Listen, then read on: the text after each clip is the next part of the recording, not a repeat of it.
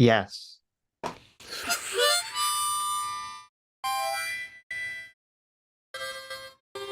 Hey now! It's your boy PSA Sitch here with another Tuesday show with everyone's favorite, the guy who said he was going to play harmonica on Tuesday, but I tricked him because he forgot. Adam Friend. Oh man. I thought, okay, it's only on Sunday that we do harmonica. Gotcha! Let's start the stream over. Everyone's Pretend you didn't hear that. Everyone likes, I said you should do it on Tuesdays, and you're like, no, only Sunday. Gotcha! The Sunday show is a very special show now. It's so much better. It feels so different. I know, it is. Look, I think I'm getting better too. Yes. that was a long silence. What are we talking about today? Oh, nothing. Today we were watching, oh my gosh, Ethan Klein and Hasan get into another big argument on the show because Hasan simps for socialist China once again. And Ethan's like, bro, even I have my limits. You need to stop. You need to stop. Okay. We would never fight on our show. Our show is a perfect picture of harmony. Never. It's all hearts and unicorns and rainbows around here. Traditions are important. That's true. Okay. Oh, yeah. And then after that, we have to read a bunch of super chats, and then maybe if we have time, Adam wants to argue MMT with some people. Are we good? Look, let me check here first. Yeah. I want to see, because Mr. Ubercros was going to call in, and I didn't see when he was going to do that. So I want to look at that first. Read a couple super chats. Why don't you jump on that? No. Get our super chat job over with. Andrew Clark for 15 months says, it's been decided that if there's a split, we'll be living not at either Adam, Sitch, nor Doomer, but rather at CT's. That's at 18 Reigns Supreme. Wow. I don't think CT is aware of that, but good for her. She'll take you all in. There you go. And Lucy Lemonbug, thanks so much, Lucy Lemonbug, for $20. Thank you so much. Even though you're a dirty sticker, says, hi, Adam. Chopper. Hi, Adam. Hi, Lucy. How you doing? Thanks for the super chat. And Blaine's Escape Quarter for $2, who we talked to on Sunday, said, as an evil landlord, I thank Ethan for his defense. There you go. Based. Okay, you ready, Adam? Bring up the video. No, look, Mr. Ubercros. Yeah. Sends me a bunch of times. Yeah. He could be anywhere in the world. Well, listen, we'll watch the video. If he's around and shows up, so be it. If not, then Right, but look, I just want to be respectful of our guests' time. No. They have to be respectful of our time. Okay? Look, I don't want to start some very video important project. People. Okay. Uh-huh. Are we really? Yes. Okay, anyway, bring it up. Bring up the video. Let's do this. I think Ostercy might come on too. He sent me a bunch of DM questions about MMT. I said, you want to come on stream today and ask these? And he said, sure, if you think they're stream-worthy questions. And I said, they aren't, but it'll be fun. Wow, mean. Oh my gosh. Look, come on, that's fun. That was a fun little ribbing there. Oofa. Look, they could be great questions, but I got to tell you, it's like a wall of text, and you know me and reading. Yeah, you got to send Adam like very tiny little blocks of text, like. Not true. Adam has a reader on his computer. Oh, then what are you complaining about? Look, I believe that I read this wall of text once, but I just was like, oh, there's a lot to answer here. And I'm great having my computer read me wall of text. I'm not great at typing wall of text out back. Right. So it's a lot easier for me just to talk. All right, let me see if we actually have a... Are we out of super chats? There's nothing to read. I feel like there's days and let's days. Watch the video, okay? Stop looking at from a Supercross. Bring up the video, and we'll start watching. Look, I'm working on it. Okay. Jeez. I didn't realize we were going to get straight into the video. I thought we were kind of going to horse around a little bit. No, we never do that. Has Sitch been angrier lately, meaner, or is it just me? You know what? I think you're It's right. I have been angrier lately, and I've been it's trying not to. Okay, I've look, been it's trying not to just you, it's go all of back. us. I've been trying to go back to being more calm, Sitch, more relaxed, Sitch. I was listening back. Sitch and I did a little debate on identity politics at the end of our stream. And it's funny, I always think, you're feeling the stream as you're doing it. And I always think, wow, I did a really terrible job there. But I listened back and man, I destroyed you. It wasn't even close. You don't have a poll? You want to have a poll on that one? It was utter. It was complete annihilation. You want to open a poll on that one? I don't think you'll be happy with the results, but okay. I don't think you'll be happy with the result. You sound just like the guy from Super Jail. Which one is that? You know who I'm talking about? The Super Jail guy? No, I don't. You want to put up a poll? I don't think you'll be happy with the results. The twin, one of the twins? That sounded exactly like the Super Jail guys. Are you talking about the twins? Yeah, I think it is the twins. Yeah. Yeah. Oh yeah. They had like the crazy Oh technology. yes. Yes. Yeah. I don't remember what they sound like. They sounded exactly like you putting your there poll you go. up. You want to put up a poll, Adam? Look, people are gonna vote against me in the poll just because I was totally narcissistic about it. Sure. They are. Sure. They're gonna vote against me just because I was incorrigible. No, I am not pro id poll. It was the opposite. Adam was pro id poll. No, I was against identity politics. Sitch was mad because identity politics is actually defined in a way that he's in favor of. No, Adam was trying to accept Francis Fukuyama's weird definition of identity politics, which makes it sound good. And I'm trying to adopt James Lindsay's definition of identity politics, which I believe is actually the origin point of the term. Which is completely meaningless, obviously. There you go. Look, Andrew Clark Joe says, Kidda mapped your last debate / argument. Wow, really? That was fast. Which one was it? Was it the identity politics one? Kidda. Doing the Lord's work here. Oh my God. Who won, Kidda? I thought Kidda was on that stream. She was on that stream. Kidda came in. She did. Look, Kidda came in. We kicked everyone out and started fighting immediately. Well, okay, to be real, you started fighting with me. I was like just trying to read super chats, and you're like, "Let me start a big fight for no reason at 3 o'clock in the morning." Not true. Not true. Look, I was trying to explain to Sitch how identity politics works. Okay. And Sitch just got major aggro over it. Could not take it. You're the ones that started that fight. Oh, man. There it is. Kidda says Sitch won. Sorry, Adam. Laugh crying emoji. Got him. We might have to pull that wrench. Kidda's out of control here. Never. That wrench is protected. See, I knew Kidda's only saying that because I was so ornery about it. Because I was. She did a breakdown of it, so I'm assuming she's used facts and evidence. Let's hold on. Where's the Kidda? Did you really do a breakdown of it? I want to see the breakdown. I listened back and it seemed pretty obvious that I utterly destroyed Sitch. Like he didn't even know the difference between isothermia and megalothermia. It's true. Why are you laughing? Oh yeah, these are very important things. You know the difference between these two big words that no one's ever heard of ever. What are you talking about? Social psychologists. No, sorry. Geez. Sociologists know what they are. Yeah. Yeah, okay, good for them. Neither of us are sociologists. Yeah, but look, you don't think they talk about identity politics and political science and sociology? Nope. Oh, okay. Okay. Look, I'm supposed to be pulling up the watch together, but I know. Jeez, what's going on here? Gotta take the wormy cam off. Waiting forever. Why not? So unprofessional, losing in debates. Not bringing up the watch together. Come on. Oh, that's hilarious.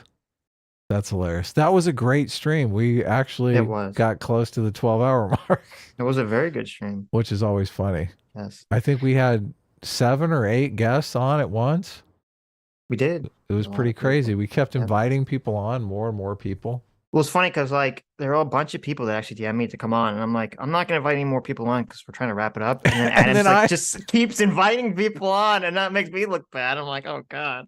Oh really? Yeah, I'm like, all right, jeez. Huh. Well, no one was DMing me. I was just inviting people. I was Yeah, DMing okay. them. Okay. Come on. Kid is great. Fletcher. Well, I mean, I'm not. So Sammy Kidda, G. Yeah, of course. Look, all I invited was Kidda and Sammy G. Well, I guess I invited Shady too, but you sent him the link. Yeah, no, Shady was cool. Everyone that came on was cool. I don't regret anyone coming on. Of course. Don't take it that way. Fletcho McTaggy for 20 Canadian says Emma Vigeland is a trust fund baby. Her parents are 2 former U.S. attorneys. Why does she have a leftist audience at all? I mean, I feel like that's true for almost all the socialists, is that they are all grew up kind of well off, and they want, the government to essentially replace their parents. I mean, I know that's a stereotype, but I think it's a stereotype for a reason. That's hilarious. It feels true. It feels true, and that means it is true. Right? That's how that works. Oh, yeah. I tried not to say that. People get super triggered when you say it. Feels correct. Or I feel like what you're saying is, anytime you say feel, you open yourself up to an attack. I'm doing it as a joke. No, there's no joking on the comedy show. So Briana Wu tweeted out today, there's no political... How do you know Briana Wu treated Look, that was aimed at you, wasn't it? Well, it's funny. She said, I have literally no clue who she was subtweeting with this. I have no clue. She said, there's no political viewpoint intellectually lazier than centrism. Right. Just decide everyone that disagrees with you is too partisan to see the light. It's politically lazy too, because you don't have to do anything, just crap on everyone who tries to pass policy. And so I responded to this saying, oh, you responded too. I did. Nice. I responded saying, everyone that disagrees with me is too partisan and tribal, though. Nice. Did you get a response? No. Oh, okay. So there you go. I responded and I got a response. Yeah, but you had a real response. I had a meme, but also a true response. Oh, yeah. Right. I just, look, partisanship is designed for you to turn your brain off. So I don't understand how you can say something. Yeah, the argument doesn't even, exactly. The argument doesn't make any sense at all whatsoever, because it's like, first of all, I don't even know who she's talking about, because who is a person that labels themselves a centrist and all they do is crap on everyone else as they try to pass policy? Because it sounds like she's like talking about like the person like Medicare, like a Medicare-ish person who's like, I'm just a troll who sits in the middle and criticizes everyone. And I'm like, who operates in that space? I don't even know who she's talking about. Sorry, I just was. Don't worry about it. Say again. No, she said that they're just lazy people who crap on everyone who tries to pass policy. And I don't even know who is that? Who is she even referring to? Who just sits around in the middle saying, you all suck. I'm going to insult everyone that tries to pass policy. Like, I literally no clue who she's even referring to. You mean me, the guy who wants to pass a policy for a 3-day work week? Everyone wants to pass policies. All the people that are supposedly enlightened centrists all have pretty clear positions and policies they advocate for. So I don't even know who she's referring to. It was a weird tweet. I thought it was a bizarre tweet. Anyway. Yeah. Yeah. Hold on. Read some more super chats. I think there's like a miscommunication. Right. Well, no, I reached out to Not So Erudite about possibly coming on. And today? Well, it was today, but this was like a few days ago, and I guess she's in the middle of a move or something, so she just responded to me. Oh. And it looks like she thought that she was coming on, but I was like thinking we would just do it some other time, but okay. Sounds good. But do you want me to just invite her on? I don't know. What are we going to talk about? Well, she can watch the video with us. She's probably got some crazy perspective. Yeah, you can ask her if you can tell her what we're going to watch and ask her if she wants to come on or come on some other time. You want to read some super chats while I work it out? I will. I will. I'm just saying, you could put the ball in her court. Are we gonna cut this out, I guess, and post it as a I don't know. We'll find out. We'll figure it out. right? Don't worry about it. You Okay, just deal with that. let me respond to her. Okay, you respond. Ostracy says, rude. Yeah, take Ostracy, throw him in the trash can. Okay. Well, look, I can't. Gotta translate these times too. The hell time? I know. What the hell time did Mr. Ubercross send here? What's your first thought for 5 Canadian? Says, hey guys, hope you're having a great day. Are you guys considering doing a One Piece review? I mean, no, I wasn't really considering it. Thought it was a fun, silly show to watch to turn your brain off. I don't know if I've not watched enough of the anime. I thought I watched a couple of the first episodes of the anime, found it really boring. I haven't really read the manga, so that's right, the manga. But I don't really have much to say about it. Just, if you want a fun action adventure show, turn your brain off, watch it. Check out One Piece, I guess. Jesse Carrillo for 7 months says, good afternoon, Sitch and Adam. Can you guys go over the Vosh Andrew Wilson debate that happened a couple days ago? I can check it out. I haven't seen it yet. Who did what? Vosh and Andrew Wilson had a debate on Christian nationalism. Why? Look, why would we want to look? Well, okay. Why would we want to cover that? That sounds awful. It sounds like we're gonna have to agree with Vosh. Yeah. Look, I can't stand Vosh. Yeah, and I can't stand Christian nationalism. Like what? Right. I think Sitch and I are done doing debates where there's 0 people we can root for in the debate. It's just like bad content. Yeah, people don't like watching it. You don't like watching it. Somebody wants to, like, somebody's on those people's sides. Right. And we're just crapping on everyone. That's right. And they deserve it. I mean, what? Yeah, totally. Okay. What you said the first time. Andy Parker Jr. says, Kidda saves her maps, bring her on. Be careful when you use that word, Andrew Clark. Okay. Yeah, what are you doing? It can mean a lot of different things now. Hold on. 2023. Everything's being thrown at me at once. Did Kidda ever give a response on whether or not she did. What? So she it was the conversation, yeah.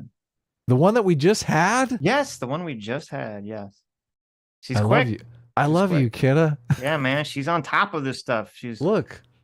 How could you say that I lost? That's just factually incorrect. Because Kidda is based and true-pilled. That's why. Yes. That's very obvious that I destroyed that conversation. Remember what I said about tainting the audience to new ideas? That still holds. Oh, okay. That still holds true to this conversation. Wow. So you're like, Kidda is nitpicky and biased. Bye-bye. True. Wow, look at this guy. Okay. Jeez. Let's see, where was I? Oh, Jesse, you asked twice about the Andrew Wilson. Well, listen, I'll watch it. Jesse. I'll give it a shot, but I don't not holding positive hopes for it. If I'm assuming Andrew, I don't know, because I've not really listened to Andrew Wilson's content.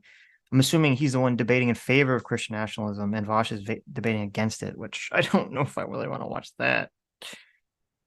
J-Mac for $20. Thank you so much, our circuit father. J-Mac says, now that you've been exposed to it extensively, come play hardcore WoW with me, Adam. Join the female Tauren representation. Honestly, I had a great time on. You guys rock. Well, we loved talking to you as always, J-Mac. Yeah, it's awesome. You should. You know what? That would actually be really funny if, like, Adam's first foray into ever playing a Morpurger is to play hardcore WoW, where if you die once, your character gets deleted. I mean, wouldn't I be spending a lot of time making a character then, just to have it killed? Yes. Seems like I might want to work up to something like that. It's gonna be like Adam dies at level 3 to like a fucking deer, like nibbling on his shin. Oh, yeah. Oh, my God. That'd be amazing. That would be cool. That would actually be hilarious content. Would be total noob plays WoW for the first time hardcore mode. How long can they last? It's just like 2 hours of Adam dying at like in the starting zone. Should I just send Erudite a link and we can just watch the video and she can come in or not come in? You can ask her. You can say we're going to watch this video. If she's interested, she could join us. Well, I did that obviously, but like, who knows when she's going to respond? And... Right. Sure, I guess. Listen, we're cool guys. We'll play it by ear. Right. Yeah, of course. Well, I originally asked her about coming on to talk about. Oh, look, here she is. You read super chats. Okay. Oh, I thought you meant she was joining the Zoom call. Okay. CT for 2 Canadians says Adam only invited 2. Guess I'm S class this week. Bam. True. And base CT. Jesse Carrillo for $2 says you should watch that debate for the last. We'll see. I'll listen. I'll give it a shot. I don't have confidence, but I will give it I'll give it a chance. Okay. Give it a good fashion chance. Okay. All right. She says she's going to be busy for an hour, so let's work on the video. Let's do the video. I said we're streaming for a few hours. Hit us up later. Perfect. Boom. Let's go. Okay. Like that's like. Hold on a second. Yeah, I don't. What? Look, are we not going to do an intro? Is CT going to cut this out into a video or what? Is she? You got to say CT. Or is this just a stream? This is just a Tuesday stream. Okay. We'll just leave it up. I don't care. Yeah. No one will ever find it, but. What? Oh my God. We'll put a time code. Okay. Like he said he wants to preempt a war against China. He wants to like fight against China, but he also kind of wants to like leave Taiwan to China. It's like very weird. He has like a very weird foreign policy perspective on it. Right. The obviously like xenophobic anti-Chinese perspective is like shared commonly by the. Who is he? Who are we talking about here? Xi Jinping? It's a good question, actually. I don't know. Yeah, what the hell is going on here? I just went to where it said the conversation started. So you can blame the time code people at leftovers for this. Look, I know how these time codes work. Let's go back a little bit. We'll find out what's going on here. Doesn't Ramaswamy also want to ban TikTok? Okay, so it's Ram. Hey, yeah, they're talking about Vivek. It's Vivek. The fake, as you like to call him. Yeah. Everyone's getting. Our audience loves Vivek, man. They shouldn't. We did one stream on Vivek, and everyone was like, "Oh my God, you guys are treating Vivek so unfairly, so bad faith, bad faith about everything." I know, so bad faith. Look, he wants to raise the voting age to like 40. Of course, I don't like that guy. Right. Doesn't Hasan look weird? Why would I like that guy? Is it just me? Hasan's not. I'm a fan of that for me. So okay. Doesn't he look weird? Like weirder than normal? I don't know what's going on here. Like he looks. It looks different. like he's shaved and he's got a haircut. His head just looks. His face. It just looks different. I don't know what's happening here. Am I like? Am I crazy? Chat. Does his face look completely different than I'm used to seeing it? Maybe it's just because I'm used to seeing that angle. That specific angle from his slide stream. Oh, that might be it. Yeah, this is a completely different angle. This is not a flattering angle. Okay. Ethan is screwing with him.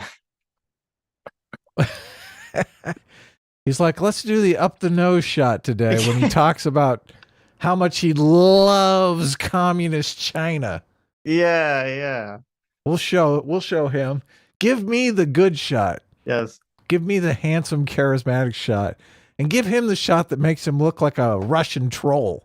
He looks extra nerdy for some reason. But all right. Okay, well, now I'm voting for him. I think he's. I'm voting illegally for Ramaswamy and RFK Jr. Both of the guys that you showed. His big thing is he's extremely hawkish on China, right? Like that's like the foreign policy I don't like corner. that. He said he wants to preempt a war against China. He wants to like fight against China, but he also kind of wants to like leave Taiwan to China. It's like very weird. He has like a very weird foreign policy perspective on it. Right. So Vivek does have a weird position on China. It's essentially he wants to protect Taiwan, but he doesn't. But he knows that the Trump base is isolationist. So he's trying to say like, well, we're only going to protect Taiwan until we can manufacture the supercomputer chips that Taiwan makes, and then China can take over Taiwan. That's essentially his argument, but it sounds kind of like a fake argument, more like, oh, I'm just saying this because honestly, we probably will not catch up to whatever the chip manufacturing that Taiwan is doing in America. So it's We just kind of already like have an that chip excuse. manufacturing in America. What are you talking about? If that's the case, then why is he even making that argument? He would just say, we'll give up Taiwan to China then. Yeah. Good question. So that's Well, what I'm saying. I know that we have chip manufacturers in America that are Obviously we comparable to be Taiwanese chip manufacturing. well, regardless of whatever the reality is, I'm saying the way he's framing the question makes it, or the answer makes it sound like, to me, he's like trying to sort of soft walk the isolationists into defending Taiwan. That's no, what I reads to me. completely agree with you on that Okay. point. Gotcha. The whole idea, we put sanctions in place to keep China from getting these high level chips that they're using in AI development. Right. Now, I'm not sure if Taiwan can make those high level chips. Like there's these different levels of chip manufacturing that go towards different tasks. There's like really puny chips that go in like your calculator or some Seiko watch or something, really minuscule stuff. China can manufacture all of those chips. Like China was able to copy one of the like second tier higher level chips. Not the top tier chips, but the second level. And evidently they did a really bad job of even copying it. Mhm. So I don't know that China really has that technology. And since we're worried, like we're in an arms race with AI right now, we're kind of like, we don't want China to have access to all this hardware because the AI problem is kind of a software problem. So we're just kind of saying you can't have the hardware to even play around with the software advancements because we want to keep you out of our business, Mhm. which Okay, so I think is smart, right? Right. So you're kind of like half right. Mm-hmm. So America created the super awesome chips in the first place. They're all Yes. designed in America. Right. And US companies produce them, and US companies produce these very special tools required to produce them. However, Taiwan makes the majority of the actual chips by far. It says that Taiwan produces 60% of the world's semiconductors and 90% of the world's advanced chips. Right. So as I am 100% So we could theoretically like ramp it up. Yeah. As I am 100% completely accurate in what I said, Okay. that America does manufacture those chips here. Right. But we only manufacture 10% of them. Yes. We could ramp up manufacture. It's not outside of our possibility. Sure. We already produce 10% of them here. Right. But we're producing them over there probably because of the cheaper labor. Let's be honest, right? Right.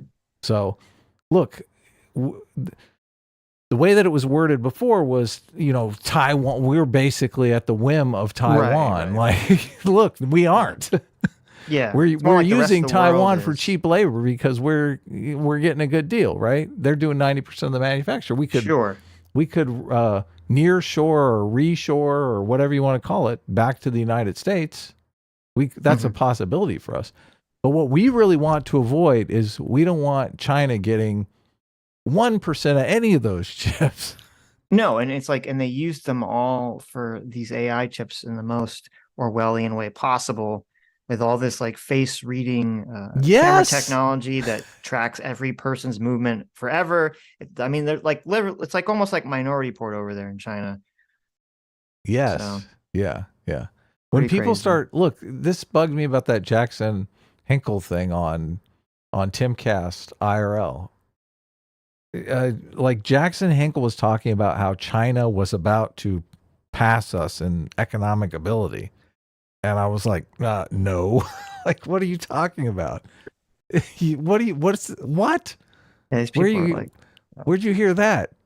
Are you reading the CCP's Twitter feed or something? Yes. It's just ridiculous. Yes. Yeah. We just had a giant chip embargo on them or I don't know, is embargo the right word? Sanctions, whatever. We're just keeping them from getting our high level chips. It's not like they're about to pass us economically. No. Yeah. The obvious xenophobic anti-Chinese perspective is like shared commonly by the entire intelligence community, our State Department. Obviously, it's like American policy, but the whole like leave Taiwan or first leave Taiwan alone and then give them all guns. Like make Taiwan like America, where every person in Taiwan has a weapon. How do we feel? Isn't that based? What's the problem with that? Yeah, look at Like what? Sitch is like working for the NRA now. It's crazy. Well, no. This is like, okay, this is such a horrible. I mean, it shouldn't be surprising. Hasan, who's forever married to the America Badlands. It's like, well, the American intelligence community doesn't like China, so I guess I have to like China or something. It's like, well, I mean, we don't like China for really good reasons. They're the closest to a 1984 Orwellian horrible state that is currently committing genocide right now, and is one of the most imperialistic expansionist powers in the world that like is a global power.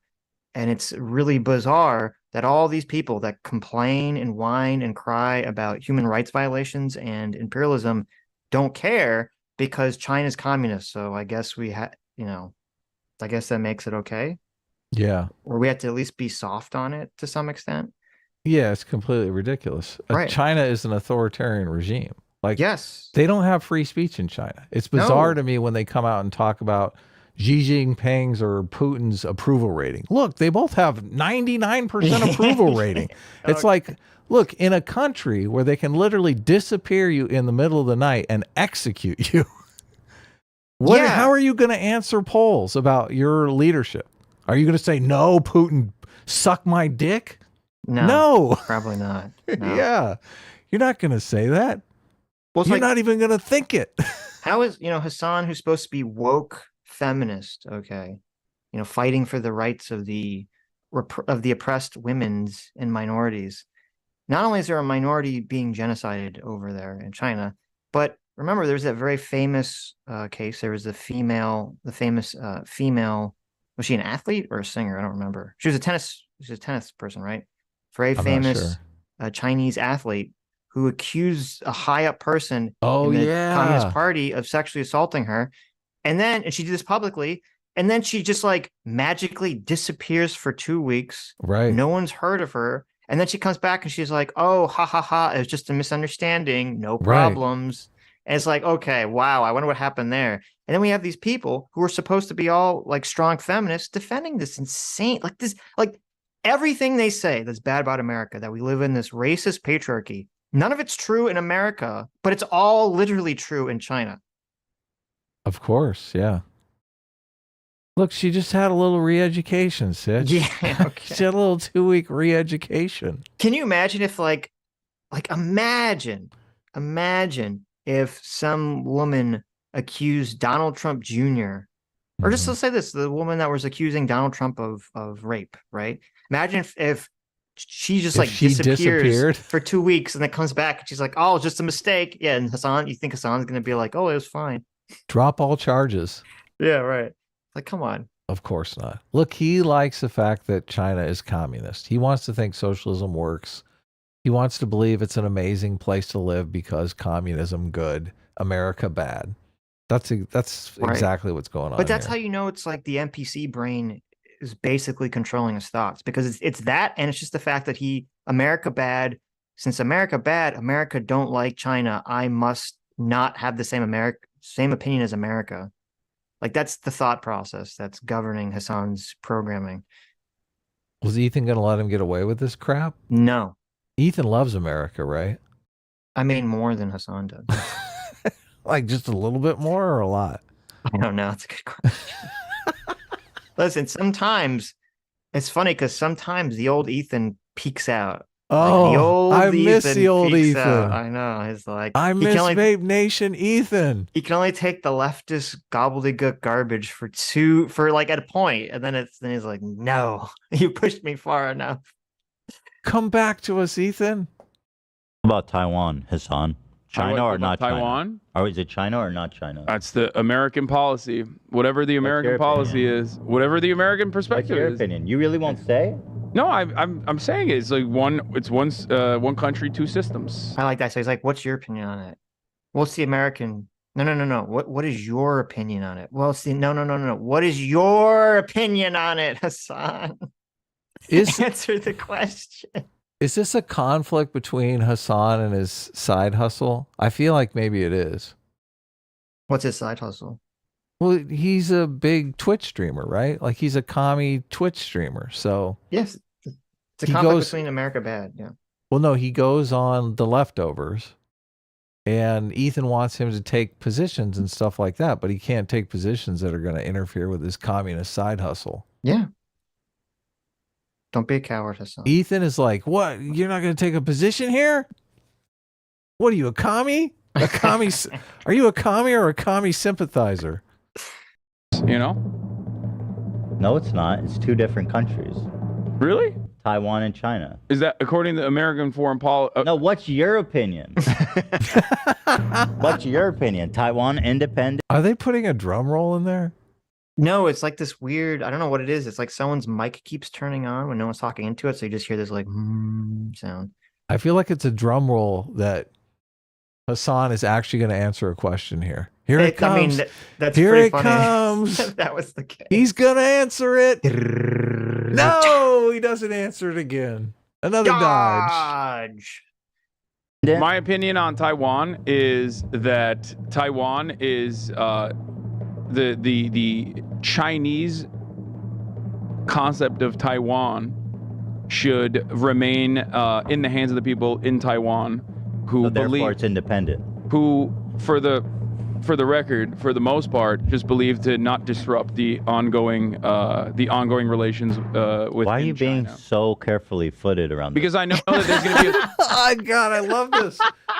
I love this. I've never seen this. I've heard people talking about it, but I've never seen it. Like, what does that even mean? I think Taiwan should be the Chinese concept of Taiwan that the Taiwanese people think they are. What does that even mean? Bitch, why are you pussyfooting around here? Is Hassan getting paid by China? Why is he pussyfooting around this? Because usually even the socialists on leftist spaces, they're not, I mean, most of them aren't tankies. Most of them are reasonably okay with some critique of China. Subreddit, there's going to be a subreddit post with like 1 million fucking comments being like, Hassan wants everyone in Taiwan to be killed because he loves China. True. Oh, wait. He's a Xi Jinping. That's what I stooge. heard. That's what I just, it's already over. You asked me that question, like in jest, and it's going to already No, go I was there. genuinely curious what you think about it. I think that Hassan Piker am using a gun. I think that overall it's contemporary history is complex. Oh my At the end of the God. day, Contemporary history is complex. Yeah. What Can the you fuck does imagine- that even mean? Can you imagine that you're a person who, like, some of your primary content is political content and someone asks you a question about like a very current question and you just kind of like blankly stare at them for like 5 seconds and then you give this long rambling answer like, well, contemporary history is complex, you see. Contemporary characteristics of the present, Yeah, belonging to contemporary- the present time, yeah, occurring contemporary in the history, same time, in the same Yeah. period of time. also known as current events. Yeah, current I events know, are that's complex. like- Yeah, I know. That's thank why I'm you. like, what the fuck does he even mean? Contemporary history is what? It's a way to make What the it's a- fuck is contemporary history? Is it It's a wa- history or is it contemporary? No, it's a way to make it sound like there's some current events issue that he doesn't really want to talk about and doesn't want to take a strong stance on. But if he just says like, well, I don't want to talk about current events, well, that's not true, right? So you have to like make up a term like contemporary history. Make it stop. Sitch. What? Just spit it out already. Spit it out. Do you want the Taiwanese people to be slaves to these commies or what?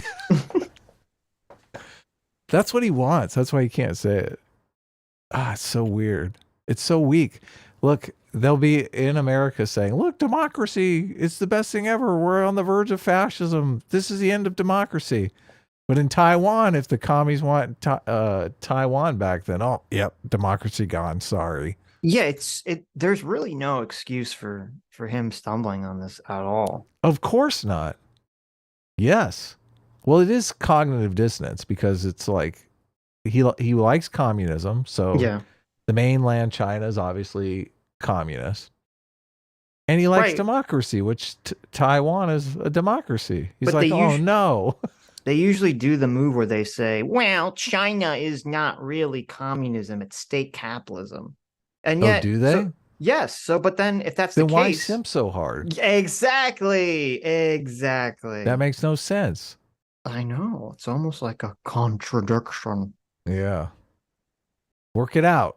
If the Taiwanese citizens would ever put this up for a vote and we're like, we want to fucking be an independent nation, it's up to them. You know what I Haven't mean? they You already can't. done that? No, There's there is no. thought- No, what Hassan said is true from everything I've read. The most people in Taiwan nowadays support just keeping the status quo, like the Yeah. kind of But they're strategic they're- ambiguity of the what. You know what the status quo is right now? Do you know what the status quo is right now? Hey, Yeah. hey. Do you know what the I status know. quo is right now? The status quo is right now that Taiwan's an independent fuck country. You Yeah. simps. You cucks.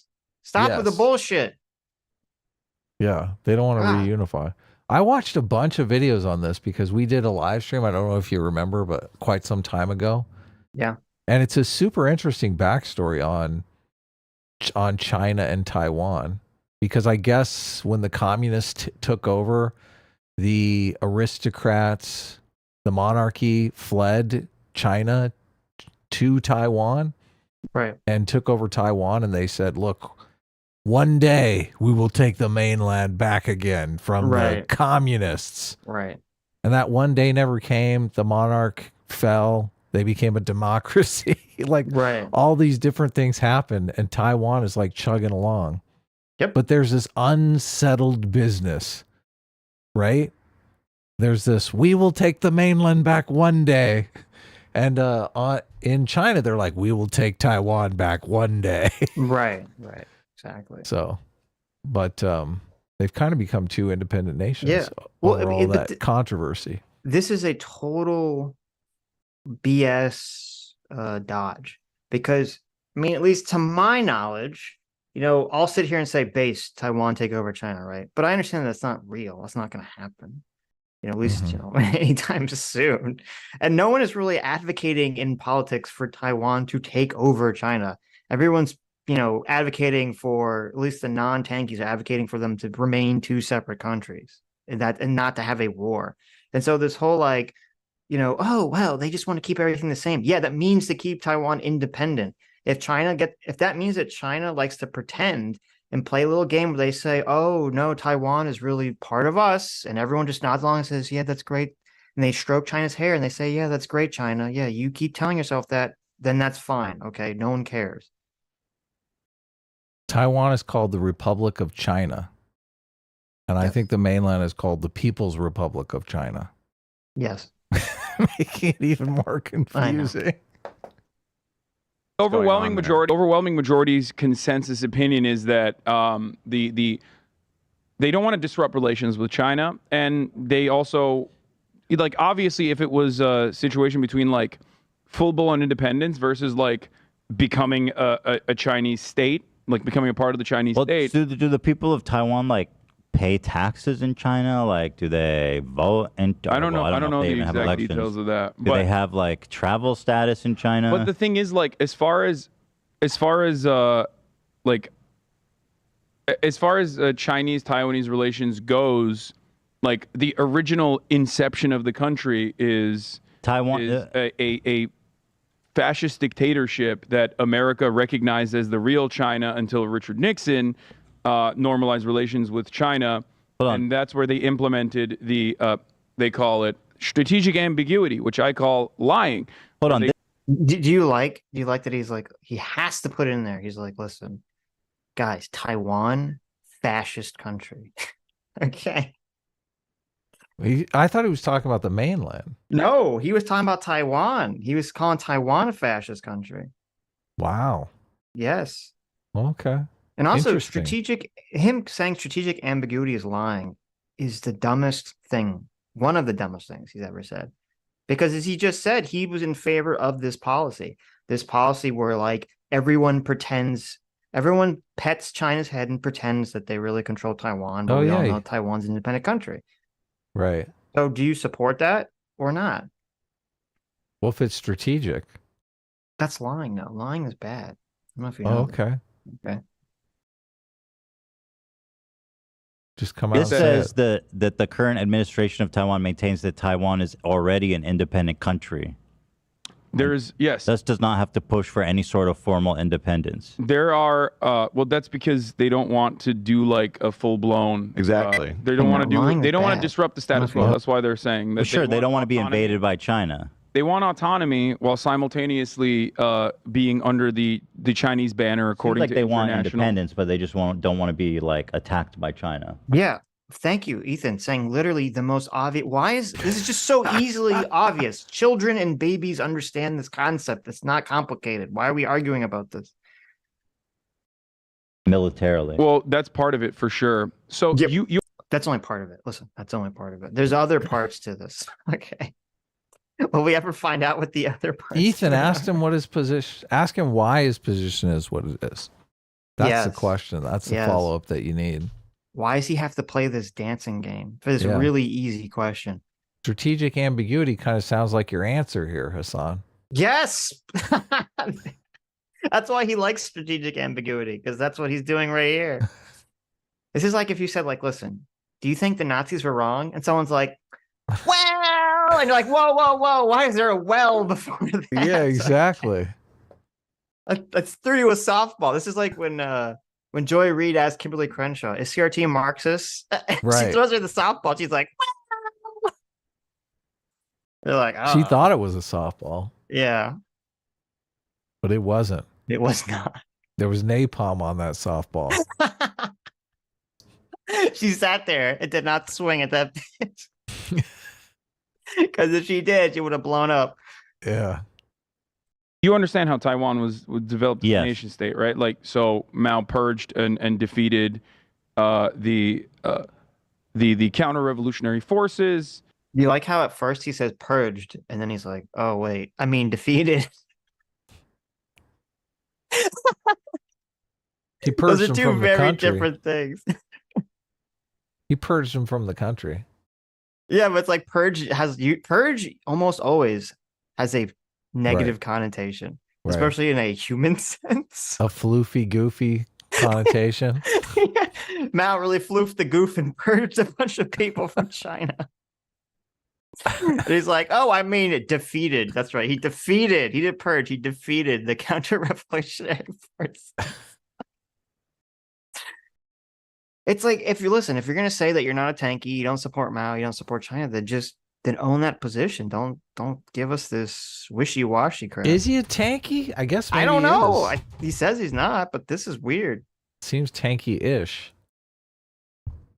Taiwan has been a larger part of like China historically, and the original Taiwanese claim was that the entire mainland China belonged to what is now known as Taiwan. And that was the American foreign policy position as well, because, you know, China was communist and Taiwan was a fascist military dictatorship. Yeah, so America wants to support the fascists over the communists. What is the point of even going into all, like, trying to muddy the question with all this complicated history nonsense? None of this has anything to do with the question that Ethan asked about, well, do you want Taiwan to remain independent or not? Like, what is the point of going into all this? To stall for time. Yeah.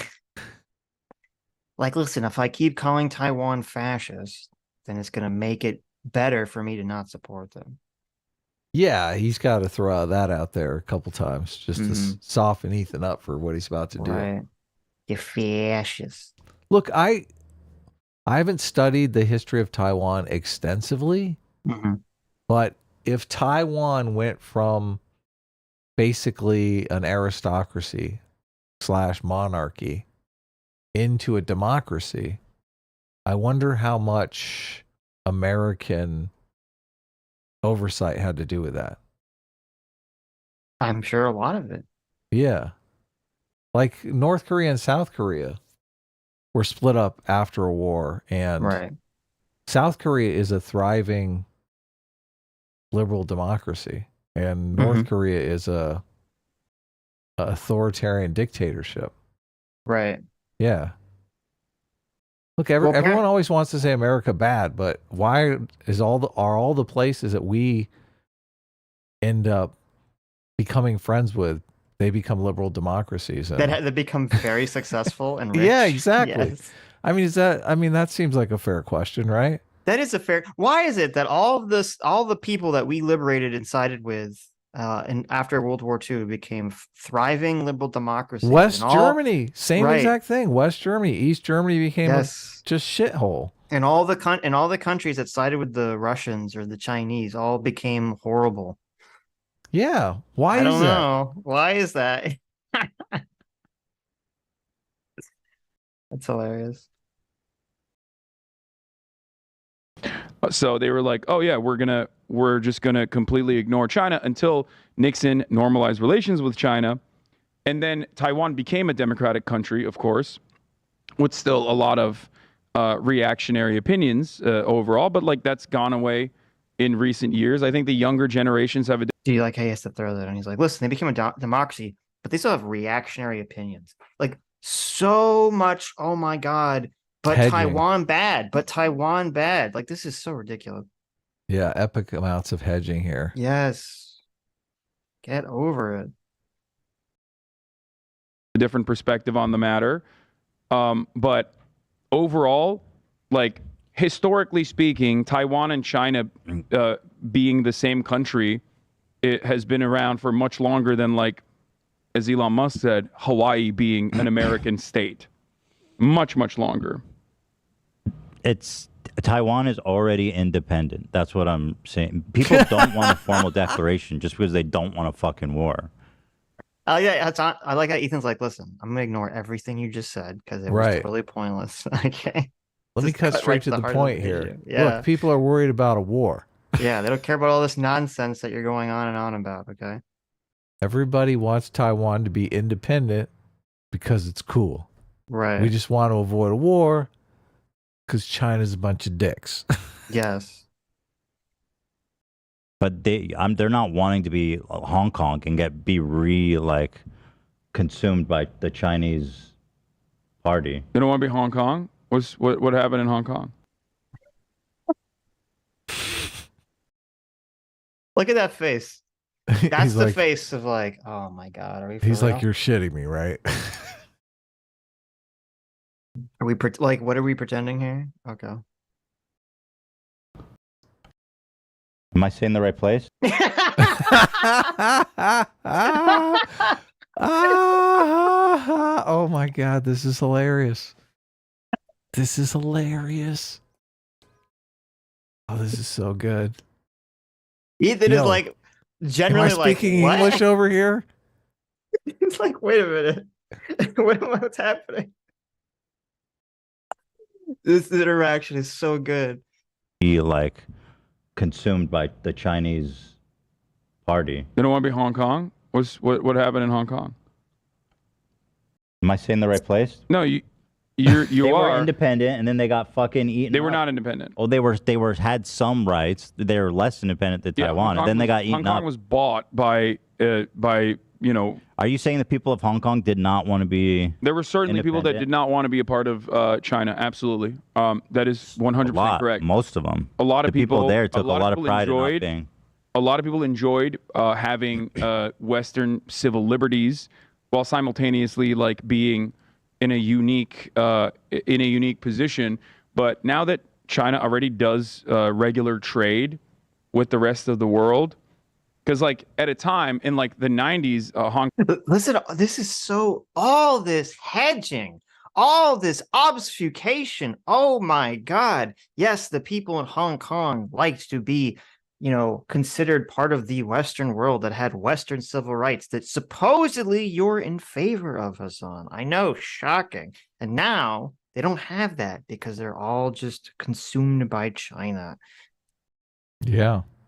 Yeah, under the Chinese thumb or boot, Yes. whichever you prefer. You know that the country that, like, if you speak bad about the country, they dock your social credit score and you can't use public transportation anymore. You know that country, right? You want to live in that country, Hasan? I mean, maybe he does. Maybe as long as it was like woke, maybe Hasan would support that if you criticize some sort of wokeness online, the government makes it so you can't post on Twitter and you can't buy groceries anymore. There's a Vice documentary on the Uyghur genocide. I don't know if you've seen it or not, but Yeah. it's pretty interesting. They're on the train and they're just trying to talk to the Chinese people about the Uyghurs. And most of China is Han Chinese. Right.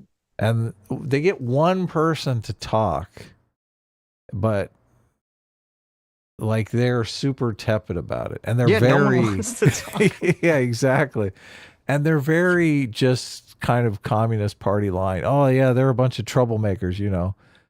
Yeah, we're just trying to re-educate them. All the things she's saying, you're going, oh my God. This is what's so disgusting to me about Hasan. This came up when we were talking to Kurt and Jimmy Dore and all this stuff. Like, you have these people whose literal job it is to go on the internet and give their political opinions. And they simp for these countries where their job would be illegal in those countries. Oh, I know. Yeah. Hasan can only do what he does because he lives in America. And what you're saying is the perfect thing. Whenever you see these interviews where they go in China or they go in Russia, they try to ask people about politics. Everyone either is like, oh, no comment, right? Or they just simp whatever the party line is. And then you go to America and you ask every random person on the street what their political opinion is. And every Tom, Dick, and Sally has like their own wacky opinion about politics. Oh, of course. You know? Yeah. Yeah, exactly.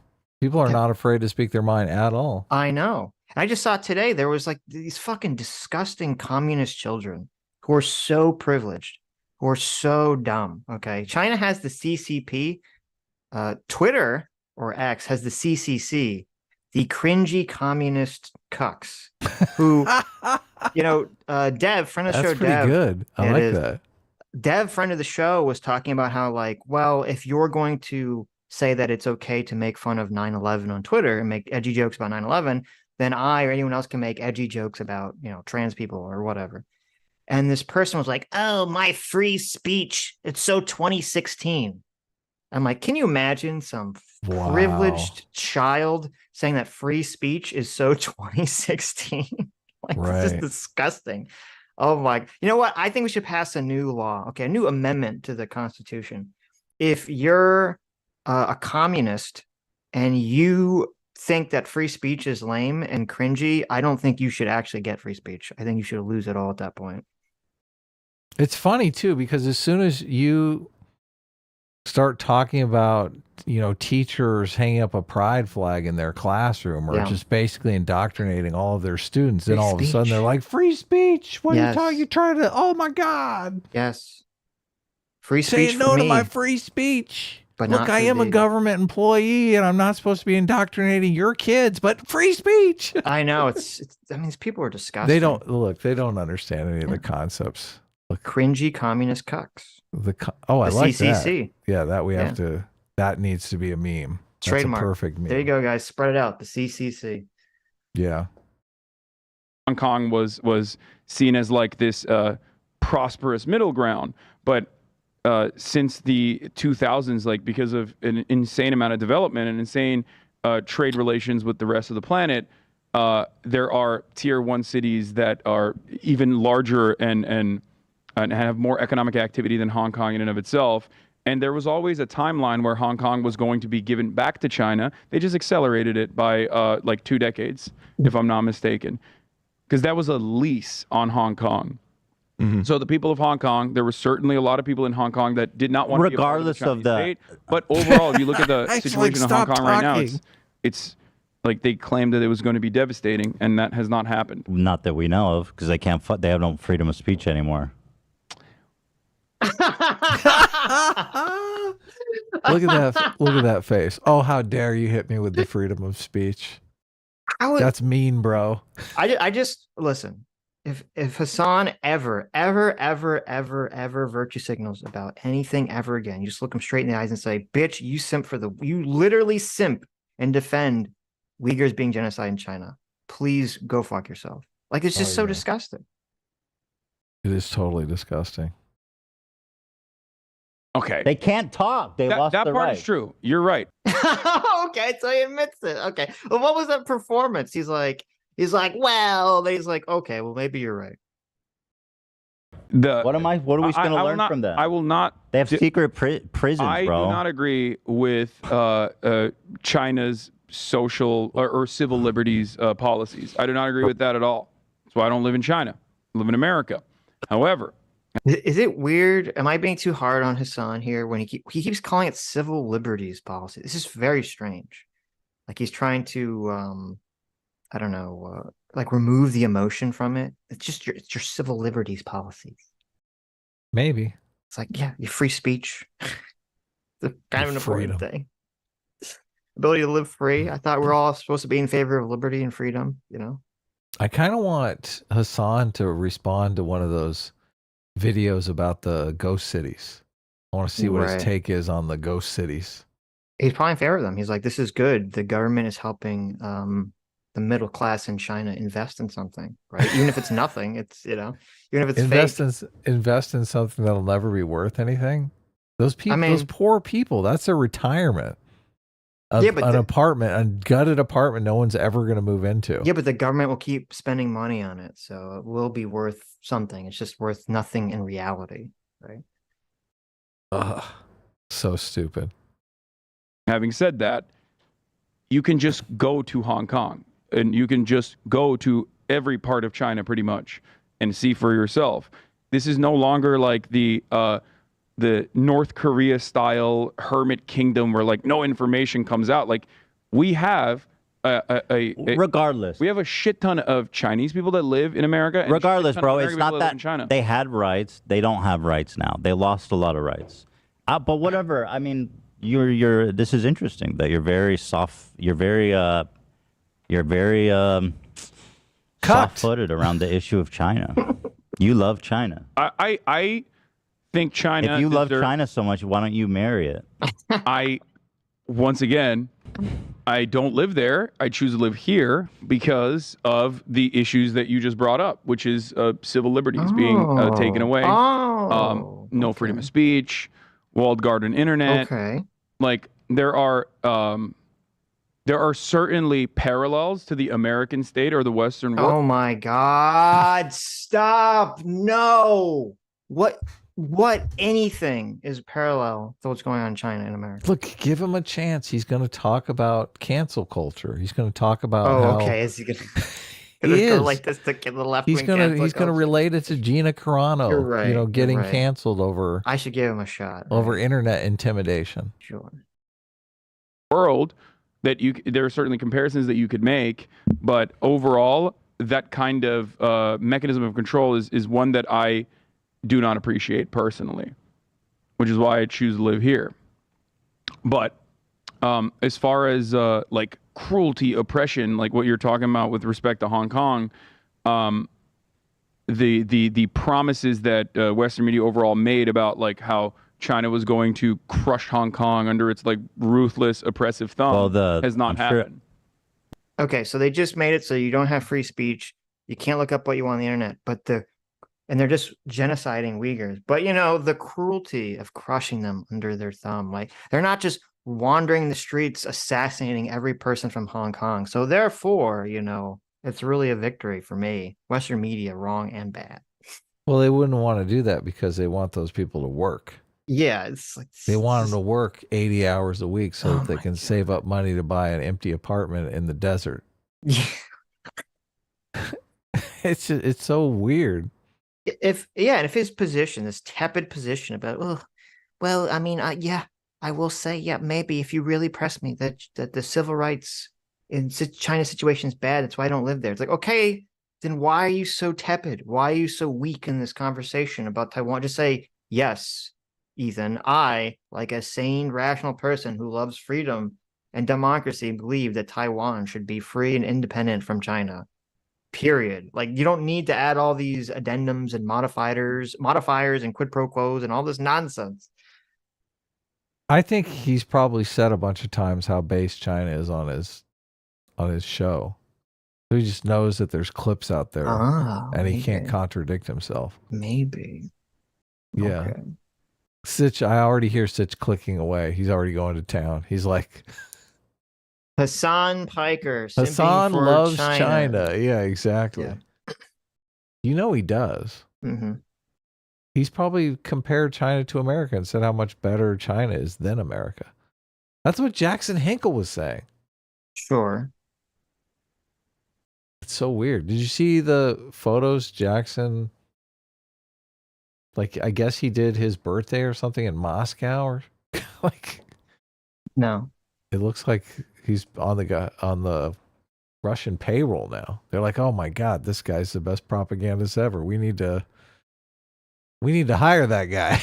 He should be working for me.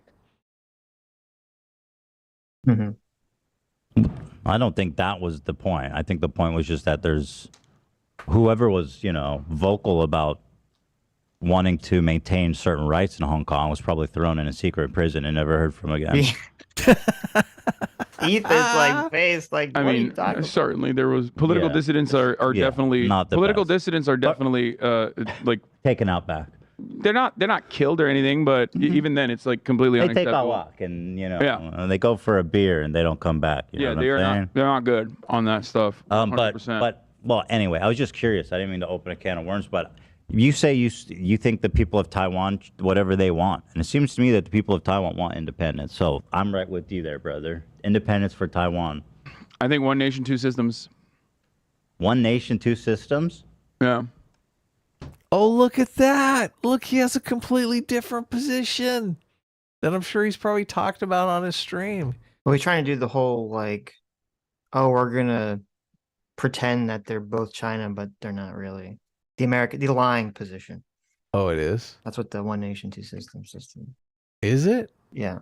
That's our policy? That's American policy? Well, supposedly. Okay, sure. I don't know. Which is the current. Like Israel and Palestine. Oh my God! You don't want to go down that rabbit hole. Come on. I'm just fucking with you. I'm just trying to get you. That part is like literally. I mean, that is a. I mean, that's a advocacy in the opposite direction, in my opinion, where independence for Taiwan. You heard it here from Hasan. Because remember, like the overwhelming majority of people living in Taiwan are still Han Chinese. Mm-hmm. Therefore, despite the fact that it's a separate country, it's still like the same people. The language is the same. People will say Ukraine belongs to Russia for that exact reason. I don't think Ukraine belongs to Russia. Well, that's what the Russians are saying. I know. That's what exactly. But what is his argument Hassan's making? Like, is he an ethno-nationalist now? He's like, well, I mean, they're technically the same people, so I guess. Yeah, exactly. Like, who cares? That's irrelevant. Yeah. Because Ukrainian nation state, the Ukrainian nation state project, there are similarities. You're not wrong about that. But the Ukrainian nation state project as a well-defined nation state has always has been around for much longer than like Taiwan being an independent nation state. So the people's entitlement to freedom. Like you can make a better argument for Crimea being a separate country than like. But what Ukraine. I'm hearing is that it's just a function of how old their culture is, how entitled they are to freedom. It's not. I don't think that it's like those two concepts are not the two concepts at play here. Like it's not like entitled to freedom versus what was the other thing that you said? Well, it just seems like you're talking about like their they have some kind of national heritage or identity. Well, the thing that I was mentioning there, the reason why I mentioned that is because you were talking about making a comparison between like Israel, Palestine, being the same people. I think makes that kind of, especially existing under the construct of having like one nation state regardless with freedom of travel in between. It's literally like a mile off the coast, you know what I mean, of China. Having all of that. I thought, wait. What is this position? Okay. I thought Hasan was a communist. He's literally spouting fascism. He's like, well, it's different. Israel and Palestine, they're two different people. They're two different people of ethnic stock. Okay. But with China and Taiwan, it's the same people. Like these are like fascist ethno-nationalist talking points. Like, It's why does getting that close. matter? This is so insane. Yeah. Who cares? I thought you were all in favor of like multiculturalism and immigration. I'm waiting for him to Hassan. start talking about real Americans. I mean, Hassan, are you the same people of, you know, of the people of white American descent? Are you not American now because you're not the same stock? Like, what is this argument? America's different, though. Americans come in all colors. I agree, but apparently Hassan doesn't agree. It is harder if you're like an immigrant to France. Mm-hmm. Sure. I mean, sure, but that's because of there will be massive cultural differences. right. Right. But it's not because there's some intrinsic quality to their DNA based on their skin color. So I can imagine very easily that the cultural differences between living in Taiwan and living in China are very different. Yes. As they were in Hong Kong before China took it over. So just this idea that like, well, they're the same people. This is ridiculous. Factor to like whether there's going to be assimilation or not. And there is no need for assimilation even. They have like normal trade relations with Taiwan, you know what I mean? It's like, that's why it's considered to be a delicate political conversation, but one that currently the current system benefits both. And so if places. Hassan is recognizing that in some situations you might have a need for assimilation. I would love to ask him what those situations are. Yeah. Well, because I do Good think question. he's probably anti-assimilationist in America. Yeah, it's a good point. Yeah. It's a good point. Yeah. China takes military action against Taiwan, as some people speculate may happen. Yeah, I mean, that would not be good. I don't think that would be good. I think that would be really, really terrifying. It would be disruptive for the entire global economy as well. Right, but Wow, what a capitalist. He only cares about the effect a war would have on the global economy. Jeez. That's good. Oh my God. Terrible. Jonas for $20. Thank you, Jonas. Says Briana Wu was intellectually dishonest attention bore during Gamergate, and she still seems to be exactly the same even now. If Stitch, well, thank you, Jonas, for that, thinks she's better, what changed your mind? I mean, I don't know. She was, you know, having conversations with us where she seemed to, and other people, where she seemed to have a greater acceptance and understanding and appreciation of other people's beliefs. And it seemed like her time and perspectives. Yeah. And it seemed like her time running for government kind of opened her mind to touching grass, essentially, and to not being so terminally online. Right. So that was all good. So, I mean, she brought a lot of favor for me by doing that. Obviously, as I talked about, she lost a lot of favor by running to Destiny's subreddit for no reason to attack Adam because she misunderstood a tweet. So I guess we'll see. Where we end up.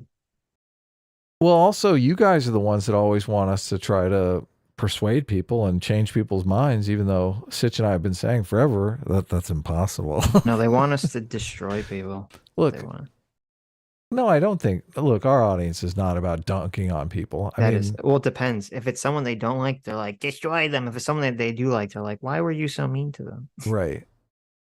Look, there is a vocal, and maybe they're a minority, maybe they're not, but there are people in our audience that want us to, that swear up and down that we have changed their minds and would like us to try to change other people's minds. They perceive they were on a path towards dark partisanship. Right. And dumminess. Right. NPC-dom. Yeah, NPC-dom, exactly. And that we help them think of things in a new and interesting way that's been very helpful for them. And they want us to share that message with other people. And it would be like a giant win if there was any sort of self-reflection in Briana Wu. Like she seems more partisan than many of the people that we interact with, right? Mm-hmm. Well, I don't know. It seemed like there was a lot of self-reflection, you know, at Yeah, we first. did that live stream with Sean, and she seemed open to Sean's ideas, and she was Right. talking about Sean and praising Sean. Right. I mean, maybe it's just a trans issue because the Gina Carano thing was around the trans issue. Yeah, Like, I'm sure that's a sticky emotional trigger point. So that's a good point. yeah. So I don't know. Look, A Team's about forgiveness. Okay. There can't just be a talking point. Like, Sure. yeah. That's fair. Sooner or later, you've got to put down. All have to put down the guns. So, Right. but if nothing else, it's an interesting storyline. We'll follow it out until she like stabs Sitch in the back, and it's completely over, right? Okay. Look, I think it's very interesting to talk to people that have such, I mean, radically different perspectives, but are so self-assured about those perspectives too. Because there's a little bit of hubris, I think, that is a part of it that is entertaining for people. Right. They're like, oh man, it's just like Hasan here. Hasan is entertaining because he's so sure of himself. And he's wrong. That's the funny part. That is the funny part. I'm just mean like from whose army are you joining? No, Whose front line are you fighting? I'm fucking moving to Taiwan. I'm moving to an This is undisclosed conversation. location. I'm moving to an undisclosed location. I'm on the front. I'm gonna be on a fucking line. ship. Whoever has the streaming. best computer chips, I'm fighting for. Okay.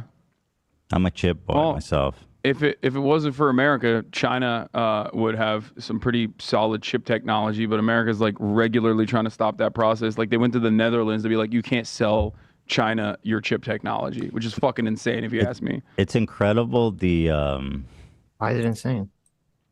They want to use that technology to oppress their people. And Yeah. he thinks it's bad that we're preventing them from doing that. To crack down on more civil liberties, Yeah. which, I thought you were against. He doesn't understand that. Yeah. It's the American bad lens. He's just like, whatever America wants to do is horrible. the takes in chat, how many people are like, just the polarization of this topic. It's fucking insane. Well, of course. You should bring up circumcision, Ethan. Watch what happens then. There You you go. think China, Taiwan is bad? There you go. There's going to be polarization on the topic because the American media has been gearing people to be across the board like vicious, no matter what, to any foreign adversary, China being the main foreign adversary now. So people are going to be very passionate in their defense and start saying, we care about the people in Taiwan. You're not talking about the people in Taiwan. You don't care about them. It's the media. If it weren't for the media's propaganda, people would not be siding with Taiwan. Yeah. I mean, think about it this way. Why the fuck does no one care about Yemen? You know what I mean? Why? Because Saudi Arabia is the one, our ally, Saudi Arabia is the one doing the genocide in Yemen. And you never see people get this passionate about Yemen. You don't see people get this Taiwan passionate is about more- Syria.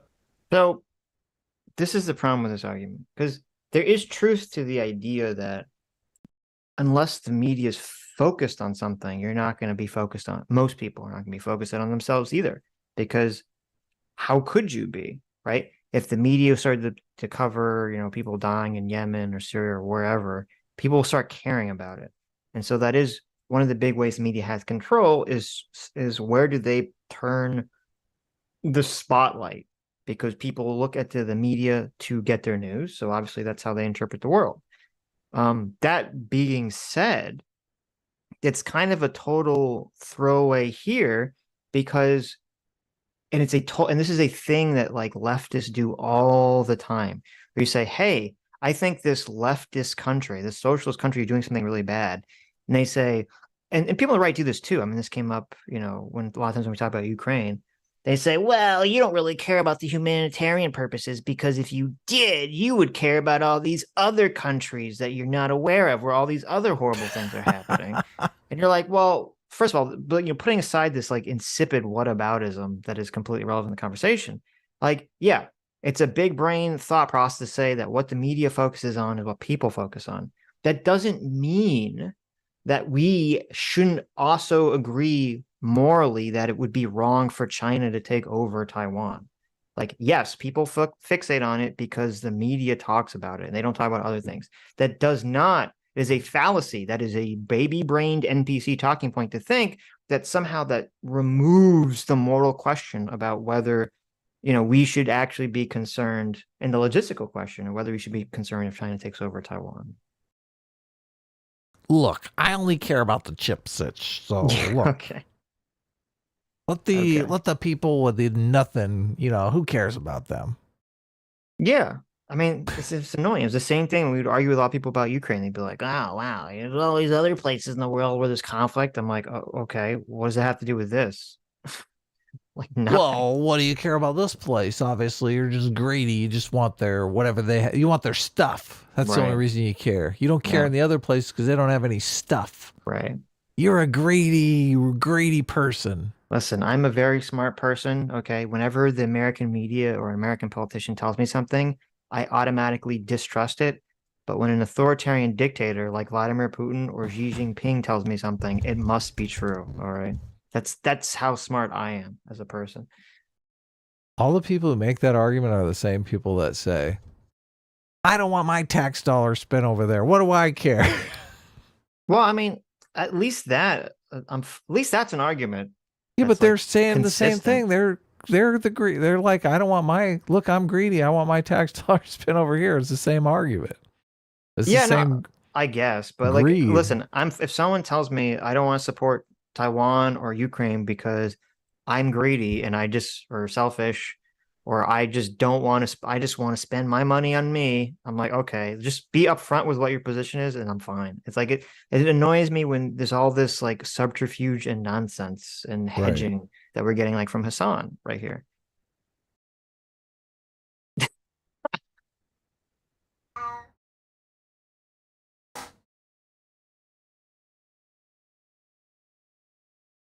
He wants to argue with you about Ukraine, Adam. You can tell. Press play. I think Taiwan has more relevance to the United States, like in terms of economical, and social. Yeah, that was developed. Well, that's only designed- natural that people would care more about something that affects them more. I don't think Yemen. Yeah, and I'm not saying it's right or wrong. I just don't think Yemen affects.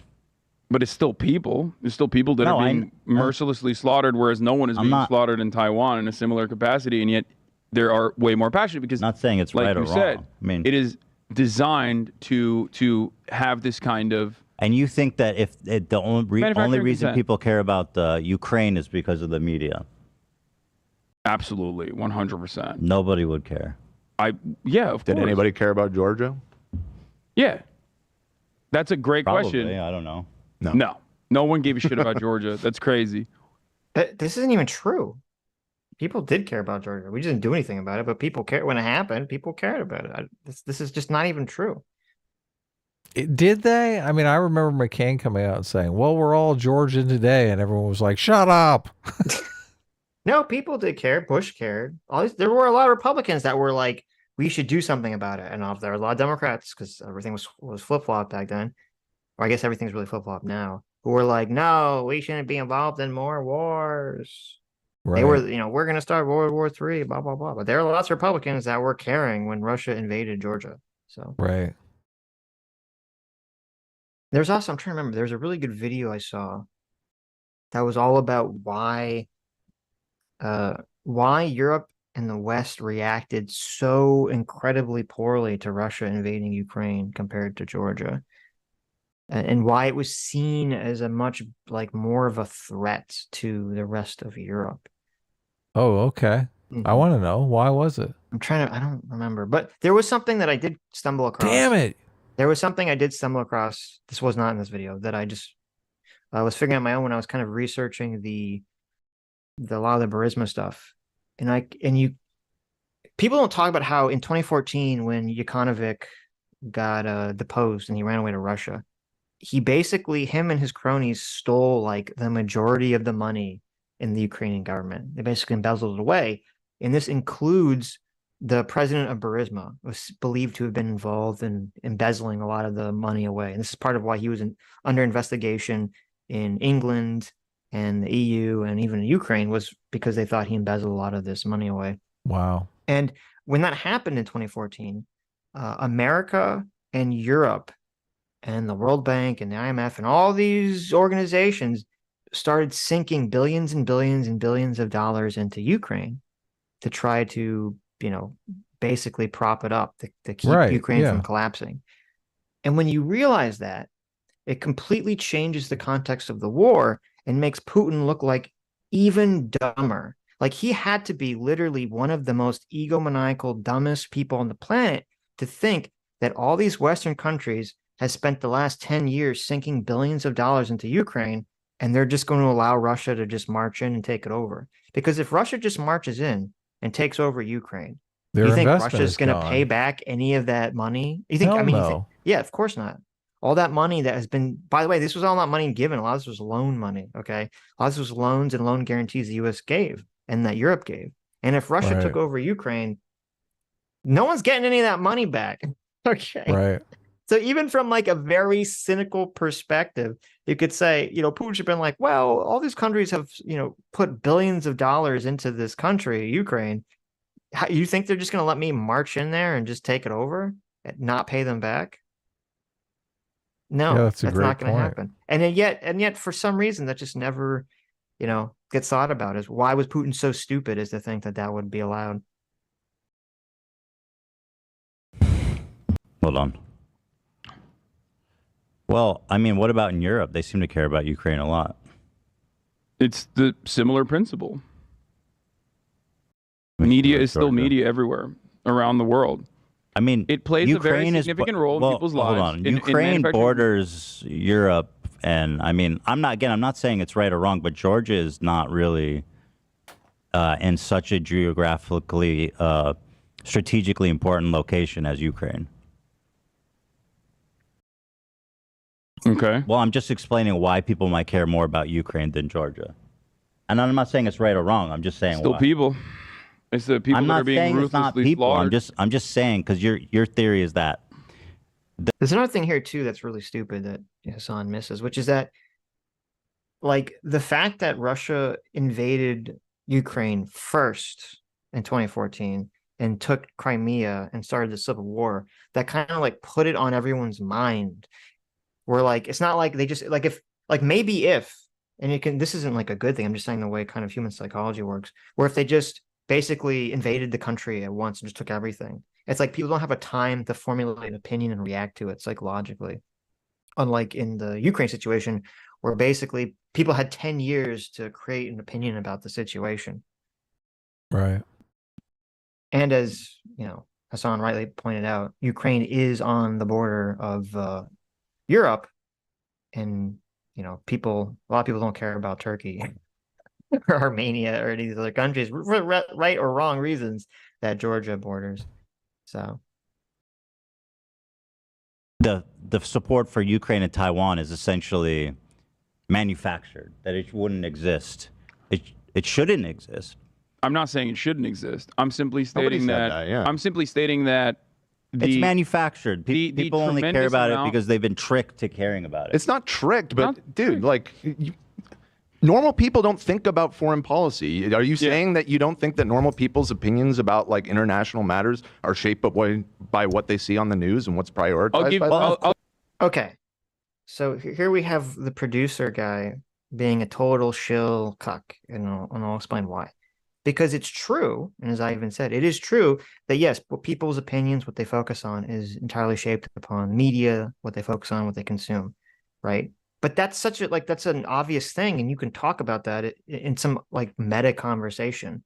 But we all know, everyone knows, this guy knows, we all intuit that the reason Hasan brought that point up was to try to weaken the argument that there's some moral reason to support Hong Kong or some moral reason to support Taiwan. That's the only reason he brought it up. There's no other reason in the context of this conversation to bring it up other than to say, well, maybe we shouldn't care about that, as much because you don't, or to say you don't really care about the humanitarian purpose of this because you don't care about all these other horrible things that are going on in the world.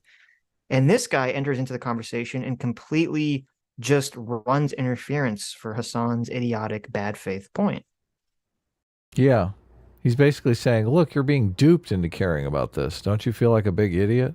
Well, no, so that's what Ethan is saying. He's saying, oh, you're saying I'm being duped. And then this guy's saying, no, that's not what we're saying. We're just saying this very obvious fact. And it's like, okay, but what does your very obvious fact have to do with the conversation? Why would you even bring up this thing? Right. I'll give you a better Of example. course it is. Hold yeah. on, because I'm being double teamed now, so I need to speak. Okay. Of course it is. But this implication that you're like, if you say nobody cares about Taiwan or Ukraine because of the media, it implies that, you know, the support for those two countries or care for those two countries is like, Nobody you know, implied. manufactured. That it's really not Yes. sincere. That's what it sounds like. You jumped to that. Nobody I'm said. sorry. No, but- I am saying No, that. yeah, I think, he is saying yeah, that.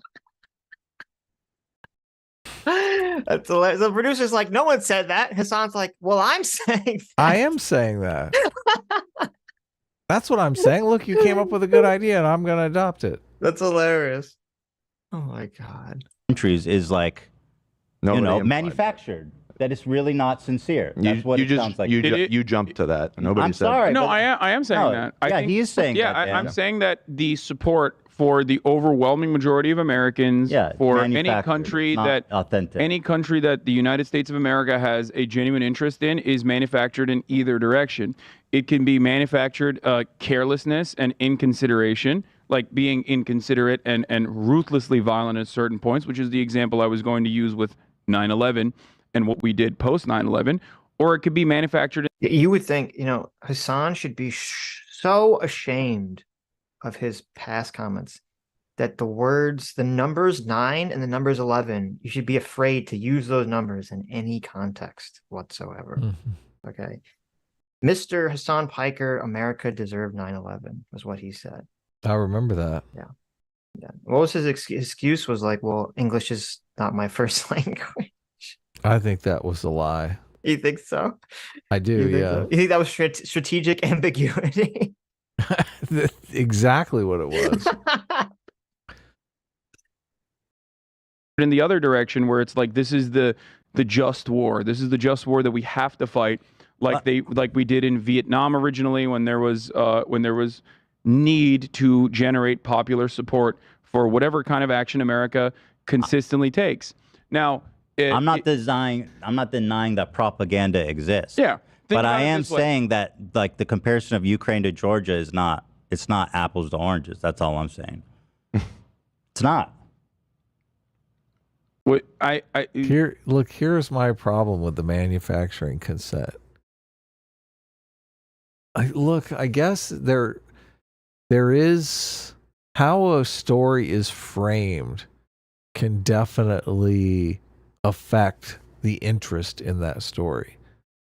And I don't know that the Georgia story was framed in a way that would spark interest. Mm-hmm. Look, if you're a master manipulator, I think you can frame certain things in ways that make those stories more enticing so they catch fire. But I'm not necessarily sure if that's entirely intentional or not. I mean, some stories just catch fire, and some stories, you can tell they try to make it catch fire. They're like, oh, we should talk about this. This is the thing everyone should talk about, right? So sometimes there's stories that are kind of forced that way, but they never really do catch fire because people are just not interested. Yeah, but here's what Ethan or anyone, if you're in this situation, should ask. You should say, well, wait a minute. I'll just agree.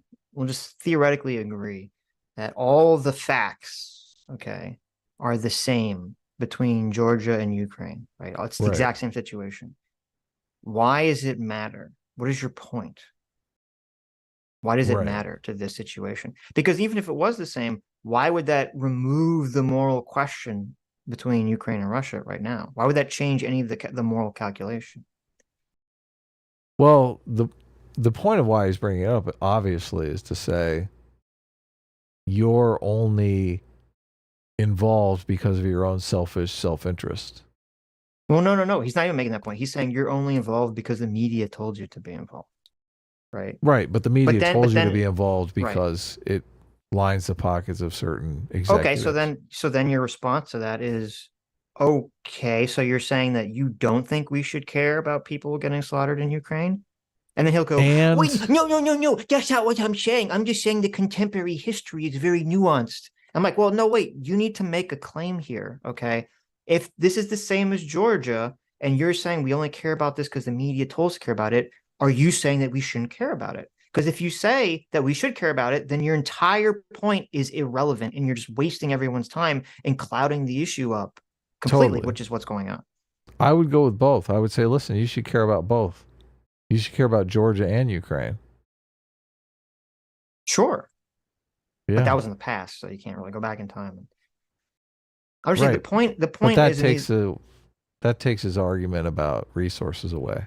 Right. But the problem is there's like this game people do where they can't really like argue the actual point. So they just try to throw mud at your point to dirty it up. Well, they dodge themselves. Yeah. And you have to really just point this out to be like, well, what are you actually doing in this conversation? What is your actual point here? Dodging. Right. What do you mean by this? That Ukraine borders like mainland Russia or Europe. Okay. Europe cares a lot about it. Okay. I would say that it's probably more. I would say that in Europe, there's probably more of a not controversy necessarily, but it's a more divisive issue in I think Europe than it is in America, most likely. It's also like, you know, not the best precedent when like tyrants start land grabbing in Europe. Generally I don't disagree with that. I agree with you. I think that and so I understand why people don't like completely unjustifiable. And it's also, even if you're like pro-Russia, pro-Vladimir Putin, anti-NATO, right? Even if you're all of those things, it is a laughably idiotic thing to do, because all you've done is now galvanize NATO support in Europe and justified it. Because that was the entire reason for NATO's existence, is to stop the USSR, stop communism from thriving. And obviously, Russia is a very different country than the USSR was, and is no longer ideologically aligned with communism at all. It is a state that Western capitalists basically redesigned and propped up oligarchs, including people like Vladimir Putin. So see, I don't know if you noticed, Adam, but the current horribleness that's going on in Russia, that's not the entire culture of corruption that the Soviets bred for 70 years. It's actually the liberal capitalist fault. Yeah. Yeah. We forced it on them. We said, listen, you guys are going to be corrupt, whether you like it or not. Yep. And it's funny because when you actually look, I was joking. I know. When you actually like read people who were there and interacting with it, you know, they all say kind of the same thing, which is that, you know, the capitalists made the mistake of assuming that Russian people had a culture like Americans, where, you know, if you give them the opportunity and the people in the government the opportunity and the money, that they will kind of create a high trust business society like America. But they kind of neglected the fact that they've basically been like indoctrinated by 70 years of living in a super ultra corrupt communist country, where all that gets anything done is greasing people's palms. And so, surprise, surprise, when you give them a bunch of money, what happens? Everyone just falls back into that pattern that's, you know, been their 70, 80-year culture. Yeah, what were you reading? So I was reading, there's people, because we talked about this before, there were people that were actually ambassadors to the Soviet Union at the time. There were people that were business people that went over to Russia at the time that were actually involved in the reconstruction. And this is what they would talk about. Yeah. But no, somehow it's just the capitalist fault here, because the Soviet Union was so great. The Soviet Union, by the way, Hasan, which teamed up with the Nazis, was so great. So fantastic. Yeah. No, but everyone forgets that. I'm so sickened by the American Badlands. It's like, yeah, America's done bad stuff. There's a lot of countries that have done way worse stuff. Okay. True. Every time you talk about another country, Hassan, you don't have to somehow turn it around that it's America's fault that that country has problems. Right. Yeah, no. So, despite all of that, it's still utilized as a protection racket that you basically justified its existence of by doing such an unimaginably cruel, inhumane, unjustifiable act, invading Ukraine. But this is so it's like he has to walk this weird rope where it's like, yeah, he'll, and that's good. I mean, I'm glad that he will use very strong language to condemn Russia invading Ukraine. But his audience is just like this really shows what I always say. The number one lens at which people use to interact with the world and to absorb information is just tribalism.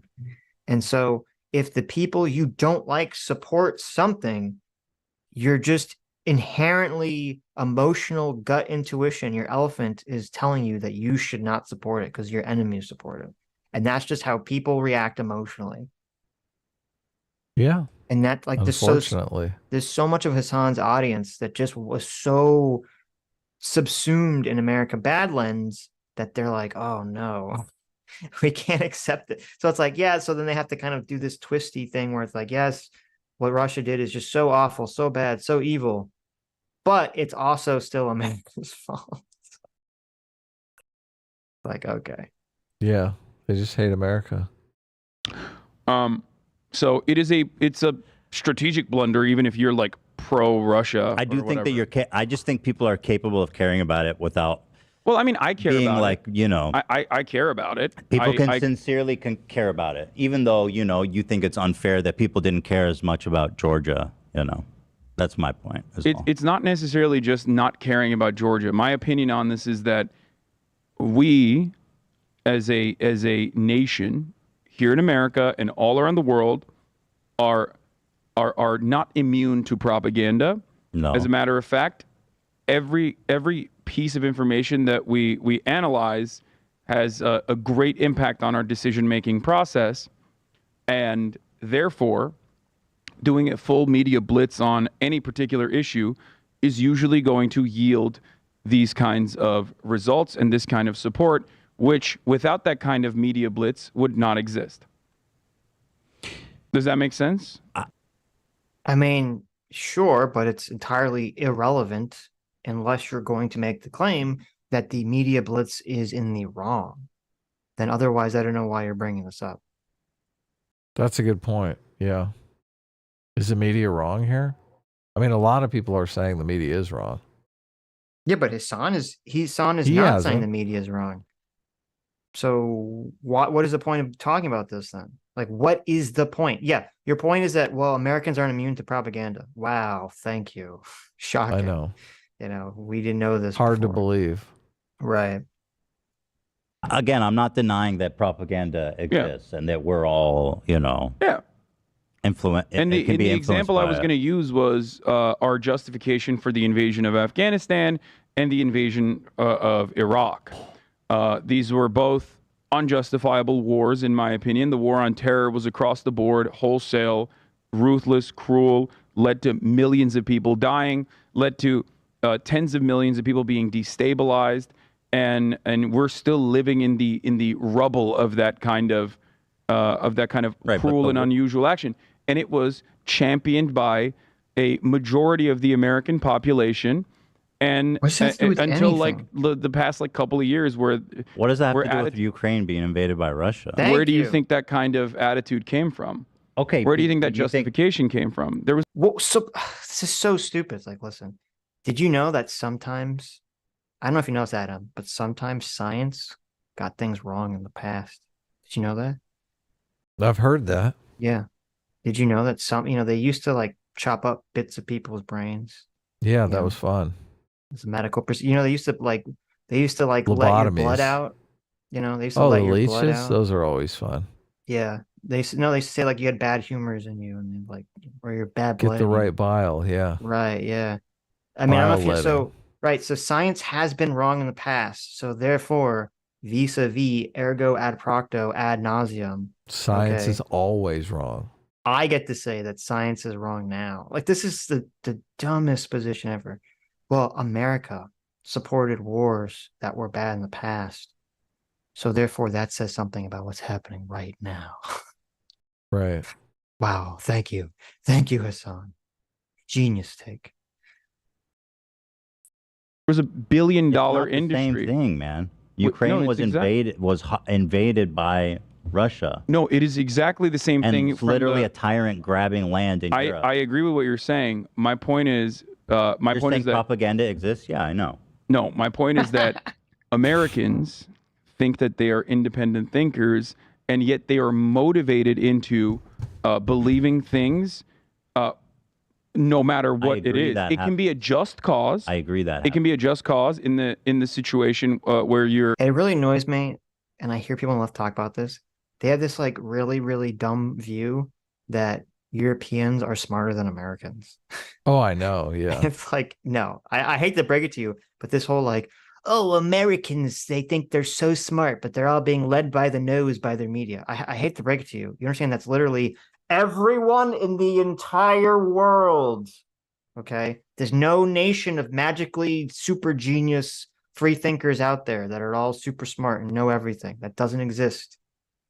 I hate mean, to I break it did to start you. listening to some European news channels because the Ukraine coverage in America is so biased. Mhm. And it does seem much more nonpartisan. Yeah, but that's different. That's the question of, is the news, well, first of all, the news media that I've seen in a lot of European countries is super biased. Okay. Oh, it is? It's like, yeah, it's insanely woke.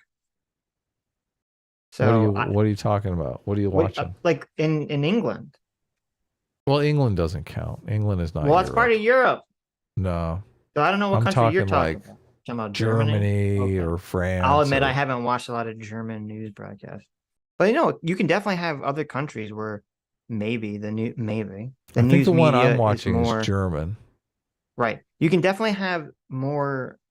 I mean, you can have media in a different country that is at least trying to be, not partisan, and that's good. But I'm talking about something different. I'm talking about the idea that like there's some quality of human nature that Hasan and I hear a lot of people on the left bring up, that like Americans have some natural quality of stupidity or bias that is different than like some sort of like magical white European stock that has. It's funny because there's people on the left who are supposed to be against the white nationalism thing, yet they constantly make this argument that there's some kind of like magical quality to white Europeans, that they just have a smarter, better sense of reality of the world. Oh my God. I have to download this picture. What? So the name of the channel is DW News. Yeah. They seem to have good reporting. I was trying to see what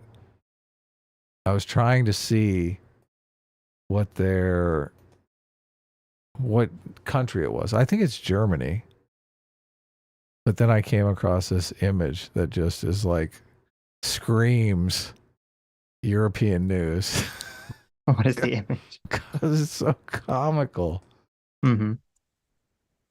Is it a guy being like censured by the EU or something? Is it someone No, asking for a license? no, What it's is it? some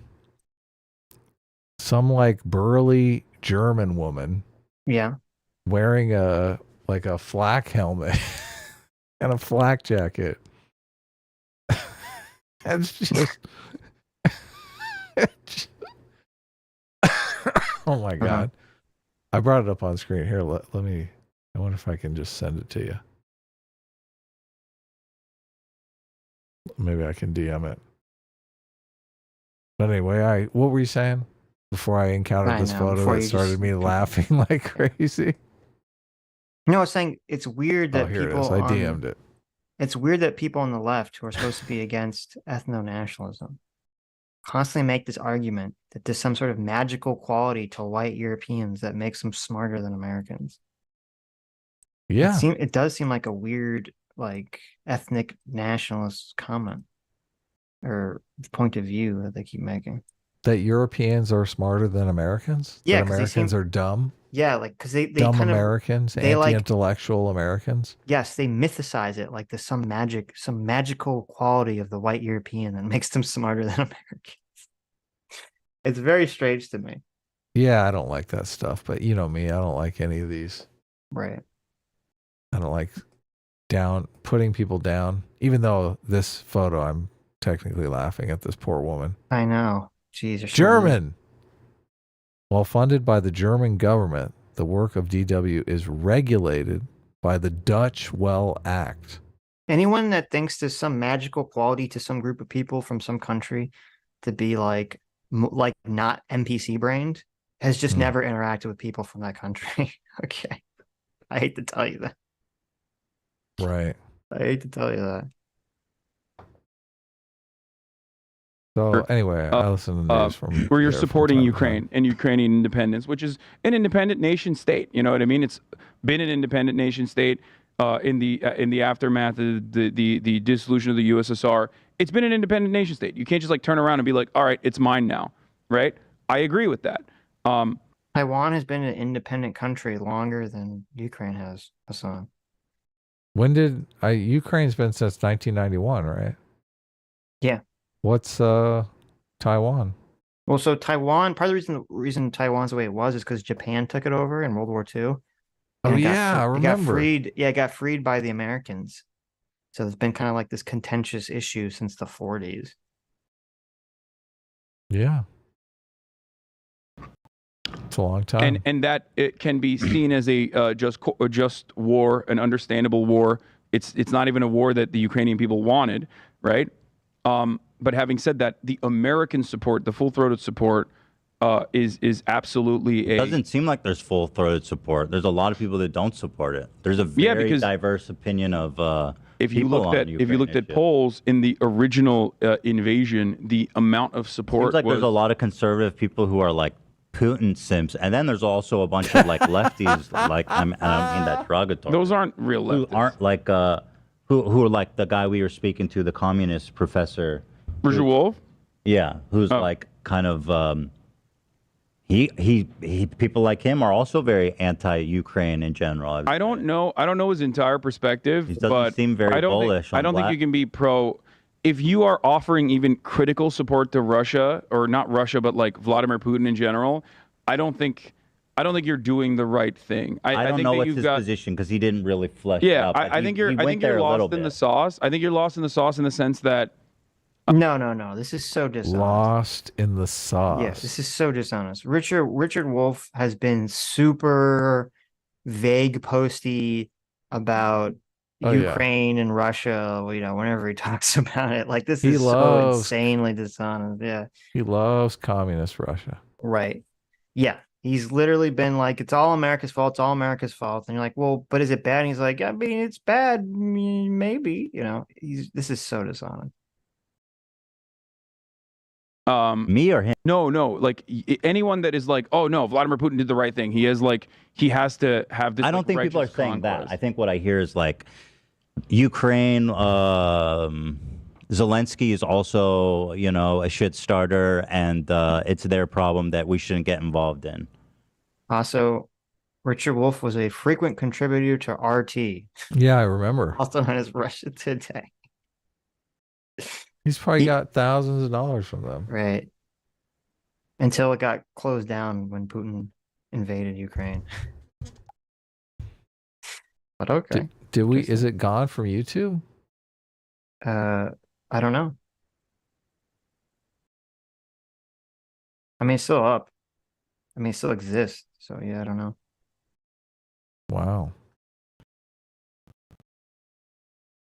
I don't know. I think there's a lot. There are people who like claim to be socialist or even communist that are like, you know, defending Vladimir Putin, but they're marginal. What, Dan? You seem to think that the Ukraine war isn't something America should get involved in. When did I ever say that? What are you Oh, talking just about? based on what you were saying about Georgia. No, we were having a discussion about how media shapes narratives in the United States. And I was saying that, again, I'm not talking about in Europe, I'm not talking about in the rest of the world. In the United States, The Russian invasion of Georgia was a non-story. Nobody gave a shit here. But it's different. And it is different. it's- There's difference. It was a sovereign nation that Russia invaded. What are you Because talking it doesn't. about? It's not. It doesn't have the same proximity or the same importance within as Ukraine. I think. Right, but we're talking past each other. Like that. I'm not. Yeah, I'm not, Ukraine is more important to I the United know- States strategic. How many bank loans did IMF give to Georgia? Probably none. I don't know the answer I to think that that's probably a question. big difference. Sure. That's why it gets attention. We're saying the same thing. Yeah. Right. But okay. We're I know agreeing. people are influenced by the media. Right, but you were saying you think that people, Ethan's like, dumbass. Why do you think I have this show? Yeah, but this was just so dishonest. Because, like, yeah, we all accept media influenced people. That doesn't have anything. Why would you bring that up? Yeah, What is that's the what point he's in asking bringing that over up? and Yeah. over again. Like, why you Right. keep bringing this up? What's your point? Are this allowed way- to care about things genuinely. Also, Nobody's saying that Nobody's they're not saying allowed that you're not to. allowed to. I mean, no, not allowed to. But Hassan was saying What was I saying? that it's a manufactured support. It absolutely is. Yeah, and Dan, That is something that the U.S. media does. They Yeah. manufacture support for you U.S. foreign you were policy. saying I jumped to I'm not- conclusions. I'm not but saying then- that. I'm not saying that all U.S. You like that? So originally he said, I'm not saying that it was manufactured support. And then now that Hassan said, no, it is manufactured support, he's now changed his tune because he can't. Right. He's like, well, I mean, it is manufactured. Like, come He on, ran bro, out. it's fine. He ran out and read manufacturing consent, Right, and now he's back again. right. Be like the Godzilla on your shirt, okay? Grow a spine, stand tall, say what your opinion is. Don't do this symptom, this cucking that you're doing. I never read manufacturer consent. I That's probably- Chomsky, right? Probably shouldn't read anything Chomsky wrote. You don't like Chomsky? God, he's such a blithering idiot. It's painful. A pompous windbag? Yes. Yes. He's like the smart, stupid person. You know, like the meme where it's like the guy on the retard end of the spectrum and the guy on the super genius part of the spectrum have the same really stupid opinion. Right. And then there's the guy who's like a normal intelligence who has like the actual correct opinion. That's like Chomsky. Chomsky's like the smart guy on that who has like the same opinion as like the retard. It's like, thank you, Chomsky. He is so biased against America. He's such a socialist, biased cuck against America. And people have done, like, they talk about how, you know, during the Soviet Union, he would simp so hard for the Soviet Union. And then when it all turned out to be lies, he never see, this is the problem. If I spent, 30, 40 years of my life simping for some country, talking about how awesome it was and how great it was, and then I learned that everything I said and thought was a lie because that country was just lying and it was just a total crap hole, and Right. it just all was a lie, I would be like either A, so embarrassed to show my face in public again, or B, be like, okay, I need to do some massive reflection here, some massive self-reflection here to like figure out how could I have been so insanely wrong about this for like my entire life. I mean, I've done that. I've been at points where I've done that reflection. We both have. That's why we became the people that we are today. It's because we're like, wait a minute, what the heck's Right. going on with the left here with this, No, coming out I- against free speech? It completely shifted our worldview. I totally agree. Yeah. But Chomsky never did that because he was already a big time celebrity. He had Yeah, he's more to like- lose than we did. Yeah. Well, I'd get maybe, but that just shows to me a lack of integrity. Yeah. I mean, I agree. Chomsky has zero integrity. U.S. foreign policy is bad, but I think it is Okay, whatever. unquestionably true that the U.S. media crafts people's Of course. yeah, it crafts the dude. narrative. So what is the disagreement then? Like, what if maybe I'm not using the There's appropriate the language? implication that support for Ukraine or Taiwan is not authentic.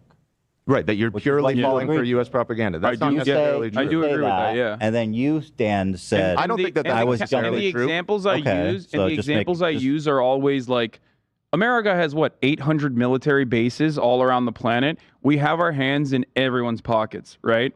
And there's active conflict happening everywhere around the planet all the time, and the United States is involved in it.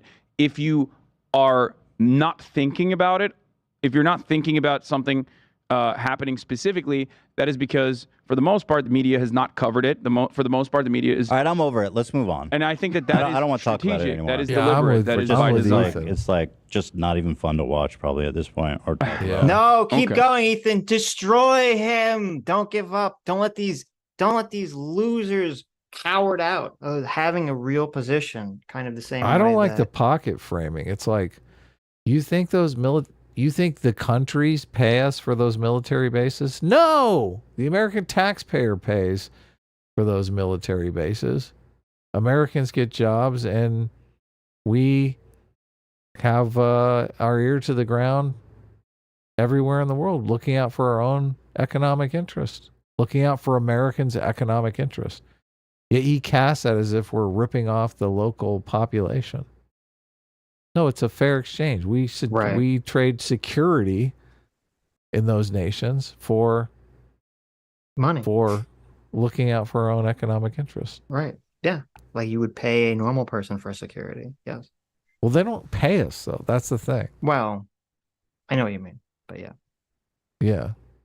we acquire economic benefit for. Do doing we? it. I feel like really it's just a security apparatus. What we're worried about is people are going to knock over nations and disrupt a supply chain. Right. That's what I meant when I said we acquire economic benefit from it. Right, but it's not a... Yeah, it's not so simple to say like, oh, we'll build a military base here if you pay us X amount of dollars. Yeah, Yeah, I understand. Right. Look, That's very too simplistic. Yes. You hire a police force to create safety in a city, businesses start, economic growth starts. Mm-hmm. But those well, I guess to some extent they are because they're paying taxes, right? Right. But I don't know that happens in a foreign nation situation. Anyway, Hasan wants to frame it as if we're over there picking their pockets, but Yeah, I of just, course. it's stupid.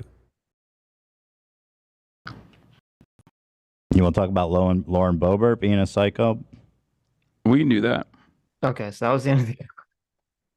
That was it. That was the I end like of the it. conversation.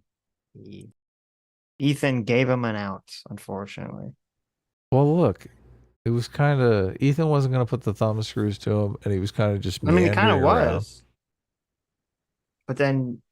But Hasan would just repeat himself and make the same stupid points again and again and again, and he wouldn't drill down and say, well, what are you actually getting at? What is the point that you're trying to make here? Yeah. Everybody's opinion on Ukraine is manufactured, except for Hasan's. Except, well, he's so big-brained. I mean, he's listening to Richard Wolff. Can we? Are we going to do another Hasan video? Yeah. Can we? You got somewhere to be? You got a hot day? Well, no. Mr. Ubercros was going to come on. It's 17 minutes. Let's just watch it. I haven't seen this. I just want to watch a little bit of it. This Could be is, an hour though. We'll see. This is Hasan reacts to President Xi Jinping's crackdown on dissent in Hong Kong. This is from Let's last just year. take a little break, a little Hasan break, and we can do it afterwards. Okay. So Mr. Ubercross the link and hear him explain what MMT is. All right. We have like 1,300 viewers. No, let's Yes. just continue with this. Okay. Thank you. I was like, all right. What is Adam talking about here? He's gone crazy. Look, I've been completely audience captured right now. Yeah. I can't help What a myself. fool. Okay. It's time to talk about brave leader, Supreme Leader Xi Jinping. Power at the Communist Party's National Congress. President Xi has introduced more assertive policies at home and abroad, leading to some chilly relations with neighboring Taiwan and tighter controls over Hong Kong. That city has seen major upheaval in recent years with a police crackdown on pro-democracy protests. Look, what's happening in Hong Kong? Nothing. There's nothing happening in Hong Kong yet. There's nothing happening in Ba Sing Se. There's no war in Ba Sing Se. Did you just look this up? I did. I literally, I just Googled. Because when I said, look, Yeah. he's probably contradicting himself here, and that's why he's scared to say anything. You were like, yes. tip, type. I literally I just Googled Hasan Hong Kong and clicked whatever the first one was. Okay. So Okay. we'll see. This is blind. good. Yeah. This is good. Okay. We're doing a little research here. Yes. Let's see how he was contradicting himself or afraid to contradict himself, Right. rather. Palmer is there with more on this part of the story. Liz, good morning to you. Good morning. Not so long ago. It's weird in Hassan's chat. There's like a meme where they go top Z, and it seems like this is a bunch of people just maybe memeing, maybe actually supporting Xi in Right. his chat. Yeah. Well, they're probably actually Chinese communist spies. Right. I mean, you have someone in Hassan chat says liberal effing media with a vomit emoji. So, you know. Yeah, it's weird because the person under says effing pigs, referring to the Chinese cops. Yeah, shouldn't they see police officers beating up protesters and be against them because they're police, right? It's weird. If they're Chinese police, is it okay for them to beat up protesters all of a sudden? I don't know. It depends. Are those anti-communist protesters? Right. Hong Kong was a British territory, and as such, it had a vibrant civil society and media. But one high-profile. I knew that was going to get a laugh. What was the laugh? That he's laughing that Hong Kong was a vibrant civil society before? Yeah, any Western style democracy, Hassan is going to laugh at Right. being. Look, obviously, it's just a corrupt capitalist kleptocracy Mm-hmm. Yeah. Okay. that everyone in the world wants to live in. It's like, yeah, compared to China, you know, and Hassan just goes, uh-huh, Yeah. uh-huh, as I lick my fingers. We should look up I know. We should look up the immigration rates to China right now. Yeah. How many people are immigrating to China? Recent legal case shows. Now it's dead. Everyone's dead in Hong Kong. Like, I'm sorry. I understand why people in Hong Kong would not want to be under Chinese rule. Okay. Because of good. like how heavily monitored certain behavior is and how that's unacceptable, right? From a civil libertarian perspective. From a civil libertarian perspective, it's a very weird framing of being like, we should have freedom of speech. Like, well, from a civil libertarian perspective, I mean, is Hassan a civil libertarian now? Or something? Like, well, it's just, okay. All right. Well, he's just from civil liberties. He's made his own word. I never hear anyone say civil libertarian. Civil liberties people say all the Yes. time, but they usually say liberties or libertarians are in favor of civil liberties. Right. They don't call libertarians civil libertarians. Look at his chat. They said when the British owned Hong Kong, it was civil, laughing face. Bring back the monarchy, laughing face. Like, yeah. Why do you think those people were fighting? Because they preferred being under British control 100,000% than being under Chinese control. Yes. Literally, yes. They like do They can't hear people you. do people that not live in England literally think that the king and queen of England, or I guess the queen back in those days, was like the same thing as living under Xi Jinping in China? Do they think it was the same? Like, well, they have a monarch, so it's the same thing as China. Like, do people actually think that? Yes. Okay. Especially people in Hassan's chat. Right. But the way that the American and British media cover this shit is so fucking psychotic. They're like, you can't tell from the way that the streets are designed nowadays, but Hong Kong is under a sequence of fire. Like, that is fucking insane. Also, what do you mean? Oh, it was British and it was a vibrant civil society. It's not like it was yours, you know what I mean? Like, you made a deal to give it back, and then you gave it back earlier than you were supposed to. That's it. Okay, so wait a minute. We have to pause for a second here to really dive deep into these big brain arguments. Okay. So he says, what do you mean it was a vibrant civil society? And then his explanation for it not being is the fact that it wasn't yours. You gave it back. What does that have to do with it being a vibrant civil society? Nothing. Okay. Complete non sequitur. Right. This is insane. China's free speech crackdown. Oh, God, man. his chat is so brain dead. Someone in chat said, they're literally just saying it was civilized when the white man ruled it. Laughing face. That's all they do all day. It's crazy. The brain rot. Oh my God. If you ever want to feel bad about your life, just ever say, like, listen, at least I'm not so stupid that I unironically watch Hasan's content and Right. part of his community. How much that's changed. This hooded prisoner's crime was publishing 3 children's books about a village full of sheep. There are people in his audience. You can see people in Hasan's audience that are tagging him are saying, Hasan, what are you talking about? They're literally, this is an imperialist move of China's part, taking civil rights away from the Hong Kong people. So there are some people in his audience who are not completely insipidly brain dead that are like, what are you talking about? I thought we were supposed to be for freedom. He's drinking his Mountain Dew, so he can't see those people right now, though. That's true. The books were seized by Hong Kong police's. Fake news, Adam. That was a Diet Coke. Can you imagine? What? Somebody does all the time and energy to put together these 3 books, and they're like, nope. Nope. Take them. These books are about sheep. What do you want to bet that those books are talking about how the people of China are being sheep?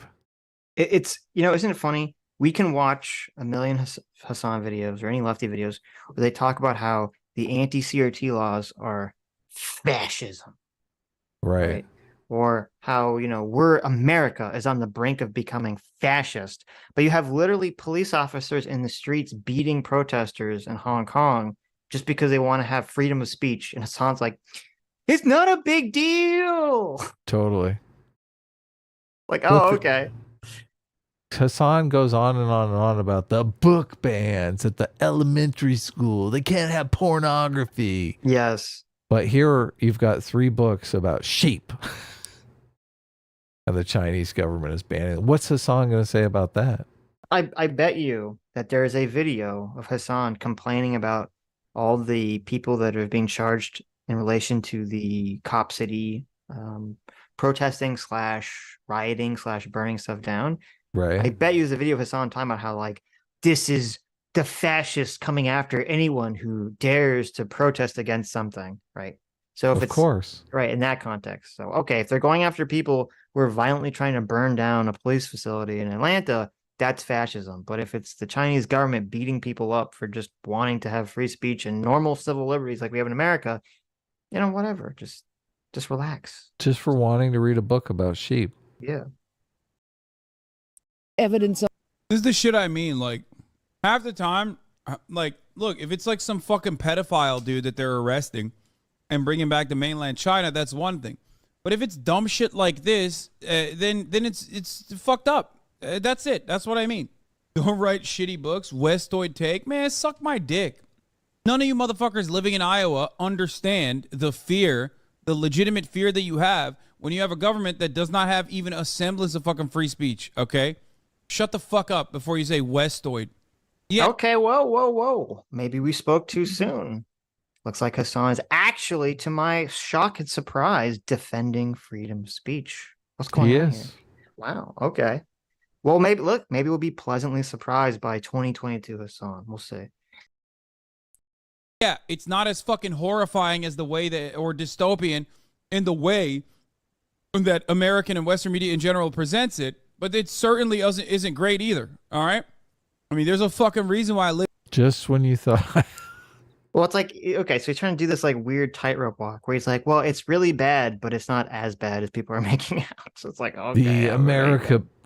The horrible American media obviously makes it seem 1,000 times worse than it actually is, but it's pretty bad. It's like, okay, well, listen, I will take whatever I can get, okay, at this point. My expectations are so low. I'm like, oh my God, this is like amazing content. I know. Jeez, whatever. We'll take it. I'll take it. Live here in America, okay? Shut up. The books featured cartoons of sheep that were trying to repel wolves from their village. The publications reference real events in recent years during Hong Kong's political turmoil, including mass pro-democracy protests in 2019 and how 12 dissidents attempt to escape to Taiwan. I knew that's what it was. Yeah, obviously. Yeah, they're totally going on the watership down route here. Right. Look, we're just writing a book about sheep defending their herd from wolves. Right. The wolf clan is called the CCP. In a speedboat before being intercepted by the Chinese Coast Guard. Yeah, that's fucked up. To arrest someone over this. Kids book. Man, shut up. Who gives a fuck? You're crazy. You're literally insane. I forgot I was on screen. Like, it doesn't matter if they made that for kids or not. It doesn't matter. What are you fucking saying that, like, this isn't a lesson that kids should learn about? Like, who cares? You live on the other side of imperialism? Yeah, even though I do have a unique perspective on, not imperialism necessarily, but certainly authoritarian governments that you know, put you in jail over petty shit. In America, we ban books too, right? Like, obviously, we ban like ridiculous shit, but never to this degree where they fucking black bag you and toss your ass in jail. You're being crazy. Okay, so the American government does not ban books, right? Like, maybe they'll say, I don't think this book should be in schools, right? Or someone says, you know, I don't want this book being sold in my, you know, bookstore. But the American government does not say, hello, you are not allowed to sell this book in anywhere in the country of America. That's not a thing, generally. Yeah, America can't do that. Unless it's like, I mean, you that's know, what the First Amendment is protecting from. I think the only thing that they can regulate to that is things that like say like, oh, here's how to build like, you know, chemical weapons or something. You know, Nah, you can sell that. it's not like an ideological thing. I mean, this is interesting. So this is why he was so trepid, you know, so so afraid when he was talking to Ethan, because he knows he has all these insane people in his audience. Right. He's trying to like tiptoe around. This is not a comparison. This is not adequate. This is not appropriate. Sorry. Especially when you're China. I even give a crumb of an allowance to a country like Cuba, which is under like a direct occupation. Like, literally, the world's largest imperial superpower is in its fucking backyard, constantly waging war against it. But you're crazy when you're like, you know, you turn around and you talk about CRT, brother. They're, you know, what the fuck? You make fun of idiotic Republicans complain and cry about that shit. But then when China does it, you're like soy facing. Oh, soy. Oh, soy. It's great that China did it. No, it's dumb as fuck. Why can't you just say high-speed rail is fucking awesome, okay? And the way that China deals with billionaires is awesome. And then simultaneously admit that this kind of civil liberties not being afforded to people is going to be frustrating for people. And it's going to unironically make literally British colonial rule look better in comparison. So, well, I was gonna say, where I want this Hasan to argue against the Hasan we just watched. Yeah, he's so forthright here. What's up? But then he was all like, it's based that they disappear billionaires. So I was like, wow. Oh, I don't know missed about that one. Listen, we'll take what we can get, I guess. Like, He really said that? I missed it. said what he said. He said he supports what China does with billionaires. Oh, they disappear billionaires. I thought you said they disappear billions. I was No, like, no, "Ooh, billionaires. ouch." Billionaires. Okay. So Well, I assume that's what he's talking about. I don't know what else he would be talking about. He did a video. I mean, that's not exactly accurate. They usually, when they disappear the billionaire, they put some Communist Party shill in his place, and that guy becomes the billionaire. Right. So it's not like you get rid of the billionaire. Right. I know he China did a is video such a about scam. this, so. Of course it is. Like these ghost cities that people are investing in as investment properties. I mean, the whole idea is they have a population that they're basically working sweatshop style to make products and services that are going to be sold in America. So those people work dusk till dawn so they can save up money. They don't buy anything. They buy like an investment property or something. But the whole idea is just to get them to keep working. True. It's so sad. Imagine that. You work, and they cook up some crazy investment for you that's never really going to be worth anything. You've wasted your entire life to make some Chinese businessman rich. He spends like crazy. All his kids are going to school in Europe. and all you True. get is some shitty apartment in a ghost city. Yep. Communism, baby. Terrible. Yeah. That's another thing Jackson Hinkle said. Jackson was like, they all have universal healthcare, free healthcare. That's such BS. They were talking about the healthcare in China on the China show and how you don't know, you pay for your healthcare in China. You don't get free healthcare in China. You show up at the hospital, you don't have money, you turn around and leave. Yeah. It's bad healthcare and you have to pay for it. No universal healthcare in China. Get out of here. No, but listen, it's you put a wrong opinion on the internet about Chinese government. So when you show up at the hospital, they're like, listen, your social credit score is too low for us to treat you at this hospital. Look, if you put something bad about the local Communist Party leader, they're going to put you in the hospital. They're going to take you to the hospital. Drop you off there. Because the morgue's there. American involvement or Western involvement in the Hong Kong liberation protests are irrelevant if you don't consider the main real reason why young people living in Hong Kong don't want to be under Chinese occupation instead of fucking getting excited for it. You always think that like the Arab Spring was like almost single-handedly fucking conducted by the United States of America. You're giving too much credit to the CIA. Those motherfuckers on a speedboat got owned by Venezuelan fishermen. It's never just the CIA. It's sanctions, it's economic volatility and instability caused by sanctions. It's civil society groups that they set up in all of these places. Certainly, those are the Western involvements. But if your government is unable to deal with it, if your government is unable to deal with American imperialism like of the soft power approach, then you're going to have a real issue. All right, Sitch, he's been talking for 4 minutes and he said nothing. I don't even know what he's saying. Yeah. Lost. Ridiculous. Completely. Yeah.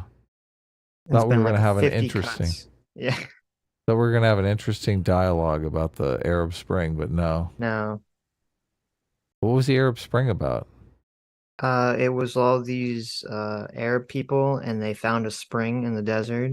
Nope. Wrong. And there's a lot of water there, and they were like, we can drink water. What's the evil Americans were like, this is our water now, and they built a McDonald's on top of it, and they said you have to pay us $1 for every bottle of water, and they started bottling it, and they added plastic to the water so it tasted bad because that's what Aquafina tastes like. Quick, Sitch. And that's the Arab Spring. Quick, Sitch. What's the Maidan Revolution about? So essentially, there was this woman who was a maiden, and no, for real. Come on, for real. Maidan Revolution. I like this. What's another name for the Maidan Revolution?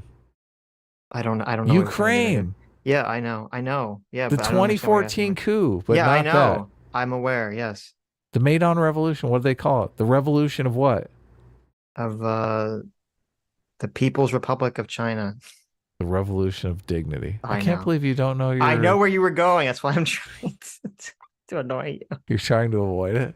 Yeah, because you wanted to make the whole dignity argument. How'd you know? Where you're going with this.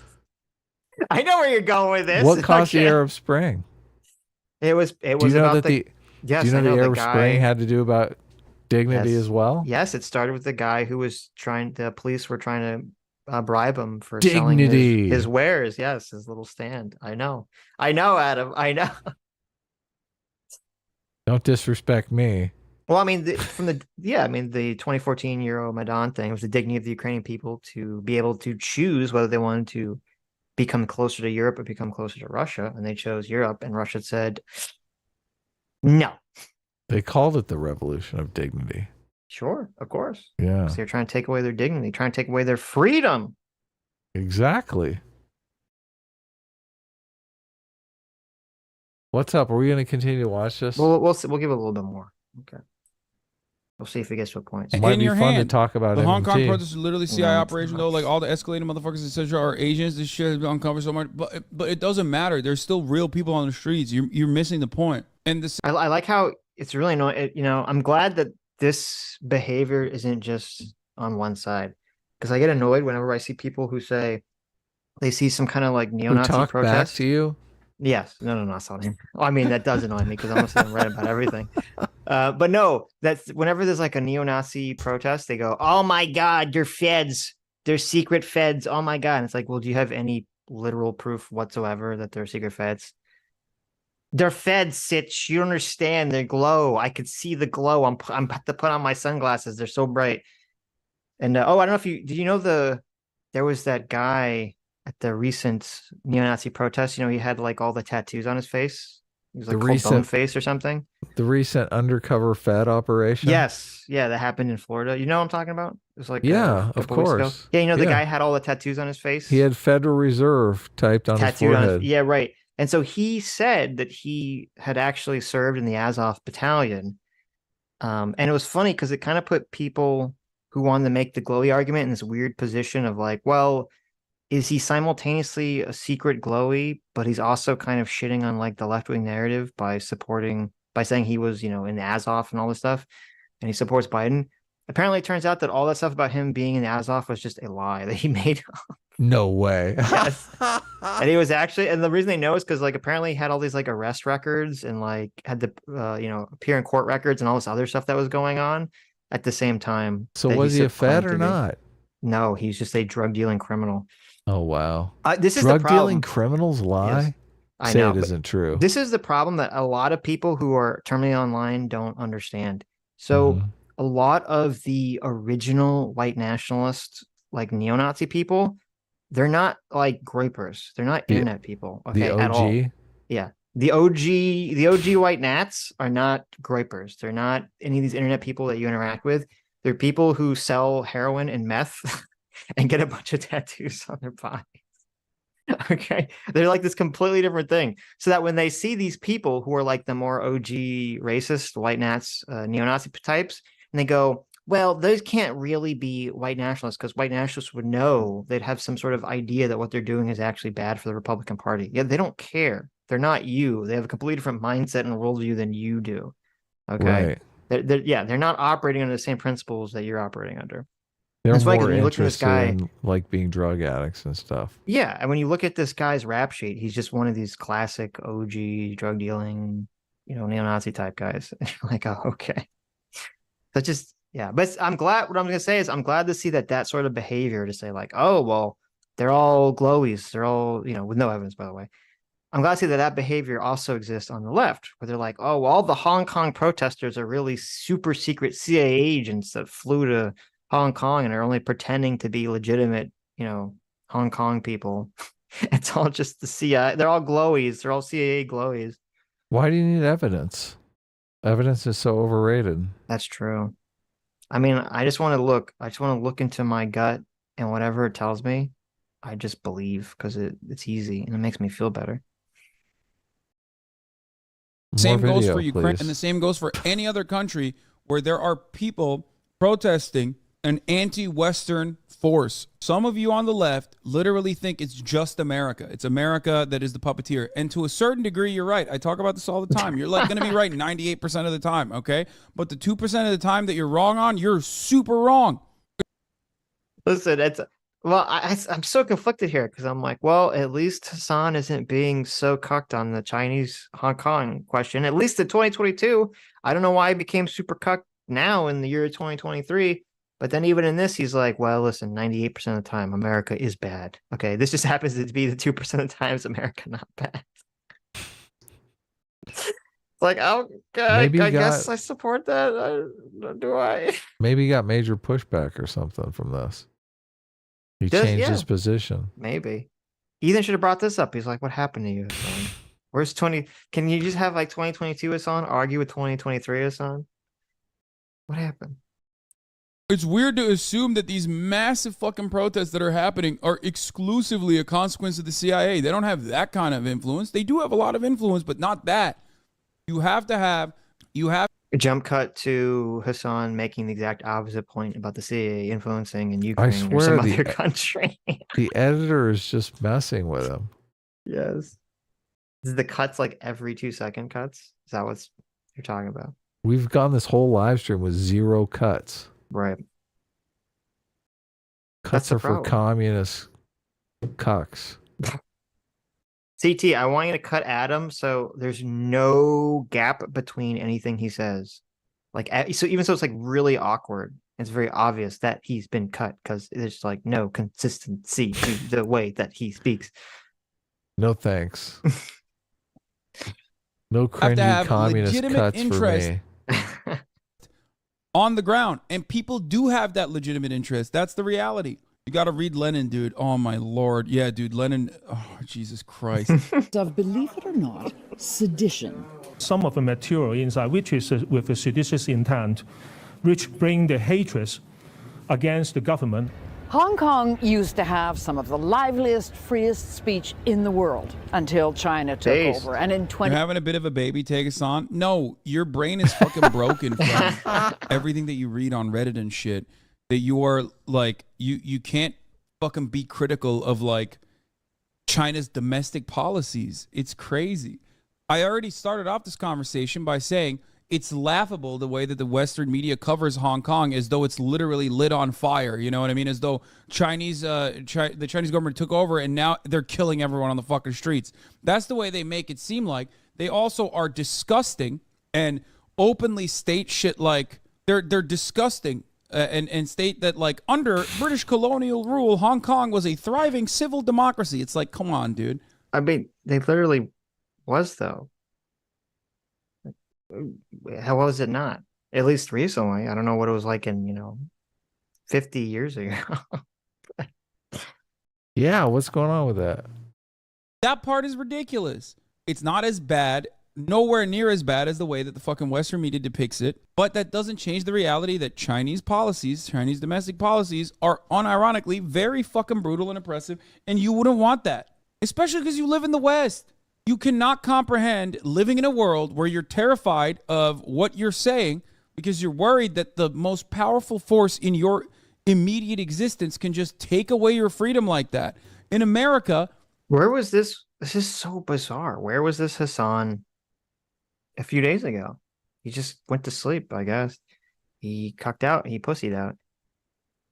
You're right. I think he got so much pushback from this that he just... Yeah, what's the date on this video? This is from last year. This is October 2022.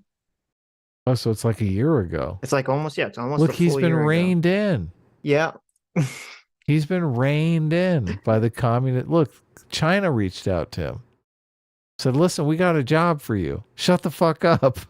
But that's what's so weird, because it's like when he's alone and he's arguing, like a year ago, he's arguing with his own idiot chat, who are like a bunch of these tankies in his chat. But then when he's talking to Ethan, who should be more sympathetic to this, he like 180s. And he's like, well, I mean, I don't know. Maybe he's just being contrarian with Ethan. I don't know what's going on there. That's probably it. you don't get fucking arrested over petty free speech restrictions. That's the difference. America still criminalizes every other facet of poverty. Do not misunderstand me. And it's fucking dog shit. I love how it's like every like normal take about how like awful China is has to be just so that his audience can like accept the medicine. He has to put like a little bit of sugar in there. And the sugar is America bad too, though. Right. Well, they all hate America. Yes. Deserves criticism, of course, as I talk about quite frequently. Well, it's because, as I've always said, what is my framework for the left is that the left thinks all problems come from pre-existing systems. Oh, no. Right?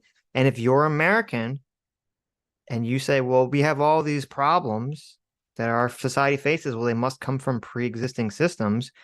So our tradition, our American traditions must be evil and bad. Right? Yeah, I mean, I guess, I don't know. I see it more a problem of economic circumstance. I think it's more likely that there are other factors taking place that are making people feel bad about their circumstances, and they're taking that out on the culture, basically. Yeah, no, I think what you're what you're talking about is true. I think that's the motivation that gets people into the mindset. Right. Right. Like their economic conditions or their perception of their economic conditions is they go, oh, this is bad. What makes this bad? Why do I feel bad? Right. And then they adopt whatever fits their moral intuitive frame, which is the kind of leftist America bad narrative. Turchin has an example that he uses that's pretty good about playing musical chairs. Mhm. He's like, in certain times, you're producing enough elites that there are roles in society for those elites to fill. And then this wealth pump gets turned on and things start getting more and more competitive. And sooner or later, the places for elites, like the production of elites is going up because the wealth is going to the top and income inequality is increasing and all that stuff. But also the positions for elites in society are slimming. So he says it's like playing musical chairs. And Wait, but why are the seats slimming down? why are there less, like if everything's doing better, shouldn't there be more chairs for elites, not less? Like there's more businesses, more opportunities. It could be for a lot of different reasons. I mean, it could be consolidation. Okay. Like, there's only like 435 Congress people seats. Those are like elite seats. There's only so many chairmen of the board for corporations. Like if you have 5 different corporations competing against one another, you've got all of those elite positions at the boards. But as soon as things are consolidated through mergers and acquisitions, you've got one corporation and one corporate board. There's all kinds of different reasons. Well, I'll let you finish. Continue. What was the full argument before I interrupted? So the elites, you get in a situation where there's some sort of overproduction of elites. And if there's not roles for those elites to fill, then those elites basically take it out on the culture. Turchin says that there's not, like people in the middle class and the lower classes don't really have the power to disrupt the culture the way the elites do. And so he basically blames a lot of what's going on this overproduction of elites thing. Did you ever listen to James Lindsay's podcast where he talks about this? Where he talks about, he basically spells this out, but he's never read Turchin. I DM'd him about it, but he said he's never heard of him. Or I never read that book in particular, but it's exactly the same argument that he lays out, where, he found himself in a PhD program with like 9 other math PhDs when they're all competing for basically one academic teaching position, right? Yeah, I think when you say elites, you should be clear. You're not just talking about like CEOs and representatives. You're talking about like people that get these high degrees in some advanced field that doesn't actually like doesn't turn into a job. Right. Well, Turchin defines elites as people of social power.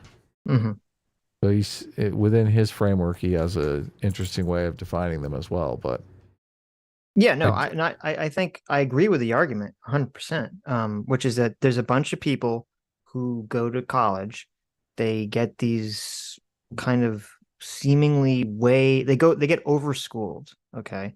They get these very high level degrees in something, maybe it's something good, maybe it's something completely worthless, like some kind of gender study degree. There's nothing that there's no job that's going to match their amount of money they spent on college. Right. And their parents are a doctor and a civil rights attorney or whatever. They're like, yeah, exactly. They're trying to fill those roles in society, but those roles are on the squeeze. Right. And so then they feel like, well, I should be. This is why the end of Mob Psycho the first season is so good, with the old man basically crying that he's so amazing, and yet he's bitter that society does not acknowledge his greatness.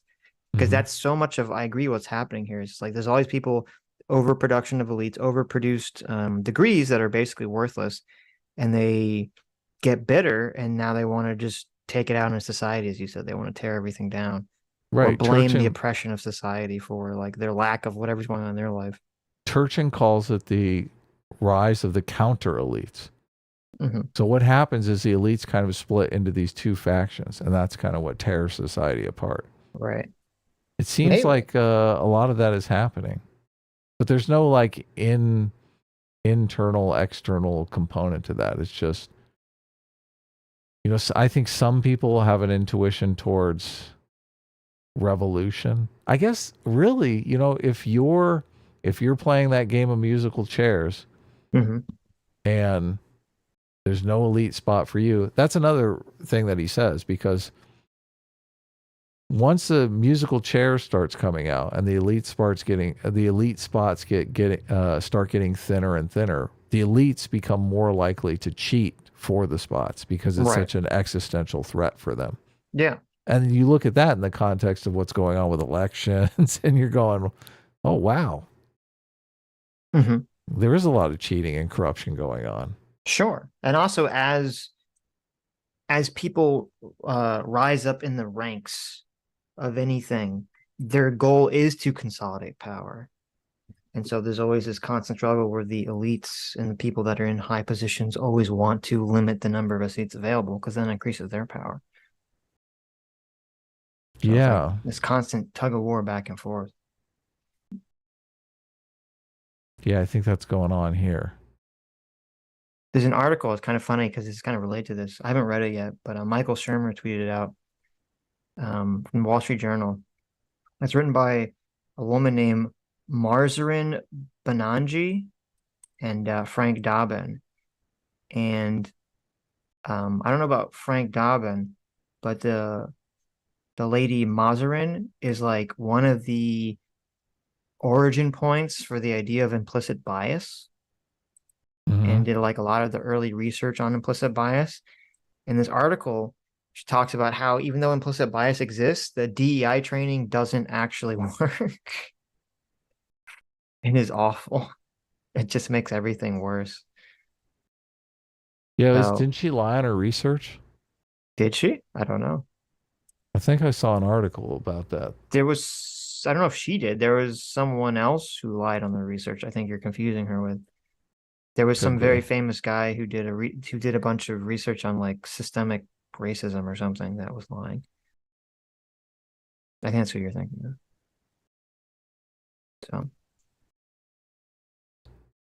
Oh, weren't But I we was gonna watching say- a video? Yeah, but I just was going to say the reason I brought that up was because a lot of these elites that get produced, they go into all these like BS things like the DEI, like the fields of creating DEI training and all these kind of like middle management kind of BS positions. That's part of why we have all this glut of middle management is because of the overproduction of, quote, elites. Yes, yeah. Christopher Rufo talks about that in his book, Mm-hmm. where you have all these BS degrees, gender studies degrees, and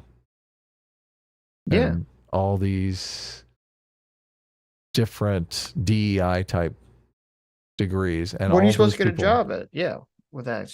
Well, that's why his argument is this is why the middle management administrators in universities are like 10 times the staff as the instructors now. Mhm. It's because they all end up getting jobs working at the university. Yeah, but that's the problem. It's like I'm going to teach a degree that is worthless, and the only job you're going to get is to teach this worthless degree to someone else. Look, they're trying to keep them from tearing down the system, okay? They're trying to get them an elite spot. They have to manufacture it on the fly. offering but these garbage degrees. That's the answer to the question. they got to look, they're not very bright. They got a lot of money. They need their elite spot. Yeah. Anyway. Frequently, right?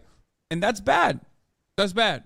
I mean, they just tried to throw people in jail for voting. Okay, how insane is that? I mean, if you said that was happening in Hong Kong, there would be every fucking outlet would be covering it nonstop. China is so bad, so oppressive that they're jailing people for voting in Hong Kong. Like, think about that. A new Chinese task force was immediately implemented that directly answers to leader Xi Jinping to ensure that anyone who votes for a party that they consider to be wrong will go to jail. Okay, but at least when China takes over the world, at least they won't have to play the top of the hour ad break. Oh, Jesus Christ, dude. That wasn't even a good segue, God damn it. Yes, I have read Lenin Tipsy ton. I have, yes.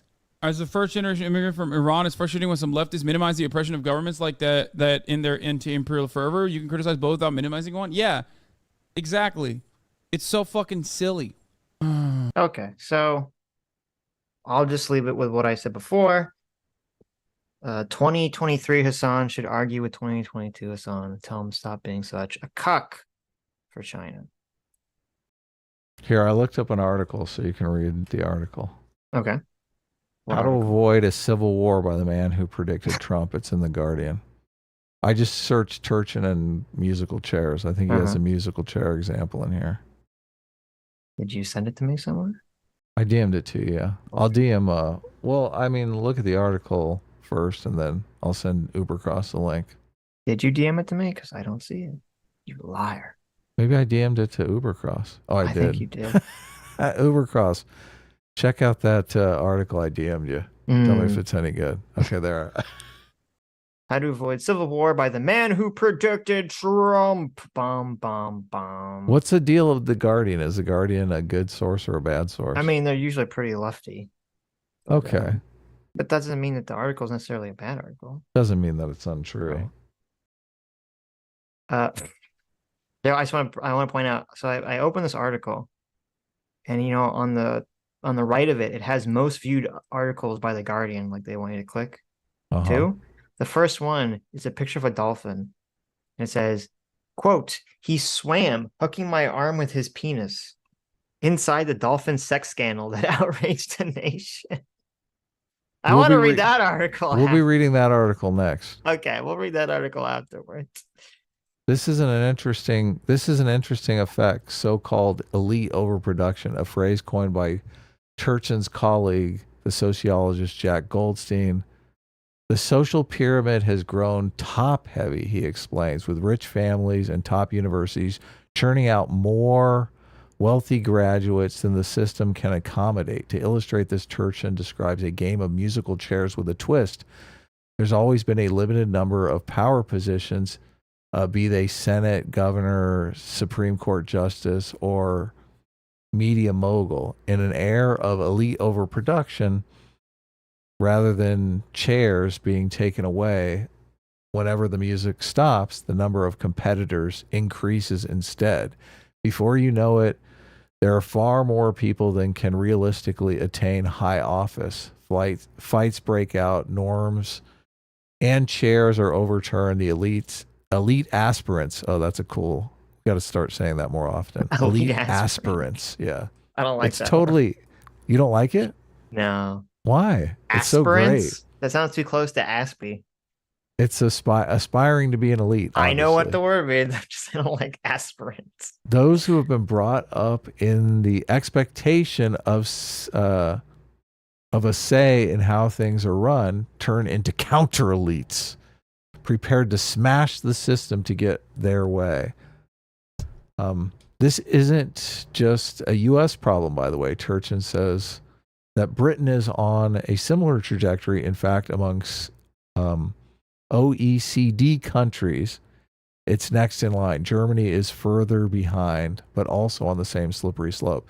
This is what's interesting. So, look, I read this book, and I read Turchin's book, and I read the Generations Theory book, and he says this overproduction of elites has happened multiple times in history, obviously, but most of the time when it happens, like when it happened during the Roaring 20s, and all these fat cats were getting fabulously wealthy, the stock market crash ended up turning a lot of the elites into poor people. Which, you know, sometimes this overproduction of elite problem can be solved in a number of different ways in society, but you got to get the number of elites down. Sometimes it's a French Revolution where the guillotines come out and they get the number of elites down that way. Sometimes it's a stock market crash and they get the number of elites down by them literally losing all of their money. But I don't know how we're going to get the elites down in this situation. It seems like we're going more the college administrator route, right? I mean, that's what we've been going now. Like now, I think. I mean, hopefully, I think the ideal thing would be to basically people get tired of all this middle management nonsense. People get tired of all the DEI nonsense, which things are going in that direction. I don't know if they'll continue, but if they do continue in that trend, I think people will just stop hiring these people, and these people will be working at McDonald's, and it will be like that's how you got to do it. You just got to kick all these, let these people kind of lose all their jobs so that no one wants to take these useless degrees that are just a waste of time and money. Look, if somebody grew up in Beverly Hills and all of a sudden they're working at McDonald's, they're going to want to smash the system. Yeah, right. But there's no alternative. Look, is Vosh? Didn't Vosh grow up in Beverly Hills? Right. Listen, that's what they'll do. Is he an elite aspirant? I mean, yes, they'll be calling all these horrible streamers, and they'll try to get the kids to start a revolution. So do you now dislike the term elite aspirant now that you know that Vosh is one of them? I still don't like the way that term sounds. It's an ugly sounding word. I want to commend you though. Your reading was very good. Look, you I'm did trying good. Here. It's very. No, you did good. I'm being sincere. Okay. Well, if you want to look at more of this article, that's the problem. It's like I run into trouble remembering all the stuff, so I should just turn to an article. Right. We can just read it out as it is, and then we can evaluate it. You can evaluate the actual argument instead of Adam's interpretation. No, of the I argument. agree with this position or this argument. I think that is happening, and I do think that definitely can lead to social instability, and is probably part of what's going on right now. Well, he does lay out that there's this, like, societies get to the point where I can hear new ideas, Adam, and agree with them. No, you stopped yourself. It was great. You stopped yourself long enough to make me think, well, shit, I should just look up the article. Well, no, I thought you were making a different argument. I thought you were going to make an argument about how, and maybe this is what happens. Like, you could say this happens with the Roaring Twenties and stuff, is that society does very well. Like, society goes through like a prosperous period. That prosperous period creates a bunch of elites and a bunch of chairs for those elites. But then for whatever reason, the economy declines or something declines where that number of seats gets shrunk. And so then all of a sudden those elites are kind of like standing there holding the bag. And then those people start the revolution. No, I don't. Look, and this would be an interesting way to solve the problem. I don't think he's saying that the number of positions expands or is scalable with society. Right. It's odd because it is to an extent. Well, the House of Representatives was literally supposed to be scalable. I think we're supposed to have something like 4,000 senators or 4,000. Yeah, they stopped that because it was getting ridiculous. What's wrong with having 4,000 Congress people? How are you supposed to vote or get anything done if there's 4,000 representatives? The same way you vote as if there's 400. No, that's stupid. No, I completely disagree with you. It should be it was good for them to put a cap on the number. It would just get preposterous. I mean, I completely disagree, but okay, why? And also this overproduction of elites thing.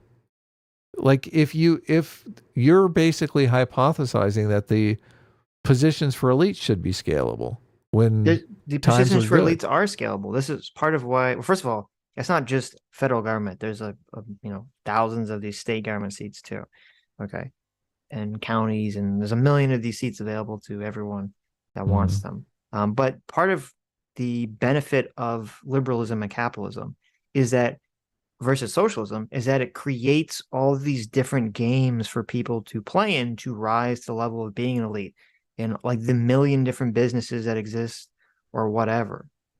Or if you want to start a YouTube channel and try to play that elite game, there's a million different ways in our liberal society to try to rise to the level of being some kind of elite status.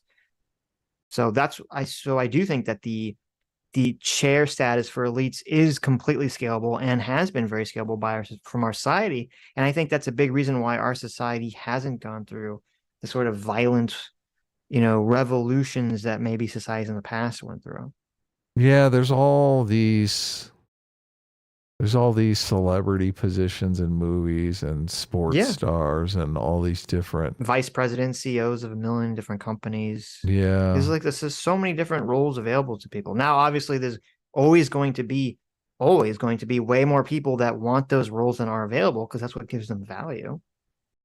But I'm just saying, compared to like the olden days, right, where your options were either to be born noble or to maybe, rise up in the church or something. Right. So, but I think the overall point's correct. Anyway, do you want to read more of the article or no? I want to read more of this other article. Okay, what is it? I'll send Mr. Ubercross the link. Okay. When someone mentions the year 1990, Adam, you might think of the last days of Margaret Thatcher, the Satanic Verses, or poll tax recession, and the IRA. Or I you think might of dolphins. Or you might just think of a man in the northeast of England getting arrested for masturbating a dolphin. Oh, I was right. You were right. The man in question was animal rights campaigner Alan Cooper. One of the witnesses to the alleged incident was the owner of the Flamingo Land Dolphinarium, Peter Bloom. The site was the North Sea. The whole intriguing story has now been turned into a podcast series by journalist Becky Milligan, who it turns out actually swam with the very same wild bottlenose dolphin named Freddie back in 1990. Oh my God. I was a student at City University of London doing audio. Milligan tells me over Zoom, we were meant to do our first documentary, and there was a story about people with very serious mental health problems being cured by swimming with wild dolphins. Wow, I remember this was like a trend for a while. Not in California. Not in California or Florida, as you might assume, but in Amble, a small fishing port 15 miles north of someplace I don't know how to pronounce. So I got on the train with my tape recorder all the way up to Amble, she says. She met Gordon, a friendly lifeboat mechanic who boated her out to sea with one of her friends. They absolutely covered me in talcum powder and put me in a huge dry suit, which blew up. I was literally like a big balloon that had... Why did they blow up? That had given me lead to stop me from flying off. Blah, blah, blah. She just keeps talking. I want to get to the part where the guy masturbates the dolphin. I don't care about you swimming with a dolphin, journalist. Okay, that's not the interesting part of the story. He masturbated and the dolphin masturbated with him, or? I don't know. That's what I'm trying to find out. Freddie the dolphin was totally wild. There was no exaggeration to say that his arrival in the Amble temporarily transformed the town. Suddenly, alongside out-of-work miners and struggling fishermen, the harbor was swam with women in bikinis, new age hippies with dolphin tattoos, and crystals and Southerners who couldn't understand anybody's accent. And at one point, a man in a caftan sitting on the harbor was playing a didgeridoo for hours. There you go. Perhaps the person who swam most regularly with Freddie was Cooper, a Manchester-born animal rights campaigner. Cooper, who had become a vegan in 1982, was a committed member of the Northern Animal Liberation League. It's never good when your organization has the word liberation in it. That's always a bad sign. Why? Liberation's good, right? Yeah, sure. There's some things you don't want to be liberated from, okay? Like animal-human sex. Seemed to have a special bond with the bottlenose dolphin. The two would spend hours together in the water. When on dry land, Cooper devoted a lot of his energy to protesting over dolphinariums, likening the shows put on place to such as Flamingo Land to a slave trade. He also apparently tried to convert the unemployed Amble miners to veganism and enlist their support in the animal rights movement with little success. I wonder why. The podcast Hooked on Freddie revolves around one particular incident during which a boatload of people watched Cooper swimming with Freddie in the harbor and reported an incident to the police. Cooper's legal team would later complain in court that Bloom encouraged him to make this complaint. Cooper describes the event on his website as such, quote, Freddie was his usual self. Sometimes... Yeah. Okay. Sometimes what? It's not good when you say Freddie was his usual self, and this is his usual self. This is a quote, by the way, from Cooper. Freddie was his usual self, sometimes hooking me with his penis to the leg or arm. It was all perfectly normal to me, at least. I don't listen. I don't know. I don't swim with dolphins. I've never hung out with dolphins. Is it normal dolphin behavior for a dolphin to hook its penis onto you? Is that a normal thing? Yeah. Is I that guess the so. usual dolphin behavior? I mean, when people are trained dolphins at SeaWorld, was it like, oh yeah, it's totally normal for a dolphin to like, it's like a tail. They just hook their penis onto you so they can hold on. Is that normal? Sometimes the dolphin gets a little horny and wants a treat. Yeah, okay. He says it was all perfectly normal to me, at least. It was only later when I was provided with a police statement that I realized otherwise. Really? You didn't think that? Okay, that's strange to me. You didn't. I mean, if I was swimming with a dolphin and it hooked its penis on me, I'd be a little worried. I'd be a little nervous. Bloom, the expert, had been speaking to people on the boat. Part of Bloom's police statement read, "You won't get near. He is wanking off the dolphin." There's a moment in the podcast where you can hear Cooper recount how the police officers who later interviewed him couldn't keep a straight face when repeating the accusations that he'd been, quote, wanking off a dolphin. Shocking. Did Milligan worry what listeners would make of it all? Quote, "You have to use a bit of the language of the day," she argues. "Those words are in the court cases. We're not being salacious." Perhaps inevitably the story got picked up by the Sun, and suddenly rumors of a northern cetacean fancier spread across the country in an orgy of tabloid attention. There you go. It was a titillating story of alleged perversion at a time of economic depression and political uncertainty. For Cooper, however, despite the fact that he was eventually found not guilty, well, there you go, the effect was hideous. As Milligan puts it, quote, "His whole raison d'etre is helping people and looking after animals. He's from an area that's too up, too down. He left school at 16. There weren't many opportunities, but Allen had a reputation in the Northern animal rights movement, and to be accused of that was the most damaging thing. It was difficult to express what that did to him, to be accused of abusing the very thing you're trying to protect." I mean, it sounded like the animal was abusing him, not the other way around. So, Yeah, he sounds like the victim in this yes. whole ordeal. I mean, he sounded like he didn't really mind, so I don't know if he's a victim. When it comes to undermining someone's reputation, accusing them of having an indecent or sinister fetish, particularly involving an animal, is just about the most textbook move there is. Just ask Catherine the Great. As a listener, it's hard not to wonder about the motivation behind Bloom's alleged involvement and his boatmate's accusation. I mean, it doesn't even sound, it sounds like they just saw the dolphin doing what it was doing, and a normal person would see that and say, why is he not trying to stop that? He must be wanking off this dolphin.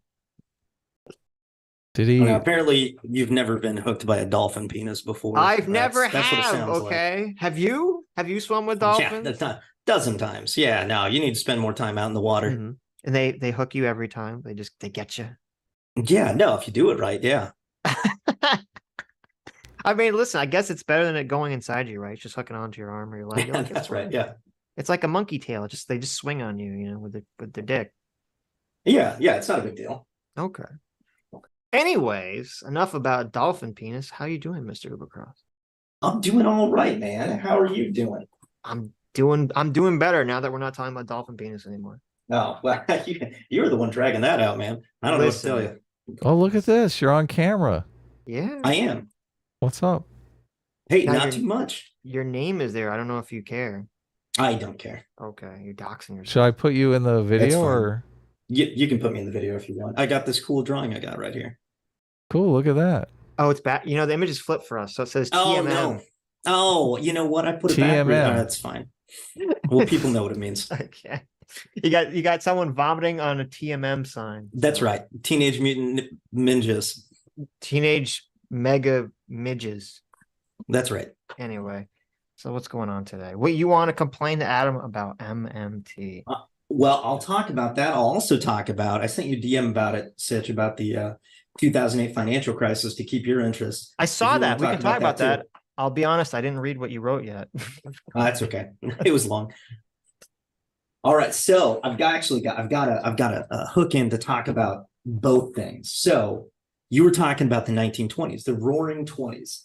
So what preceded the Roaring 20s was actually a hidden depression that took place in 1921. And this is great because we're talking about MMT, we're talking about a financial crisis, and this actually reflects on both. The 1920s, what the government did to try and fix the recession before it happened was they increased interest rates, which is something that has consistently happened that MMT would say is a mistake, that by increasing interest rates, you're actually worsening inflation, which is the main problem that we want to fix. So I thought that. So what, you're agreeing with that? No, I'm disagreeing with that. Oh, I thought you said that inflation increase is what caused the Great Depression. Inflation increase is part of what caused the Great Depression. So for those in the audience who don't know, I'm going to give a quick rundown of what MMT essentially is. And Adam, correct me if I'm mistaken about this. I'm not trying to straw man you on this. Yeah, no, that's the thing that I really want to do is kind of like what people are thinking of MMT seems to be a giant straw man. So I just want to like, and a bunch of people are constantly, we're talking about MMT on the show and people are saying, look, I don't understand what you're talking about. You got to explain it to me. So this will be good. Yeah. So MMT is basically, there's kind of two parts to MMT. The first part is it stands for modern monetary theory, by the way. Yeah. Right. Yeah. Modern monetary theory. And so there's kind of two aspects to MMT. The first aspect of MMT is thinking about how the government spends versus how it takes in, versus how it gets money into the system. According to the traditional thinking of how government money is spent, is that we tax money into our coffers, and then we spend that money that we've taxed away. Or if we don't have enough, we have to take out loans, or we have to issue more money to pay for things. Those are the only ways you do it, but you tax before you spend the money. So that's kind of the first thinking. That the government, and you're thinking of the you're thinking of the government like a business or a household where you got to bring in revenue and then you spend that revenue for goods and services. That's the common thinking, but that's incorrect. That would be, well, it's incorrect according to MMT. So MMT would say that what happens is that the government spends money into existence, that before you can spend money, you have to actually create it, because I don't have a dollar to spend until the government has created that dollar. And so the government creates the dollar, I get the dollar, I spend the dollar. So the government essentially is like, you can think of the money supply as like a bathtub. And the government's turning money on as it pours into the bathtub, and then it taxes money out, and that drains it out of the bathtub. And and the more that it spends, the higher the level of money goes. And if it goes too high, then the bathtub overflows, and that's inflation. So government spending is just the way the government gets money into the economy, and that money is the money that we pay for things. It revolves around the economy. You know, I spend it, you spend it, you give it to one guy, he gives it to the next guy. It just bounces around the economy until the government taxes, and then taxing is how they take the money out of the economy. So that's how you shrink and grow the money supply. That's the way that MMT contemplates it. So that's the first part of MMT. The second part of MMT is kind of a policy or economic prescriptions, which have to do with, if that is the case, if the government can kind of turn the spigot on and pull the drain so that money comes out of it, they control that flow, that we can keep the water level higher than we think that we can, and we can spend more than people would think that we can. And we can't necessarily do it too much, because you can still fill it faster than it drains out. You can still get inflation. You can still, the tub can still overflow, but we can fill it higher than people think that we can. And that we should do that through government action, that we should do it through government job guarantees, that we should do it through government projects, that we should do it through government programs. So those are, in my opinion, the two ways that MMT is kind of thought of. Those are the two aspects to it. Look, I think I said this on Twitter. I can't remember if you responded or not, but there's this thing called the NIRU, the non-accelerating rate of unemployment, where they have a certain number of unemployed people that they want to keep in order to keep inflation down. So it's about 5%. Like, it's literally millions of people who collect unemployment checks rather than working. Like, if you are fighting inflation by keeping people unemployed, I think the MMT people would say, that's like a free lunch uneaten. Those whatever number it is, I don't know the exact number, but the 5% unemployment, let's say it's 1 million people. Those million people could produce a lot of product. Like the price of housing is high. If we put those million people to work building houses, it's easy to think that would bring down the cost of housing. So I mean, if you're putting them to productive work, and I understand a lot of people would say, well, the government can't put them to productive work. The government's going to hire them to dig ditches and fill the ditches back in. Well, if they do that, then obviously, yes, that's going to cause inflation, because you're going to be paying them, adding money to the economy, growing the money supply, and they're not actually going to be producing anything that would lower inflation. So there's two sides of this equation that I don't think a lot of people, like on the monetary side, take into consideration. They don't say, look, there's a production side of the equation that you need to take into consideration. So, and the example that you gave really didn't give any of the production side of the equation. Yeah, I guess I would agree with that. So the first thing I'd like to say is I'm going to address that in a second, but part of my issue with modern monetary theory is that so that first part that I described is the way the government spends money and that it releases money from the system. It's not new to modern monetary theory. I think that actually was addressed to a certain degree by Mises, like back in the 1912, though at the time we were on the gold standard, so it didn't necessarily fully apply. But back in the 1960s, Milton Friedman, who's, he's a Nobel Prize winning economist, he was a monetarist. He came up with a monetary theory. So I think I've super chatted before, and I've questioned about, like, what can you tell me is the difference in the thinking between the monetarists, like Milton Friedman, the Chicago School of Economics, it's a little bit Austrian based, but not quite, versus kind of modern monetary theory. Milton Friedman described this monetary system the similar way that Randall Wray or that Warren Mosler does, in that the government is the only one that creates money that goes into the system, and it's the only one that can remove money from the system. It's the only one that can do this, whether it's in whatever fashion that it does it. And so that's one of my issues with MMT, is that it treats this concept of monetarism as though it's a brand new kind of a theory. In terms of the productivity, yeah, I think that you could, I guess, theoretically have people, that this unemployed group of people that are being, they could be productive, maybe. But then there's also this idea. So MMT kind of struggles with this idea of like idleness. And I think that's what they call it, like idle resource theory. The problem with the idle resource theory is that we're assuming that all resources that are idle without purpose. And I would disagree with that there can be purpose to being idle or to being unemployed. Someone could choose to be unemployed so they can write a book. Someone could choose to be unemployed. Look, the definition of unemployment that the government uses is looking for a job but not finding one. You're literally on unemployment. So a lot of people make this argument, and it's irrelevant, because it's not irrelevant people, because that's not the 5% that you're talking about, because not 5% of people, the NAIRU is not that same 5%. Those are different metrics. Well, it literally is. The unemployment rate is people seeking jobs that cannot find them. That's what the unemployment rate that the Fed follows is.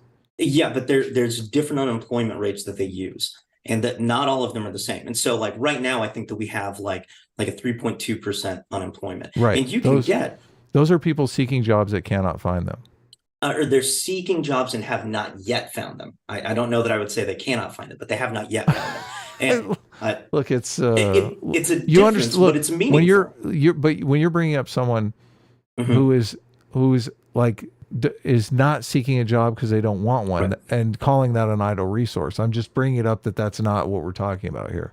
But that is largely what MMT is talking about, though. It's talking about idle resources and how to be productive with them. So there's two. I think there's two things that I would say to that. The first one would be that just because someone is looking for a job this month and they don't have a job this month does not mean that they won't have a job next month. And so there's some percentage of people, and it doesn't seem crazy that 2, 3, 4, maybe even 5% of people are not going to take the first job that they find. And they may not want to go out and build a bridge when their job is to be a designer. And so why would I go and build a bridge when instead I could take that time taking meetings, I can talk with people, I can make phone calls, I can get a cup of coffee with somebody. It's not truly an idle resource, though they are receiving an unemployment check. They're not truly an idle resource. So that'd be the first part of it. The second part is that. But how much of the 5% unemployment do you think that is, though? I have no idea, and I don't know that you know either. I don't know that any of us know. Well, yeah, and, but and I would drifts around. Look, I would assume that it's a very small piece, but how small? Well, I mean, of the 5%, do you think it's a fifth of that? Do you think it's 2/5 of it? Well, look, I just don't think you can say that the unemployment rate. It seems Pollyanna just to say that the entire unemployment rate is just people who are between jobs. Well, I wouldn't say that it's entirely people that are between jobs. I think there are genuinely people, especially when unemployment rates rise, which I expect that given our government's attempted use at MMT over the last few years and increasing the monetary supply by huge amounts, that we're going to have probably in the next couple of years, we're probably going to have wild unemployment. Let's go back to describing MMT. I think we kind of drifted off into debating idle resources. So yeah, that's fine. So I think that largely, I think I pretty well defined it. I think the MMT comes in two parts. One is its descriptive theory of money, and the second part is its proscriptive use of what it believes the government should use the resources for. Well, look, I wouldn't call that part of MMT. A lot of the MMT people advocate for a jobs program. They say the same thing that I said. They said, look, if you got 1 million people that are sitting around cashing unemployment checks and you're growing the money supply because you're paying them to do nothing, you might as well have those people build houses and bring down the cost of housing so housing is more affordable for people. Which, that seems like a good idea to me. Yeah, which is fair, but then you'd have to take into consideration the cost of putting those people to work. That if we're talking about people that, let's imagine, and I don't know if this is true, and I don't know if you necessarily know if it's true, but let's say that somebody's going to be unemployed for 3 months. Let's imagine that that's the average. It takes 3 months for someone to find a job.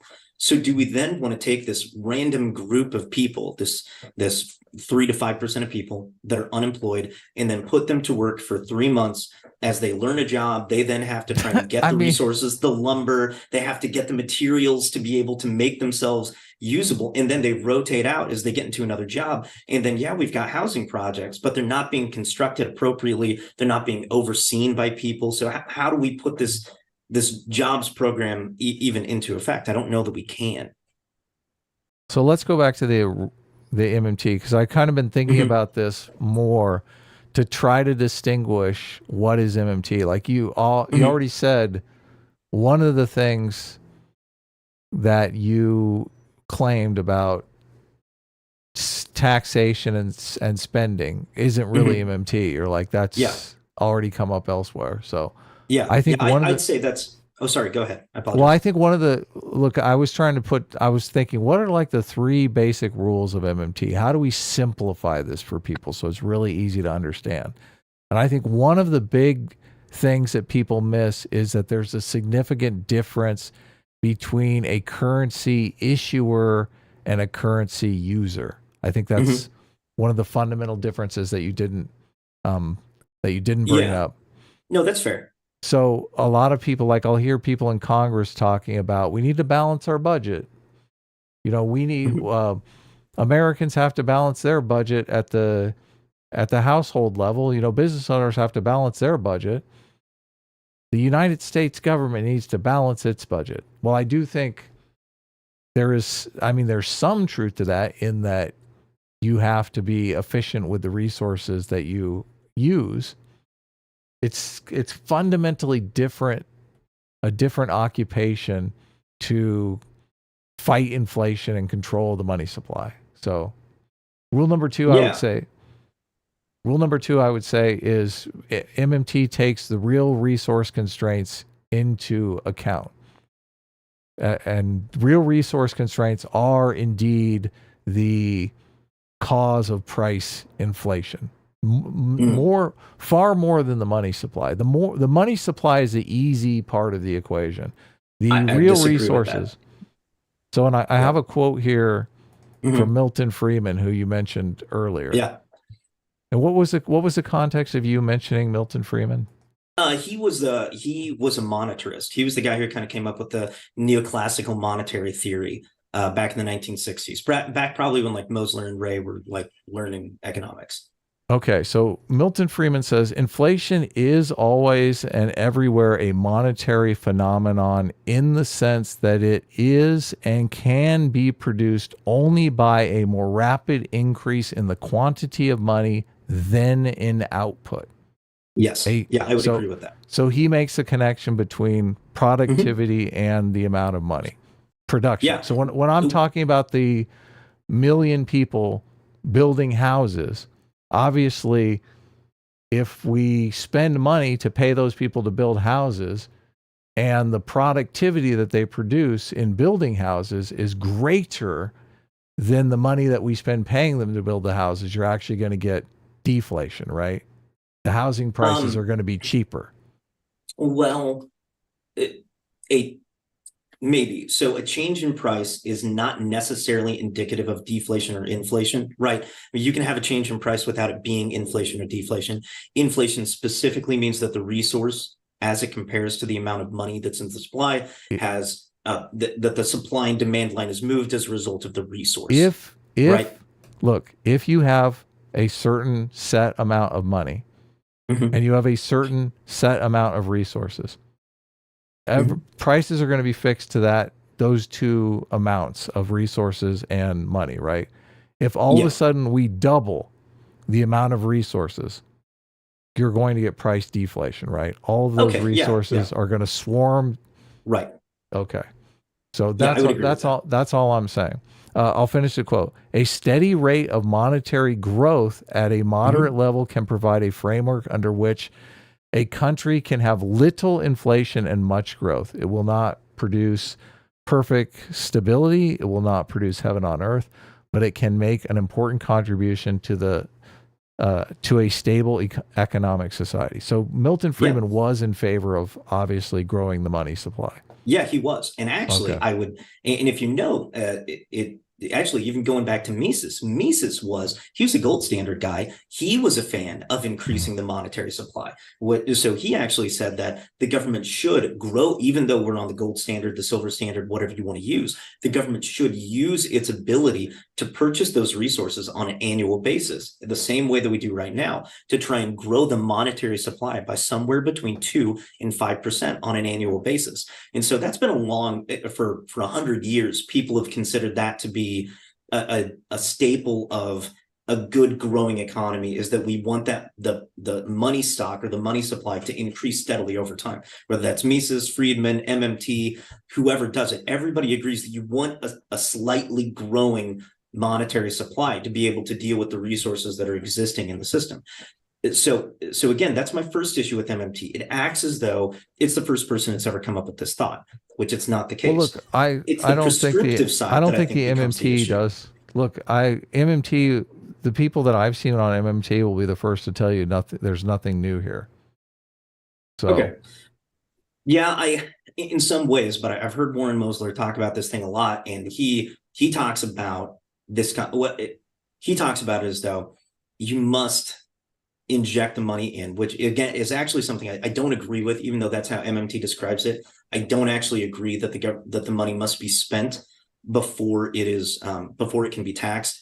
And I think actually so this is one of my major issues with MMT, is that I believe it inaccurately describes the way the government actually does the work that it does. Because based off of the law right now, you cannot spend money that you don't have in the government.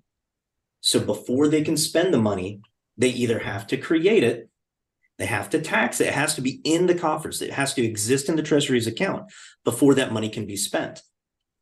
And the way that they talk about it is that you then spend the money into existence, but you don't do that. It has to be in the account before you can write the check. The government cannot write a check that it does not have a balance to cover. So the money must exist first, either through borrowing, taxing, or printing money. So I would say that MMT is inaccurate in the way that it describes the way that money comes into existence. Because it describes printing, it's coming in through spending. Look, if it can have the money through printing, your third option, Mhm. then that's MMT right there. Well, how is that different than the gold theory, than the gold standard? Because you could print more money and say that it's backed by gold. So Well, what's the difference between? not if you don't have the gold though. Yeah, you can. So back in 1920, we had about $1.1 billion of a gold supply, and the government printed off about $21.6 billion. They printed off money they didn't have a gold supply to back. So just because there's a constraint on the resource doesn't mean the government could choose to print that resource off. So I would disagree with the way that MMT conceptualizes it. They describe a system that does not actually exist. There have been times the government could overdraft their account, but that's not been the case for about the last 70 years or so. The government cannot spend money that it does not have. It must have the money, whether it prints it, borrows it, or it taxes it. The money must come into the account. Look. Okay. I feel like we're quibbling over terms here. Well, we are, but that's what MMT is. Look, if the government, I'm the government. I want to spend $10 billion on an aircraft carrier. Okay. Mm-hmm. If I can just print the money, how is that any different than just spending it into existence?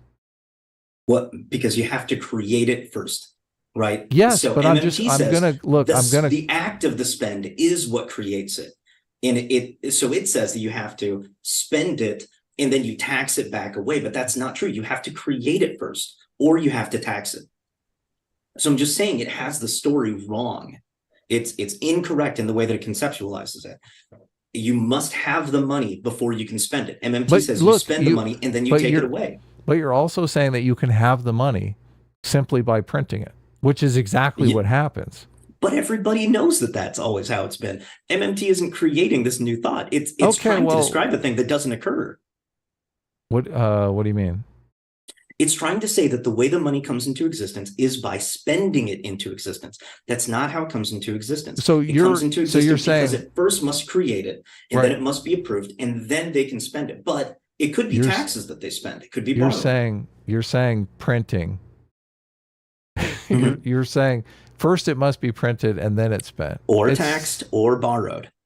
Right, but if look, the entire military budget is just created and given to different military contractors, different soldiers, whatever, right? Mm-hmm. All that money is just created and then spent into, well, I don't want to say spent into existence because you object to that, but I do object to that because that's not what happens.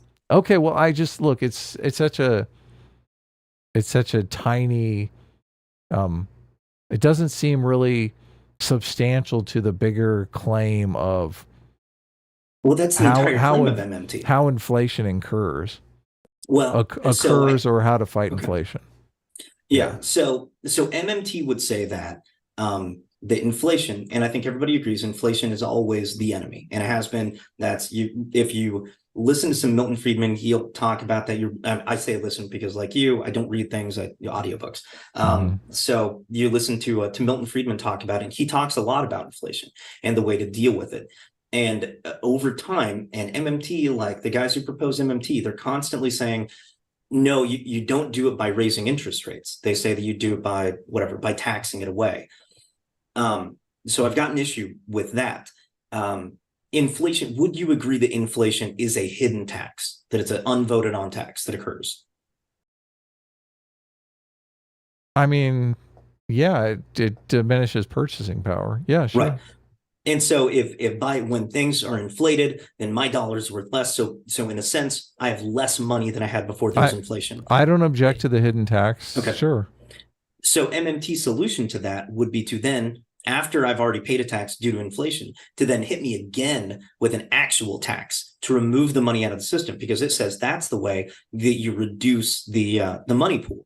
That's how you reduce the money supply so that inflation gets under control. So I pay a tax because now my money buys less, and then I pay a tax because my increased income gets taken by the government. Look, here we're drifting into an argument about, like, is it fair for the government to do anything? When the reason I found MMT interesting was because MMT sort of explained how the economic system worked. It explained how inflation works and how taxes work and how money is created and all that stuff. I mean, I'm looking at that simply in a descriptive manner. I mean, I know this is what a lot of the Mises people will say. Mises people will say, like, this is just a descriptive understanding of the monetary system. So, but when you're drifting into the prescriptive realm about like taxation, like you look, if you are in a situation where, let's say all of a sudden they do build those houses and the housing market starts plummeting and everyone starts freaking out, you're going to want to cut taxes like immediately to start getting as much money into the economy as possible to stabilize prices. So MMT doesn't say just carte blanche, you need to tax people. Like, it depends upon the situation. That's what it says that you control. If inflation gets out of control, that's what it says to do. It says that you need to raise taxes to fight inflation. If deflation gets out of control. If deflation, deflation, then you don't want to tax people because you want to keep more money in the system, right? That's what I said. Tax cut. I said cut taxes. Yeah. Okay. Yeah. So I was thinking that we were still talking inflation, so that's where my mind was at. No, but look, if we're trying to fight, because really deflation. The only reason I bring it up is because it seems like you're making the argument here. You're kind of trying to make the argument that MMT is unfair, and I just see it as a way. This is the way the monetary system functions. No, I don't think MMT is unfair. I think it's a bad use of our resources. I think that approaching things from the concept that MMT advocates. Look, some MMT people advocate a jobs program, right? Because they say we have all these unemployed people, and that's like wasting money.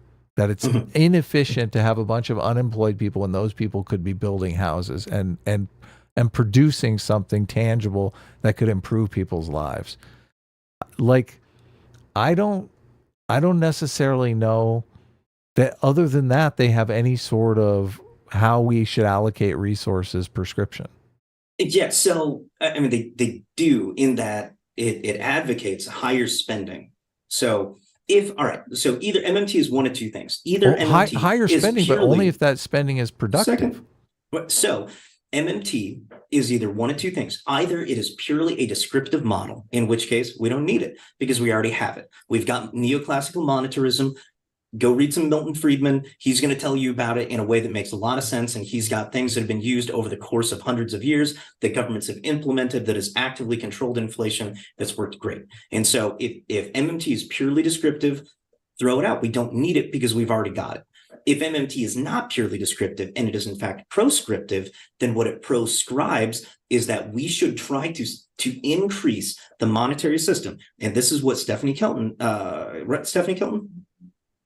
talks about in the deficit myth. She talks about that we need to increase the money supply to be able to keep up with our ability. We want our money supply to reflect what the resource production is that occurs in our system. And so if we're a productive system, then we need to actually throw more cash in. We shouldn't have it at a 3% or a 5% rate. We should put more cash into the system perpetually until we hit that resource rate, which could be 15, could be 20, could be 25%.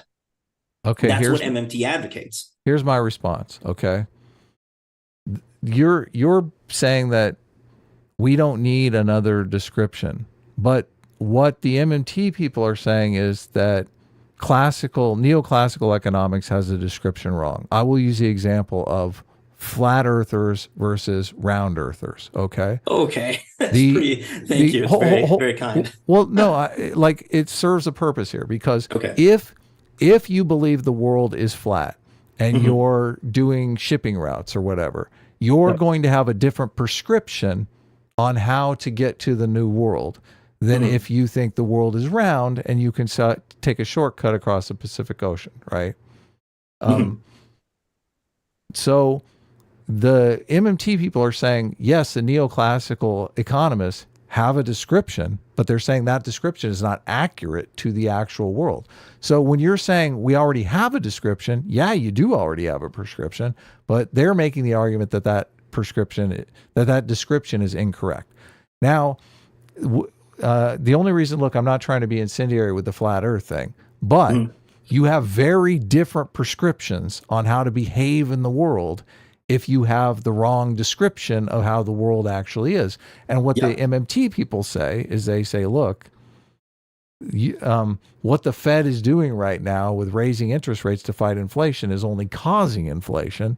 Right. And from my read of the situation, the jury is still out on that. Like, sure, they raised interest rates. Right now we're around 5%.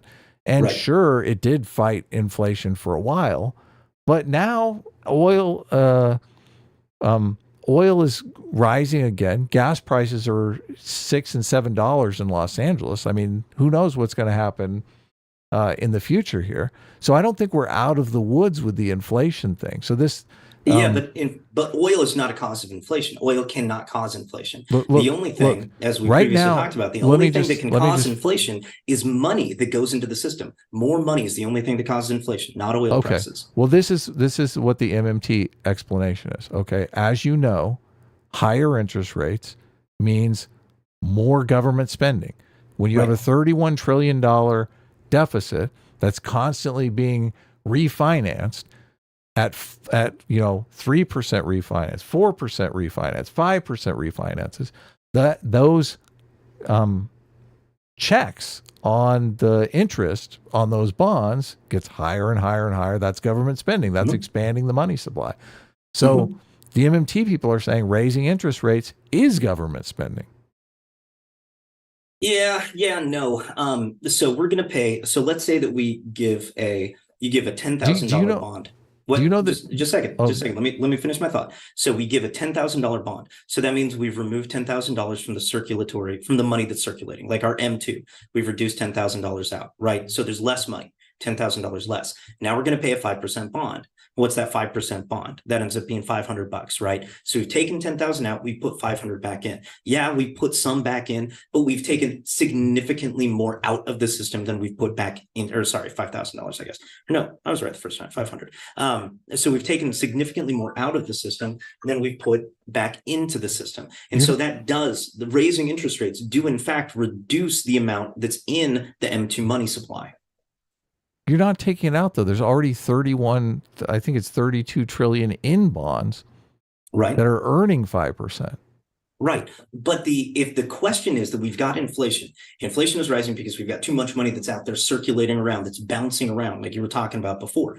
The money goes out there, it bounces around, that's the economy. So we get these government bonds, we raise interest rates, which the government bond is kind of the basis of all interest. That reflects on the housing market, that reflects on overnight paper, that reflects on if you've got if the grocery store that has to buy bananas to sell to everybody, they buy that on credit. So all of that stuff also raises. And so that it results in less money that is out in the system bouncing around. That's how you reduce inflation. Taking money out of the supply. Do you know how raising interest rates are supposed to fight inflation? I think I just described it, but that by increasing interest rates, that what you do is you make it harder for money to circulate out there. That means fewer loans are being made, fewer projects are being started, less stuff is happening. Because less stuff is happening, that means there's less money, that means fewer jobs, that means less people are out there working, unemployment rises, inflation goes down. And we've seen it over and over. We saw it in 1990s in Canada. They raised interest rates, and then that brought down inflation hugely. We saw it in the 1920s. We saw it in the 1940s. We saw it in the 1980s. All of those times. Look, just for the audience. Just for the audience. There's two ways that you can increase the money supply and cause inflation. You can make loans, because bank loans create money, or government spending creates money. Interest on the debt, which they always talk about in Congress all the time. The interest on the debt is going to be the biggest line item of spending this year in our budget. Interest on the debt. We're not going to be able to afford the interest on the debt. The interest on the debt is government spending. It's going to bankrupt us, okay? So when they raise interest rates, that line item in the budget, interest on the debt, interest on the $32 trillion, goes up. It's like 5% on 32, whatever that is. So that's Well, it's billions less and than that, but billions. yeah. You can look it up on the daily Treasury statement Well, on I mean, it's less than that. treasury.gov. Okay. I mean, it's Look, less than that in so regards there's to two interest forces. because we had a So lot there's of 1% two. Look, interest. just let me finish. There's two forces here. There's people not taking out loans, so that's lowering the increase in the money supply, and spending, which is raising the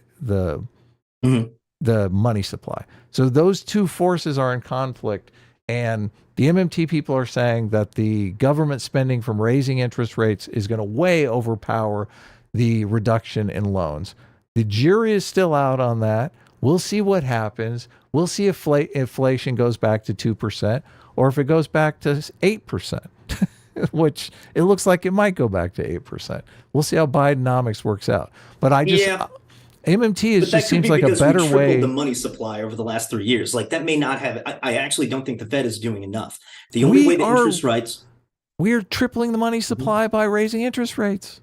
Disagree. So the only way that interest can combat inflation is if interest is higher than the inflation rate.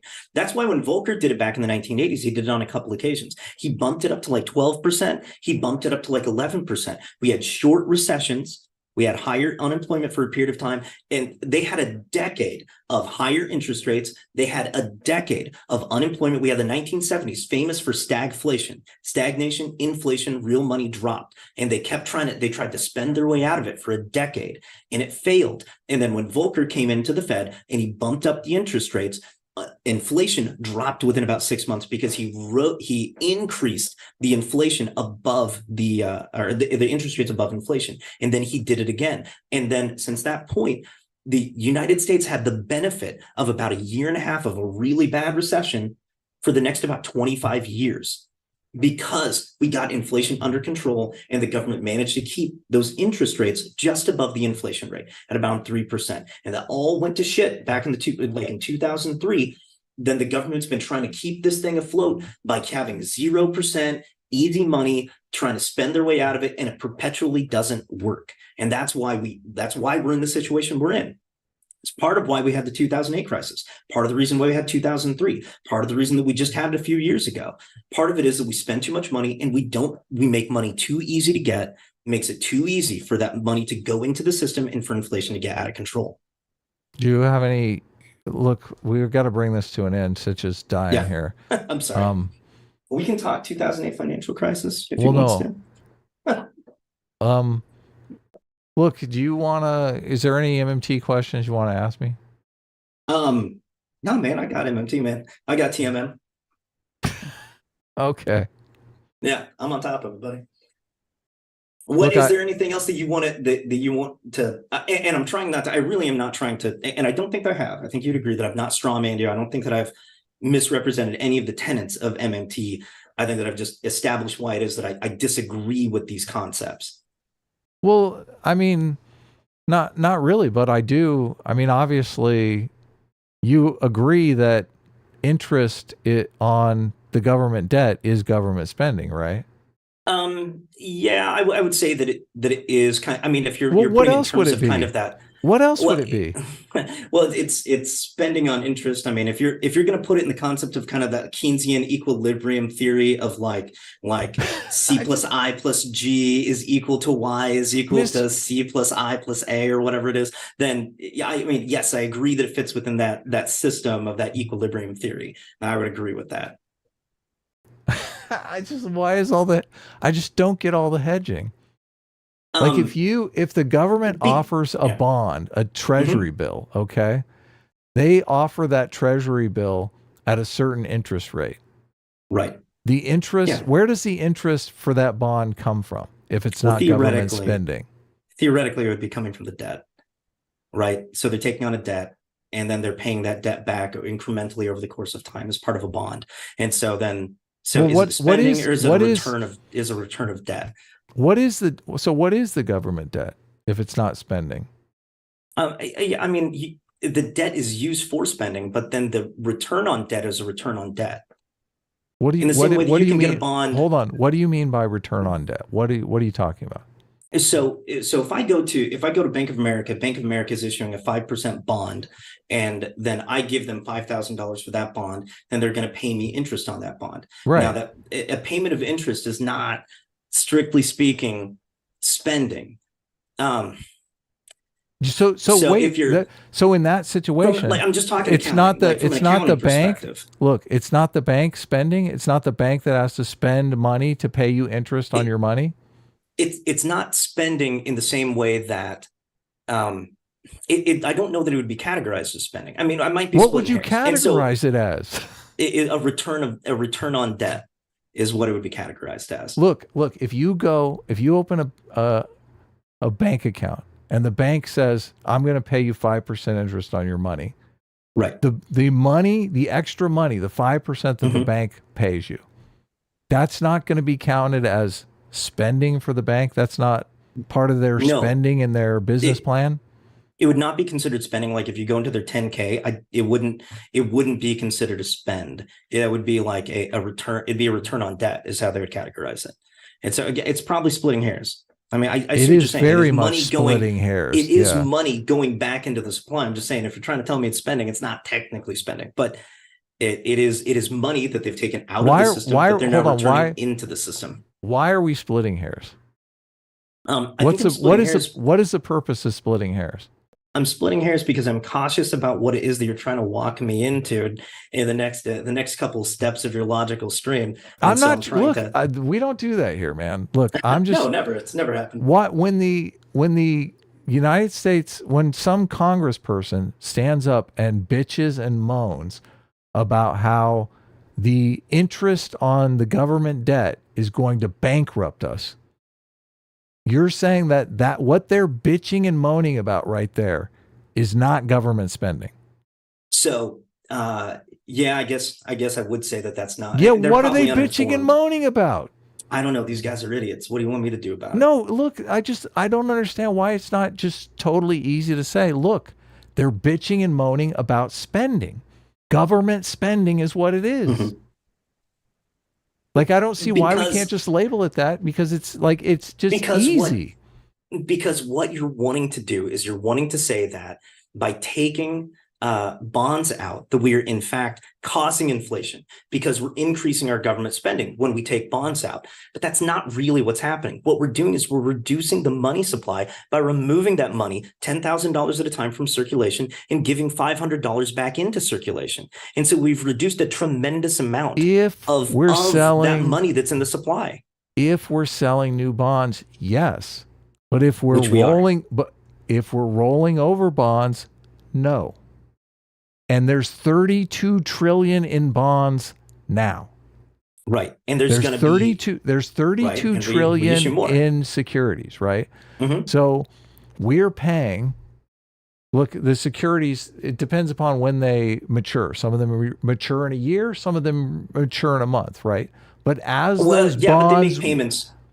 As those bonds roll over time, it's just like refinancing your house. You know, you refinance at one time, you get 5%. You refinance at another time, you get 1%, right? As those bonds mature, they're refinanced at the higher interest rate, the 5% interest rate. And that 5% interest rate is going to be government spending. So I just look, I'm agnostic. Maybe the MMT people are right. Maybe they're wrong. Look, you obviously have a dog in the fight because you want them to be wrong. It's not that I want them to be wrong. It's that I am concerned that if people follow the precepts of MMT, then we're going to end in financial disaster. So it's not that I have a dog in the fight because I want them to be wrong. If they are inaccurate, though, but if it's a more accurate understanding, you are the one that's going to end in a disaster. I don't agree, because by following the precepts that have been established by Mises, by Friedman. Hold on a second. Allow me to answer. I'm trying to answer you. No, let me make one thing clear here. Look, all right. If you have a situation where reality is the Fed thinks they're holding a fire extinguisher, but really they're holding a flamethrower, you're going to have a very different outcome. So you're basically saying, you know, for a fact that this is the the way it is. This is a descriptive understanding of reality. I don't know that that's necessarily true. I would say that over the last 100 years, as has been demonstrated by multiple economies, by multiple sovereign nations, by multiple entities that have had to get inflation under control, and that has happened over and over and over again across the course of history, that increasing interest rates has successfully done that all the time. Why? And So why isn't it working now? Well, how long have we been doing it? Okay, so we haven't been doing it long enough. Let me ask you one more question. No, two things. One, we've not raised the interest rates high enough. And two, we haven't been doing it very long. Okay. I want to ask you one more question and then we'll call it quits. Okay. If the, so you, I mean, it's hard to get you to agree to this, but I think you are agreeing to this, that the interest on the debt is government spending. I mean, for the purpose of argument, yeah, I'll agree. I'll agree with that. So if the debt is $1 trillion and if the debt is $32 trillion, are you going to get a different level of spending? If, what are you meaning? Like if we have, I don't know that necessarily tracks, so I'm not sure. Can ask it a different way. So if you're paying 5% interest on 32 trillion, are you going to be spending more money than if you're paying 5% interest on 1 trillion? If we have taken on more debt, then we are likely spending more money as the result of having taken on that debt. If you spend 5%, if you're spending 5% on 32 trillion and 5% on 1 trillion, which one are you going to be spending more money on? Oh, I see what you're saying. Yeah, you're spending. Yeah, the rebates that you're paying back, the return on debt, is a higher dollar amount as a static figure. Yeah, 32 times, right? Yeah, 32 times the spending is going to be high. 32 times as high. So I do think in a situation where you had lower levels of debt, and the government spending was lower, that the higher interest rates could have had more of an effect because they did stop people from taking out loans, and the government spending wasn't that bad because the debt was lower. You have to do both. Yeah, you have to both reduce government spending and you have to increase the interest rate. You have to do both at the same time. And that has been a successful recipe for fighting inflation for as long as there's been, and I mean, you go back to the Roman Empire when they've had issues with inflation. You can go back to North Carolina when they were issuing tobacco as a currency and they had inflation, reduced spending, increased interest rates. Those things always fix inflation on a consistent basis. Okay. All right. We'll leave it there. Thanks for coming on, Mr. Ubercros. Yep. Thank you very much. Have a good night, man. Whoa. Oh, no. Wait, what? Wow. What's happening? I don't know. I was about to go. Oh, my God. I thought we were going to argue about housing crash. Oh, I'm ready. I thought Adam was trying to get rid of me. He was making his elephant trample. Jeez. Didn't know. I just thought, look, you disappeared, Sitch. I didn't know if you. Because you guys were talking about something I didn't care about. Okay. Sitch, you don't care about the government debt? No. Let me read some super chats related to this. What you guys are talking about. J-Mac, our surrogate father for $20. Thank you. Says Ubercros and Adam talking MMT has Sitch sitting there like Adam was when Sitch and I were talking. Wow. True. Super true. That's very true. Yes. PC for $20 says if $100 goes to unemployment, it would cost greater than $100 to build a house since it only covers labor, not materials. Those dollars would compete with the market buying materials, raising price. This ignores local laws stopping new houses. I don't know who that was addressed to or what that had to do with it. No, that's accurate. I mean, the theory of MMT would be that it's not going to compete. It's actually going to raise the competitive prices in the market, and that if those people are going to actually be working in the market, then the market would pull them away from the government, so the government wouldn't be able to use them for that. I mean, that's what MMT would argue. But I agree that that's not, I think, practically what would happen. Yes. No, obviously it would compete against private industry. Sure. Yeah. But I don't know if it would cause inflation. You'd have to look at how many resources there my are. light just blinked on and off, so if I get disconnected from the call, you'll know why. Just letting you guys Yes, know. everything seemed correct in that super chat, but except for the part about inflation. You don't know if it would cause inflation because you don't know what the resources are. Obviously, this is what MMT says. You got to look at the real resources. Right. Mark Twain's Revenge for $50. Thanks so much. Says, I'm super confused, okay? If I use a HUD 221 D4 loan to build a new 200-unit housing project, I'm borrowing $40 million from the government, but that loan then gets packaged with other HUD loans by Ginnie Mae as a security and sold. What has occurred? I think that's talking about that at all? No, we're not. That kind of drifts into the 2008 financial crisis. Yeah, I don't know what that had to do with the MMT conversation. Yeah, I mean, that's true. That is what happens. I mean, that's a big problem. Yeah. Okay, let's talk about the housing crash. Oh my God, everyone's gonna be so excited. We've gone from MMT to housing crash. Well, we've got them now that we've got them all warmed up on MMT. Yes. Now they're ready to sit back on a dessert of 2008. So before you give your argument, let me just explain to people the baseline here, and you can chime in if you want to re-characterize or I'm describing something poorly. Okay. So essentially, there are these things called mortgage-backed securities, which were basically when you would get a loan or a mortgage from a bank to purchase a house, they would take your mortgage and they would bundle it in this thing, and they'd end up selling it off to various places. And those various places would basically use these bundles of mortgages to trade and make shit tons of money doing this. And there was a time period where everyone thought house prices will just keep going up and up and up. And so the bank, and I'm assuming you're going to argue with the government, got very lax with essentially just handing out a lot of mortgages like candy, which inflated the market.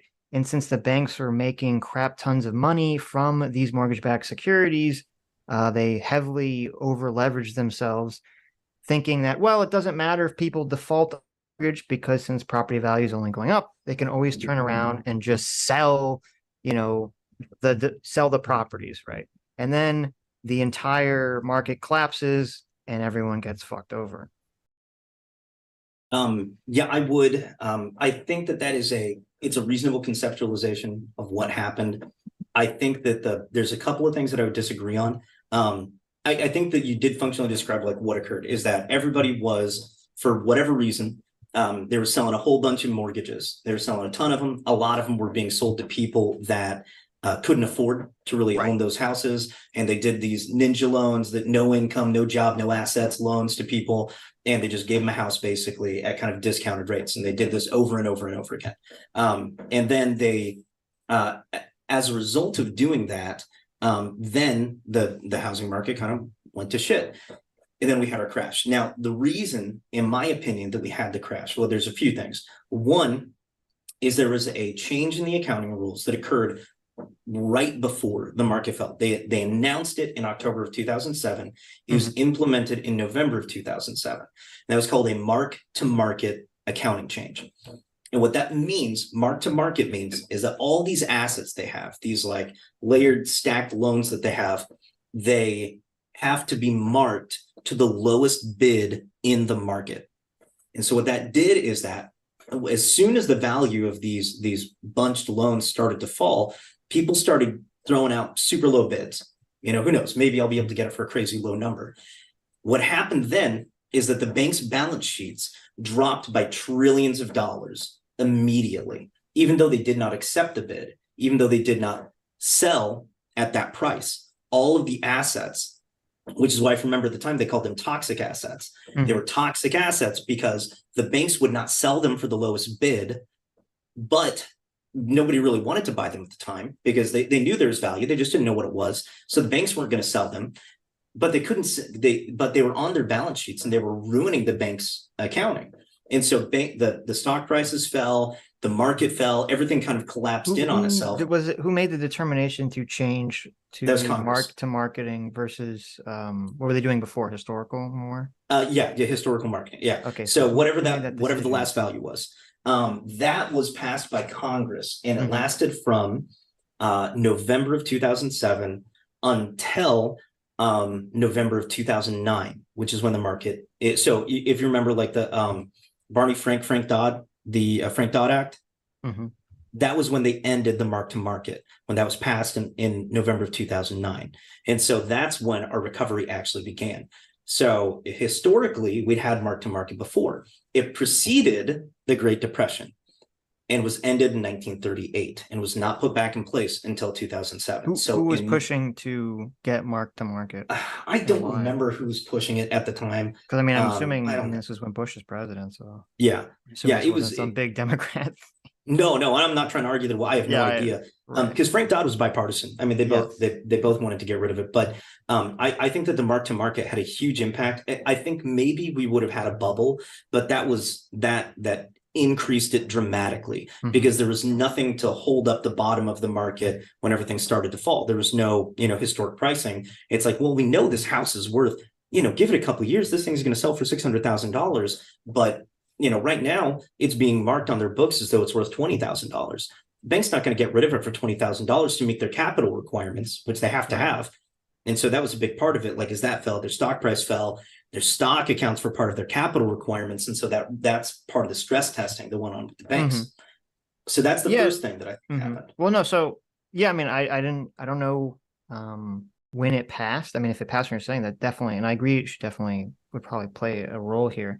I just bring it up in terms of the concept of, like, when people talk about, like, who to blame, the government or private business, is that if it's private business that wants this, that's pushing for this, even though the government essentially passes it, I would say, well, okay, I mean, that's what private business wants to do. If there are no regulations, that's what they would do anyway. Right.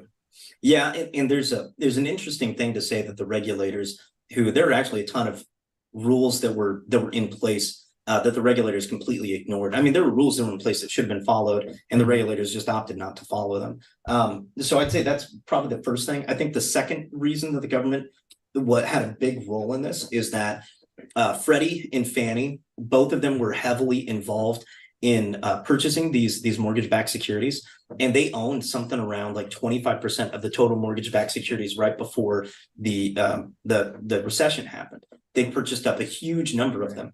Partly Let me interrupt you for one second. So just explain everyone what Fannie and Freddie is. So essentially, I believe coming out of the Great Depression, they created the government created a program that would be, it's called a secondary mortgage market, which would essentially be, they wanted more people of middle-class means and lower income means to be able to get mortgages from banks. Banks were hesitant to obviously loan out money to riskier things. So the government created a government agency that said, hey, we want to make it so that everyone can afford a house. So we're going to basically buy loans from private banks, and it's kind of as insurance, essentially, so that more people can buy homes. This basically stays the government. I believe it stayed entirely a government agency until, I don't remember, like the 50s or 60s. I think it turned into quasi-governmental. Yeah. Right. Nixon comes in and they make it kind of tricky dick, ruining another thing, comes in and they take this thing that was once just a government non-for-profit agency. They make it a kind of government. It has like government goals it's trying to reach, but it still becomes a private organization that has a board, and it now has shareholders. And I believe it became publicly traded at some point too. So it actually had to consider, private market value and things of that nature that it had to look out for. And to me, part of the problem with the whole, when people talk about Franny and they kind of finger wag at the government, is my understanding, and this is from, I think, Matt Taibbi talks about this, and what's his name? Michael Lewis talks about this. And I've seen other reports about this, and I mean, it could be all wrong, but my understanding is that essentially what was going on was that Fannie Mae and Freddie Mac were kind of upset because in 2000, when mortgage-backed securities were kind of taken off, the private market, the fully private market, was just rolling in all these mortgage-backed securities, buying them all up, and Fannie Mae and Freddie Mac, or whatever, reverse that, who were now kind of had their own, since they're kind of privately owned now, and they did have to care about market share, they did have stockholders to worry about, were worried that they were losing their mass market share of the market. And so they started complaining to Congress to basically lower the requirements to allow them to kind of engage in some of the riskier subprime mortgages that some of the other banks are doing, which some of the articles, I couldn't find the exact law, were claiming that somewhere in 2004, they did actually, under Bush, did actually lower, allowing them to kind of invest in these shittier investment vehicles. And that's basically what happened, is that in order to maintain their market share for private capital reasons, for their private investors, they started buying up more and more and more of these shitty loans. Right. Yeah. And I think that's effectively it. There was also an element of they had to get underserved population mortgages. So they had a government mandate to have a certain percentage of the mortgages that they backed that were underserved populations, which tended to be like minorities, people in like low income housing areas. And so they kind of had to, because that's where all of those populations were going, to these subprime lenders. And because there's so many more loans that were being initiated, that some of it meant that to be able to hit those percentages, they had to get these subprime loans because of the number, just the sheer mass of loans that were going out. To be able to cover that, they had to get some of these subprime loans to be able to meet their marks. So, So what you're talking about is that, so since this was a quasi-private, quasi-government organization, they basically, the government says you have to meet some criteria of giving out certain number of loans to basically poor people and underserved populations. And the argument kind of stems from, well, okay, so did the housing crash arise because Fannie Mae and Freddie Mac had to meet that goal, that criteria, or did it arise for different reasons? Now, the government claims that, now you can take this with a grain of salt, but the government claims that when they investigated this at the time, and I think a couple of years afterwards, that they came to the conclusion that yes, Fannie Mae and Freddie Mac were heavily involved in a lot of the subprime mortgages. However, they say that it didn't have to do with meeting that the underserved community standards or goals, and they make some mathematical argument, which I'm not smart enough to understand, but how if you actually look through the numbers, that they completely reached that goal without investing in all the garbage, shitty subprime mortgages in the first place. And that's not really what was going on, that they were just trying to basically save their own market share because they're a publicly traded company and they need to do right by their stockholders. So that's their argument. I think you're muted, Mr. Ubercross.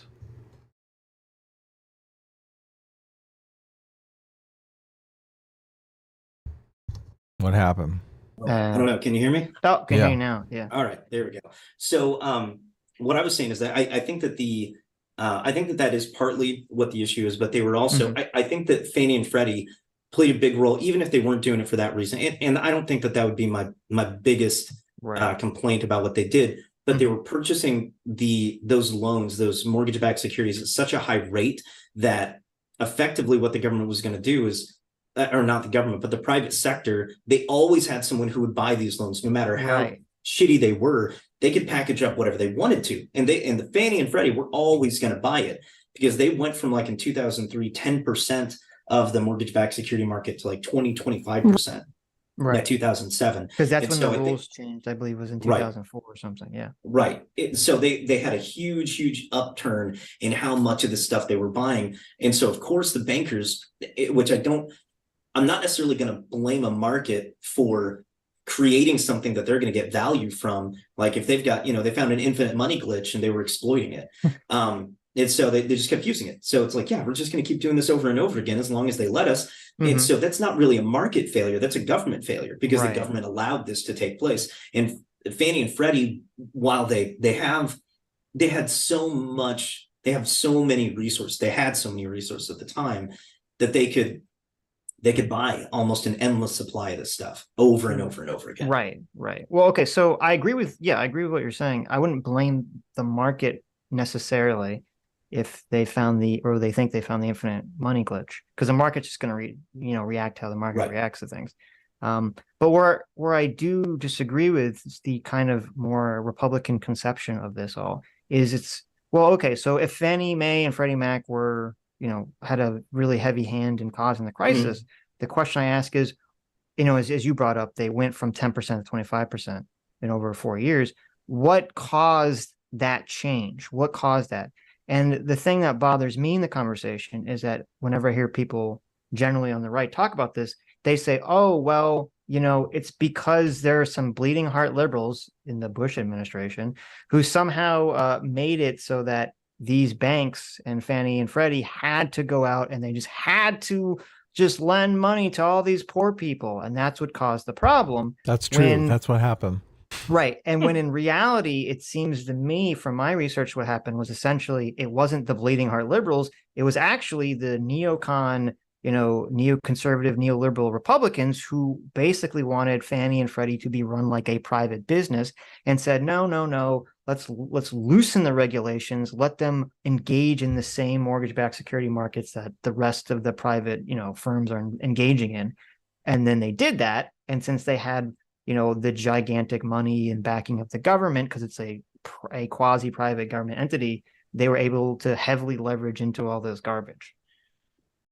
Yeah, it's so if I was going to tell you why I thought that it happened, it's because I was going to like this part. It's because the interest rate that the government was issuing money at was lower than the inflation rate. And as a result, we had a market failure. As long as the government is issuing money at that time, 0 and like 1%, that is 0 and 1% loans that are going to go out there. That's going to cause the banks to be able to do whatever they want to. They can hit this. Why would anybody pay now if they can pay later at 0%? Of course, everybody's going to do that. So there's a ton of easy money, and a lot of that would have been caused by Alan Greenspan at the Fed. Right. And so all like this free money that was basically just flowing out there allowed for all these government and quasi-government agencies to be able to have tons and tons of money that they can use to purchase up all this stuff. And who cares? Because we're getting, we have 1 year, 6 month, 2 year, whatever interest-free loans that we're getting from the government, so we can rack up a ton. And then as inflation starts to increase, and then they start having to crank up the interest rate, then that combined with like these adjustable rate mortgages that were taking place, those teaser rate mortgages, then all of a sudden, all of these things just started to spiral out of control all at the same time. And so then interest rates, they spiked the interest rates. And so now the interest rates are getting spiked. Interest on these teaser loans, these adjustable rate mortgages, those are going out through the roof. Now, all of a sudden, Fannie can't afford to do anything. They can't sell the assets that they have. And so we're in a vicious cycle of the costs are increasing, asset prices are falling, and there's nothing that anybody can do to fix it. Right. And so I think it was those three things in combination. It was the mark-to-market, Fannie and Freddie purchasing with government resources, and then essentially free interest rates to be able to cause all of those things. I think that was kind of the stew that created it. But all of that drove the market to do exactly what they did, which is to make as much money as possible as long as they could.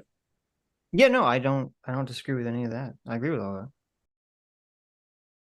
Yeah, so that's my view on what caused the 2008 financial crisis. So I was at the time, I was in the Army, and while I was in the Army, I got a master's of business administration. I got that in economics, and then I was trying to get licensed as a financial advisor. I got my license the day that Bear Stearns declared bankruptcy. Was the first day that I got to be a financial advisor.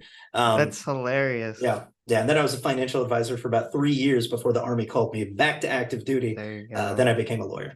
That was, it's funny. Your life kind of is very similar to Mark Twain's life. I don't know if you know. Very nice. His dream was to be a steamboat captain on the Mississippi River.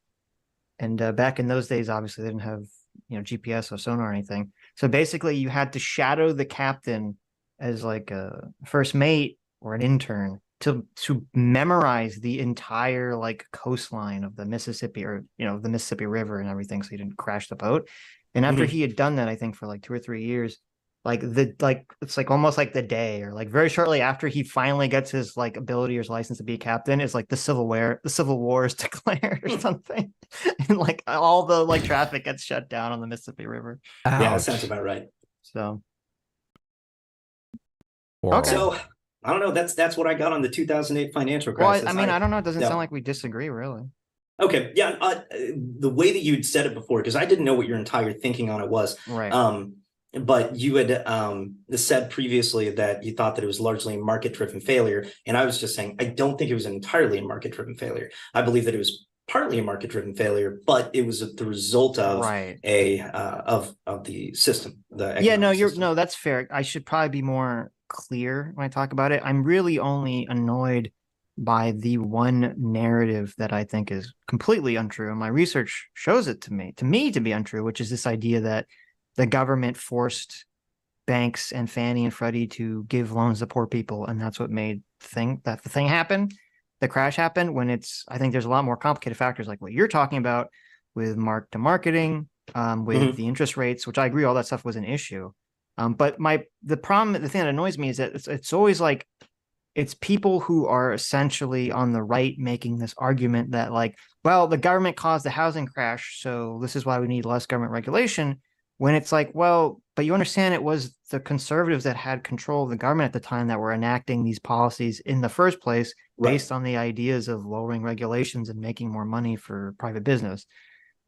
Yeah. Oh, I think it was a lot of it was Alan Greenspan, he'd been like everybody's Fed guy for like well over a decade. Oh, the interest rates, and, yes. Yeah. And so he just had this entire theory that like, no, we can just like make easy money, spend our way out of all of these different, financial crises. But who was Alan Greenspan's, big mentor?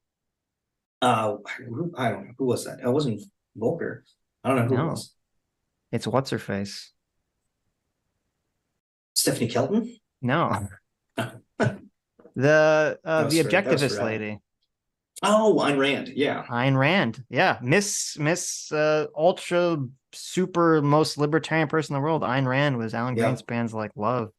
So yeah, that makes sense, I guess. I don't know. Yeah, I think I've always been a real fan of the Chicago economic theory guys. Those guys they are not quite so far to the right as the Austrian dudes who think like you can't even, I don't know, just make guesses about the economy and let's hope for the best. It'll work itself out. But they're also not quite as far as like Keynesian guys who are like, just let the government solve things and we don't have to worry about it. They kind of sit in this like, let's just try and let's put some regulations in place. Let's not get crazy. Let's just try and be, relatively like fiscally conservative. Let's not get out of hand here, and everything's going to kind of take care of itself. As much as it pains me to admit, as an enlightened centrist, okay, I do think that sometimes these moderate compromises cause the problems in the first place. Like, because the thing is with Fannie and Freddie, like if they were just private businesses from the beginning, they presumably never would have been able to become the behemoths they were in the first place. So even if they failed, it wouldn't have been so bad. Or if they had just stayed as government entities, they wouldn't have given a crap if they were losing market share. So they'd have no motivation to like try to reclaim market share, thus making risky investments. And it's only when it's like, oh, well, we need to make some bizarre private government compromise between the two that it kind of seems like you get the worst of both worlds. Right. Well, and just so you know, like Mark Twain's Revenge was talking about in a super chat, the same thing is happening right now in regard to corporate debt, in regard to large construction. We've got stuff that is going on right now where we have massive amounts of projects, of these loans that have been given out to people that have been paid out to put these construction projects together, these massive $100 million, $200 million projects, and that they're getting defaulted on. And these are it's the same style of loaning, packaging up these loans in a very similar way to what was happening with mortgage-backed securities. That exact same thing is happening right now. And there's a really big concern that we're going to have a very, very similar downturn in our economy on the same basis. And hopefully they don't use mark-to-market accounting again. But Mark Twain's Revenge, that's what he was talking about when he was talking about Ginny. Like it's the same kind of thing that's happening now that was happening then, except now it is corporate securities, it is corporate projects, it is not mortgages. Right. Mark Twain's Revenge for $50 says, wait. I thought it was the private label securities backed by non-Fannie or Freddie insured mortgages that were utter garbage. I don't think it was the Fannie or Freddie insured mortgages that started it. So yeah, it really kind of depends on who you ask and how we define all the terms.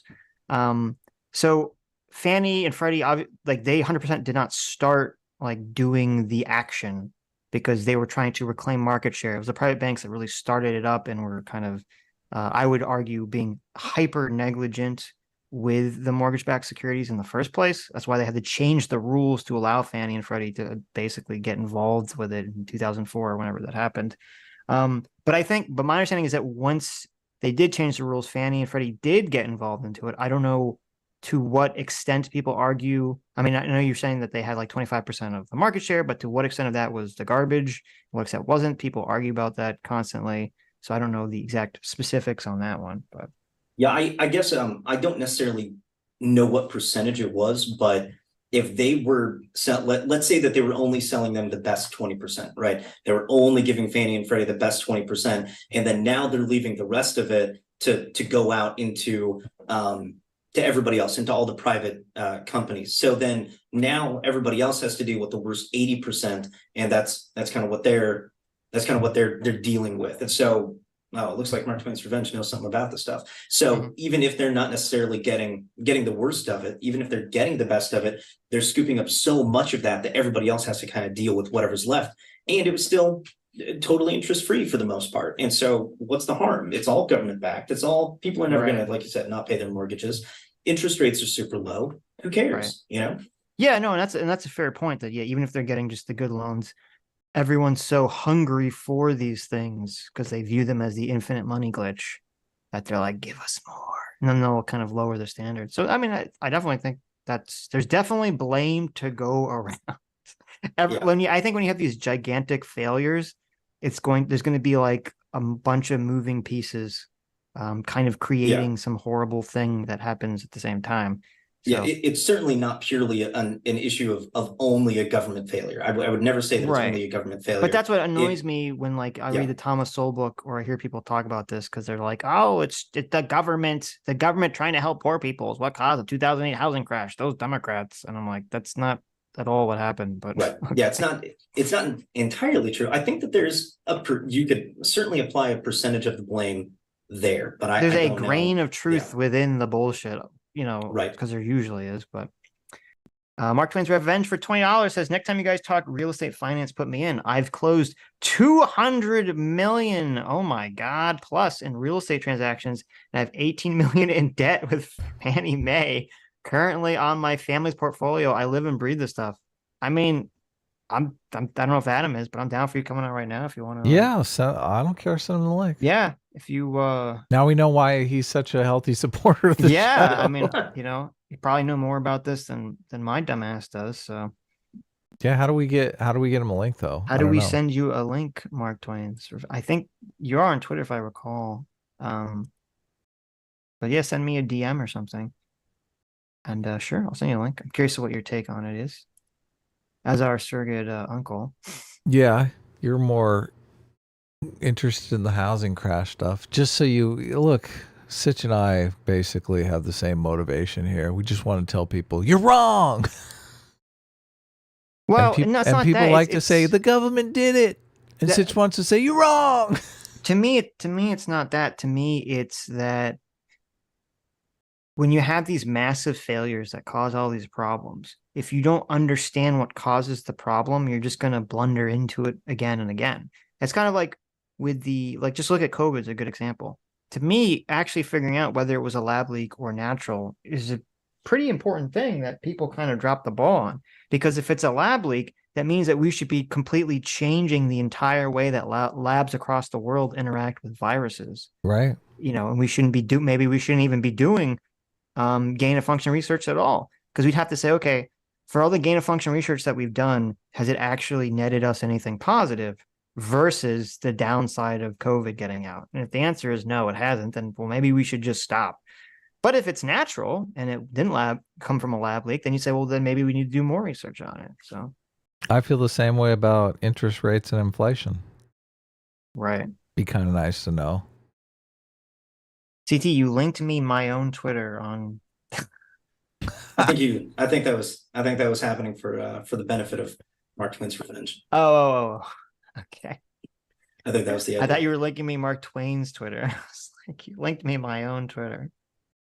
Well, here, RCT, I'll give you the link. If Mark Twain's on Discord and you know his Discord name, you can pass it on to him. How about that? Let's see. Here we go. Copy link. Boom. There it is. You can pass it on to Mark Twain. I trust CT won't ship out the link to everyone in Discord so everyone starts showing up. Okay. I guess it turned into a call-in stream at that point. Right. Fondue for $20 says, would it be fair to consider the money supply as a megaphone for demand? The more money, the louder the megaphone gets. No, I don't think so. Because I think that the money supply, so if you grow the money supply very quickly, then yeah, you'll purchase up a bunch of stuff, but then your demand, the supply will decrease. Demand will remain relatively the same. I mean, I guess in that sense, maybe it does act as a megaphone, but as soon as the supply reaches and you get it and the system regulates and the money supply kind of hits that constant again, then the demand would be the same again. It's just a matter of time. So when inflation first hits the system, then people start purchasing a bunch of stuff. So then supply drops, so prices rise, and then pay increases. And then as pay increases, either the system stabilizes and everything kind of goes back to the new normal, or a new money gets flooded back in. We go through the same cycle again. Is this you, Mark Twain? Is your name Mark Twain's Glorious Revenge on Twitter? I'm assuming that's you, right? That would make sense. Yeah. Makes perfect logical sense. Should be Samuel Clemens, right? I mean, look at you, Mr. Big Brain. I know Mark Twain's real name. Samuel Clemens. So, okay. Do you have anything to say about that, Adam? About inflation? Yeah.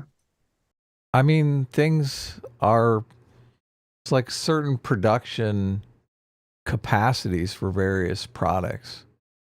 So, I mean, inflation is really dependent on what you're making and how badly people want it, right? Supply and demand. If there's more demand than supply, you're going to get inflation. If there's more supply than demand, you're going to get deflation, obviously. People are going to lower the price, trying to entice people to buy it. Buy this stuff. Look, we got a ton of them. We got to get rid of it. Nobody wants our crap. So, but I don't necessarily know the megaphone analogy there. Right. I don't know. Sitch, did you ever watch the television show Survivor? No. I had too much taste to watch Survivor. Okay, well, on the show Survivor, they used to do this Survivor auction where they would give all of the players $500. Okay. And they would bring out things that they wanted because, you know, they're starving on an island. They'd be like, look, here's a chocolate sundae. Right. And everyone would be like, chocolate sundae? So there's one chocolate sundae and there's like 12 people with $500, okay? You've got supply is one. You've got all these players in the marketplace that all have $500. Obviously, they're going to come to some agreement on who wants the chocolate ice cream more. But no one's paying more than $500 for that chocolate ice cream, right? Because no one has more than $500. So, but if you just lowered it, if you went down to $10, you just gave everybody $10, then the price of the sundae would be different because everyone just has less amount of money. Right. So I think of the money supply in that same way. The money floating around in the market is meant to purchase goods and services that are also floating around in the market. If all of a sudden you flood the market with much more goods and services and there's not any raising of amount of money, you're going to get deflation. if you take a bunch of goods and services away, which is exactly what happened during COVID, but there's the same amount of money out there, you're going to get inflation. Right. Because people are going to be like, no, I want that chocolate sundae. No, me, I want it. I'll pay $500 for it. Right. I mean, this is what caused the housing boom was they didn't build any homes, and all of a sudden you had banks that were willing, who were pricing these homes at astronomical rates because everyone was the prices were climbing so fast. So everyone could basically take out a loan for as many, as overpriced as they wanted to for the house. They just had to put an offer down. So if all of a sudden you have a limited number of houses, you have 10 houses on the market, and all of a sudden you give every single person the access to $1 million loan, of course the 10 houses are going to skyrocket in price because everyone's going to be like, I want one of those houses. Fuck you, I bid $1 million. I bid $2 million. I bid $3 million. I bid $5 million. $10 million. Right. I want one of those homes. God damn it. This is exactly what caused it. And this is, look, because we were looking at homes, and a lot of the homes were being bought up in Southern California by cash buyers who were buying them as rental properties or to flip them. And you just, as a regular person with a job and whatnot, buying a home, it was, you were like at that Survivor auction, only they gave everyone else $500 and they gave you like $5. Have fun. See, good luck getting a chocolate sundae, dude. Okay. Did you send them the link? I did. So Mark Twain said that they have to get their 3-year-old to bed, so they might not be around for like a long time. But I said that's fine. So if they can show up in 30 minutes, 40 minutes, fine. If not, it doesn't matter. We'll talk some point in the future. I should have known, because Mark Twain sent me the bear pictures. Remember the bear costs? Yes. Stock for $5 says, Sitch, I think you're strawmanning Soul a bit. He goes a tad too hard on the government, I think, but he said nearly all the things you did, as I recall. I could be. I might have to well, this is my impression, and maybe I'd have to reread it. My impression was in the beginning of the book, like his introductory chapter, he basically says, yeah, everyone was at fault. And then like the rest of the book is him just saying government bad. So that's kind of like, oh, okay. That was my impression of it. And I think he does lean very hard on it's because they were giving money to, well, he leans very hard. My recollection is he leans very hard on two things. One was regulations in states that prevented the building of new housing, which I don't disagree with that even remotely. I think that obviously would be a factor. But then he leans very hard on the Dem liberals trying to give houses to poor people, which I don't think was I don't think that was really a primary factor in the situation. So, but anyways, why don't you think that? Well, for the reasons we just talked about for like 20 minutes, I'm not going to repeat myself. Okay, but anyways, don't do that. Thanks for coming on, Mr. Ubercros. Anything else? That's all that I got. Thank you guys for having me on. If you need legal services in the Kansas City area, you can find me. There you go. Look at that. I like it. Forget Morgan and Morgan. We got Mr. Ubercros here. That's right. All right. I might go do some jaywalking in Kansas City just now that I know that I have a good attorney. Well, you got an attorney. Let's not get crazy. Wow. Well, thanks for coming on. Good night. Yep. Later. Okay, let me read. So we have a lot of super chats. We have today's super chats. We have the super chats we didn't read yesterday, and then we have the super chats of the week. So yeah, let's get in there. That's why I was like, why are we screwing around with all this? Stuck says for $5 says, frankly, I think the first 3 or 4 chapters were very good, and the last one was kind of an anti-government tirade. Yeah, maybe. I mean, it's kind of like I read it, I think, last year, so I could be kind of blurring it all together in my mind. And the thing that triggers me is, the thing that I remember. So it's definitely possible. But the anti-government tirade. Yeah, that's when I was just like, oh, Thomas Sowell here is just whining. What is that shadow in your room that's like moving so much? That is to drive everyone crazy. What is that? My foot. That's your foot? You have a light under your desk? Yeah, that's me dangling my foot in front of the light. No, he's not. Stop lying. Just relaxing. Stop lying. Look, it's my toe. It's my big toe. No, it's You can't not. tell? It's your mic or something. Well, no, it's not your mic. I don't know. It looks like a mic. It looks like you have a boom mic overhead. It looks just like my big toe. What are you talking about? What is that? Those are my dainty little feet. Yeah, your little cylindrical feet. Okay, what are you foot binding or something? Just sitting here, Yeah. just kicking my foot back and forth. I'm trying to look at I have this tiny little window I'm looking at. I'm gonna have to Adam's forcing me to open up the stream and a big window to see what this stupid shadow is. What is this? What is that thing? Everybody gets totally into it. They're like, what is it? It's annoying. It's a ghost. Why are you being so difficult? It's the spirit of the stream. Why are you being so difficult, Adam? It's MMT. Oh my God. Okay. Okay, I'll tell you what it is. Yeah. There is a piece of fabric over the table here, Mm-hmm. and the fabric hangs down. Oh, I can see it moving. Yeah, and it hangs down in front of the little light down there. You should that I get have rid of to. that. But I like that people discuss it in the chat. No, it's horrible. Is that better? It's gone now. Okay, thank you. God. So Majin drew this picture. Yeah, how do you like this picture? This is a great picture. I love Do you this picture. still hate the cow women now? The Majin drew this picture saying J-Mac explaining to Sitch and Adam his platonic love of female Taurans. And there's our mommy milkers Tauran. Yeah. 100% platonic, guys. 100% platonic.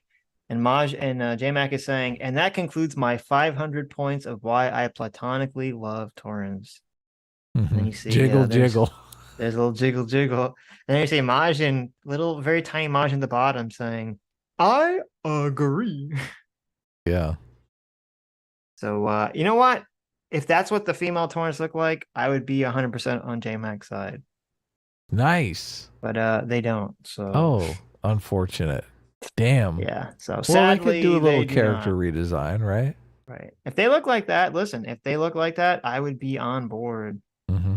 But alas, they do not. Sweet. Okay. Good to know.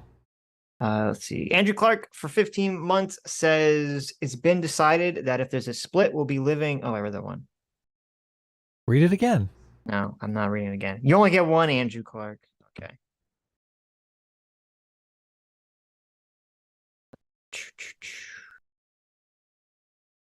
Read that one. Read that one. CT for 2 Canadians says Adam only invited 2. Oh, I read that one. God, I read all these.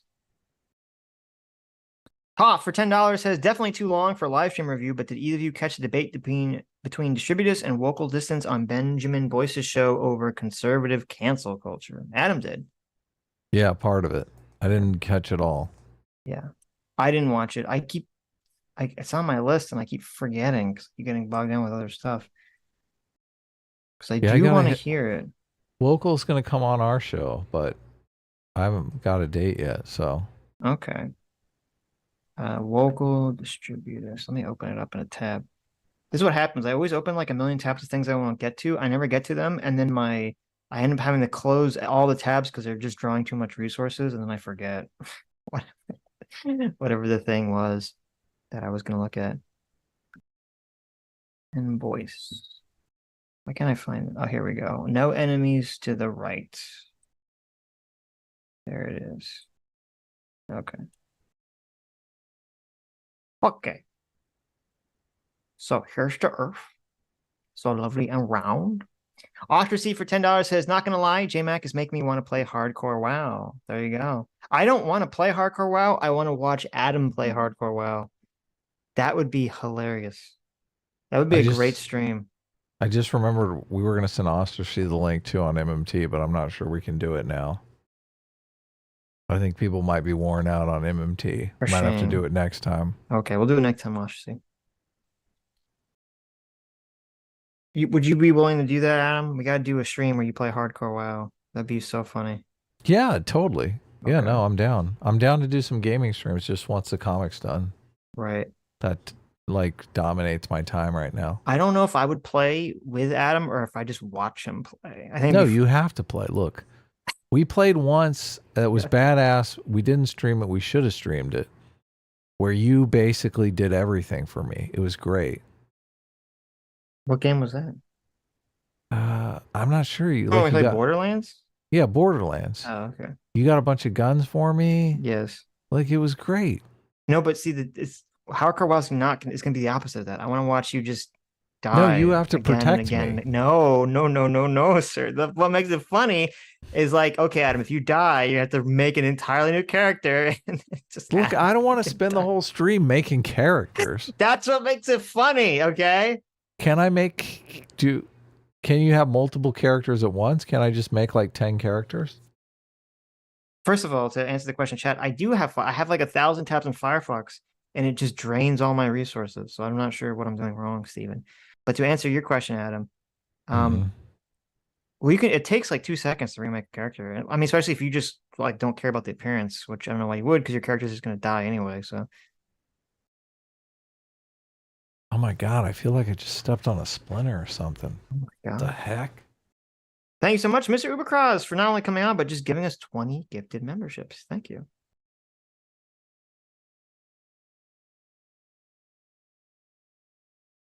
Plebeian Musk for $2 for £2 says, I really dislike that Dan guy for some reason. I mean, we all dislike Dan. Okay. Who's Dan? I think that's the producer on Leftovers. Wow, it was a giant splinter. Oh my god, what happened? Just went straight into my foot. That sucks. At least you got it out. Oh, I did. I got it out. But I'm Sometimes really weird. worried. I'll be like my sandals, and I'm like, ow, why does it feel like I stepped on a splinter?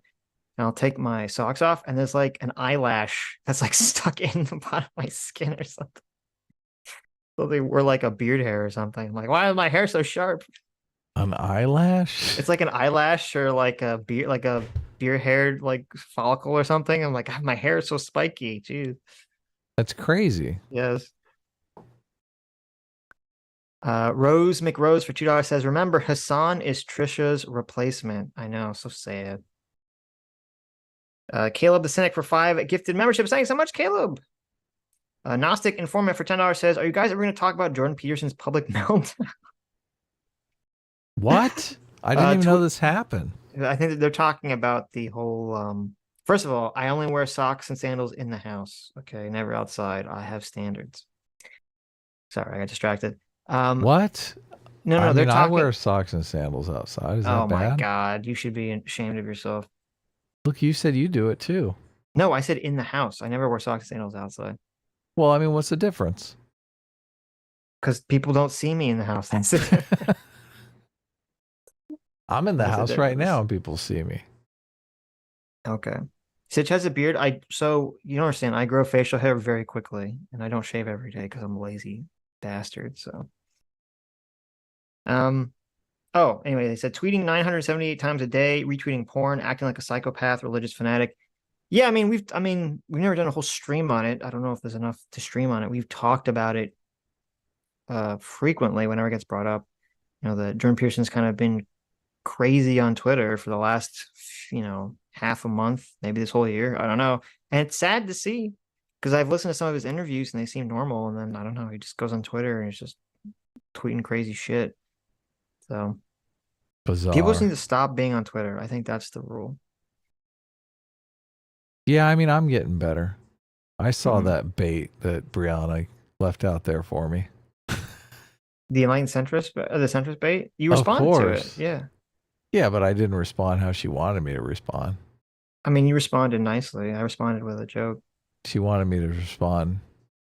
She wanted me to like retweet it to my audience and be like, "Oh my god!" I don't know who she was talking about. Does she interact with a bunch of centrists, or is it like I don't know? I thought she because Tim Pool.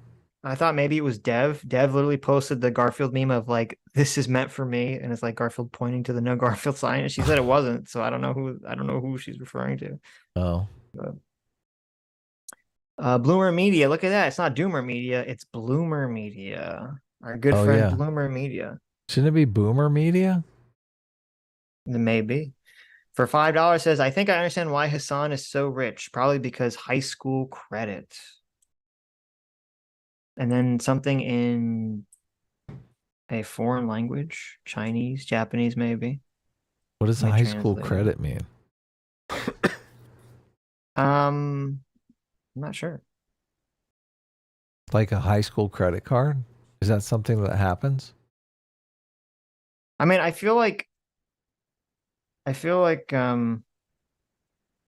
they sent me in Chinese. It says, "Good morning, China.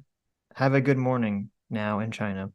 I feel like Hasan is a person who's lived their whole life as kind of like a popular, privileged a-hole who, and a lot of the woke stuff feels like it's just an excuse for popular kids to be jerks to nerds and to somehow give themselves moral superiority to be terrible people to nerds. That's how a lot of this woke stuff feels to me. And Hasan feels like he fits that mold. Right. Like So, he's making fun of incels, but really they're just nerds. yes. Well, I mean, that's what it is. That's literally what it is. It's like, how do we make fun of nerds? Like, we had this whole movement in America where basically bullying was no longer allowed. And we were all supposed to be more tolerant. And they're like, oh, well, how can we still make fun of the same people we used to make fun of, but still give us the moral high ground? Oh, well, these nerds, they must be morally inferior to us because they're not woke. So, Right. These are gamer nerds. right. Right. Dennis Kuhn for 13 months says, One Nation, Two Systems is what was offered to Hong Kong. We know where it will end. S-class is best class. True. That's a great point. That's a great point. Sacrifice says, Hasan Piker is a child discussing American policy towards China. I saw it was a funny meme. Thank you, Stug. Cameraman 502 for $10 says, One Nation, Two Systems was the agreement the commies made with Hong Kong, where Hong Kong kept democracy besides being in China. China reneged on it a few years and crushed the protest. Exactly. That sucks. Yep. That's why Taiwan is like, this is sketchy. Yeah, and they got some ocean between them, so they're like, stay away. Right. Stug for $2 says, well, if the horseshoe fits. Ooh. That's funny. True. That's funny. Oh, Mark the Cyborg. Hey, Mark. What's up, Mark? What's up, Mark? Mark the Cyborg for 2 months. Look at that. It says, why is Hasan? That's a good question. No why one knows. Is Hasan? None of us can figure it out. Agla here for 10 months. Thanks so much. Says, I like Destiny's conception of Ethan as the drunken master, asking Pearson questions completely on accident. S-class is best class.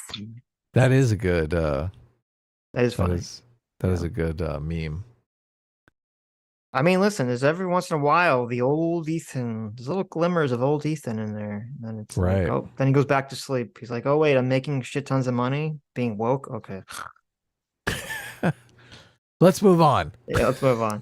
Let's talk about Lauren Boebert giving a hand job to her boyfriends in Beetlejuice. Did they? I think they broke up already. Did they really over this? Yeah. I saw a TMZ clip, and she was saying she broke it off with him. Wow. Because he was a Democrat. You're right. Well, Lauren Boebert breaks it off with Beetlejuice date after headlines over her behavior. Wow. I mean, she seemed to be into it. It didn't look like she was trying to get his paws off of her or anything. Right. But well, you know, it's like a one-night stand thing. I thought they'd been dating for a while, supposedly. Really? I believe so. I mean, if it was a one-night stand thing, that makes it even worse, right? One-night stand sitting representatives, like letting some random dude like paw her tits in public and she's grabbing his junk, maybe.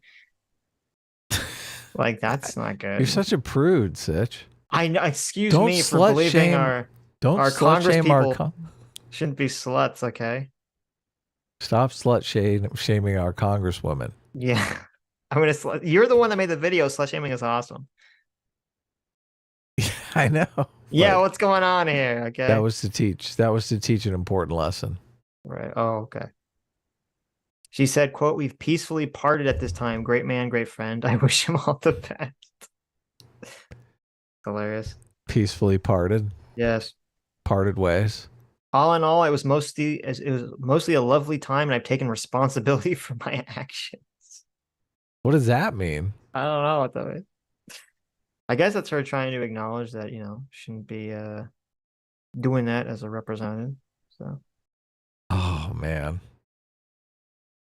listen, I'm gonna slut shame all representatives. Okay? can you imagine her?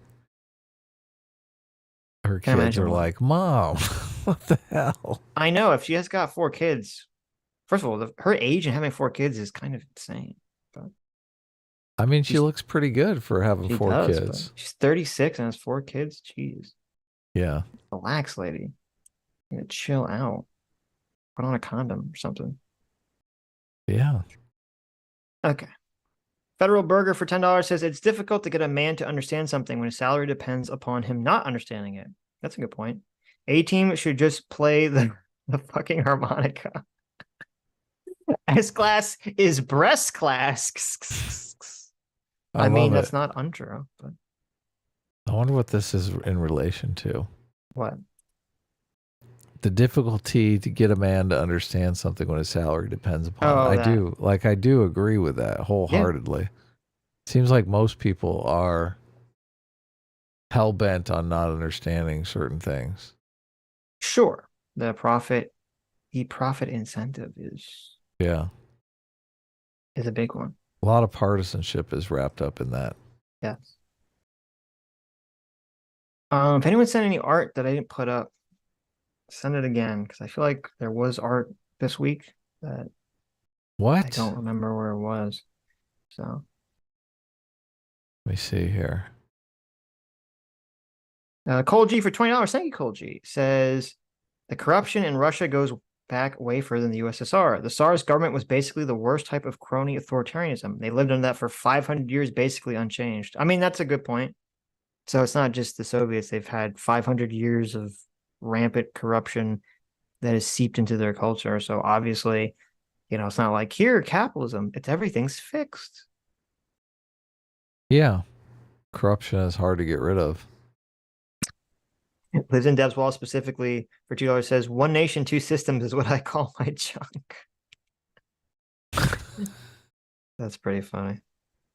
Yeah. Brian for $5 says S-class is best class because A-Team is beyond your class structuralist viewpoint. A-Team reigns supreme. True. Thank you, Brian, for I don't saying even know what that. that means, but okay. Sometimes Sitch needs a I don't have a class good structuralist tongue view. lashing. That doesn't even make sense. Twitter sucks. Thanks so much, Twitter sucks. For $20, says Hasan. The Nazis were totally conservatives.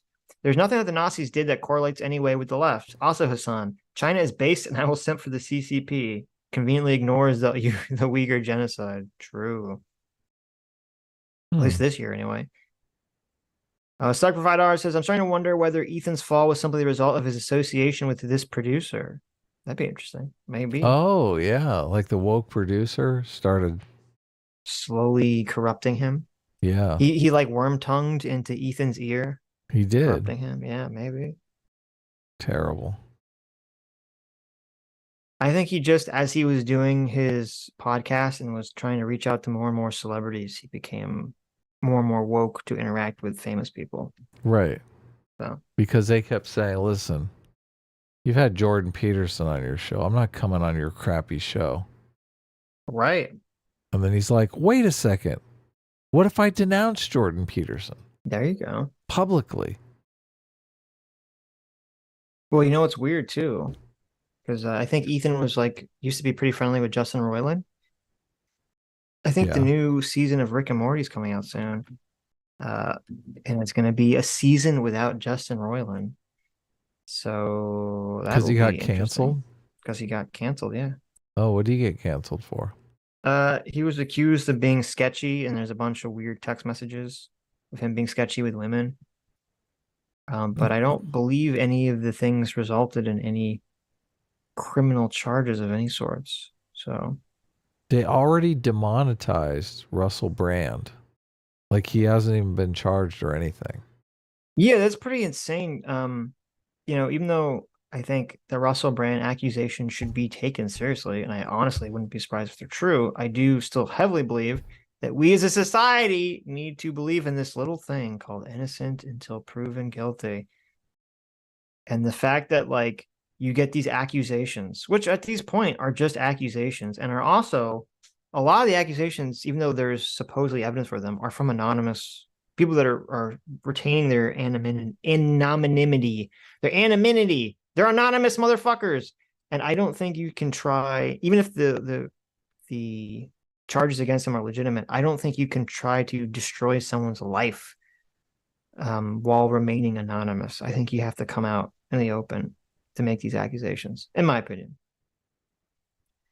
So callous. I know. And I do think it's disgusting that YouTube has demonetized him based on accusations. Like, that doesn't make any sense to me. Not even anything that he did on the stream or on his channel. It's accusations for things he did, years ago. To me, that is completely insane. Well, the rape allegation is probably the most sketchy thing, but it's he said, Well, what do you she mean said by at this sketchy? point.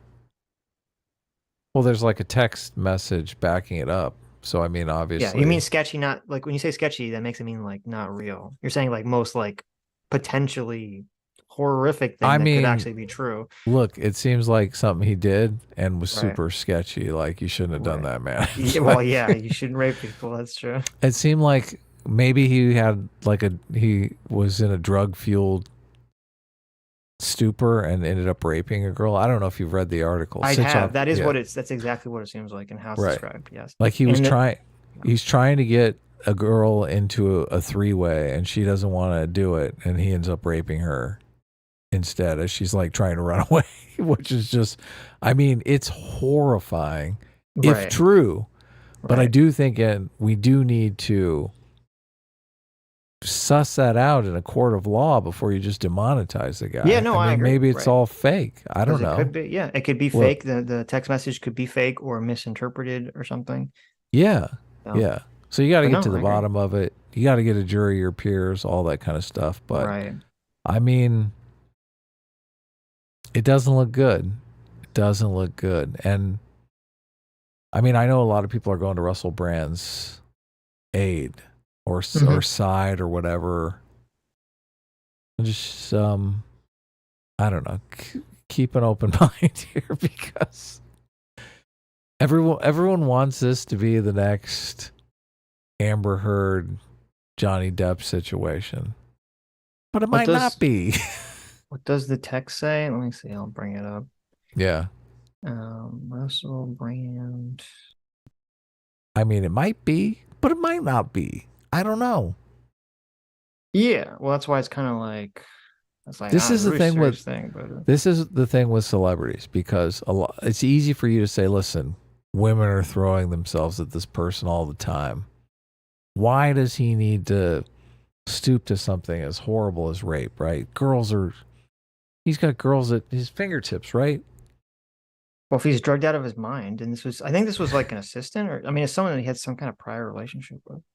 Yeah, no, I think he did have a relationship with her, but I mean, it's a double-edged sword, because if you're a guy that's not used to women saying no and you go too far, then I mean, in the allegation, she literally is saying no, like saying, hell no, don't stop.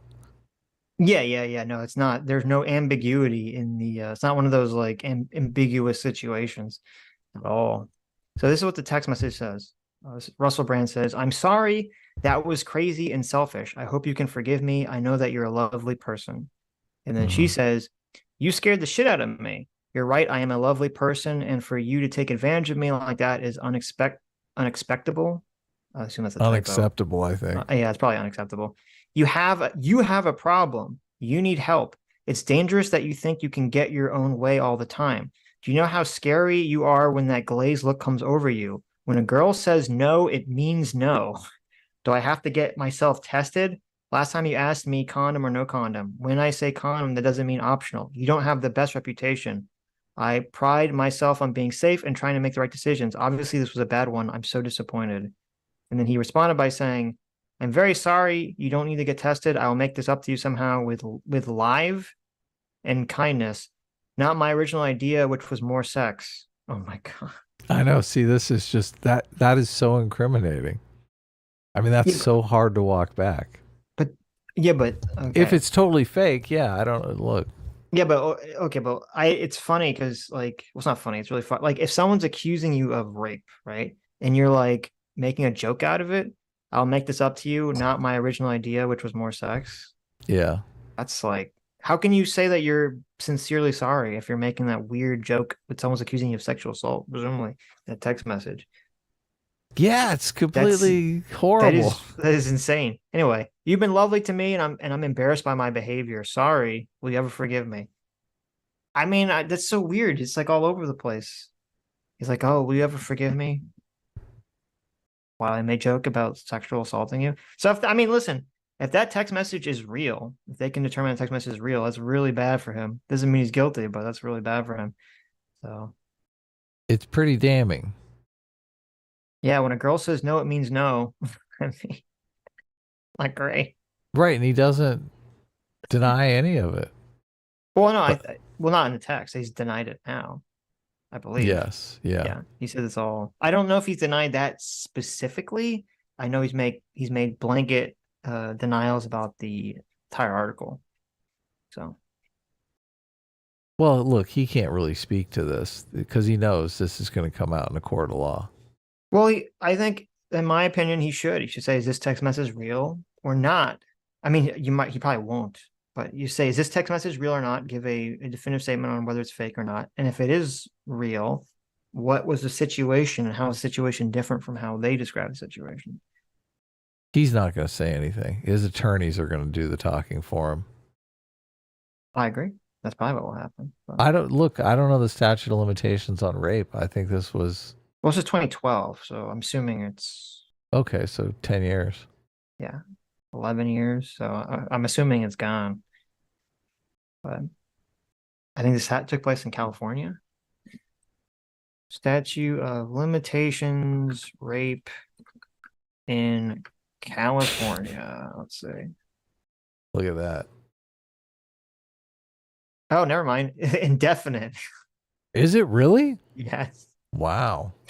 Okay, never mind. He's still on the hook. He's not going to say shit about it.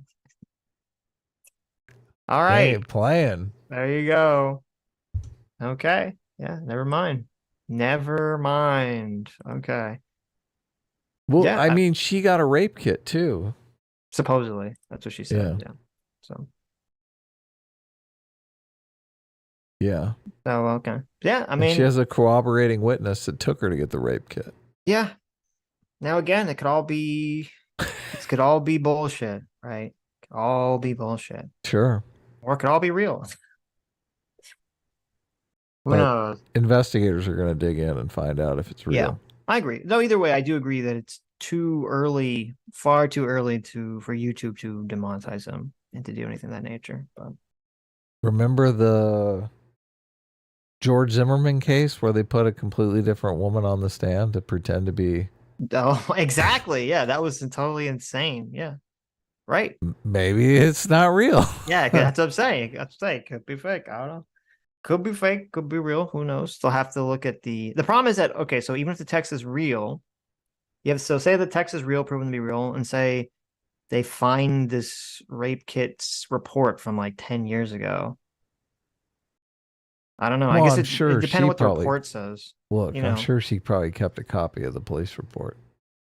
Well, she never filed it to the police. I think the rape kit was done by a hospital or something. Oh, okay. Well, she probably kept a copy of that. I don't think it was ever filed to the police.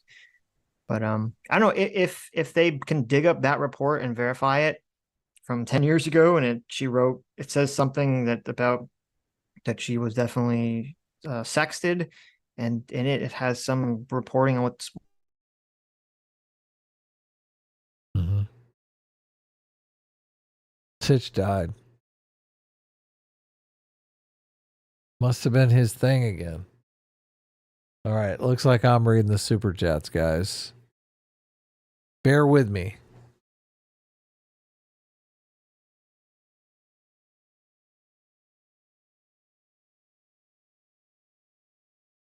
Actually, It looks like Zoom's. It looks like a problem with Zoom. Nate the lawyer, because Nate said it looks bad for brand. Bronca Okay, is you just speed. got back. You were gone for like a few seconds there. Oh, was I? Zoom, something happened with Zoom and Zoom had to reconnect. Oh, okay. But you're back again. Did Good. you hear me read Hudson Hawk's super chat? No. Hudson Hawk for $5 says Chank's nephew is so clueless he still thinks they're talking about the state rather than the country, referring to Georgia. Oh, yeah. Very funny. Thank you. Probably true. Stuck for $5 says, y'all see the law of self-defense blocked Nate the lawyer because Nate said it looks bad for a brand. Bronca is speedrunning the Jordan Peterson arc. Yeah, it's weird. I subscribe to Law of Self-Defense channel. I follow him on Twitter. I like his YouTube content, but he's pretty wild on Twitter. I don't know why. He's in that kind of school of thought of like, oh, you watch him on YouTube and he's making very good, reasonable content, and on Twitter he's saying all sorts of crazy shit. It's like, oh, okay, I guess.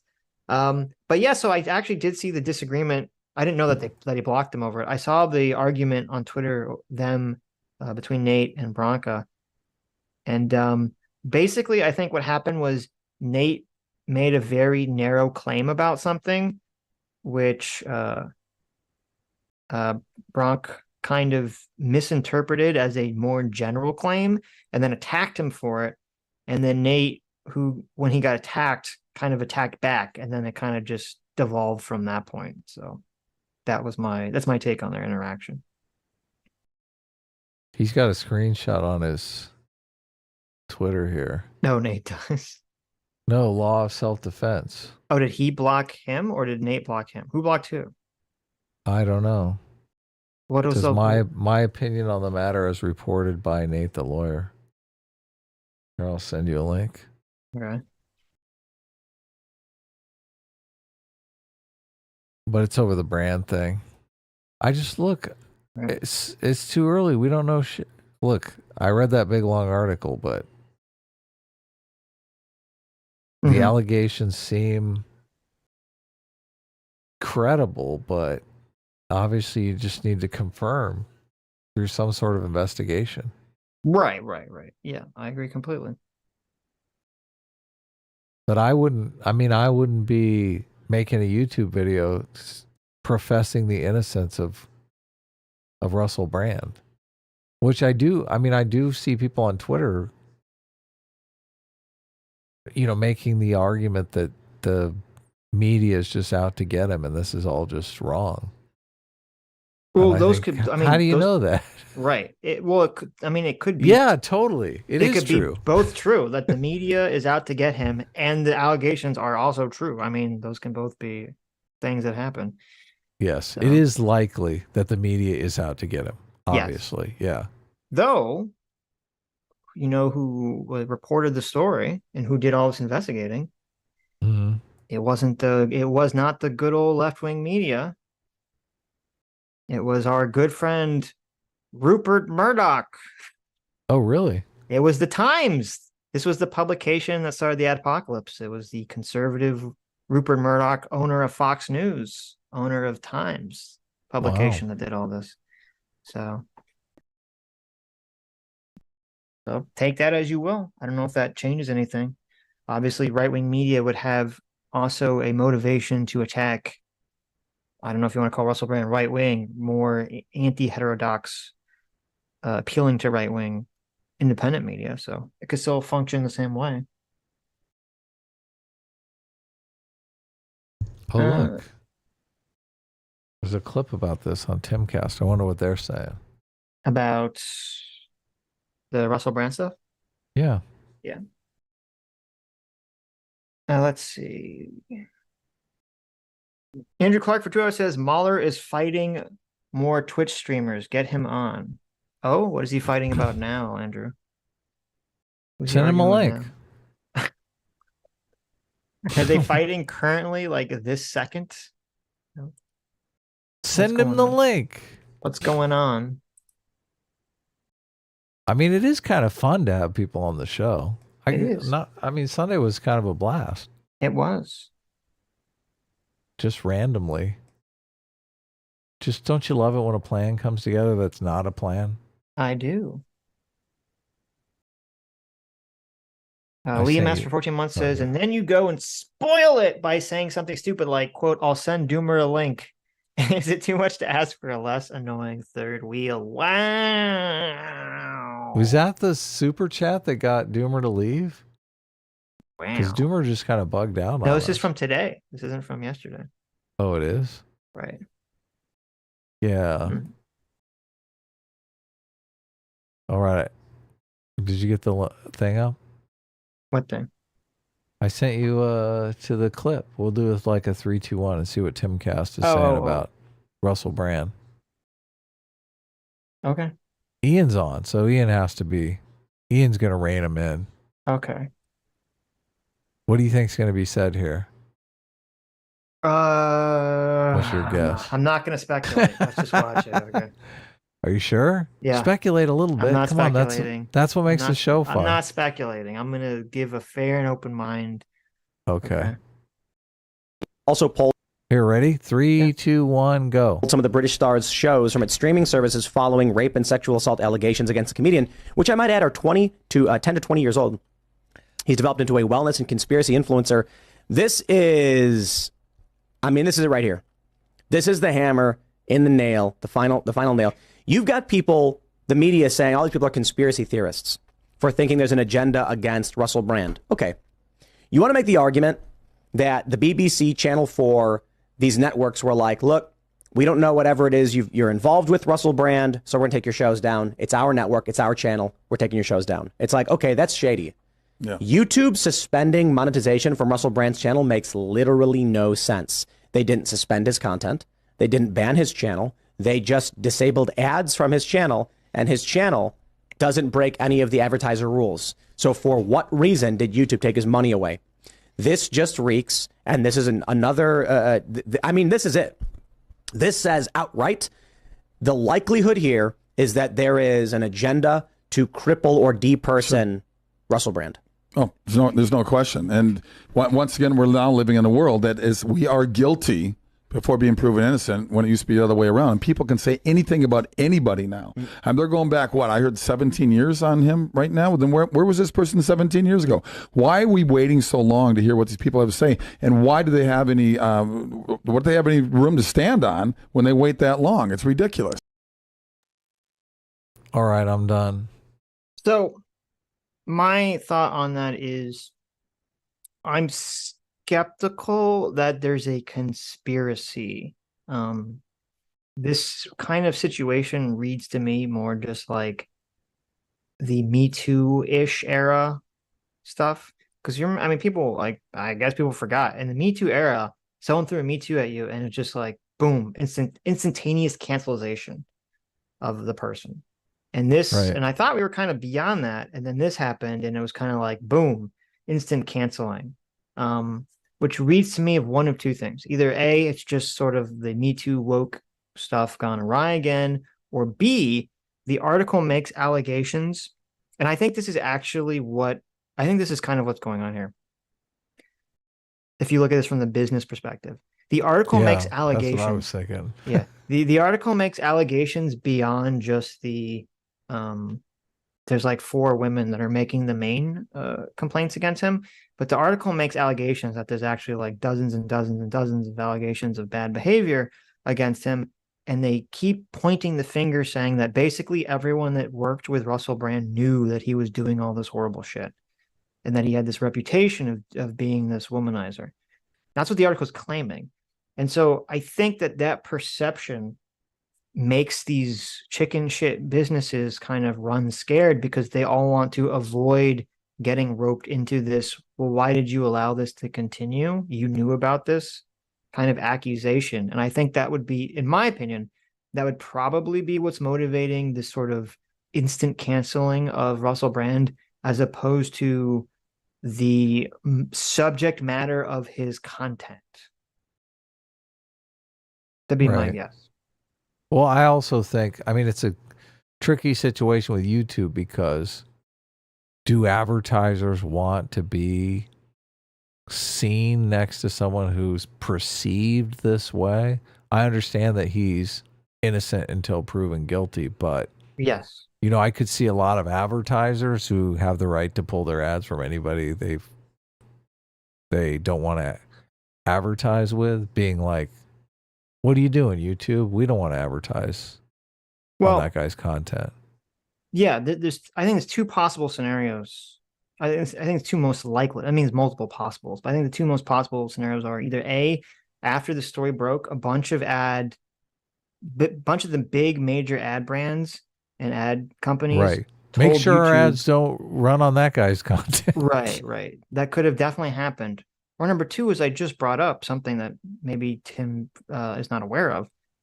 As I said, it was literally the Times newspaper that started the adpocalypse on YouTube. And so YouTube could be extra sensitive to the Times newspaper posting stories about these sorts of things, because they're like, oh my God, they could just be so cowardly. And so like, oh my God, we don't want another apocalypse. You know, the Times complains about something and they just bend over backwards to, basically do it. So that's definitely possible in a situation. They could be kind of PTSD'd from the first apocalypse.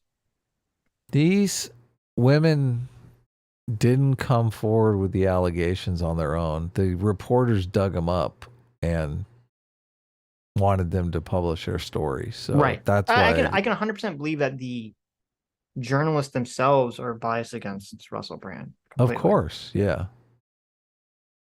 Or I'm sending the link to Mark Twain. Oh, nice. Okay. I would be curious, in order to sort of like push this as like an ideological bias thing. We'd have to have a kind of a counter test case of someone on the left who was as big as Russell Brand was, that got these level of accusations against them, and then see how everyone responds to it.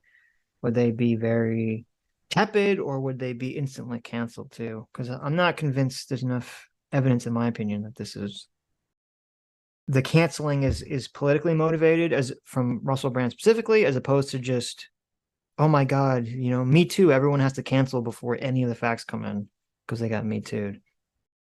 Yeah.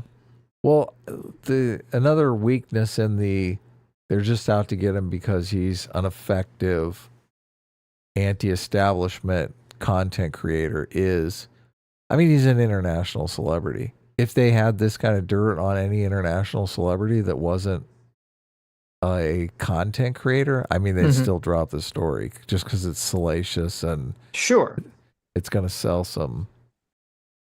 It's definitely going to increase some reporters' profiles and sell some advertising dollars. Right. And I don't know, I would think if YouTube was operating under some, like, we don't want Russell Brand's message to come out, that they would have just kicked him from the platform instead of demonetizing him. Yeah, exactly. Yeah. That's a good point as well. Yeah, they're just like, we don't mind if people watch the content. We just worried our advertisers are going to get upset if they're playing on this content. Hey, what's up? Your name's on screen. I don't know if you want to not be doxxed. Oh, is it? Oh, man. Just don't bring it up. Okay, I guess. It's not up, yeah. Okay, yeah. All right, perfect. Don't bring it up, boys. Thank you. All right. Well, we now know your real name. Oh, my God. I know. It's funny, wow. It's awesome being on here. I have to say, it's a glorious day for centrism. True. Well, thank you for being our surrogate uncle. We appreciate it. No, I'm a big fan, guys. I really am. And then most of the time I listen to you guys, I'm actually like on my phone because I'm on the East Coast, so this is bedtime and I have 4 kids. So it's like a little bit of a madhouse. But then when you guys were talking real estate finance, I couldn't help myself. You like tag me in. Yeah, I was losing it a little bit. Okay, tell us all the things that we got wrong because we're not, gurus. So, well, where do I start? That's not good. Yeah, sorry. It's like because the housing crash was like really the resident, like the single family residential mortgage market that caused that. And like we do sort of have something brewing now, like Mr. Ubercros was saying, but it's in the CMBS side, the commercial mortgage-backed securities, and I've heard about that. and it's I mean, it's pretty bad. Like so luckily we're not really invested in office or yeah, it's really office. It's getting just slaughtered right now in a really hardcore kind of way. But there's some guys also in the multifamily realm that were getting like just taking on basically floating rate debt, or basically really short term. I mean, it winds up being the equivalent, like where if you're loan term, your interest rate's only locked in for 2 years, it might as well just be that. Pretty much is like the same equivalent of what they talked about as floating rate debt back in the 2008 crash. But yeah, you guys like getting wiped out right now, and it's hardcore to see. But is that going to cause a market crash, do you think? Oh, like 2008 did? Because I've heard the same thing. Like guys who own big buildings in cities and stuff like that, they're just getting slaughtered on. Yeah, they are. Moving out. They are. Yeah, guys are getting worked. It's tough because on the institutional side of things, like when you're especially like when you hear about these buildings like in downtown San Francisco or downtown LA or in New York, selling for 50 cents on the dollar or like 30 cents on the dollar of what they were bought for 3 years earlier. A lot of times, like those like 50 plus, actually with office it's even less. It's like $20 million plus office deals are going to be with all institutional parties, both the buyer and the equity behind it.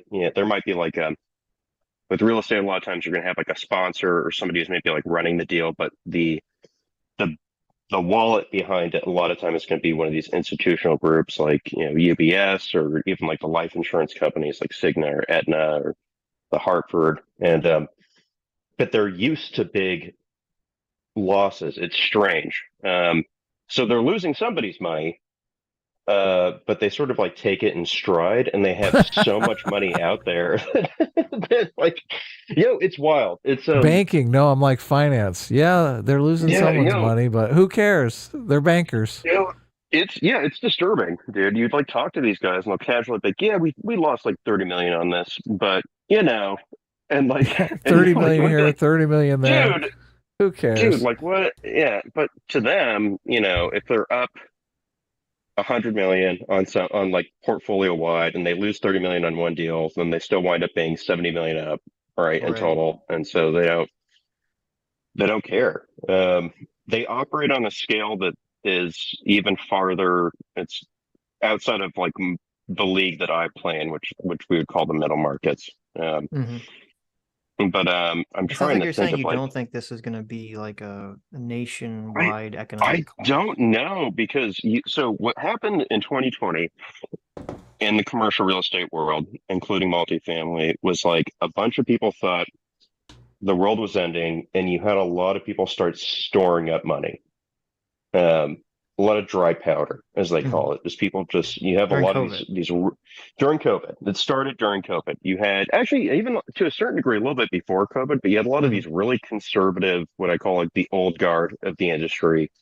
These are typically like executives who are 50 plus years old, who have seen multiple market cycles, and they kind of like saw how aggressive everything was getting leading up to 2020. And then 2020 happened, and the U.S. Treasury, like the 10-year tanked. And for all the viewers in the audience, a lot of the larger real estate loans, like whether you're dealing with a bank or if you're dealing with basically just one step away from the federal government, like you are with multifamily loans, a lot of the time when you're dealing with Fannie or Freddie or directly, it's pegged to the 10-year Treasury. So like when the 10-year Treasury yield tanked below below 1% yield, like it started this crazy, one of the most active times I've like ever seen during my career in the market, where because debt was so cheap. Refinancing, is that what's going on? There was refinancing. A lot of guys were refinancing, but then you just had more new acquisitions than I've ever seen. Like really. So buying properties. Buying properties, and I work in Connecticut as my primary market, and so there was already a lot of capital flight out of New York, like guys who would sell their buildings there. some really bad New York. Some of these landlords coming out of New York, they're like, oh, they won't let me take the doors off my tenant who won't pay anymore. Like, why? You know, and they're like, do they have rules against that in Connecticut? And you're like, yeah, we do. They're like, do you have rent control? They're like, no, we don't. They're like, well, okay, like, where can I spend my money? Wow. Okay. Yeah, I would say out of 8 out of 10 deals I was closing from 2020 to 2022 was all New York buyers for the most part. A lot. So they're selling a building. They're selling a building in New York City and then moving to Connecticut. Is that what's going on? Correct. Yeah, they do a 1031 exchange. That's where you're deferring your capital gains, and you basically are reinvesting it. Yep. So you don't have to pay taxes on the capital gains. Correct. Yep. Okay. You have to spend all the money you make, technically. But what some people do is they'll usually spend most of the money they make, and then they'll take a small chunk aside for themselves. That's called the boot. And you have to pay capital gains on the amount that you took out. But for the most part, you defer capital gains. And when you're in the business, like me and my family are with our stuff, you're basically just trying to defer capital gains until you die, like in perpetuity. I was going to say that's what everyone Yeah, you're like, the feds are never going to come get my money. So you estate tax bad. Yeah, so you reinvest, and yeah, it got crazy. But going back to what I wanted to say as to why I don't necessarily know if it's going to crash is because while all of that madness was happening for like that 2 years, you had a bunch of these really conservative, the old guard, being like, things are going to tank and we're just going to be sitting on all this money ready to take advantage of when properties start going to foreclosure because it's just too good. So they're looking to buy on the cheap. Except what happened was that people are a little bit smarter this time around after 2008. And so some people are getting totally worked and are the bank is basically saying like, sell this now, right? You're in default. You have, mortgage terms are getting like accelerated and stuff like that. Like people are being forced to sell. And in some cases, going all the way through bankruptcy, but that rarely happens with commercial properties. Like typically there's going to be like a pre-bankruptcy sale, or in some cases, if you're dealing specifically with commercial mortgage-backed securities, if the loan goes into default, then it's going to go into special servicing, which is a whole different thing that I don't know if it bears going into. I guess we can if we want, but it basically goes from the owner to a party whose sole job is supposed to try to get back as much of the money in the property to the debtors pre-foreclosure. And that's actually its whole niche industry. It's kind of retarded. We can just go past that. So you had a bunch of people saving money, and not as many properties as everybody thought were going into foreclosure. And a lot of people had kind of put aside cash and some safeguards. And so all these people are sitting on who thought that they were going to be like, yeah, it's going to be a feeding frenzy like 2008. They're like, well, okay, well, the feeding frenzy's not here, but some people do need bailout capital and stuff like that. So you're not like it's not like people are losing their shirts and people are waiting to buy them. You have a bunch of these people who've been sitting on a shit ton of money who are now bailing out some of these investors and landlords, essentially, with super high interest loans, like 10 to 12% interest. Right. Wow. And that's what I see happening right now. It's like a bunch of these people who've been like, yeah, I'm sitting on $30 million. I'm ready to buy things for 10 cents on the dollar. It's not happening. And they're like, okay, well, you're kind of teetering, I'll give you this, because the bank rates are already so high. It's crazy from like a couple of years ago. It is, yeah. There's a lot of private equity giving high interest debt, essentially supplementary debt in some cases, or equity injections, but that's what's happening right now. So I don't know if the office market is having its thing, but how that like sort of affects the everyday common man, I don't. Right. Not so much. Multifamily has a lot. Yeah, if anybody like any of the viewers here have been like in an apartment building and it changes hands, like the last 2 or 3 years, and like you have the super aggressive landlord that has to execute. Yeah, this is probably something that would be good for everybody to understand. What's happening right now in the general housing market is you have more value add multifamily investors than ever before. And the value add multifamily investor, their whole business plan is predicated upon buying a older building, executing renovations to get higher rents, or in some cases, rents were going up so fast in 2020 that sometimes people like weren't even doing any renovations. They were just seeing how much they could get away with on rent increases. Yeah, it's really, there's some really bad guys out there. There really are.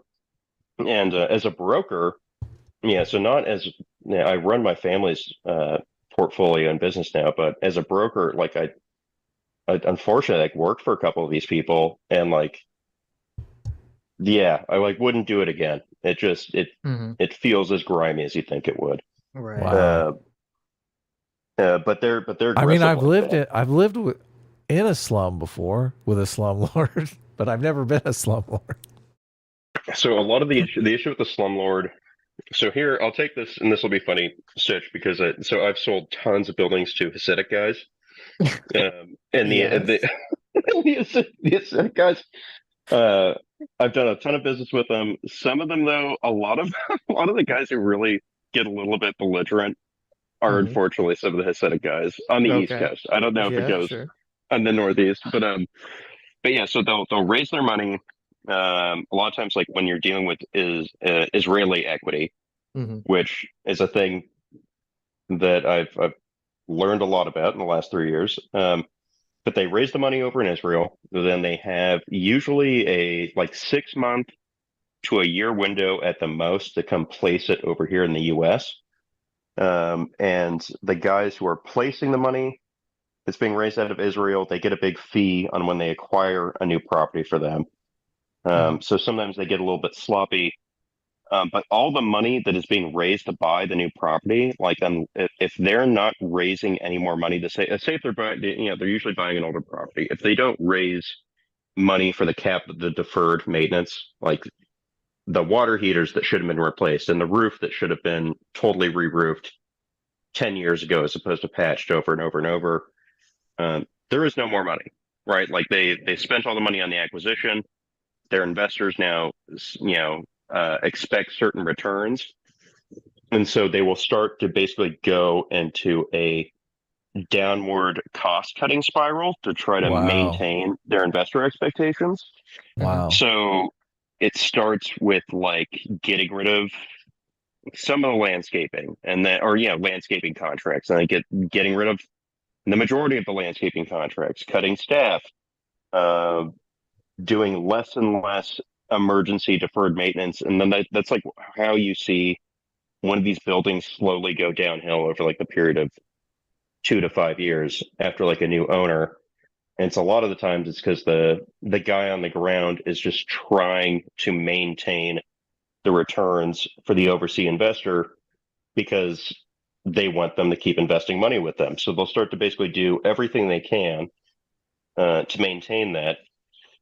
And since, I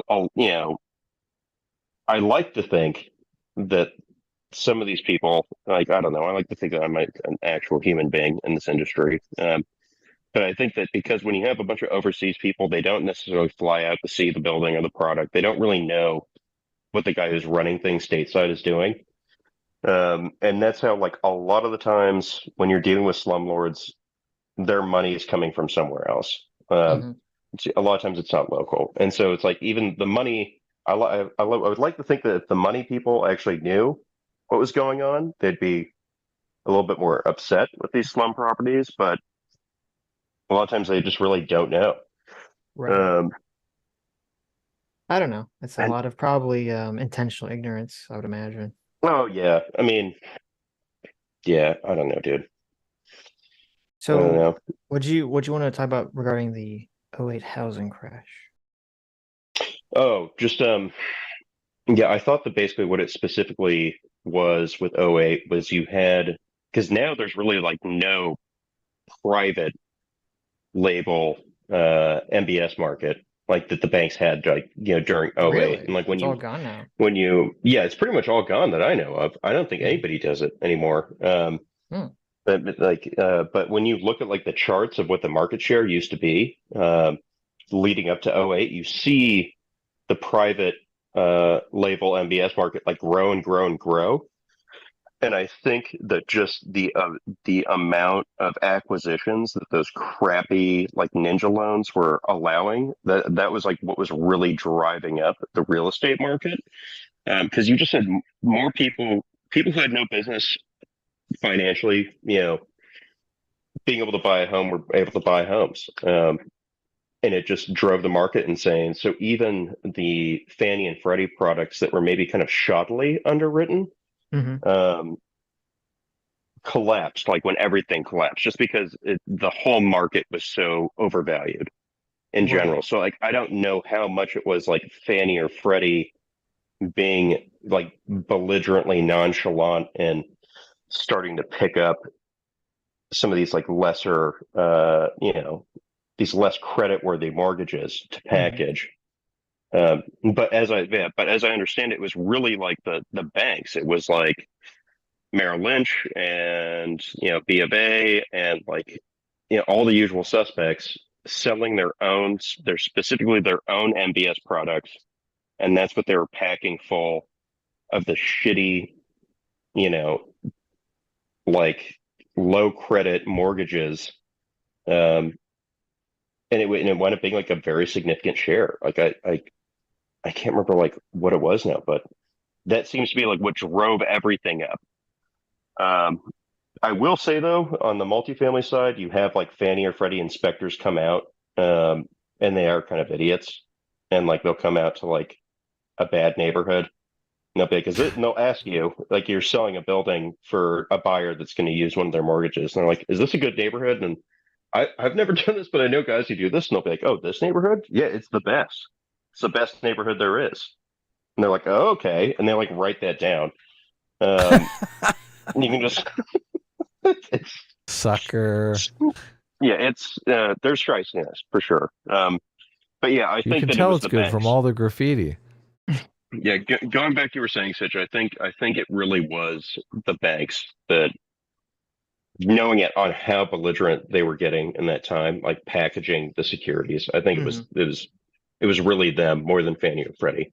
That's my 2 cents. Okay. Yeah, I mean that's my understanding too, is just that these, private institutions thought they were making shit tons of money off of this, so obviously they're going to do it. They didn't need the government forcing them to do it. Right. And that's it. So I can leave you guys back to it. And if you ever do get back into real estate, because I love talking about zoning and like all sorts, like I don't know. Which way is the market going? Are housing prices coming down? I keep seeing videos that the housing market is going to crash. So real estate markets can be like there's like the general trends you hear about, but it really becomes hyper localized. So it depends on which market you're talking about in particular. Right. I think I saw somebody in a super chat say that like in California, they're doing plumbing and, out of these new housing tract developments, 30 to 50 units were being bought by, groups like BlackRock and stuff like that. And like that's an interesting phenomenon. Like when you hear about these private capital groups buying the single family rentals, a lot of that is happening in markets that have like really what's the word I'm looking for? Where the weather is not bad. Like so like that's not really happening in places where it snows, for example. Right. You don't have BlackRock buying, like they're buying homes in a lot of the Sun Belt because the the weather expectations aren't bad, and the housing tracts are always like very, very cookie cutter and easy to maintain. So that's like where you see that happening. Like I can say like, in Connecticut and in most of Massachusetts, most of New England, I don't really see any of those groups. And they're all right there, in New York. None of them are buying the single family rentals in the Northeast. Like it's happening all in the Sun Belt and in California and stuff like that. But where do I see things going in general? everybody I've talked to, including I do have a buddy at BlackRock who I've been just peer pressuring the shit out of to tell me when the rates are going to go back down. And he actually does his job. He's like, I can't tell you that. I'm like, I know you know. And Oh, he's like, really? yeah. I was going to ask. Yeah. Yeah, he's like, I just got back from St. Louis the other day. I'm like, were you visiting the Fed? And he's like, no. And I'm like, why the fuck? Why the fuck were you in St. Don't lie to me. I know why you were in St. Louis. Isn't there a Fed meeting this week? Was it today? Oh, dude, there might be. I don't know, but everybody tells me that the Fed is going to Wednesday, start tomorrow. Oh, well, we'll see what they say. I think they're gonna hold tight, but they're gonna be super hawkish. They're gonna be like, oil's going up. We might have to raise interest rates again. This will be fun, actually. So I will say what I've been hearing, and then if the Fed does this meeting tomorrow, then we'll know. We'll get the idea look of what at I've this. been hearing is correct. Predictions. so Adam says we're going to hold. What do you say? Yep. So I what I've been hearing is that the Fed is going to stop the hikes officially, but that we won't see them start to ease the rates back down until third quarter or fourth quarter of next year, and that's when they'll start the easing back down, and so we probably won't start seeing rates get back down under 5% until midway to the end of 2025. This is what I'm hearing. Oh, wow. That's a long time. Yeah. So this is what I've heard. I'm very curious as to what the Fed will say, how much they'll reveal in that meeting tomorrow. And yeah.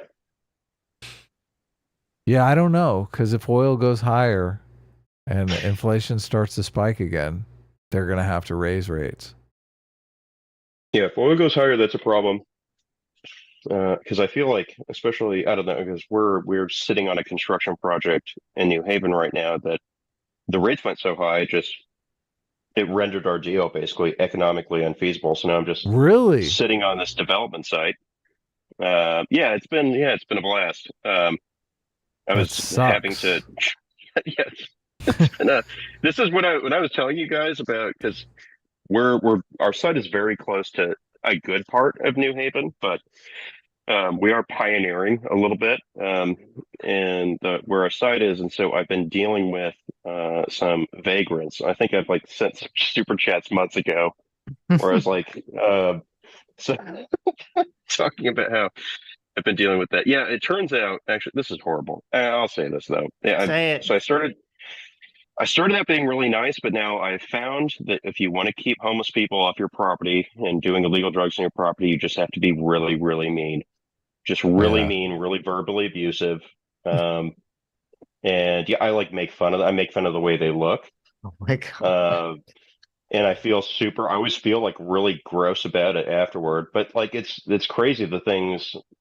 I'm like, I'm not doing drugs here. And I'm like, lady, you're in this bizarre corner on the driveway of my property where, you think you're hiding, but I have security cameras. And she's like, I'm not doing that. And it's There's you have a needle right there. Yeah, right there. Yeah. She's like, I'm fine. It's you have no teeth, literally. You have so sad. It's bad. It's I hope that New Haven doesn't embrace the harm reduction as much as it has been on the West Coast. It is a really progressive city. Oh, wow. So I'm hoping they don't go that way. But there's people fighting for it to go deeper and deeper that way. It's driving me insane. My grandma lives in New Haven. Yeah, well, do you remember I sent you guys the 2022 cultural equity plan for New Haven that one time? Yeah.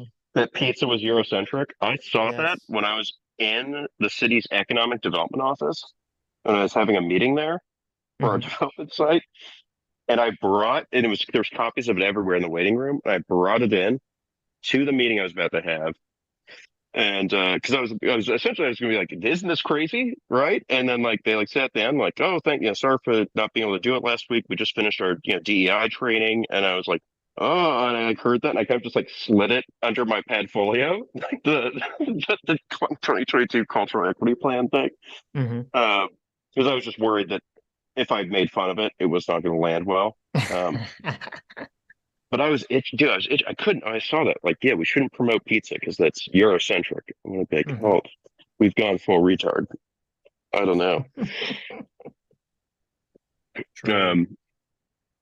But yeah, but I'll let you guys get back to it. But if you guys do get back on finance stuff again, I would love to jump in. I love talking about it. Sure. Do you have an thanks for MMT coming on. opinion? You're definitely far more knowledgeable about this than us. My MMT opinion, so I'm just like really confused. So that super chat I posted, so it's like, okay, I get like banks make the money, right? But if you're doing a construction loan with HUD, you're basically dealing with the government directly. And so HUD loans you, let's say, like $40 million for a ground up construction project. I guess like that's money going out to private contractors, and so money going into the system. But then HUD takes that loan and basically sends it to Ginnie Mae, who is then going to package it with other HUD loans into a security, and then they sell that security to basically any institutional group that is able to buy, large bonds like that. And so then they're recouping some of their money, and then when they sell that security, and then they're paying interest on that. Yeah, I don't know. It just hurts my brain. Like, when they recoup I'm like, the money, do they use it to pay off the loan? Yeah, all I know is the government loans just they end up creating money, so it's basically new money. Once the money's paid back, then the money no longer exists. And that's what I guess is confusing me about MMT. It's like, okay, well, if it's like, why securitize it and sell it then? I guess if it's just the government. I guess, yeah, in general, like, why? Well, I mean, look, if you're gonna create a loan for a house and you're a bank, I mean, the way that they used to do it was the person would pay off the loan back to the bank, and the bank would pay the money back to the government agency that they borrowed the money from to give the loan.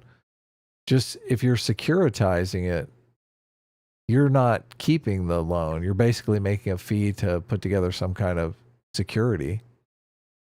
And then the people, as they pay the loan back, are paying back the shareholders in the security. That's how it works. But I mean, so much the financial system is just making money off of fees. So yeah, and it starts to get beyond me as well. Yeah, it's like I know like individual deals from start to finish. I know individual mortgages from start to finish.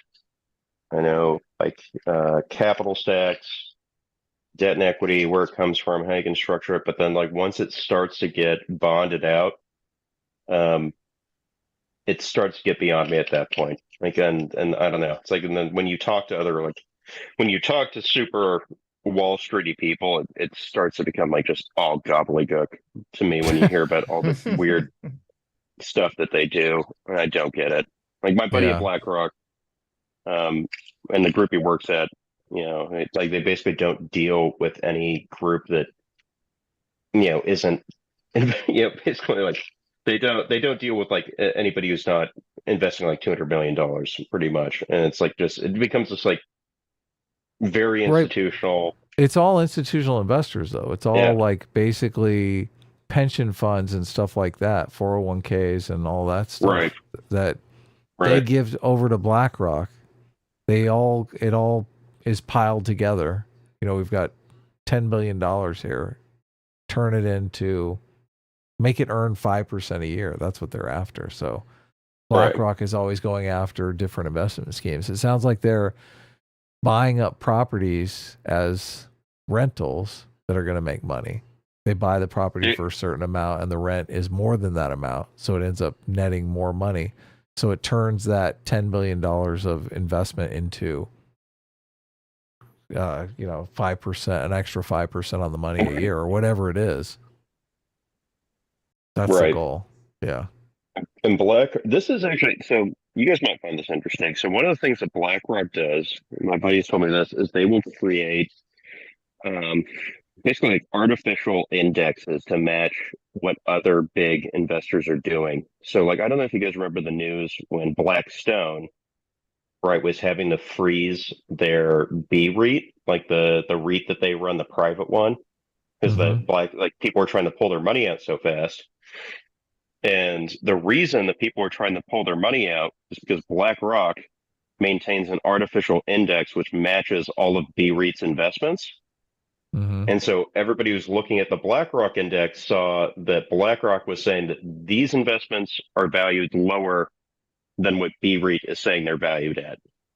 And so knowing that there was this matching index, which is supposed to basically they create like it's like an artificial index matching the exact investment parameters that this other group is doing. Yeah. And so like they know, like if their artificial index is saying like, oh, it shouldn't be performing like that, then they know that whatever this other group is doing, right? And actually some of that mark to market stuff comes in with the B REIT, but BlackRock has so much data they can basically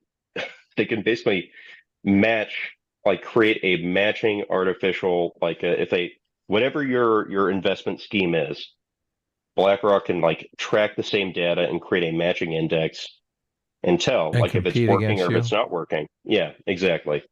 Wow. So they have so much data at this point that's like that's like their whole gig. BlackRock's a big scary one. Everyone wants to make sure that BlackRock is not buying up homes. Yeah. And even and that market share keeps increasing across the board. I'm really curious though, because BlackRock hasn't pulled out of China yet. And that I keep like wondering about. The Chinese real estate market, that's a whole different conversation because it's wild as fuck. Have you watched that video on the ghost cities? Oh pretty yeah, crazy. yeah. I love the China show. It used to be called ADV China, but I was so fascinated by the Chinese real estate market that I wound up like downloading this textbook on like Chinese real estate because I'm like, what are they doing? Yeah, how over does it there? make money? Like, no, it's crazy, and it's crazy that those big developers are selling bonds, like bonds against like that are secured by like their entire company revenues to generate the equity for these new developments that they're doing. On top of like that's crazy. Like it's madness. It's like pure madness over there. they're selling bonds to the Chinese populace? Or No, they sell bonds to the Chinese high net worth funds that they have. They have like China has like a lot of really big private wealth management funds, essentially that take all those super rich, basically Chinese families that have popped up over the last like 40 years. Pool their money together. The Chinese banks were doing a lot of the development lending initially, but then as their like as their debt to equity ratios just kind of kept getting crazier and crazier, like eventually the banks were like, dude, we can't lend to you guys. You guys are almost like underwater. It's like you have like 5% equity to like 95% debt. Like we can't loan.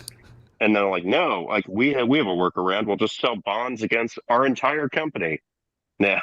I don't trust nuts. anything in China. And it's nuts. It's really nuts. Yeah. And they do a lot of different things. So probably one of the biggest differences in China is that all those ghost cities that you see are all made up of like individual apartments for sale for the most part. Like they very rarely build to rent over in China. And also, those apartments, they won't even finish them on the inside, too. That's like another fascinating thing. They leave them just basically just ripped down to the studs with all the infrastructure just stubbed. So it's like if you go into one of those places, even if the building is finished on the outside, if nobody's moved into it, it's all just going to be like no floors, concrete, like a water pipe sticking out the side of the wall type thing. Yeah, it's ready to move in. That's the thing. But who's going to move in? Well, it's not ready to move in, right? Like there's no sinks, there's no toilets, there's Well, nothing. It's all according to the China show guys, oh, like whenever you move home in China, you have to rip everything out because it's bad yes, feng shui, yes. and you have to put Yes. new stuff in. So when I say ready to move in, I mean ready as in all the stuff's been ripped out already, so you can put Exactly. your new stuff in. But like, Yep. who's actually going to move into those things? You can't, like, a city. It's so weird because, I mean, everyone's going to move in on the same day, the whole city. Like 1 million people are going to sign up and say, "Look, this is our move-in date." It's so ridiculous. It's crazy because there's like I feel like for like I would be curious what the amount of like what the ratio of like lived-in household to investment property would be, but I would Oh, bet yeah. you that it's That's gotta be crazy. like like 7-to-1 or even 8-to-1 probably or something like that, right? Like because they just and so when you hear like in California, like because out there you actually have some of like the foreign Chinese money comes in and they'll buy homes in really nice areas. They'll come in, they'll buy all cash, and they won't even they won't live there. They just like let the home sit there. They don't even try to rent it out because they buy into markets that they're kind of used to, and they're used to appreciation. They don't really buy for cash flow. Like they buy betting on that things are going to appreciate. So the market is like triply dangerous over there because of that, because nobody is like purchasing these apartments and being like, I need to rent this to pay the mortgage. Right, they're just they sitting buy on these. it. Yeah, they buy these things and they're like, all I have to do is hold on for dear life for 3 years and I can sell this at like a 30% profit, but that's like not the case anymore. It's So just ridiculous. Yeah. yeah, it's bad. It's really bad. Yeah, it's so weird that you can delude yourself into thinking that you're going to sell that thing though. When I'm like, it's like a completely desolate city. Who are you going to sell that to? Well, dude, they hype it up, man, in the same way that like all the NFT and crypto people hype up things, right? Yeah, like they I like know. throw parties and stuff like It's that, so events, and they're crazy. like, it's going to the roof. It's going to be awesome. What Like do they the tell them China at show those guys- parties though? Do they tell them, look, there's a move-in date. 1 million people are going to move into the city on this date. Like, I don't. how do you get think it goes that around? far. How do you get around the fact that there's nobody there? I don't know. It's so I bizarre. don't know how. Can you imagine such a thing? I mean, we have blight in America, but nobody's building like a brand new city for no one. Yeah, dude. I mean, if you went to a bank, right, and you're like, hey, I want to build like 5,000 apartments, and maybe in 15 years, 30% of them will be filled up. They would like, I know they'd they tell laugh you, like, at you. yeah, they'd be like, go fuck yourself, and then they would tell security to like not let you back in the building. They'd be like, that Yes. asshole's crazy. Like, don't come back because it's nuts. But in China, they're like, this is our investment plan for the next 10 years. Yeah, in China, like the bank who financed the construction and knows that it's only like 30% occupied is like lending to the next guy to buy it. Like it's crazy. They're like, yeah, this is fine. Like it's la la land over there. And my favorite though is like when you talk to some people about this, they're like, oh, this always gets me. Like they'll be like, well, yeah, they underwrite things differently over there. And you would be like, guys, like I don't know if there's any way to like. I don't know what mystery you think is going on here, but like, this doesn't make any sense. You can't just be like, "Oh, it's different in China." It's like, dude, I don't know how different it can be for this to make sense. Like, I don't know. Yeah, Don't it's be a nuts. bigot. That's just different. Okay. I'm trying not to be, but I find it fascinating, but wild. I'm just waiting for. Well, I don't know. We're seeing it happen right now. Like, people like rioting at outside of some of those places. So. Mm-hmm. So what's your take on generations theory? Generations theory? Dude. I think about that all the time. Okay, just tell him it's stupid. So my father-in-law grew up in rural Croatia within socialist Yugoslavia. And he grew up like 40 minutes outside of Zagreb, which is the capital of Croatia. In a rural village. And like Croatia, if you like talk to people about Yugoslavia, like, oh yeah, Croatia was like really well off. Like rural Croatia was like not well off. It was like really, really bad. But this dude, my father-in-law, who is like one of the smartest guys I know, they grew up dirt poor, like hard packed dirt floors in his house. He like went to trade school in Germany. Then he like went to the seminary. He obviously dropped out of the seminary. But like, yeah, he has like a bachelor's in philosophy, a master's in theology. He runs his own diesel engineering business in like Western Mass. Has like no debt on his home. And I also feel like guys like he would not, if he had to kill somebody, would not hesitate to do so. Wow. I feel like he is a hard, like, bad times make strong men type thing. Right. Yeah, there you go. And when I tell him that, like, some people, like Noam Chomsky and stuff like that, will like say, like, "Oh, yeah, if the West hadn't interfered with Yugoslavia, like, it would have been great." He'd like get so mad. He's like, "You don't like, no, like, it was shit. It was shit in the countryside. Everything sucked. Like, corruption was rampant." He talks about how, like, even like the dentist that serviced his village and a couple others, like, never had enough. What do you call like painkillers? No. Yeah, well, yeah, basically the painkiller shipments would start getting stolen from either when they left the factory, if it was in Yugoslavia, or when they crossed the border, if it was coming in outside. And so, like, by the time it gets to the rural communities, you have like 1/20th of like the shipment because everything gets stolen for the black market along the way. Mhm. And so there's no Novocaine. So you had people getting like teeth pulled with no painkillers. And he said you could hear the screaming coming from like outside the building. You had to, for the hospital, you had to like bribe the hospital staff if you wanted to get seen. It was bad. There's no freedom of speech. You had to be especially really, really careful around bureaucrats, which that's like when they talk about like in like the socialist countries, like the bureaucratic class becomes like the most powerful group, and it becomes its own class that immediately tries to then drag up the ladder behind them, right? Like it there's no room for mobility. Long story short, it sucks, and he gets mad whenever people, Romanticize talk it. about that stuff. Yeah, but in terms of the generations theory, yes, I feel like hard times do make these like very hardcore men like this who wind up being very successful in their lives. And even like, I don't know, in the case of my father-in-law, has like a bunch of like literal gold and silver hidden in ways that I just never would have thought of, because he's ready. For him, well, coming from his country, right? He's like, well, you need to anticipate things, like they're going to have metal detectors, and also like have you guys seen like Schindler's List, like where they have like they have the thing in their ear, right? And they're like listening to the wall, and they're like knocking and stuff like that. Yeah. It's like literally, he's like the way he's hidden stuff. It's like he's ready, man. It's the most elaborate like thing. And he took us all aside and he's like, "You guys all need to know this." And it was like a series of instructions and multiple codes, and I have actually forgotten all of it. So there you go. Have you ever seen Arrested Development? Yes. Yeah.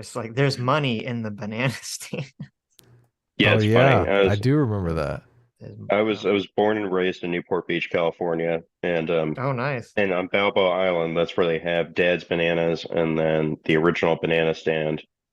And it is entirely unclear to me which one is the original banana stand. But I've been going to just one of them my whole life. I've been going to Dad's Bananas. Nice. When I go back and visit my mom. I don't know if that's the original, but the dueling banana stands it's based off reality.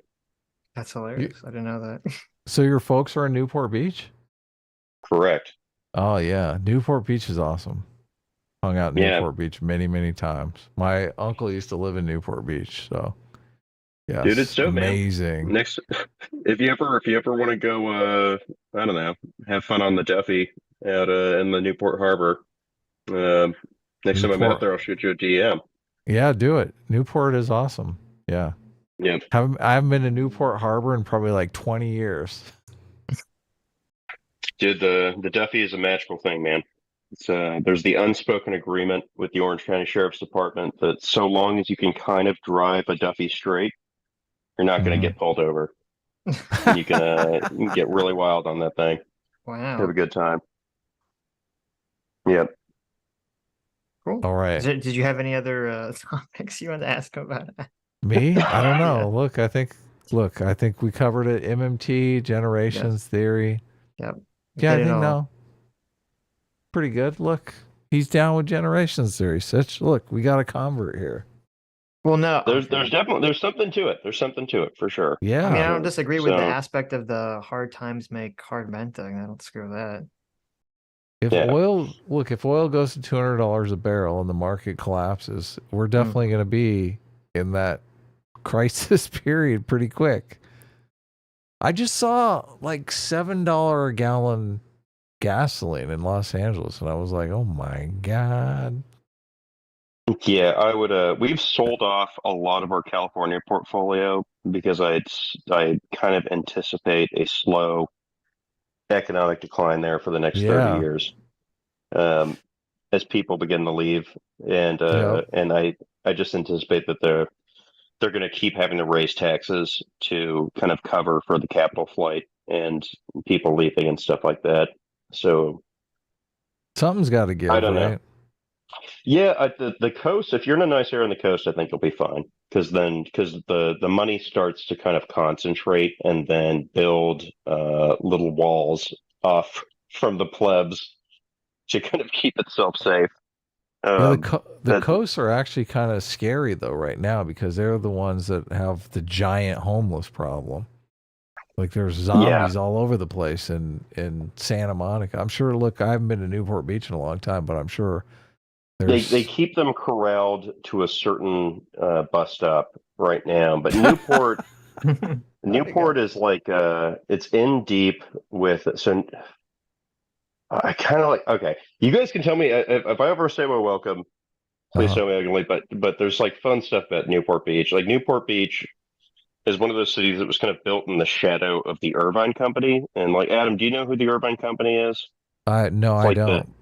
It's like the boogeyman. It's like the boogeyman, like Illuminati developer of Orange County. Like they used to own all the land in Orange County. They helped a bunch of the towns in Orange County like incorporate on their land that they sold them.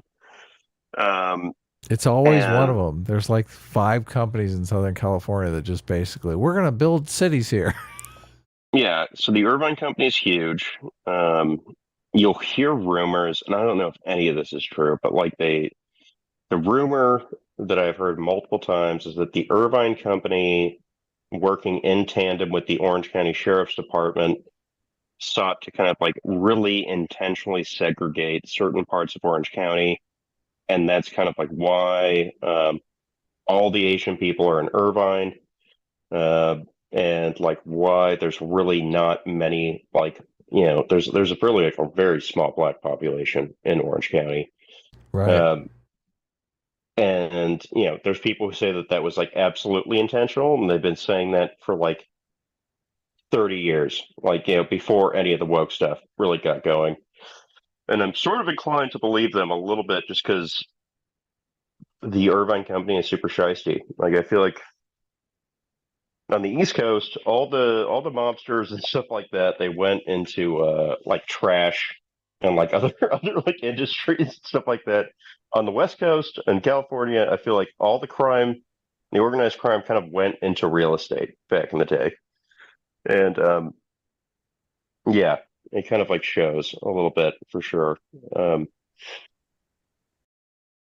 Cool. Yep. Trying to look at the Newport Beach demographics. I mean, it's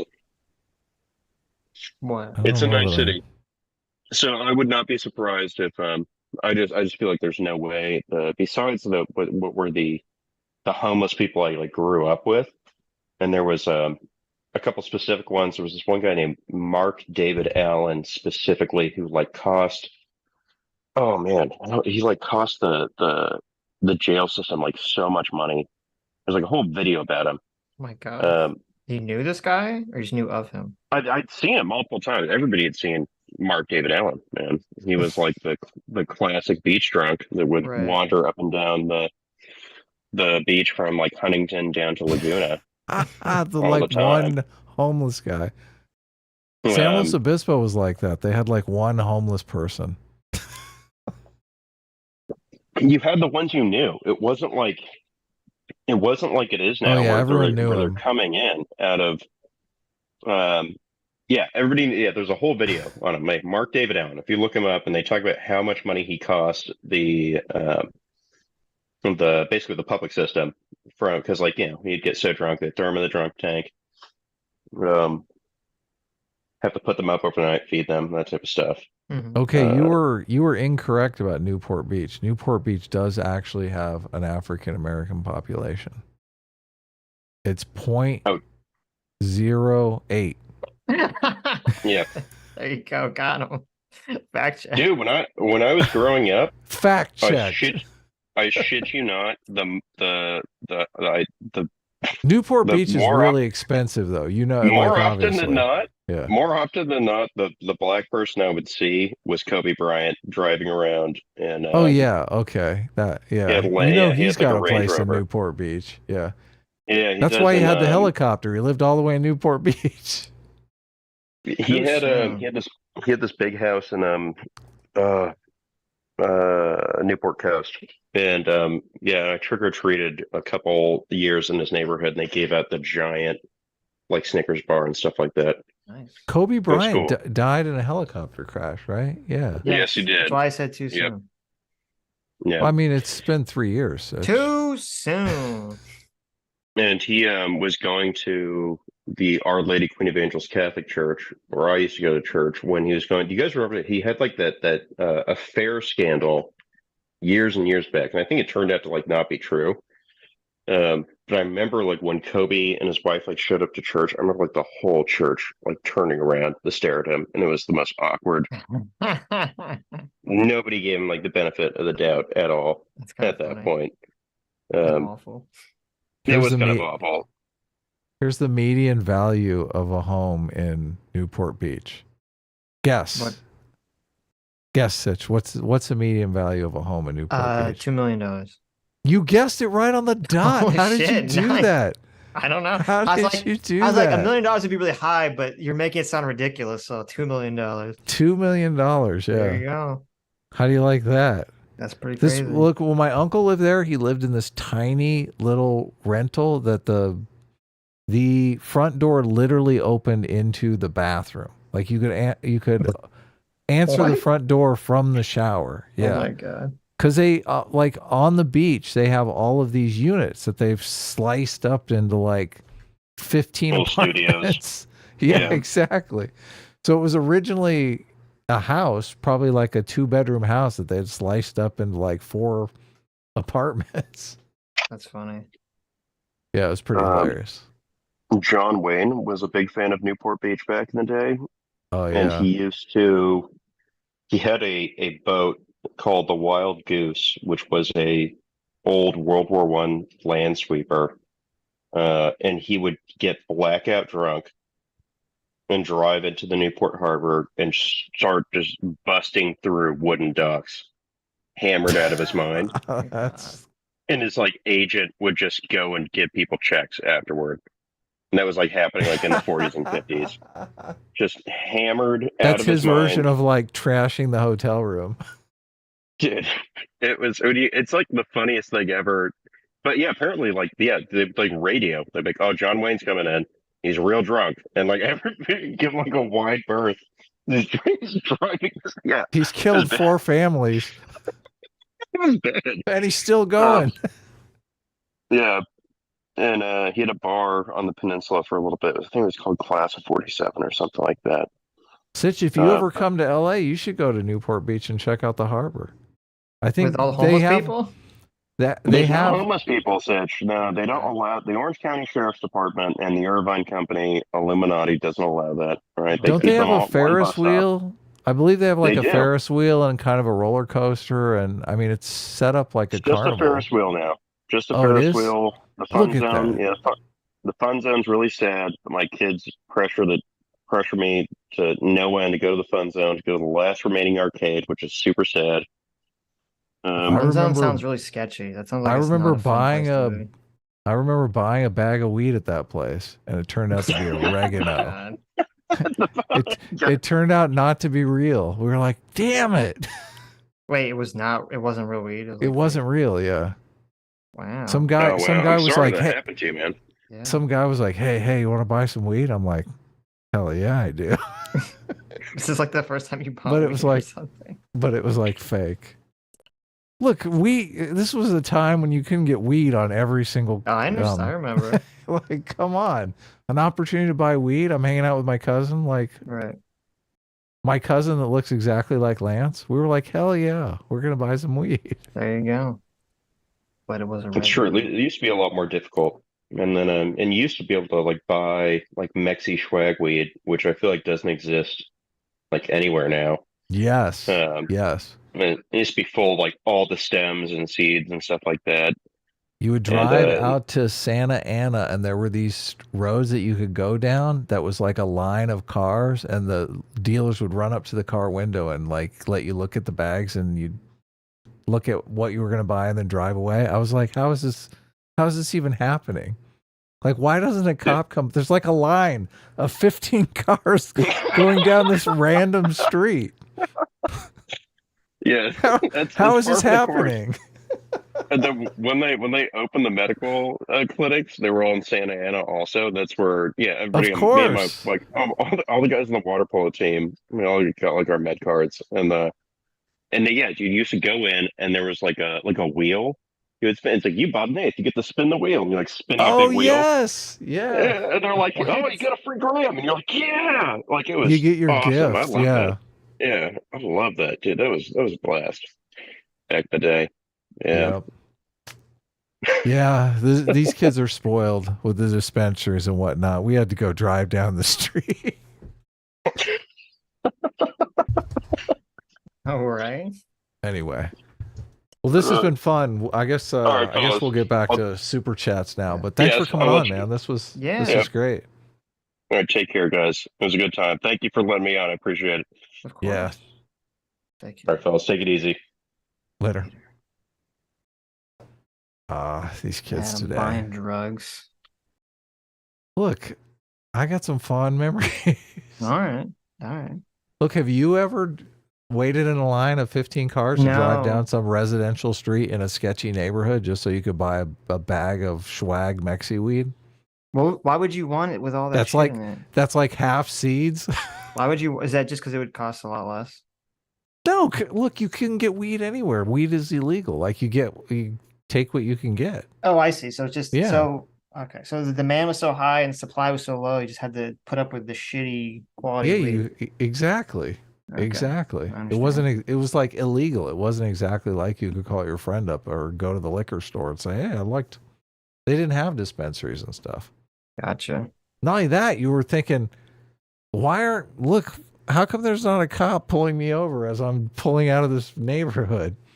It just seemed like a sting operation. Right. You're like, But once you go waiting once, for it, yeah, but once you go once, I mean, you're terrified the first time, but once you go once, you're like, hell, we're going every weekend. That is pretty bizarre. Why they didn't shut that down? I guess no one cared.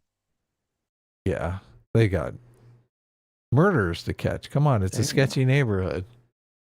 Rex Vectum for $20 says, thank you. Says, we should start a daycare for surplus elites where they can go compare Patagonia vests and polish each other's monocles and leave us all alone. True. Oh, that would be great. True. Instead of turning into counter elites like Vosh. I like it. It's a good plan. Stuck for $5 says, question, before the gold standard was abolished, how did the economy grow? Did the United States simply accrue more gold at a steady rate? It's a good question. I don't know the answer to that. Yeah, they were forced to accrue more gold. That was the problem. Because if the economy grew 5% and you needed to increase the money supply by 5%, then you would actually have to buy 5% more of gold. And that's why they did away with the gold standard. Right. Because they were like, why are we buying all this gold? Why don't we just not? Why don't we just not do this? Well, no, I think they suspended the gold standard because of World War II or Vietnam, or some Something war like where that. they had to do massive military spending. They're like, we can't buy enough gold to do all this military spending. We're gonna have to ditch this gold idea. Well, there We was need to- I think Mark Everyone's Leithowicz says- working for the dollars anyway. It was either world. Yeah, I don't remember which World War it was. He said France basically did something where they like fucked over the rest of Europe's gold supply, and then America's like, let's not let that happen to us. And that was kind of like the beginning, I think, when they made it so you couldn't like any person could not change their dollars for gold, and then obviously it went away wholly, later with Nixon. But Right. I knew it was Nixon that did away with it. he just What's did it away with called? it completely. But before then, they kind of soft did away with it, where I think like any person could not just walk in and be like, give me the gold equivalent of this dollar. That happened much earlier. You had to be like a banker or something. There's something, but I need to run to the critically bathroom chibi for real 5 quick. Canadian says money is just a construct. Can you eat it? Is it tasty? Leave the imagination games to the wrinkle brains. Put on your belt and come build a house. There you go. I like it. Yeah, totally. I mean, look, you're more open-minded about MMT. I mean, I guess Hey, we me never or really critically chibi? you. Okay. I mean, I think the description is correct. It makes sense to me logically. I'm not some big brain economics guy enough to either 100% say this is true or 100% disagree with it. Right. So. Most people are against it because they don't want the government building homes. They're against it because they're against the implications, which, I mean, you can be against the implications and still agree whether the fact claims are accurate or not. Yeah, totally. All right, I have to go to the bathroom. I'll be right You back. go to the bathroom. Tobin Russell for $5 says, I'm glad we have Hasan on record agreeing with mid-century Germans that one people, one Reich. Yeah, I know, right? What's up with that? Pretty shocking, Hasan. Pretty shocking. Sodo for $2 says, seems Hasan's China love was declined. It's pretty good, Sodo. Mason Jordan for $5 says, I work in plumbing for the new housing market in California. Neighborhoods 10 to 50 homes get bought off before ground is broken by renting companies. Wow. Interesting. Okay.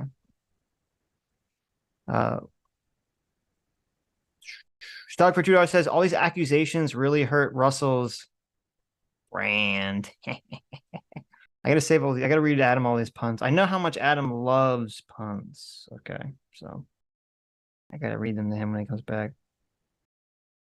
Dotems for 10 Aussie says, on unemployment, if you take the median length, 8.6 weeks, and add it to the average length of employment 4 years, you get around 3.9% unemployment at any given time period from people between jobs. Well, there you go. It's a between jobs thing. Yeah. It's at 3.9%. 3.9% is just people between jobs. So if you take median unemployment length, 8.6, and you add it to average length of employment, 4 years, you get 3.9%. Supposedly. There's some math Okay. there. I know how much you love these jokes, so I wanted to read them to you because you were away at them. Soldo said, seems like Hasan's China love was declined. I don't get it. Decline. Oh my God. Like Ethan Klein? Yeah, Ethan Klein. Oh. Get it? It's a pun. I know you're. Declined? I know puns are your favorite form of comedy. Oh, like Ethan declined his China love. Yes. Right. Gotcha. Good one. I like it. More of those. Okay. Look, it gets better the more you explain it. Stug says all these accusations really hurt Russell's brand. Oh, there you go. That one's instantly recognizable. I got the decline one instantly. I think you're just. Oh, you did? Yeah. I mean, I'm also being looking at it. I can see it. So. Whatever. Adam Unfriended for $5 says, oh my God, I'm so bored with economics. Let's talk about anime, mommy milkers theory, and your favorite anime prawn. Well, there you go. Classic Adam Unfriended, who's like the polar opposite of Adam. Totally. That's my alter ego. There you go. But I'm always down to talk about either MMT, to be honest with you. There you go. Pat back for 8 months says, thanks, Mr. Ubercross. 8 months freeloading on gifted subs. Adam, good luck on the comic. I pre-ordered all the covers, and I believe in you, even though I'm exclusive. Wow. Yeah, thanks. That's awesome. Yeah, thanks. Thanks for the vote of support. Mm-hmm. I like it. I Critically promise cheap. not to spend all of that money on weed.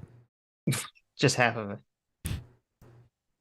Critically Chibi for 5 Canadian says, now this is all fine and dandy, but when civilization collapses after Tim Pool's Civil War, what's the better investment, a spear or a sword?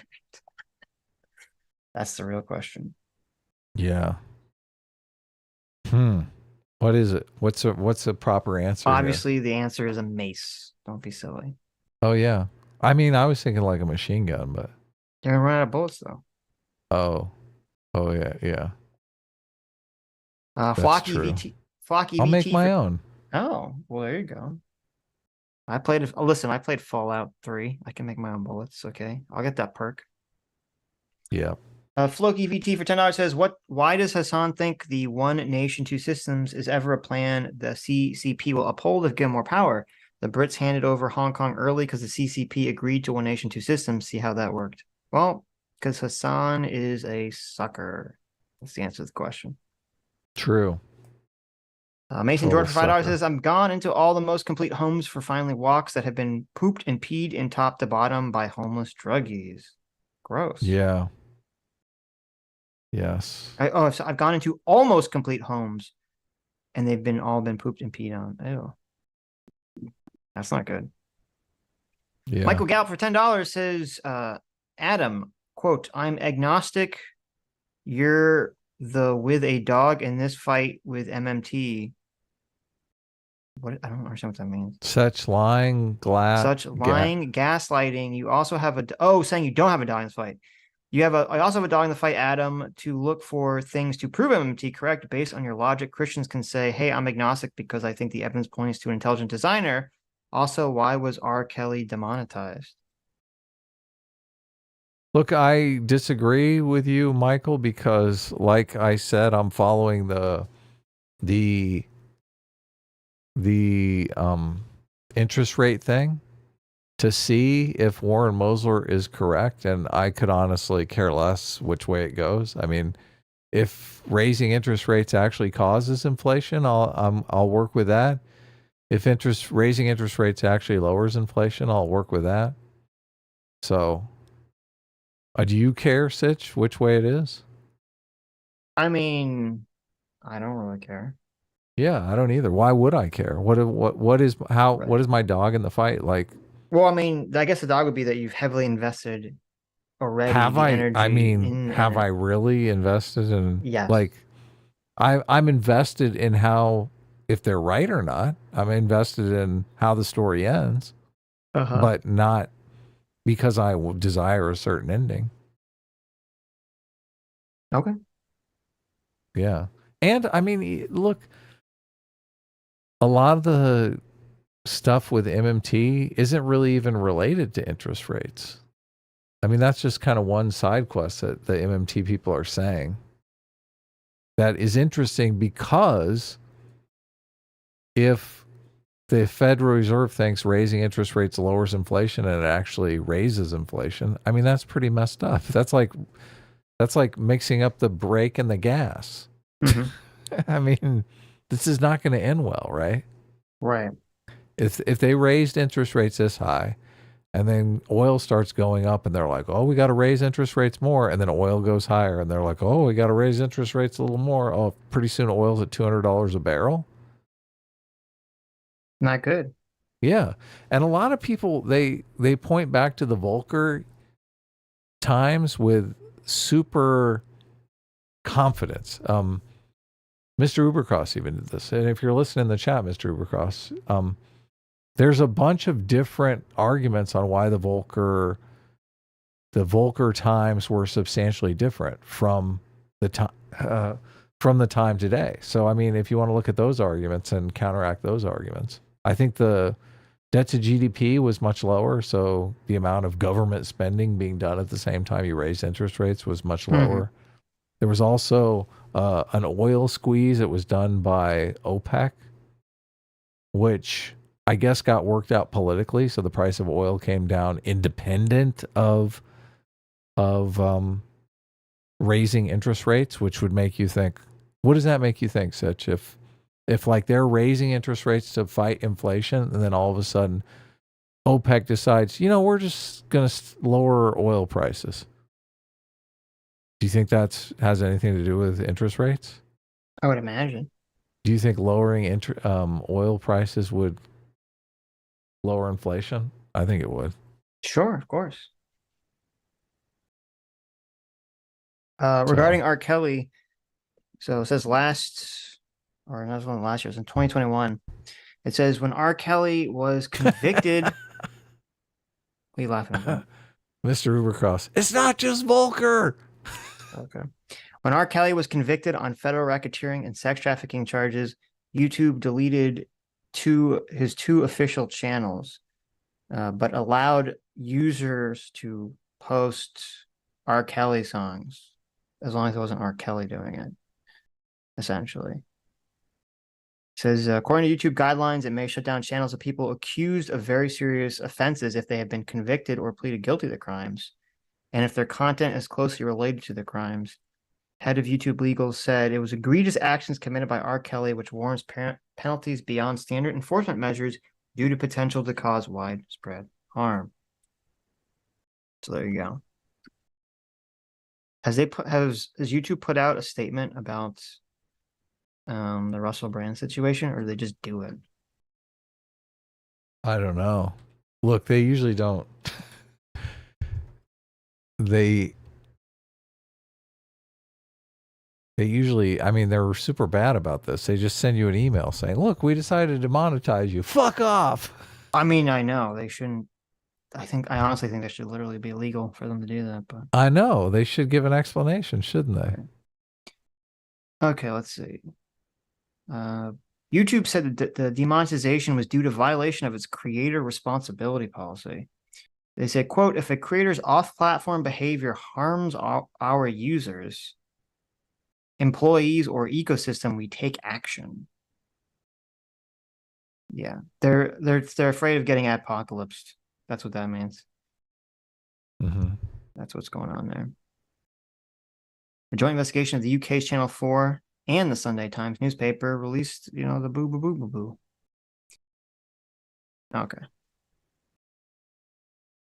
Okay, where was I? Leo for 2 months says gender self-ID is accidentally based in Norway.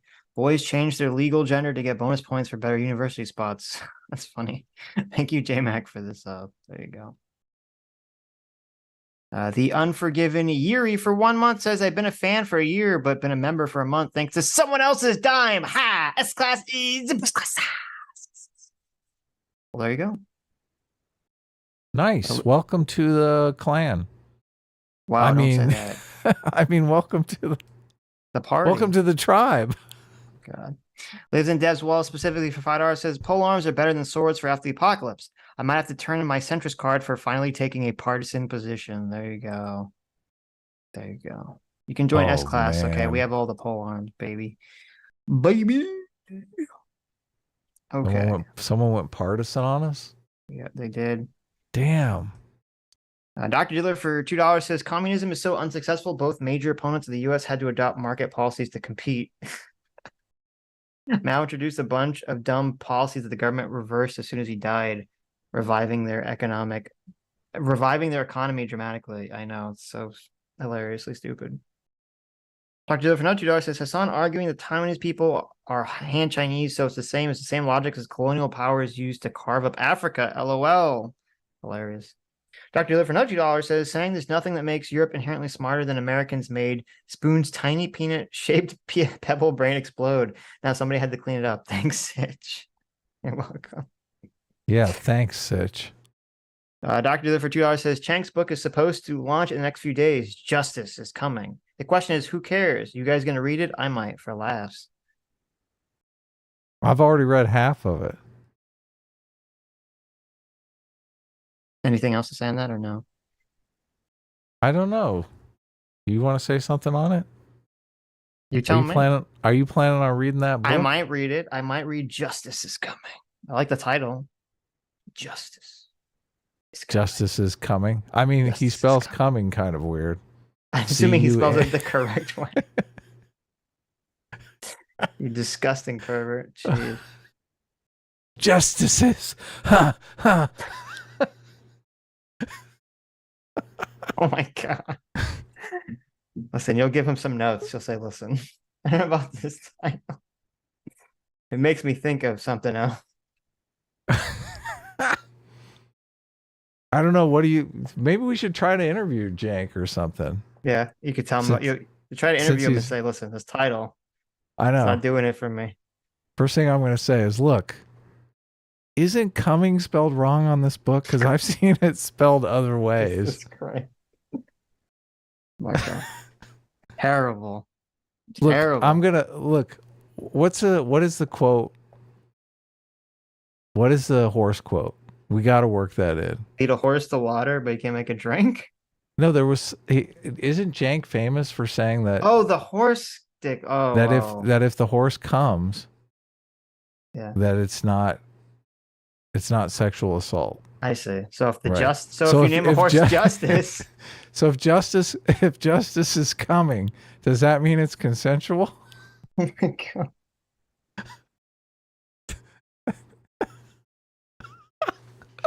There we go. Look, we've already got the first question. Jesus. If justice is coming, does that mean it's consensual? I think that's good. Write that down. I'm not writing that down. You can write that down. It was awful. So good. Look, sometimes we get crazy on this show. It's not late enough at night for you to be making these jokes at. Briana Wu responded to what? To the tweet thread about centrism. What tweet thread? The one that you put up? No, her The tweet. Oh, I know. You replied and then you guys kind of back and forth. But she just responded just to the. Okay. I responded. She responded, I don't think that it's true. Oh, wait. I responded, independents are the kingmakers. With both party bases roughly equal, independent voters decide every election. I was like, yes. Yeah, right. Call us lazy. We're the kingmakers. Ha ha. Mm-hmm. And she responded, I don't think that is as true as it used to be. Okay, so she's admitting it used to be true. Modern elections are as much about passion as persuasion. How's that response? Acceptable? Adequate? That's fine, I guess. Whatever. And I responded, Republicans are never going to vote with you, but independent centrists might. Demonizing them just seems like bad politics. But you do you. Mm-hmm. How do you think she responded? Take a guess.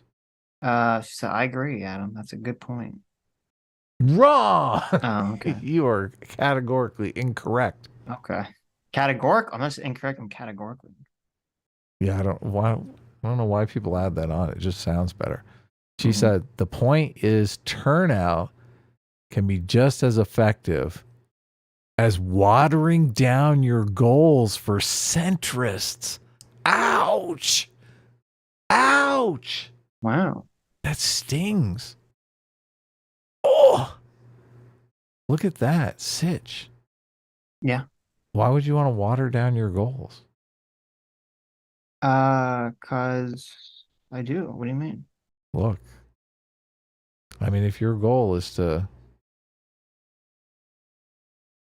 genocide all Republicans, I mean, why would you want to water that down? Maybe that should be watered down. Anyway. So I saw Superchat Mahler. son? I saw Mahler was trending. No way. And so I it clicked on is. it. Holy cow, it I is said, trending. oh wow, good for him. So I clicked on it, and this is what came up. I don't need your permission to review, remix, or criticize. Obviously, this is the height of fair use, and false flags are a piss goblin tactic.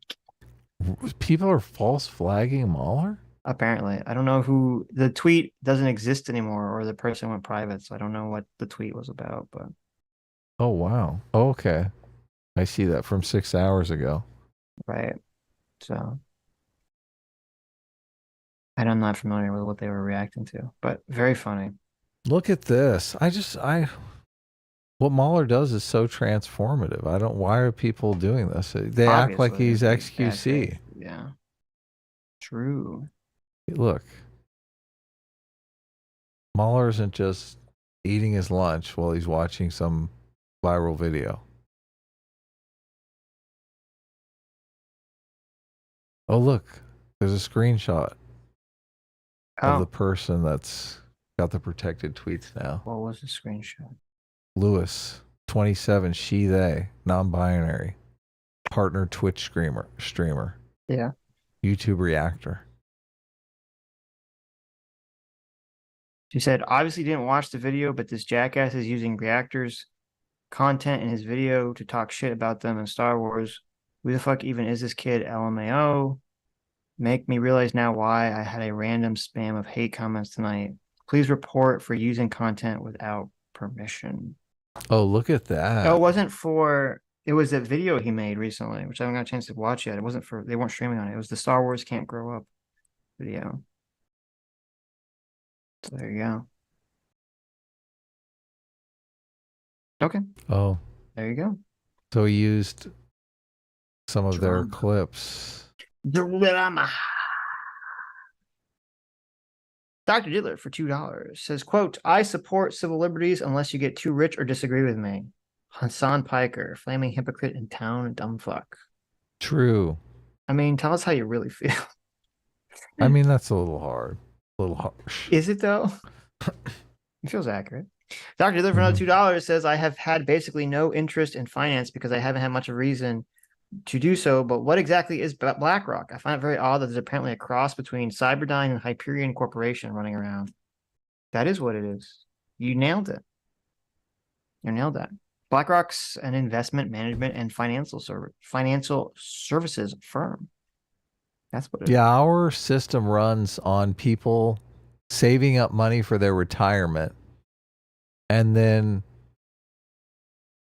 them trying to make money off of however much money they've managed to save up to live off of. So if you've saved $1 million for your retirement and you're going to get 5% a year, what's that, like 50 grand a year? That will be your income in retirement. And this is pretty much, I mean, this is like how America works basically, right, Sitch? Right. It used to be pensions, like you would work for a big company for 30 years and they would say, look, when you retire, we're going to give you half of what you were making here as your retirement. You'll have to live off of less, but look, you're an old person. You don't go to the fucking movies, okay? You just sit home and eat pork and beans out of a can. So, but that's kind of a technical challenge. You've saved up a nest egg and some organization has to figure out how to make that nest egg make 5%. I mean, if the government is giving out treasury bonds at 5%, okay, that's easy. You just buy a bunch of treasury bonds. But interest rates have been at 0% for like 20 years. So you've got to go in different directions. And evidently BlackRock is like, we'll take your money and we will invest it in buying rental properties. And when those people pay their rent, we will pay you a portion of that money as the interest on the money that you've loaned us to do the whole operation, right? Right.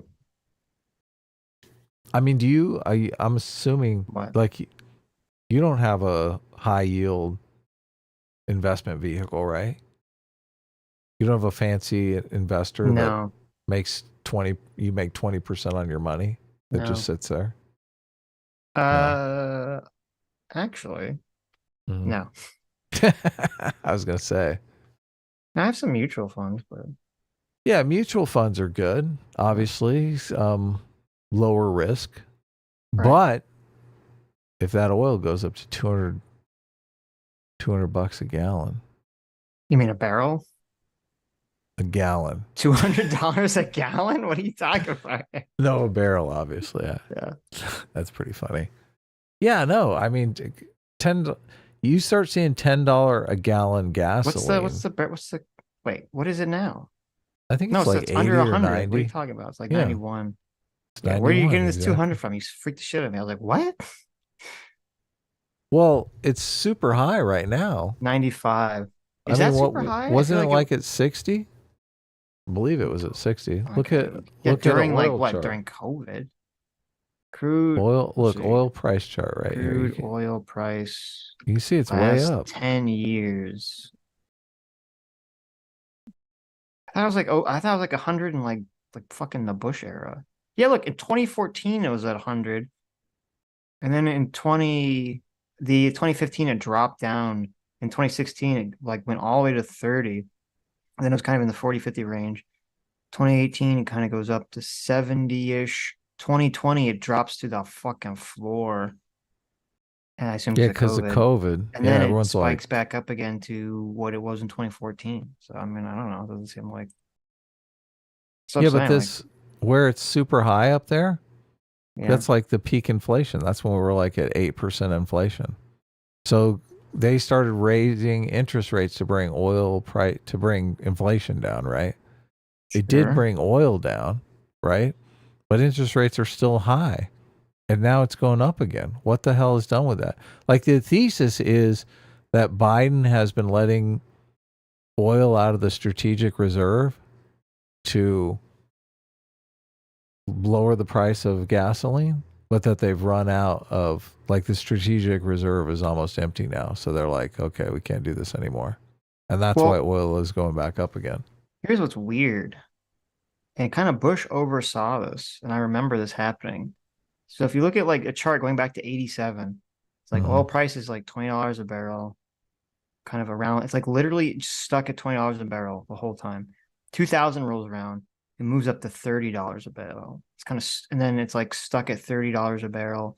And then suddenly 2005, boom, $60 a barrel. Then 2006, $66, 2007, 72, 2008, $100 a barrel. Like, what the fuck was going on? Like, yeah, I remember I was buying oil stocks back then. Yeah, because I remember that too when oil prices went crazy under Bush. But it's like, but it never really fully went back from that. And why did that? I'm not sure why that occurred. I thought that's why we were invading Iraq, to make oil prices better, not worse. What the fuck? Yeah, what happened? Explain, Bush. Okay. Explain. Make gas prices go down. Make gas better, please. Thank you. McGore for $2 says, Adam spitting facts on the number of representatives we should have. I want my congressional representative to be as approachable as my mayor. Congress already votes in coalitions. 10xing the numbers won't hurt. I disagree with that take. It's true. I don't know why you're against this. Okay. I'm gonna do the Sitch. You say something, I'm just gonna be automatically against it. So why? Look, already it's 432. It's not exactly like, I mean, that's a big number already. It's not exactly like you could. Yeah, there's a difference between 500 and them. like, there's a difference between like 500 or 400 and, like 5,000. That's magnitudes different at that point. Like, I'm trying to, can you, Matt, how, like, trying to get votes passed with the 5,000 just seems so ridiculous. It's just the level of you're looking at the granular level of surveying your constituents. No, and you're not thinking about the logistics of how legislation is supposed to pass with that many people. What are you talking about? The same way it does now. They vote on it. Yeah, but so much now is like, okay, there has to be so much wheeling and dealing with each freaking person dealing with their constituency. Right now, you multiply that to 5,000 people. That's like insane. Nothing will get done. Let me finish my point. If you want the government to not do anything, then let me finish my point. And you don't know that nothing will be done. Okay. If literally nothing is getting done now because they're elites, wealthy elites and corporations are paying Congress people not to do anything, if they have to pay 5,000 people, it's going to be impossible to do. Paying 400 people is a lot easier to do. Mm-hmm. But some of these districts now, They have literally like millions of people. How do you survey your district? If you have 10,000 people, it's a lot easier to survey what your district wants.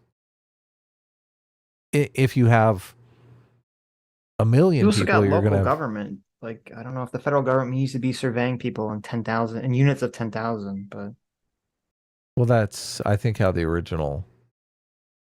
I think yeah, the when we had districts were like a supposed to million be. people in the whole country, maybe that means.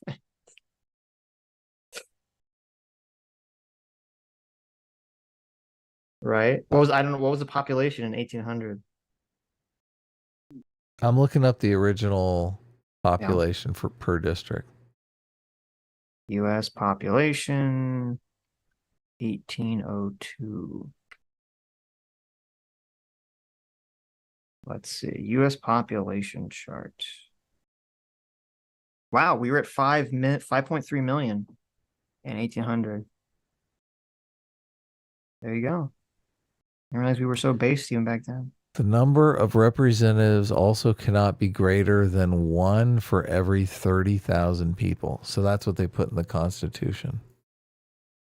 So you couldn't have a district with more than 30,000 people. You couldn't have more than 30,000 constituents. Wow, by ratio, our population increased from 1800 to 1900 is way more. We went from 5.3 million to 76 million in 1900. And then 76 million, we went up to 280 million in 2000. Interesting. We're Okay. at 330 million right now, right? Something like Divided by 30,000. We should have 11,000 representatives. That We is should have so 11,000. stupid. 11,000. You want 11,000? How would they like? Look, we You know all, we only have... how big is the House chamber going to be? It's going to be a stadium, okay? Like the president of the Senate, or like the president, when they go to this house, they're going to have to come down like in a fucking football stadium, going like, "Is the House ready to rumble? We're going to get some yay votes." Sitch, you can tell Sitch is a conservative on the show because This is like obviously. ridiculous. Well, I mean, what's so ridiculous about it? I think, look. How are people going to vote in 11,000 people in the House? Look at it this way. Look how much fun Laura Boebert is. Yeah. Why can't we have 10 Laura Boeberts? I mean, Okay. she's so bubbly. Jesus. Could you just imagine the logistics of having Why are you- 11,000 people in a stadium who are supposed to be the representatives of America all trying to vote on some like legislation or something? Why are you so hell-bent on centralizing power? I'm not. What are you talking about? This would be a major decentralization of power. Yeah, That's a because good it would be thing. so insanely impractical that no legislation would pass. I mean, I guess, yeah. What are you saying that they look? I've watched them counting legislation on C-SPAN. What do you think? The ticker can't go up to 11,000? It stops at like 435. Yeah. Yes, the number can't go It's beyond 999. It's impossible. Yes. It's impossible to go any higher. Adam, they use a very old timey technology. The number, it's only got 3 like slots for numbers. Okay. If it goes past 999, it breaks. It's kind of like, the year 2000. Well, it's time to upgrade, okay? Okay. I don't like the fact that they just cut it off at 435. They cut it off at 435 so that they could have power. They're like 30,000 people. I'm amazing. I'm incredible. I need to rule over millions of people. They're like, if we have 11,000 House representatives, this could be retarded. That's what they thought. No, they thought, look, I am a U.S. Congressperson. I need to rule over millions of people. Yeah. I need millions of people under my boot. Okay. That's what they thought. Yeah. They're not like, listen, it's hard And enough look, to get. and Sitch is like, yes, sir. How many people are yes. going to be on each committee? If they have 11,000, they have like committees of like hundreds of fucking people. Sitch is like, yes, ma'am. Yes, Congresswoman Boebert. Yes, yes, please. Yes, oppress me more. What's actually funny? That if that happened, they would 100% have to make DC a state, because if there was 11,000 representatives and all their staff, the population of DC would double. What's the matter with that? It should. Literally should. I'm just trying to imagine. So like the house building is actually now replaced with a football stadium. This massive football stadium that has like Disney level parking garage. Oh my God. This is such a clusterfuck in terms of logistics. If there's 11,000 House representatives. I just like the idea of like the president's like when they address everyone, like when the president does the State of the Union. Yeah. There's like the House Usually and it's Senate done in all the have to Senate. sit together. No, Usually no, it's done in the Senate. Yeah, it's on the House because Senate only seats 100. But oh, really? Yeah. So so it's done in the House? Yeah, because that's where all the seating is. Okay. But no, so imagine, because You need everyone's to there. blow that bitch up. Right. So yeah, so imagine now, say the Union, the president is like airlifted in from like a blimp. It's like a fucking football stadium because he has to speak to 11,000 people. All right, I just did the math. We only need 25 times the seating. I think we can do it. How many people fit in an average football stadium? Okay, that's a good question. Football seating stadium. Okay, so it says normal. Wow, really? Normal football stadiums can hold 60,000 people? Is that for real? Yeah, see, look. 60,000 you fuckers go to a football game? Jesus. Yeah, see, it's easy. Okay, so it's not as big as it's still big, but it's not as big. I'm still gonna say no.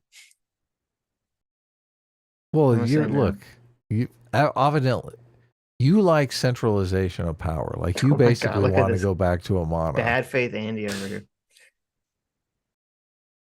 Look, I wanna gotta get see you a- somehow. I want to see a picture of 11,000 people in a crowd. Know what that looks like. Mm-hmm.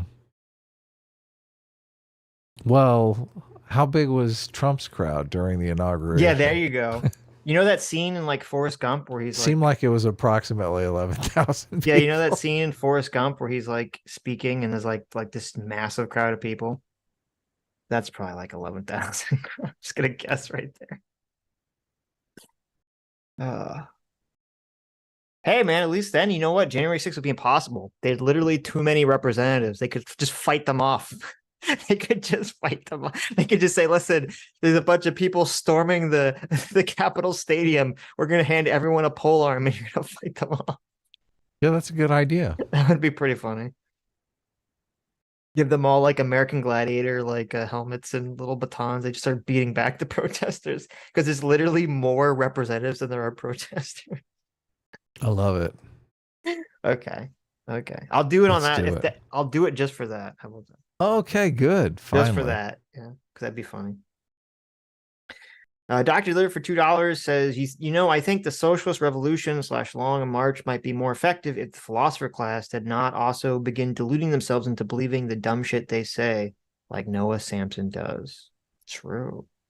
I'm not sure that Noah Samson does believe the shit he says. Seems like he kind of knows he's full of BS. Yeah.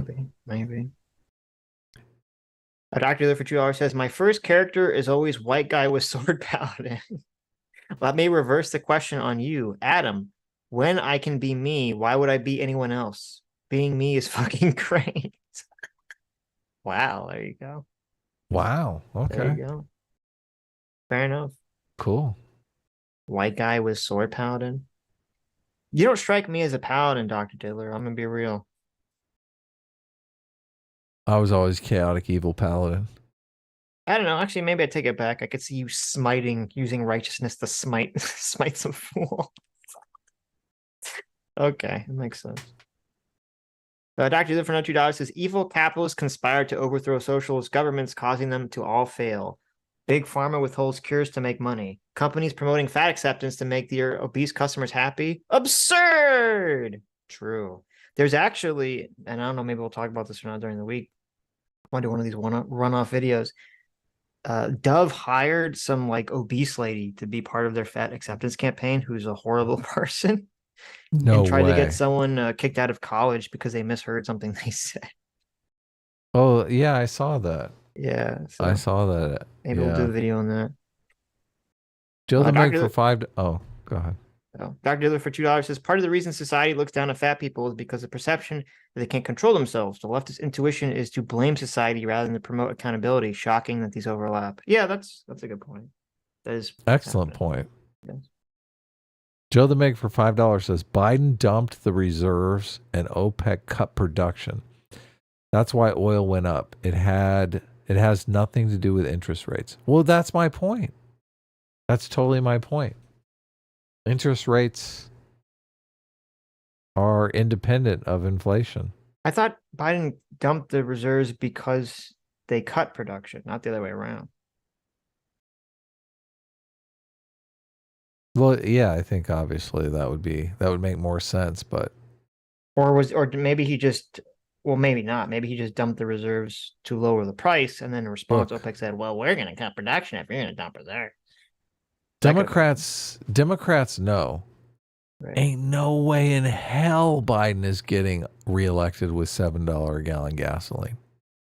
Ain't gonna happen. Right now, when $100 a barrel shouldn't equate to $7 a gallon gas. When 2014, gas did not cost $7 a gallon, right? Well, I mean, I don't think that's how it works, but well, there's obviously more things that go with the price than that. I'm just saying. Do you disagree that even if gas is $5 a gallon, it's going to be tough for Biden to get reelected?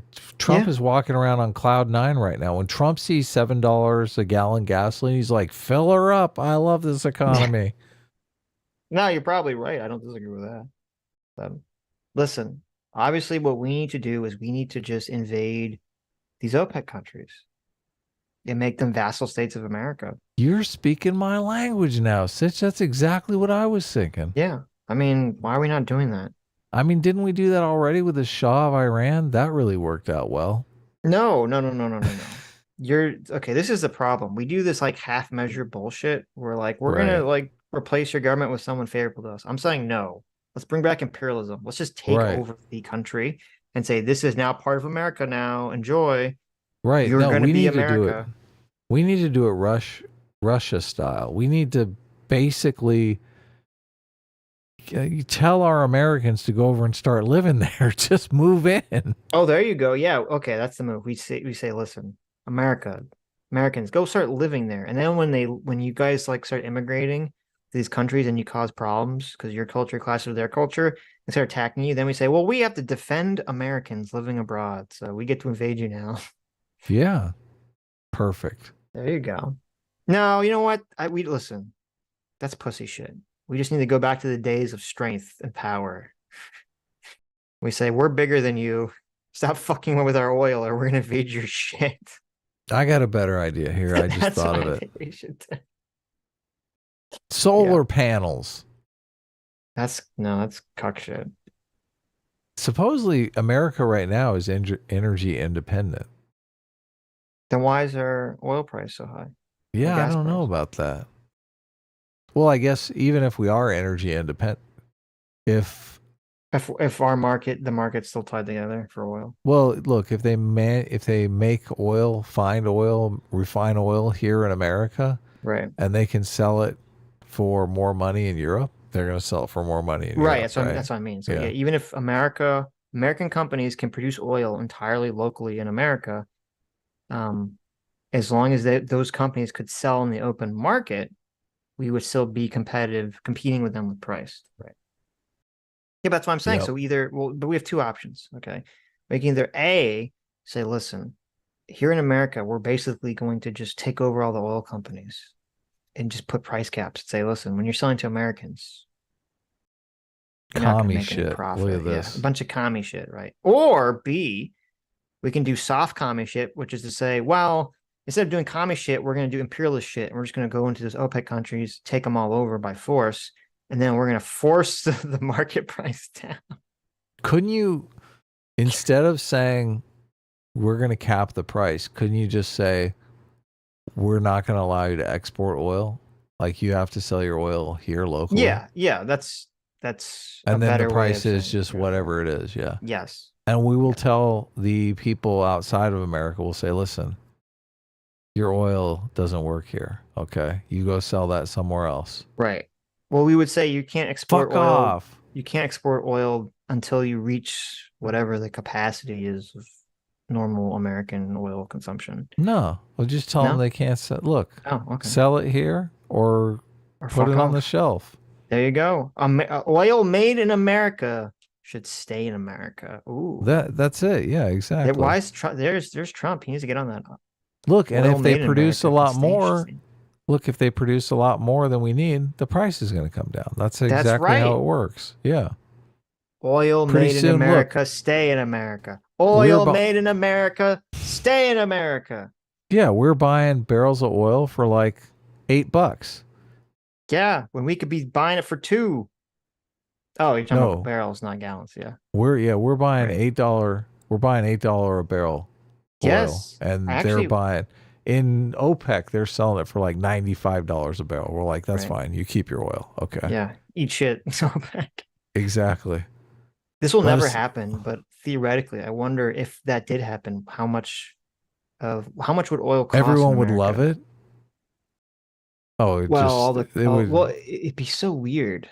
I don't know if we could do that. The oil industry oil would be like companies- so fucking just devastated. Look, this is the thing. This is Yeah. why I'm bringing up the 11,000 Congress people, because Mm-hmm. you know the first thing that would happen if this happened, the oil companies would be like, shit, we want to sell our black gold overseas for $95 a barrel. Fuck this selling it here for $8 a barrel. We need to buy us some Congress people.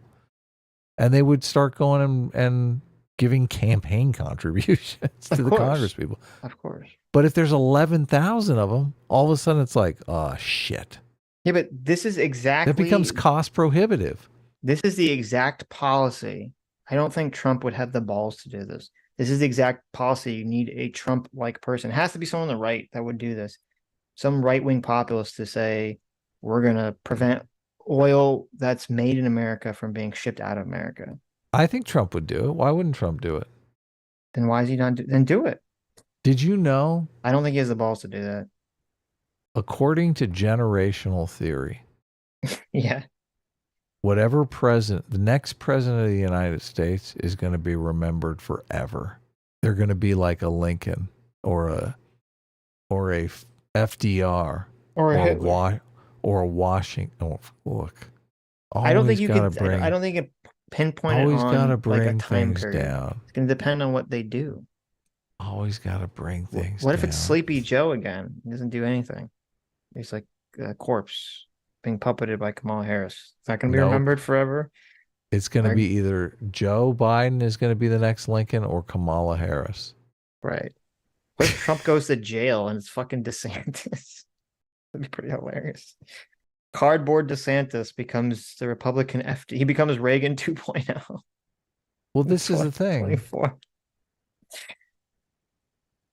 It's going to, if oil does go up, if the Federal Reserve is wrong and they continue to raise interest rates and they drive oil up to $200 a barrel, you're going to need something like, okay, no more selling oil overseas. Yeah, that's not going to happen. To deal with that. You don't know that. Okay. We're going to pass could the law. happen. Listen, when oil goes up that high, we're going to pass the law. I hope it does, because then we would pass that law that says oil companies can't export We oil. would. Yeah. We would pass it overnight. We'd be like, Yes. hell, screw this. Yeah.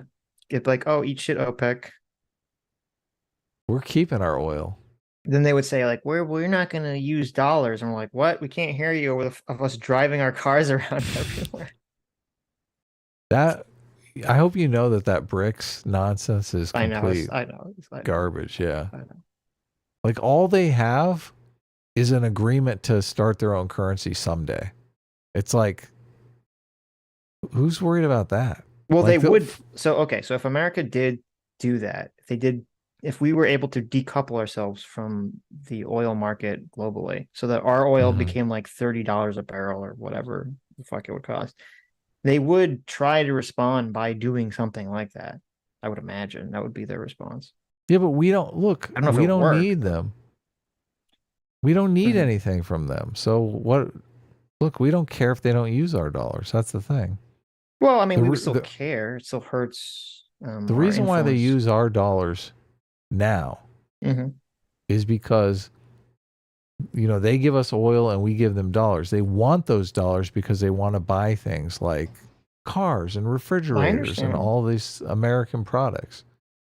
So if they stop using our dollars, they're like, no, we're going to use this BRICS currency that we just dreamed up.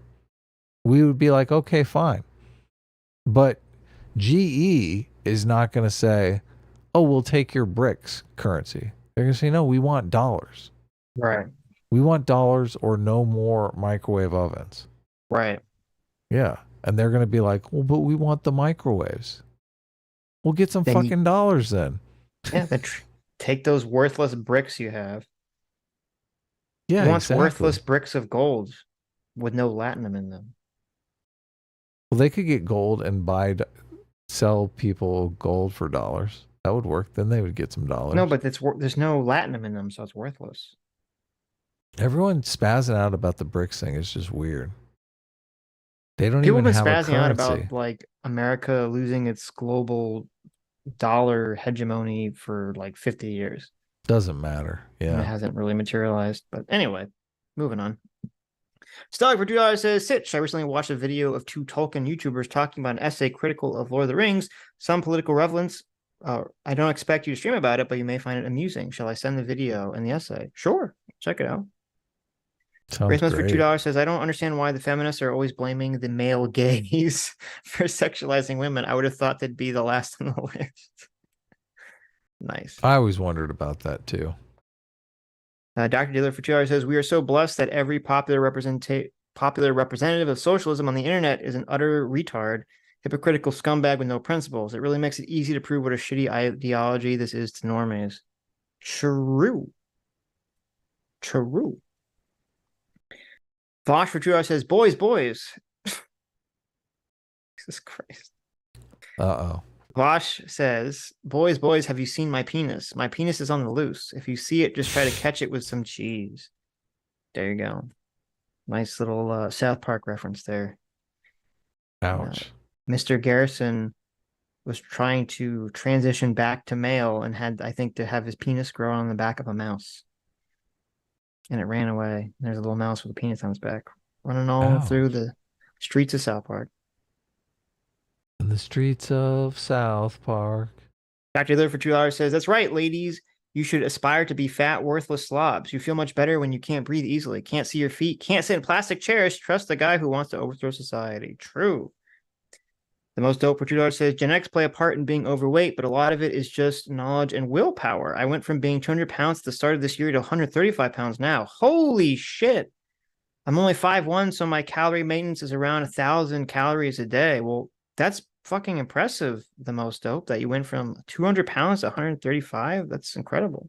That's awesome. Yeah. Yeah. That's a difficult task. That is. Good for you. Good for you. Yeah. Gotta feel better. I've been exercising every day and I feel like 1,000,000 times better. Yeah, definitely. The most dope for George says, for me, it was a combination of public shame. I was bullied a lot as a kid and a health scare. Like Sammy said, it's hard to describe how much quality of life and confidence booster it is to not be obese anymore. I bet it's like the whole world just completely changed. Mm-hmm. It's so weird because it's got to be so much more of a confidence boost to just be, thin, regular size, whatever, over, having representation in some video game. Like that's going to be what boosts your confidence. Oh, look. Yeah, but that's work though.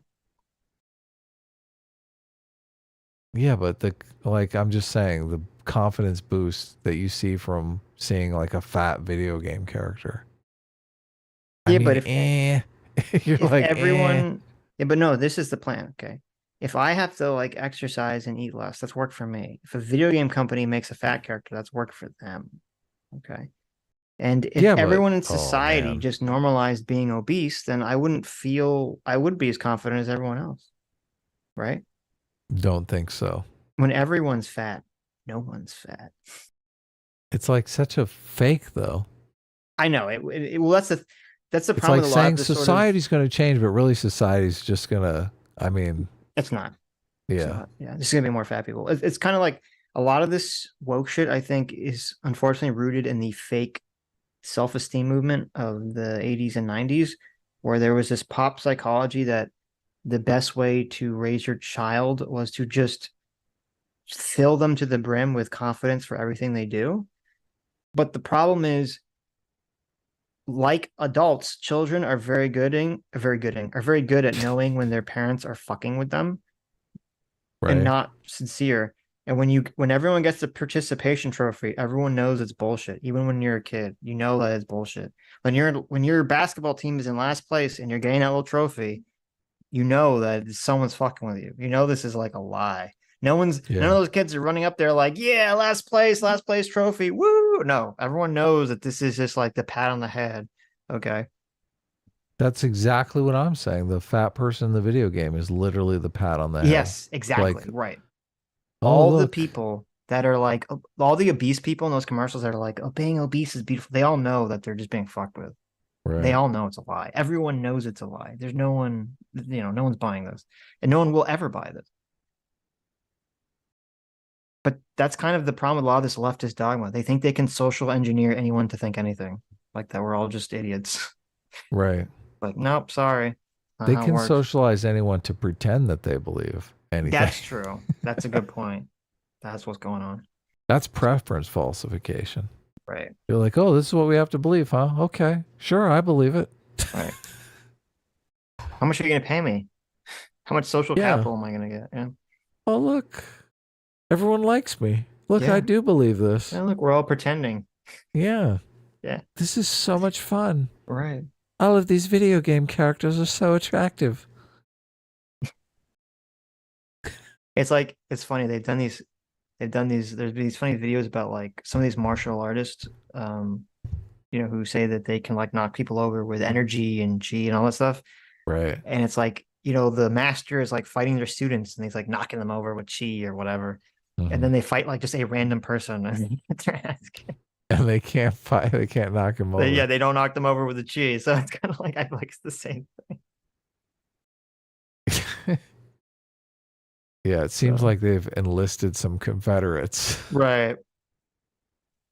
Magora for $2 says, you keep calling ice cream unhealthy. However, there's some evidence that ice cream is as healthy or slightly healthier than yogurt. It's one of those, well, shit, now I don't know what to believe rabbit holes. Really? I thought what made yogurt healthy was the bacteria. The bacteria for your gut biome, which obviously milk ice cream does not have. So why not? I don't know if it just doesn't. It's not cultured, okay? Yogurt is very cultured, Adam. I don't know if you know. I do. I've heard that. Okay. Let's see. Was that all the StreamYards? That was all the StreamYards, yeah. Okay. I know right where we're at. We're at Leo. We're with Leo. 2 months. Gender self-ID is accidentally based in Norway. I read that one. Oh, you did? Yeah. You didn't know we were. Maybe I read it when you got up or something. Oh. Joe the Make for $5 says, you don't need to and you shouldn't buy MMT to understand how fiat currencies work. Joe the Meg also says for $5, says, also not a housing shortage.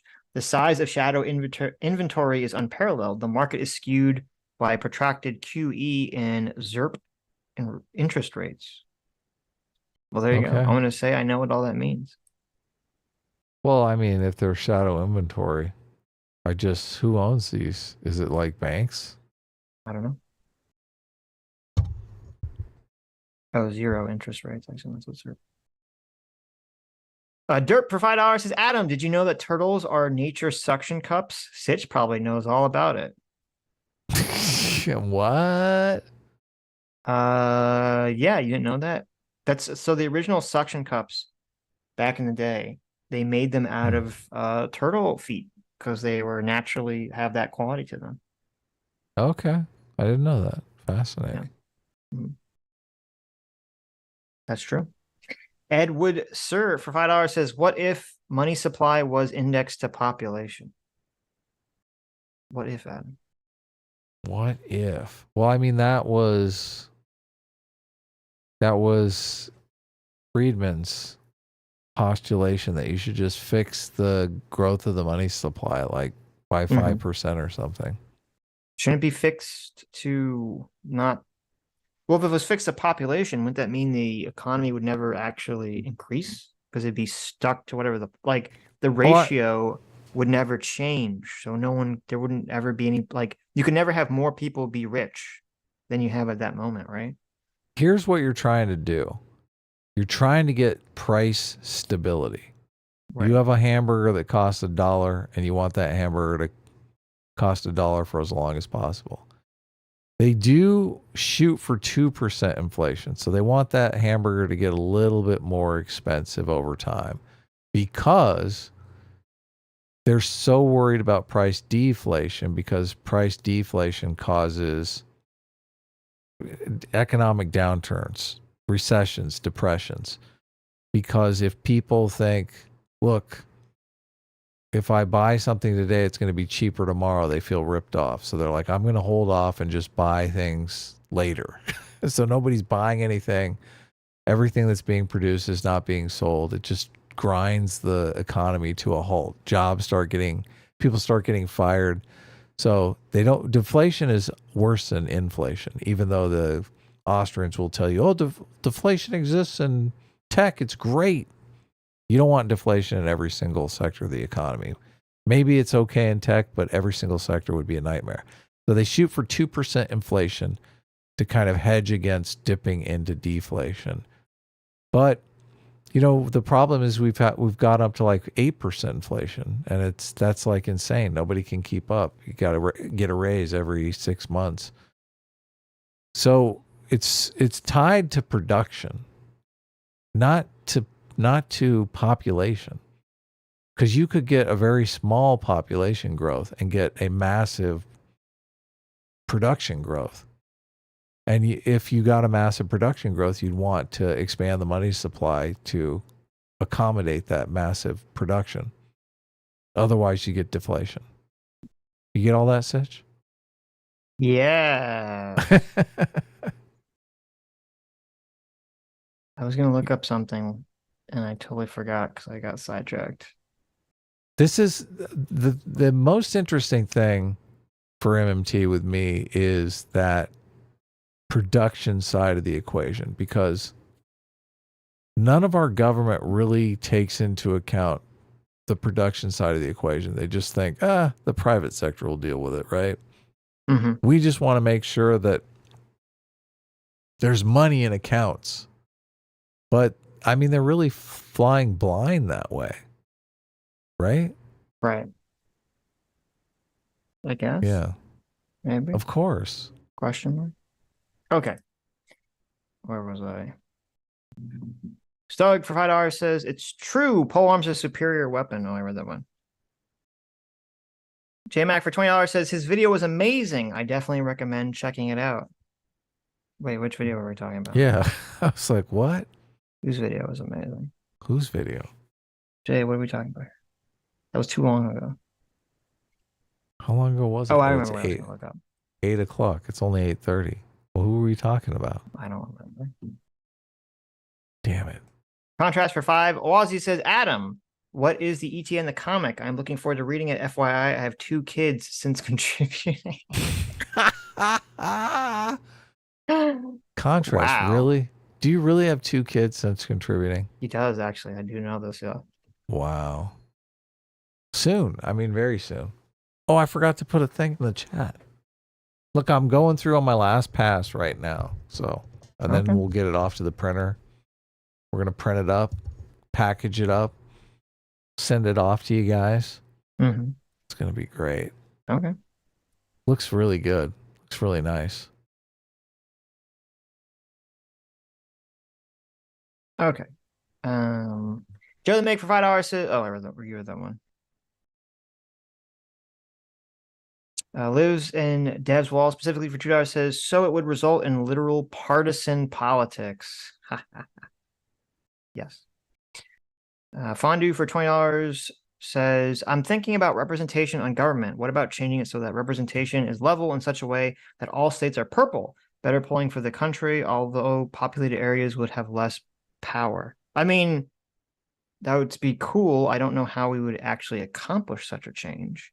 How would you go about doing that? Do what? Making it so that all states essentially end up to be purple, like mixed states.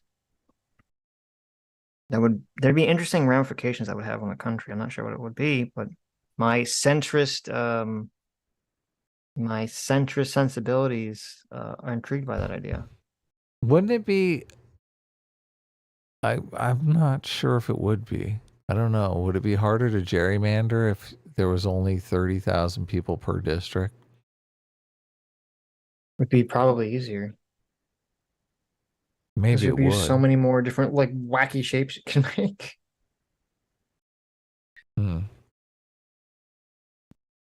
Mason Jordan for $5 said, had to put my kitty trunks to sleep yesterday. This is the first stream listening solo. I'll always be S-class, but trunks was A-team, mostly for Wormy, to be honest. Oh, that's horrible. Oh, I'm sorry to hear that. Yes. Sorry to hear that. They don't live long enough. I know. Our friends. Yep. Someday Sitch is going to get a little kitty. I mean, someday I'll get a hyperallergenic pet. Oh my God. Just get a big flea bag. Why would I want that? You're gonna be sick all the time. Look, it'll strengthen you up. That's not how that works. Actually, it's not how it worked either, because we had pets as kids and they were supposedly making me and my brother sick. You need more dander in your life. My That's brother what you more need. so than me, but I mean, I know, because I remember I cat sat for someone years ago with my girlfriend at the time, and I was like, day 2, I was like, I can't live in this house. I need to go home. Really? I was like, oh, my sinuses were like not happy being in that house. I was like, okay. I was like, one day, I'm like, oh, this is fine. Day 2, I'm like, okay, I need to get out of here. I need to breathe air. That sucks. Yep. I don't want a pig. They get too fat. Are pigs hyperallergenic? I mean, they don't have fur, right? They just have like that little fuzz. Assuming. Nice. I know they have I know, like, my brother, who's way more allergic to pests than I am, he has 2 dogs. So I guess, so there's some kind of hyperallergenic dogs or something. Yeah, some of them are better than others. I think there's like a Labradoodle. I don't know what supposed they to are. be They're two like little teeny tiny dogs. So that's probably better. yeah, well, I know dogs are usually better than cats anyway, but I don't want one of those hairless cats because they're ugly. I've tried to make I've tried to make all my cats fat, but it's really hard to do. I had a friend that had a super fat cat that was just, I mean, it was crazy. That's not good. It was just giant. Right. And it was so adorable. I mean, you couldn't pick the thing up. It just weighed too much. Right. So I was like, I want my cat to be fat like that. And we tried to feed Why would you want your Nibbler. cat to be so fat? It's like so bad for them. Is it? Yeah, what do you mean, is it? Of course, you want some obese cat? Just to have like a big fat cat? No, Look, I've it's always disgusting. wanted. I've No, always why would you wanted a want big that? fat cat. Oh my God. That's awful. But cats, you can't just make any cat big and fat. Adam, this is abuse.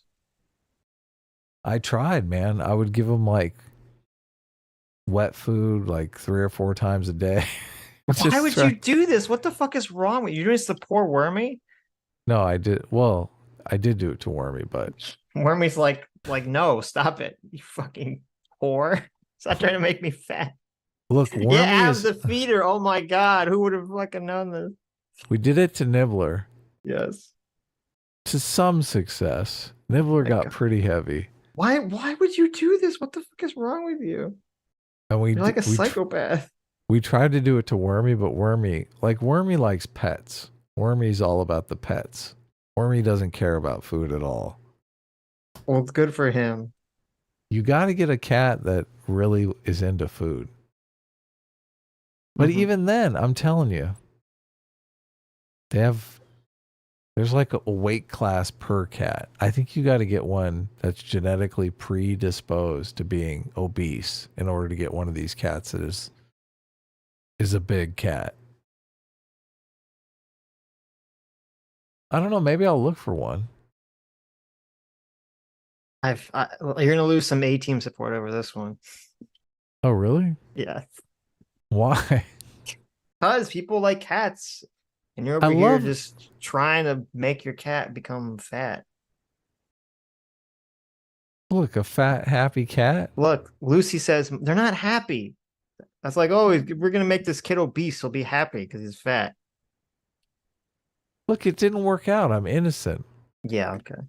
Wormy's thin. And listen, attempted feeding is still feeding. Okay. Lucy says, my friend's cat was so fat he broke his legs jumping off the table. Is that what you want? Look. You want your little cat to break his legs? You can put a little cat cast on his little feet. A little fat, stubby cat with a little cast on his feet. Is that what you want? My friend's cat was so fat. I can't imagine it even getting, it couldn't jump on a chair. It was so big. Oh my God. Why would you want this? Because it was so awesome. God, I love that cat. Right. Terrible. I don't think it hurts them. I think they're happy. I don't think so. Look, Levs and Devs Wall specifically for $2 says cat feederism has moved me to S class in protest. There it is. Guys are a bunch of babies. Look at you. You're trying to fucking kill your pets, and you're like, I'm trying to make them happy. They're not happy. It's like that's like Adam's gonna he's like, let me just shove a bunch of garbage down my wife's throat so she gets happy and fat. Stop it. What cat doesn't want treats? 24/7. There you go. Someone in chat says, Bada Bear says, Beer says, fat cats is literally a saying for happiness. Yes. Disgusting. We had Nibbler would run around the house begging us for food. Begging. And you tell him to fuck off. Say no. Look, I'm like, Nibbler, we tried. You didn't look. You lost the weight. You didn't keep the weight on. Oh my God, you're disgusting.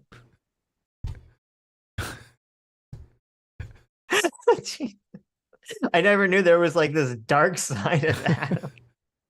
This is I can't believe you and your wife are psychopaths. This is like the true crime moment when you realize your friend is a psycho. Is it really that bad? It's pretty weird. Yes, Nibbler was my cat's name, Lucy. Nibbler has passed on. It is a good name for a cat. To the great feeding trough in the sky. Oh my God. Nibbler had a great name because Nibbler was a beggar for food. So, name was Destiny. And Nibbler the Nibblonian, as you remember from Futurama, was a big eater. Yes.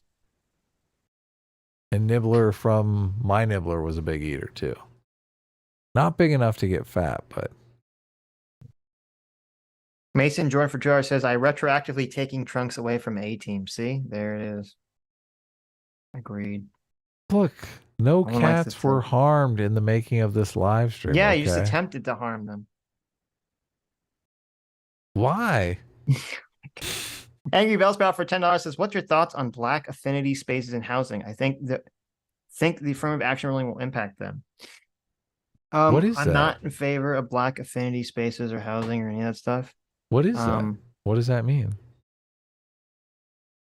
It means when you okay, have you ever played Magic the Gathering? No. Okay, well sometimes there's different colors. There's red, white, blue, black, or green. And then they say well, what is your affinity? for like what color magic spells you're going to play. And if you're playing black, that usually means that, it could be like it could be discard, it could be a lot of kill spells, it could be a lot of sacrifice. I mean, it depends on the set that we're talking about here. But I did play a lot of black back in the day, when I played Magic, because I like to run a lot of kill spells, because, fuck your creatures. Mean. But to answer your question, I mean, I wouldn't be surprised if it would. I don't know what the law is under black housing affinity spaces as it is, so. But I wouldn't be surprised. Fat Brown Buffalo for $5 says, as centrist, you guys should do a stream where you get Tariq Nasheed and Nick Fuentes on together. That would be an episode to remember. Now that is content. I feel like they would become best friends afterwards, though. So you'd think they're going to fight each other, and then they just become friends. Yeah, that could be dangerous, huh? Yeah. It'd be fun. That shadow on the wall is Adam's room earlier was a piece of bacon he was trying to feed Wormy with. That's hilarious. That's what Zero Flag said. Look at this. Oh my God. Fondue for $5 says, in the words of Foamy, you want the world to change, but you want to stay the same. True. Oh, look at this. True. I'll take it.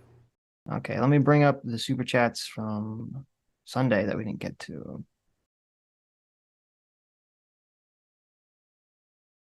I encountered a cat that I tried to rescue from a pet store. Yeah. Rescue from a pet store. Yeah, the stupid woman basically had the cat living at the pet store because she didn't want to let anyone adopt it because she liked the cat. It was one of those flat-faced kitties. I was like, hey, we want to adopt this cat. And she's like, well, here's an application to fill out. And I'm going, what? Why didn't she just adopt it if she wanted it? Look, I think she was in charge of the adoptions and she just wanted to keep the cat. So she made the adoption process really hard for anyone who wanted the cat. Why didn't she just adopt it herself? Because I don't think she could have it at her apartment or something. I don't know. She's like, look, it's fine. I can visit it at the pet store. I see. I understand. My cat lives at the pet store. Right. So sad. I was like, this cat is in a box. Let me adopt the goddamn cat. What is a flat-faced cat? I don't even know what that means. Persian cat. Oh, okay. Gotcha. Look at this cat, this big fat cat. Who doesn't want a cat like that?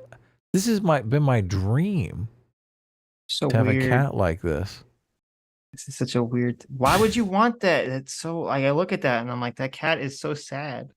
Look, my friend Chris had a cat like that, and I just that's so depressing. I look at that and I just go, oh. Not only that, Chris had 2 cats that were this fat. Why? What was he doing to that cat? He had a spare fat kitty. That's so cruel. That's not so cute. That's so cruel. Okay. When I look at that cat and I just see sadness. You know, the meme of the cat crying. That's what I see. When I look at that fat cat going, help me, save me from this person. I have no self-control. She keeps shoving fucking treats in my mouth. Oh my. And Adam's like, that's exactly what I want. Look, Chris fooled me. Chris had 2 of these cats and it made me think, oh, this is great. A cat is basically just, a fat cat is just a cat that you feed too much. Yeah. I didn't realize that it's I think those 2 cats were sisters too. So I think it was somewhat genetic. Oh, yeah, obviously. Here's another one. Yeah, sure. Look at this lady, man. She's got herself. She's like, look, I'm fat and so's my cat. Matrix 070112 for 5 for 50. Kazarkazark says straight men play as female humans or elves. Everything else is homosexual. There you go. Elves with the penis ears. Yeah, exactly. You're telling me that's straight man fare? They're hot, Adam. Most people are not bothered by the elf ears the way you are. You're the first person I've ever heard to make this complaint in my entire life. Oh my God. This cat It's amazing. Doug for $2 says, to an ideologue, the ideology is just common sense. Yeah, Adam's an ideologue about fat cats. Oh, is that what's happening? That is what's happening here. This Oh, poor damn fat it. cat. That cat is so disgustingly fat. Why would you want that? For fun. What is the fun about it? What is fun about having that cat that looks like it's gonna die of a heart attack at any second? That like must like plomp around the house like super slow because it's so fat and unhealthy. We used to It get just the looks up laser. at you like. We used to get the laser pointer out with Chris's cats. Yeah. What did it do? It gets so tuckered out. Yeah, yeah, exactly. Because it's way too much. I feel like basically just strolling across to the laser pointer. This is a clip, CT. I want this to be a clip. The dark side of Adam friend had revealed. Adam is a feeder for cats or a cat feeder. And the thumbnail is Adam shoving food down a poor cat's mouth. Okay. Oh, this has to be Oh, this has to be Photoshop. This can't be real. I can't wait to see whatever horrors you've uncovered. This is too much. There's no cat. This can't be real. Oh my god. Oh my god. It's like a spice worm. Oh no. It's like a spice worm with a head. And you want it, don't you? You sick bastard. It's Jabba the cat. Oh my Look, god. if I ever get a fat cat, I have to name him Jabba. That's not real. That picture looks fake. Oh my god. I hope it's fake. They just keep... Oh, it's so good. It's so good. Yeah, Adam was a pug breeder in a previous life. It's like you're like, how do you get these pugs dogs? Pugs with are my favorite. With like Pugs these, are like my favorite dog. Yeah, exactly. You like all these like pets with like massive deformities. Look at this one. Yeah. This one literally is so fat that it has no neck. That's disgusting. Its head is just like a face on the side of its body. I'm so glad Wormy is like not falling for any of your tricks. Wormy's like, I have no time for your nonsense. How do you get a cat that fat? That cat must eat all day, every day. I don't know, that cat literally looks like it's going to die. Like it's going to explode and die. That's what the cat looks like. It's like on its death carpet right now. Yeah, it's like, it's like fucking intestines are about to burst. I love how it's got no neck. And its feet are like just little dangly little. It's disgusting.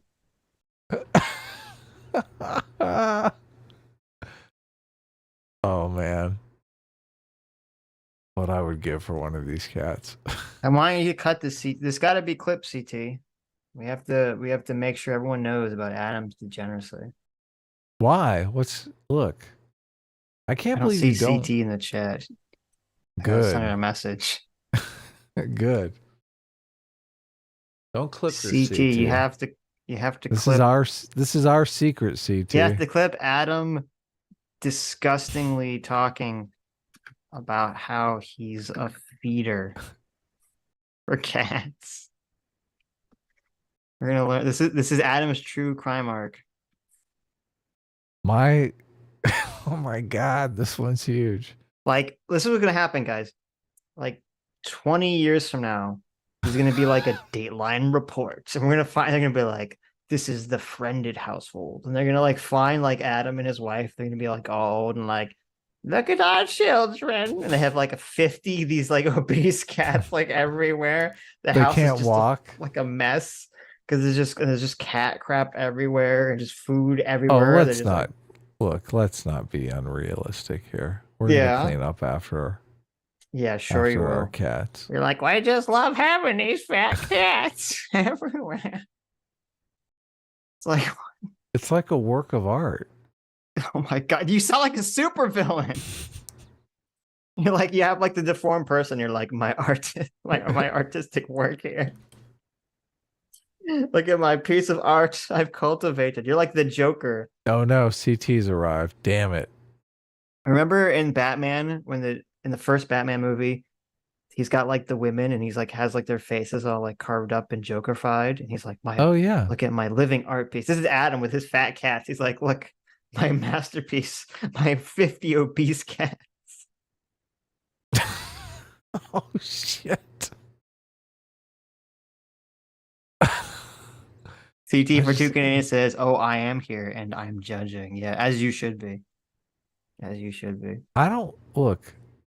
I was under the impression that everyone wanted a fat cat. No, you psycho. I didn't realize that this was strange. Yeah, this is very strange. I thought this was just like everyone desires a cat like this. There you go. I don't think I'll ever be on Adam's side again. True. Is it weird if I get a kitten and I ask to see the weight of the parents? That is weird. I would be like, I'm not selling you this kitten anymore. How you asking me this question?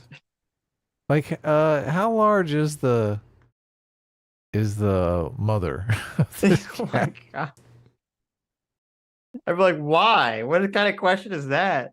It's a weird question. Look, I do think some of these cats have to have some kind of thyroid problem, right? Or something. I mean, I don't probably. know.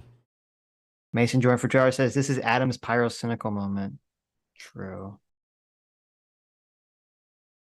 I don't think so. Okay. Kano for $10 says JSYK. Good Faith Gary is out of here. Nicki Minaj's cousin's friend had swollen balls just before the wedding. No vax case was ever verified, but at least 6 STDs have similar symptoms. No way, really? Oh, hilarious. So here we go. We have a fat cat aficionado. A-Team Bangs S Wangs. There you go. Oh, really? Yep. Okay. Where's it? Aaron at Villarreal for 8 months says, Adam, the correct nomenclature is heckin' chonky. That is the correct. Oh, yeah. So I was trying to get this heckin' chonky cat. Don't try to make it sound better by giving it a cutesy name. You motherfucker.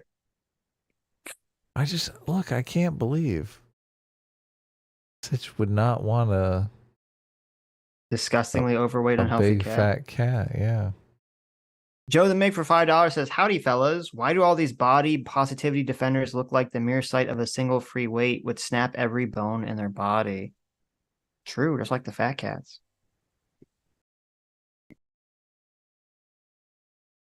Sammy G for $5 says, video games and obesity, finally a stream topic I'm not lost and very knowledgeable about. That's true. Then we had you on and we didn't even talk about any of that stuff.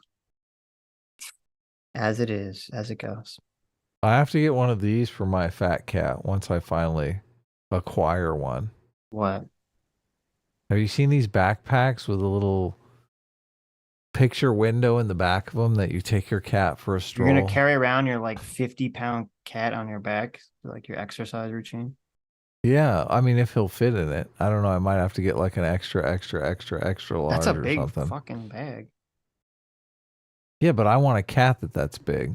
Okay. Like, what's he just going to be peeking out the window, I guess? Right. You know, like, you ever seen those people that have like the really big like backpack when they're going backpacking? That's like hovers over their body. It's so big. Yeah, I've seen those. Yeah, you want that, but with like a cat. It's really fat. Yeah, exactly. Okay. Exactly. That'd be so awesome. You're a very strange fellow. This isn't one of the flat face. This is like the cat I was trying to get from the pet store, but the lady was like, I need 5 years of income taxes for you to adopt this cat. I'm like, what? The Wooster for $10 says, Sitch, I completely agree with you on junk food regulation.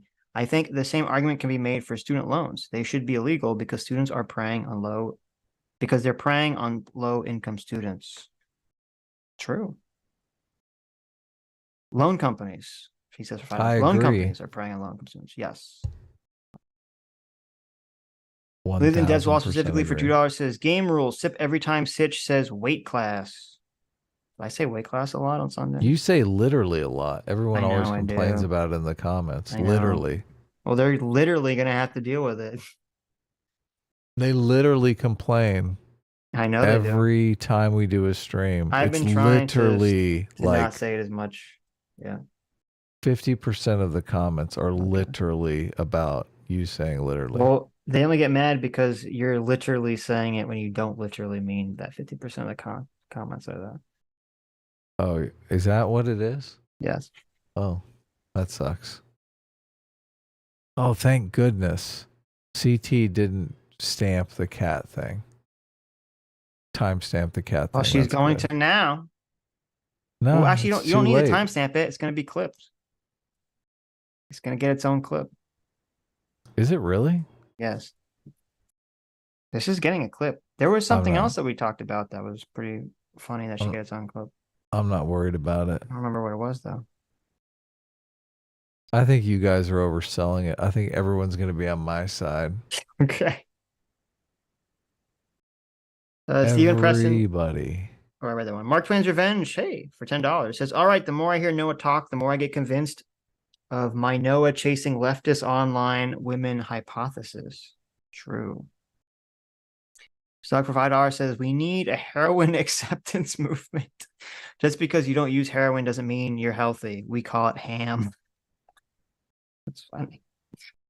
That's funny. What's funny about that? Calling it ham. Because we were talking about the fat Oh, people. heroin except. Yeah. That's pretty good. CT for 2 Canadians says, unrelated, Noah having half sleeves is weirds me out. Yeah, I don't know if he plans on filling them out or whatever. I'm not a big fan of the sleeves thing. But that's just You me. don't like sleeves? No. You like sleeveless? I'm not a big fan of tattoo sleeves, no. That's what we're talking about. Oh, okay. Yeah. Yeah, Noah has like half a tattoo sleeve. Really? Yeah. You didn't notice when we watched it? Lame. No, I I mean, didn't. Assuming that means he's gonna get a full one at some point. Usually you don't get the whole sleeve in one day. Why not? It's something you build a lifetime. Oh, okay. So Lifetime you of work regret. all your CT ex-girlfriend's names into it or something? There you go. CT for 2. Oh, I read that one. Stock for $5 says you've been increasing the supply of streams. Therefore, I demand, get it? You lower the cost of super chats you read immediately. Oh, that's good. I think I That read this, is but I'm not good. sure. Aiden Poundin for $15. Thank you, Aiden. Aiden says the sexy women equals feel bad thing is based on a dissertation I work to disprove. Laura is dressed and context appropriate. It does not make women feel bad to embody sexy women. Look at Second Life. Sexy armor issues is about appropriateness, not that women don't want to be sexy. It looks weird when a normal woman does flips and heels. That's all. Yeah, I agree with that part. I mean, I don't mind if a normal woman is doing flips and heels. How often, Stock for $5 says, how often is it meaningful criticism to say, quote, you have no media literacy? Media literacy seems just like another buzzword to me at this point. Yeah, it's so weird. Like, it's so annoying when you hear the buzzword gets like, becomes the thing. You just heard like, you hear someone on the left say like chuds, and then all of a sudden all the dumb bread tube NPCs are like, chuds, chuds. And media literacy has now become one of these things. I never heard it really that much, and then all of a sudden I'm hearing it everywhere. It's like it's just a new buzzword. Media literacy, Brock. Do I have any media literacy, Brock? Yeah. Stock for $2 says put that frieze of Joel next to a Marx portrait. Stock for $5 says I think it's more accurate to say that the communist lens is that there's only oppressor and oppressed. That's Sure. right. Look, A-team right there. There you go. So your cat take. Adam is the oppressor, trying to oppress his poor little kitty to Look, make it fat. Sitch is just trying to overcomplicate things. Okay. A-team is all about simplification. Yeah, just being simple with your fat, obese cat. Everyone likes a fat cat. No one likes. Lives and does Walt Disney for $5 says, I remember a movie from the 90s about using fat people with the soap industry to destabilize society. Real life is disappointing by comparison. True. Isn't Garfield supposed to be fat? Yeah, though he never really looked that fat in the cartoon or the comic. Yeah, well. Is that what you want to do? You want to get your cat all fat so you can lipo it so you can make soap from it, like in Fight Club? No. Oh, wow. This cat looks pathetic. Remember in Fight Club when they're stealing the lard from the fat people biological waste, and they're like, they cut the bags of human fat on the barbed wire, and he's like spilling fat all over his face. It was so gross. I do remember that part. That part made me hurl. That part was so funny because he's like trying to like put it back in the bag. That's the comedy portion of the movie. Fight Club's hilarious. That's like 80% of the movie is a comedy. Of course, it is hilarious. Equishadox for $5. Thank you. Says kindness without initiative and confidence is just doormatting, or worse, simping. TBYS is just stating how men and women work. True. Yeah, I agree with that. I do agree with that. Don't be a sim. Got to be confident. Vagabond Retro for $5 says, Sitch an A-dumb show. If you guys want to check out someone who's even worse than this guy, watch Ethan is Online. Yes, that is his actual username. Yeah, I think you or someone else had recommended that, and then I was like, I should check this out, and then I never did. Ethan. I have so many things I need to check out. Ethan is online. I mean, I can already look at this individual and I'm already cringing. Oh, this is the guy that did the modern art thing. Sweet. Okay. The Wolfie for $5 says, say to your girl, quote, guess what we're going to eat.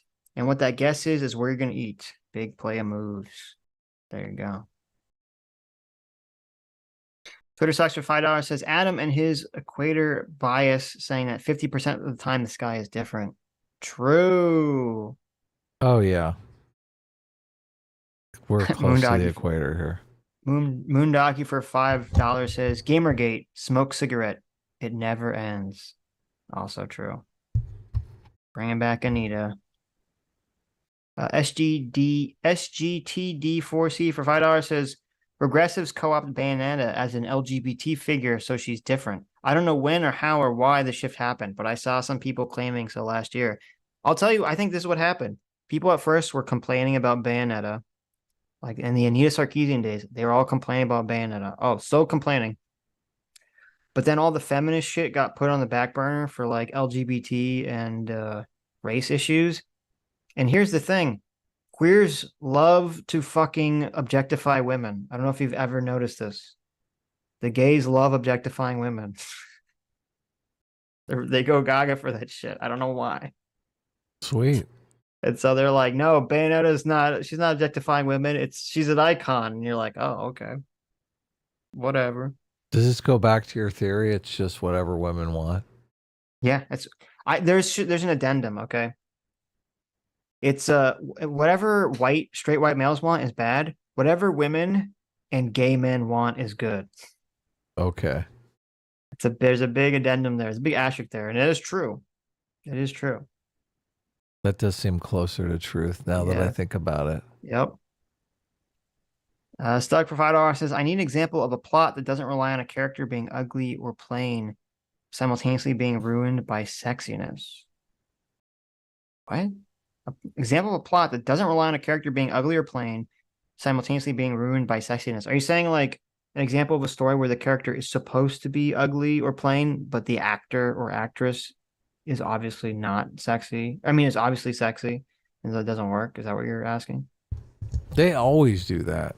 They're like, okay, obviously this character is going to have to be sexy halfway through because they have their big transformation. So we got to have an actor or actress that can pull off the change, right? So when they make them ugly, they're like, just give them some big funny glasses. Like, Right. these glasses aren't fooling anyone. That chick's hot. I can tell. Well, I mean, it's kind of, remember in Shallow Hal, she actually, I mean, they made her look obese. And when she looked normal, she was hot because it was whatever the actress's name was. Oh, It's yeah. escaping me, but who was the Shallow actress in Shallow Hal? I forgot about that. For some reason, I want to say movie. Gwyneth Paltrow, but I don't think it was. It was Gwyneth Paltrow. Oh, okay. Well, there you go. You got it correct. Oh, yeah. They gave her like a big fat suit. Right.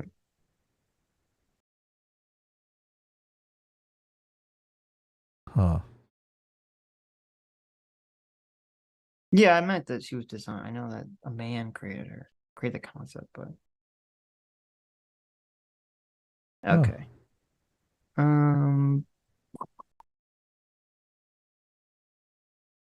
Chris King for $5 says, "Hey, I don't like your art. You have to change it." 18. Too bad. Yeah. Stock for $2 says, "There was a hut that was a Jedi. You may laugh. That is ridiculous if that's true." Really? There was a hut that was a Jedi? That's stupid. One of the Jabba the Hutts was a Jedi? Yeah, that shouldn't be allowed. What are you doing, George? Stop it. You've been crazy. What is this? Hawk622 for $5 says, "Sog is a bad example. It's canon per the devs is not fat. His armor just makes him look like that." Oh, you're talking about the guy from Dark Souls or Oblivion or whatever game that was?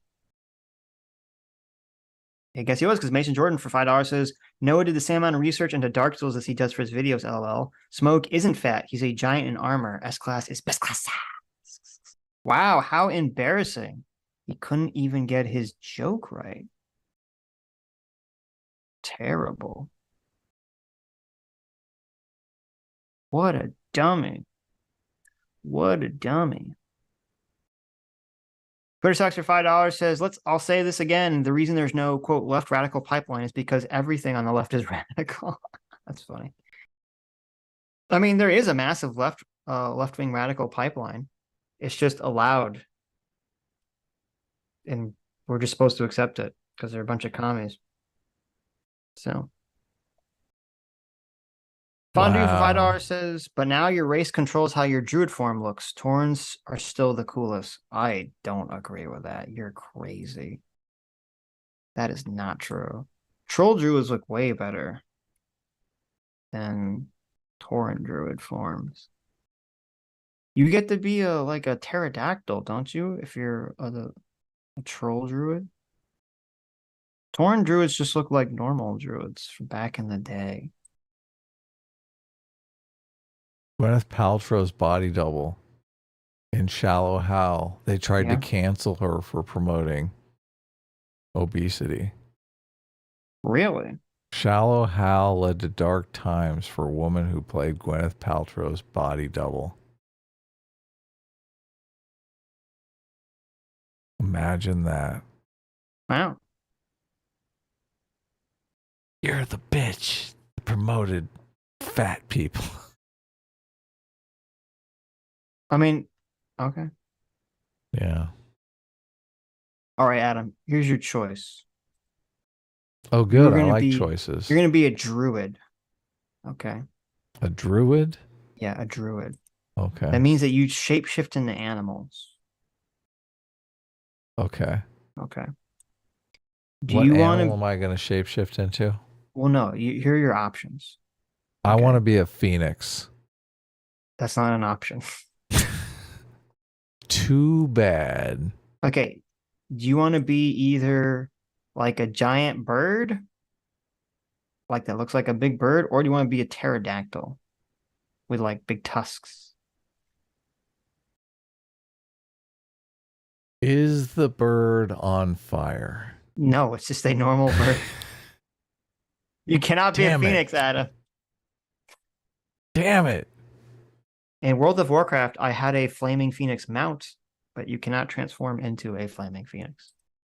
Okay. I'm going to go with the pterodactyl. Okay.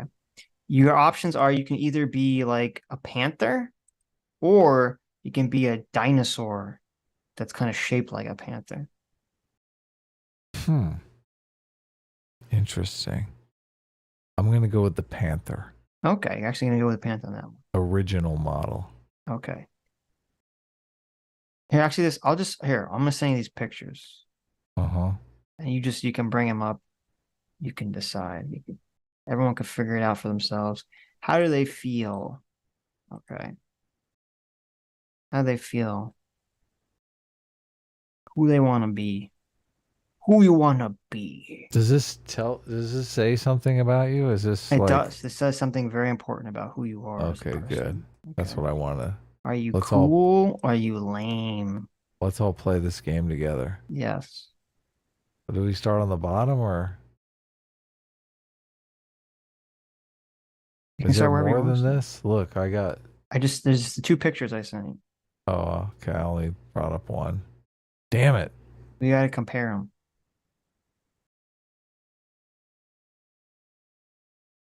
Here we go. Oh, look at that. Here we go. What do you mean compare them? So do you want to be, so you see where it says cat form? Yeah. So you want to be that kind of cat or you want to be the cat form where you're like the dinosaur in the other picture? Because I want to go with that dinosaur. That looks cool. Oh, I guess you're right. It is kind of cool. Let's see here. Bring them up on the big screen here. Yeah. All right. The bear form versus, the bear dinosaur is like way better. You're like a big turtle guy. Yeah, I like that. Look, the aquatic form, you're like this crazy shark versus a sea lion. Let's see. I think I picked well on the pterodactyl. Yeah. It looks pretty cool. Like the moonkin, you're like this stupid looking owl bear, or you're like a cool like dinosaur guy with feathers. Yeah. And bling. He's got bling on him. Look at that. Sea I'm lion. sorry. The trolls just win. Okay. They just win. Yeah. No, they're pretty cool. Okay. What's this from? This is from WoW. Oh, okay. Are these things that you fight in WoW or you? No, you you know how J-Max said he was a druid? Right. He was a Tauren druid. So if you look at the top the picture, it says Tauren cat form, Tauren bear form. That's Okay. what like he would transform into different animals. So if you're a druid, you transform into these animals, and if you're a troll, you transform into the troll version of these animals. Eventually, they changed it. They used to just look like different colored versions of the same animal. Well, how do you change? Do you eat like some magic potion? You press a button on your keyboard and you change. Oh. If you have enough mana. Oh, well, you got to get mana first then. Yeah. Okay. Where's the mana come from? Heaven? You have a set. You start with mana, and then when you use it, you regain mana over time, where you drink water or take a mana potion to restore it quicker. Mm-hmm. Wow, this game seems really fun. Can't tell if you're being sarcastic. No, I'm not. Look. What do you do in the game? What's like the square one? What's step one? You get in the game and you're like, I need to get me some mana. Okay, step 1, you choose your race and class and faction. Okay. Okay. Are you going to be a dirty, disgusting alliance, or are you going to be based horde? Okay. Well, I'm going to be the base one, obviously. Okay. You kind of gave it away. All I'm right. going to be horde. All right. I'm going to be whore. Are you going to be okay? Here's your choices for if we were to play like vanilla hardcore. Here would be your choices, okay? You can be an orc, an undead, a troll, or a tauren, the little cow guys. I'm leaning towards tauren. Wow, really? I mean, yeah, they seem pretty cool to me. Well, actually, before you choose your race, because you should probably choose your class first, because they're different. Not every race can be every class. It's between tauren and undead. Okay. Now here are your class choices. Knowing nothing about this, you're gonna have to blindly choose. Okay, ready? Okay. You can be a warrior. You can be a mage. Ooh. You can be a warlock. Oh. You can be a rogue. Ooh. You can be a hunter. Ooh. A druid. A priest. Or a shaman. Okay. Okay, which one of those floats your fancy? Let me think here. You could be a paladin, but you'd have to be the other faction. Oh, I would? Yeah, you can't be a horde paladin in vanilla. I do like paladins. I would really not recommend a paladin in vanilla because they're horribly boring. I'm just going to go with the warrior. Classic warrior. Okay. Yeah. Not the warlock? I'm surprised. Undead warrior. Okay. Okay. Yeah. You could be a tauren warrior if you want. Big beefy cow guy. Oh, yeah, that's true. That could be fun. Right. What's the undead warrior look like? Well, I guess I have the internet in front of me. I can look it up. So, in my opinion, undead look really good if you're a cloth class, like a mage or a warlock. I think they look awful in plate because the undead have the thing where like their armor gets cut off at their arms, so you can see their bones and shit, and it just looks stupid in plate mail. If you know what I mean. Oh my god, this looks badass. I chose completely correctly. Never mind. You looked up Undead Warrior and you like it? Looks amazing. What did you show me whatever you're looking at.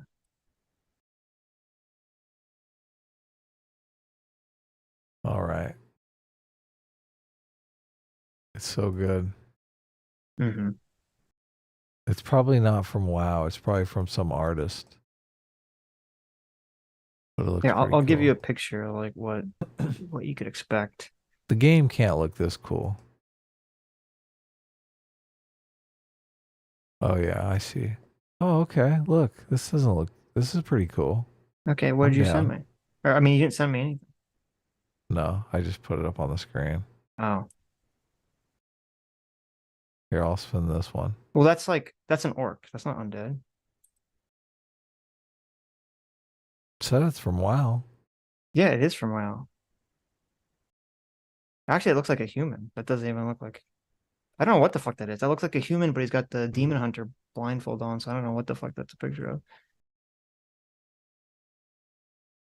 Yeah, that's not my like... character. Yeah, but see, that's like an artist rendition. So the picture I sent you, you see how like the arms, you can see like the bones at the knees and like the elbows. I'm not a fan of that with plate.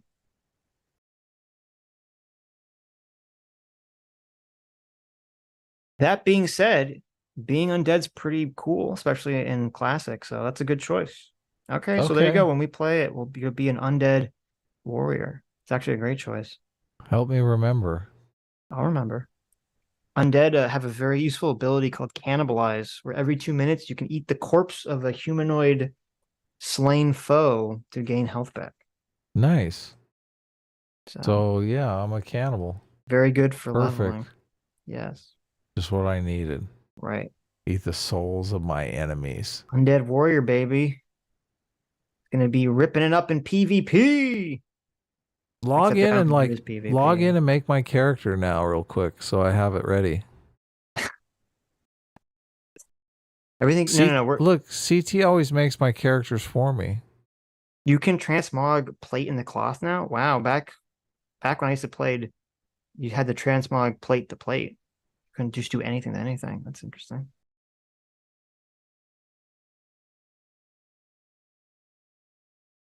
Nice. Okay. I'm excited about this. Okay, awesome. We're gonna have Adam play some hardcore classic WoW. He's gonna be his undead warrior. I'll be an undead warlock or something. Yeah. Adam will get jealous when I have a succubus and he doesn't. I want a succubus. He's like, wait a minute. Are there any fat kitty cats in WoW? I don't. You can get a little cat pet. I don't know if there's any fat. Can I get a familiar? Can I get a cat familiar? That would be cool. You can get a pet that's a cat. There's no familiar. Well, that's good enough. I'll take it. Okay. If you're a warlock, you get all sorts of like battle pets, including the succubus. Nice. So the succubus is just a pet? No, she does combat stuff. She whips people with a whip and seduces them. Nice. So they become paralyzed because they think she's so hot. That's what I need. There you go. I need a succubus. Yeah. Phil Morford Joe says you should go orc for the stun resist ratio. Nah, not for this. Undead warriors back in the day were like the bane of warlocks. Oh my god. Trinket and Will of Forsaken was like, and Berserker Rage is like, oh, you'll never feared away. Charge, Death Coil, Intercept, dead. It's just like, oh my god. The worst thing ever. Is this a succubus? What's this other picture you sent? That's the succubus. Oh, wow. I see why you play WoW. Why I played warlock. Nice. There you go. I like your friend. The reason I played warlock is because this is how I played all my classes in WoW. I roll one class, then I find someone who just ganks me, and I say I should play that class. That's much better. That's how you learned about all the classes? Essentially, yeah. It seems like a good method. And then when I'm playing warlock, and it's like two people try to gank me, and I could just fear one forever, just dot up, drain tank the other person, kill the other guy when he's running around. So OP back in the warlocks were so OP back in the day, except against undead warriors. How big is the map and stuff? Very, very big. I mean, a lot of WoW is just consumed by travel time because it takes so long to walk everywhere. So, isn't that kind of boring? Can be. But I mean, you get mounts and stuff to speed up the process. Do you fly around? In vanilla, you could not, but after vanilla, you could fly around. Yeah. Well, you could, to be clear, you could there in each town. There's a flight point, and you can fly like a directed path from town to town, and everything has to happen in real time. So, like, it will literally take your character like a minute or 2 minutes to fly from one town to the next town. Right. And that you go get a snack or something? That's when you go get a snack, yeah. Okay.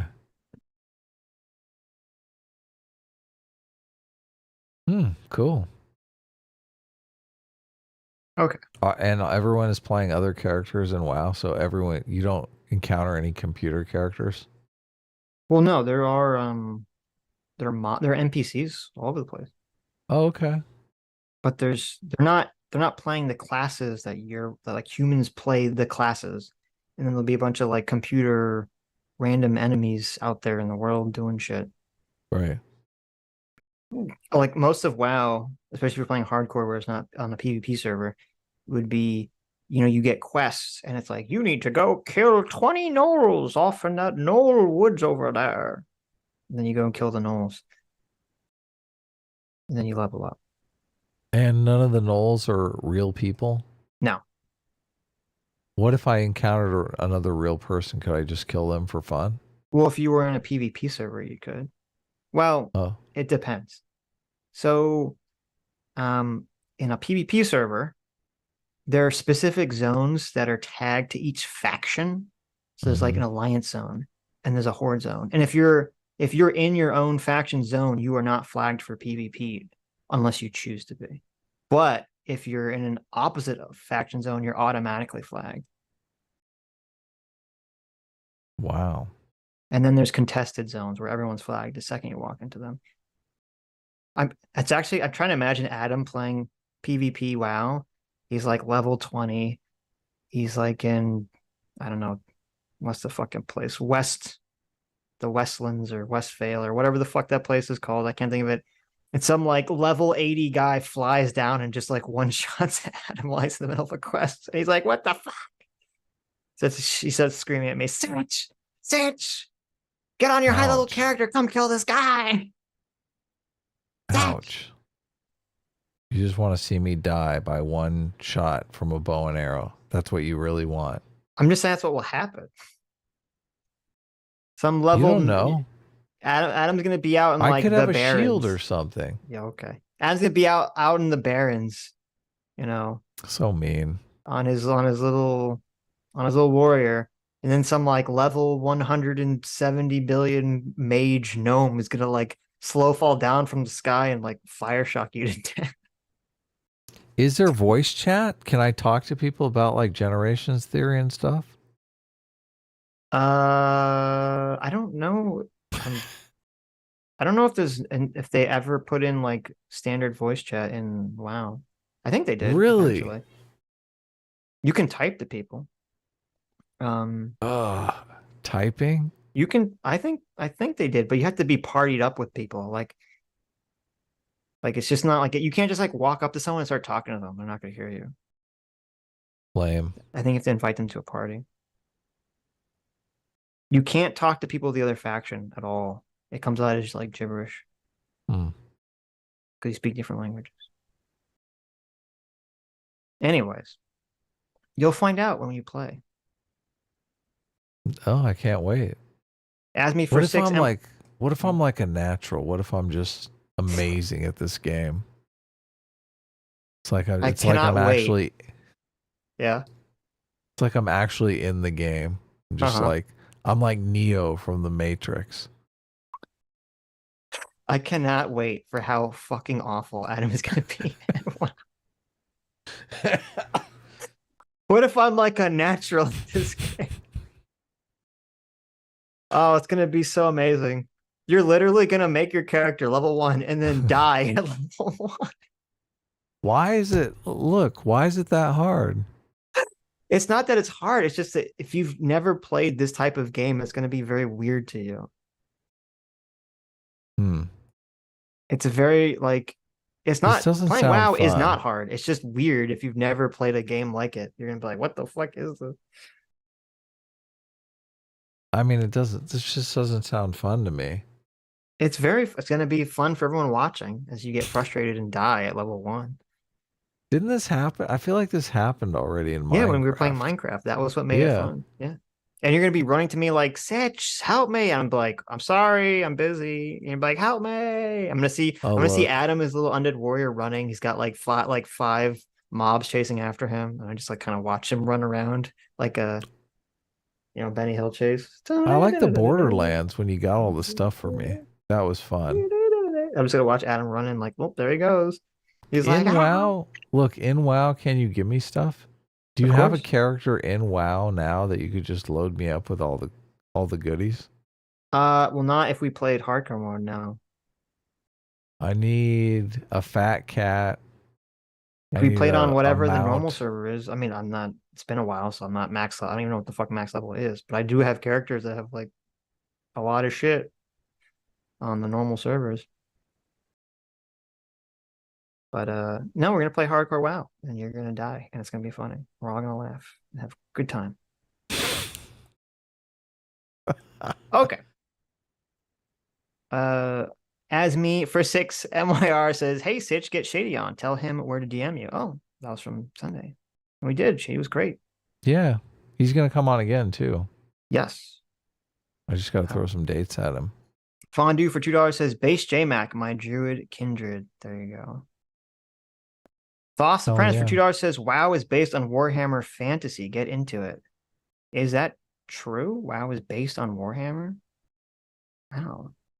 Those we've done a couple gaming streams and they are pretty fun. So yep. Here, I'll see if I Watch. can find them. Adam's gonna become a huge WoW nerd. He's gonna be like, I love this games. Sitch. I think they're on Adam Friended secret channel. Adam's gonna play WoW once and he's gonna get hooked. Like, oh my god, I have to play this game. This is so good. What games did we stream? Do you remember? We played Portal, we played Minecraft, we played Human Fall Flat. I think that was it. And I always wanted to play Duck Game with you, but we never got around to it. Yeah, but we didn't stream all those. We did. We streamed Portal. We streamed Portal, Minecraft, and Human Fall Flat. Oh, I guess you're right. Oh, we also played Pico Park, which I wanted to edit and then put up because it was hilarious, but we never got around to it. Right. We played Pico Park with a bunch of people in the Discord. Oh, here it is. And I think Doomer and Aiden joined at one point too. Destroying PSA Sitch in Minecraft. Revenge of the Epic Gamer. Yep. I really should have recorded my viewpoint. It was so funny. As the first night falls, I like dig a little hole and hide in a mountain, and I just leave a little slot open so I can watch Adam running around and getting chased by skeletons and zombies. He's like, Sitch, where are you? Sitch? Sitch! God, this was 3 years ago. Holy I know. shit. Blaine's Escape Quarter for $5 says, we've all seen Doomer. He doesn't eat good food, and Florida has the worst seafood. I eat PNW forever. I eat oysters off the beach. Florida seafood's fine. I don't know. Doomer's just crazy. Florida seafood tastes great. Lizzie Deswall specifically for $2 says Excel spreadsheet games, Unreal World, Aurora 4X. There you go. Contrast for 2 Aussie bucks says, not gonna lie, when Doomer mentioned eel, I got excited. That's hilarious.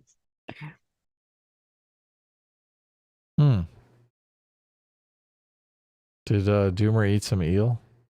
No, he was criticizing it because he hates seafood because he's a bad person. Look, my room is so different. Stug for $5 says, I'm listening to an audiobook lecture series about the rise of Rome. Not gonna lie, it's pretty neat. LOL. I mean, I like Rome stuff as much as the next guy. Yeah. Rome stuff is fun. I think Shady brought Rome up on our stream. Well, it's the meme. There's the big meme now that like all guys think about Rome all the time. Oh, okay. I don't think about it all the time, but Rome stuff is cool. I mean, when in Rome. True. Mason Jordan for $2 says, Sempronius Dionysius. He is the most badass Roman. Let's check him out. Dr. 5 for 2 Canadian says, also the Bronze Age collapse. What happened?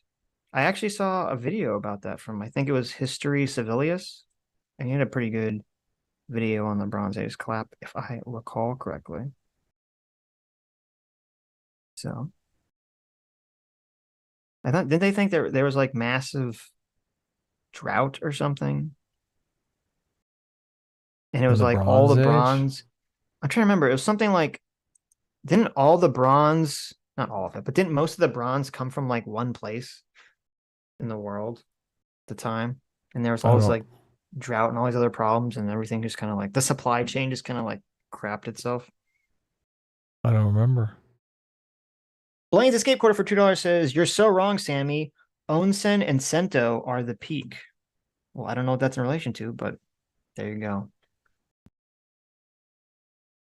Grendel Vavat for $10 says, ancient Romans had a formula for concrete that set underwater. We only just recently recreated it and were the greatest multi-ethnic polarity until the British Empire and the US. Plenty to learn from them. That's cool. I didn't know that. That's very cool. Wow. Well, good for them. Adam Unfriended for $5 says, Doomer was the kid who learned to drive from GTA and how to bike from GTA San Andreas like a true G. There you go. That's even possible? Yep. He doesn't use the turn signal. Fondue for $5 says, we need to track Sammy G's whereabouts during every Florida Man event. We may find a correlation. That's true. It turns out Sammy G is really the unidentified Florida Man in every case. I wouldn't be surprised. Maybe. I don't know. Sammy G is pretty based, and the Florida man does not so cool things. Wow. Spoken like a true non-Florida man. It's just Abby for $5 says everyone was like, quote, oh, Brand is getting Me Too'd. And I'm like, oh, that's what trigonometry was alluding to for years. Wait, really? I'm unfamiliar with this. Did they talk to Brand or something? I don't know. Mason Jordan for $2 says Venture Brothers is the best. Yeah, I still got to watch the new movie. Venture Brothers is the best, but I didn't think the new movie was that good. Wow. It followed, it created like new characters that were just not that good. So really? Yeah. Instead of following, it should just followed the cool characters. Like Brock. Yeah, like Brock. Exactly. Yeah. Brock is barely in it. Really? Yep. Sad. Venture Brothers. Radiant is the blood of the baboon heart. Who's it follow? Looks like there's a bunch of Monarch, bunch of Dr. Venture, bunch of White and little guy. His name escapes me. Who is the character, the illusionist character? That's the character they follow a lot of. Dr. Orpheus! Is that who you're talking about? Yeah. I love Dr. Orpheus. You don't like Dr. Orpheus? He's okay. Oh my god. The very ground upon which you walk is not solid. It is a net. You don't... Oh, I love Dr. Orpheus. He's hilarious. And some of his sidekicks. I never really cared about his sidekicks that much. Yeah, well... Except, I like that... what's his name? Master Shake is one of the voices of the sidekicks. Oh, yeah. So, I always like that. It's just Abby for $2 says, anyone explain the 4Kids dub of One Piece to Adam? I don't think anyone did. Grendel Vat for $5 says, I remember that Sitch, quote, 75 all new episodes of Dragon Ball Z. I had a choice. I could do my homework or I could watch Dragon Ball Z. I think we all know the right answer. That's right. Dragon Ball Z all the way, boys. Only true fans know the real Dragon Ball Z theme song. Dragon, rock the dragon, Dragon Ball Z. And then there was a sick guitar solo. I remember the first time I heard like the Japanese theme, I was like, what is this trash? Give me that fucking badass rock music from the American version. That song, oh my god, that song killed. That song slayed. What was up? That song hit so hard for a weird American dub of a Japanese cartoon. That song hit so hard. It was based. Sounds amazing. Yes.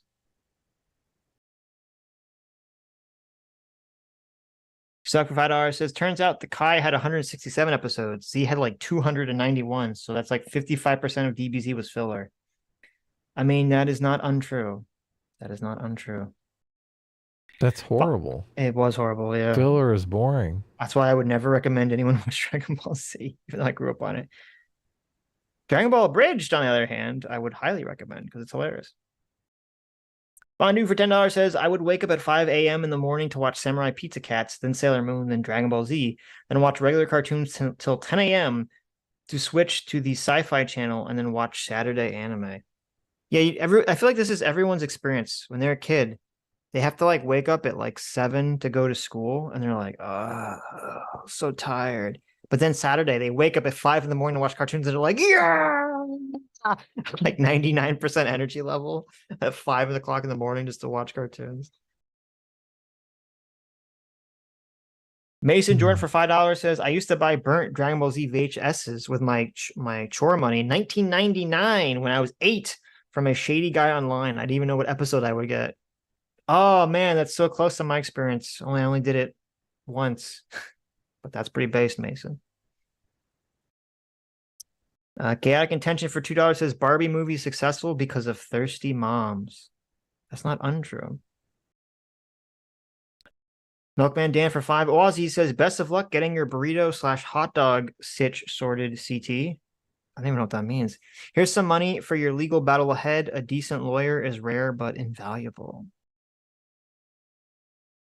Kid Contention for $2 says, my first anime was Tenchi Muyo, Cowboy Bebop, and Outlaw Star. I watched all of my first was DBZ, but I watched all of those. I saw all those things. Ray Epps was charged in the Jan 6 stuff. Yeah. With what? 8 hours ago, Ray Epps, focus of January 6th conspiracy theory, is charged in Capitol riot. I thought he was supposed to be a Fed. What happened? He's a Fed. Is everyone that pushed that he was a Fed gonna acknowledge that it wasn't a Fed if he's actually a former charged? supporter of Donald Trump is set to enter plea agreement. He told the January 6th committee that the conspiracy theories about him have ruined his life. I bet they did, because he's like, there's like some sort of super far right wing guy, and all the people in the right wing think he's a secret Fed for no reason. Yeah, you probably can't even go to the bar. Like, I know, like it's like he's glowing. He's glowing. Did you come here to order a Bud Light? Like, no, I really listen. I tried to overthrow the government just like you on January 6th. I'm a real believer. You look like a Bud Light drinker. Get out of here, Epps. Oh, God. The whole Fed thing for the Ray Epps thing is really silly. Of course, yeah. It's like, listen, he was on the FBI most wanted list, and then when they knew where he was and talked to him, they took him off the FBI most wanted list. That's evidence that he's a secret Fed. Really? I mean, if he was a secret Fed, wouldn't they have not put him on the FBI most wanted list at all? Kind of a good way to out your secret agents, isn't it? Oh, is that the point? Okay. They put him on the list as a secret agent. It said secret agent right next to his name. Right, okay. They put him on the FBI most wanted list so everyone would know who he was. The point of the FBI most wanted list, and they put him on the list before they knew what his name was. The reason they put you on the list is for people to look out for you. So they're like, listen, we have this guy who's a secret Fed operative. We want everyone in America to be looking for him so they can out that he's actually a secret Fed operative. So let's put him on the FBI's most wanted list. It'd leave him up there for like 6 months. Oh my God. Well, there you go.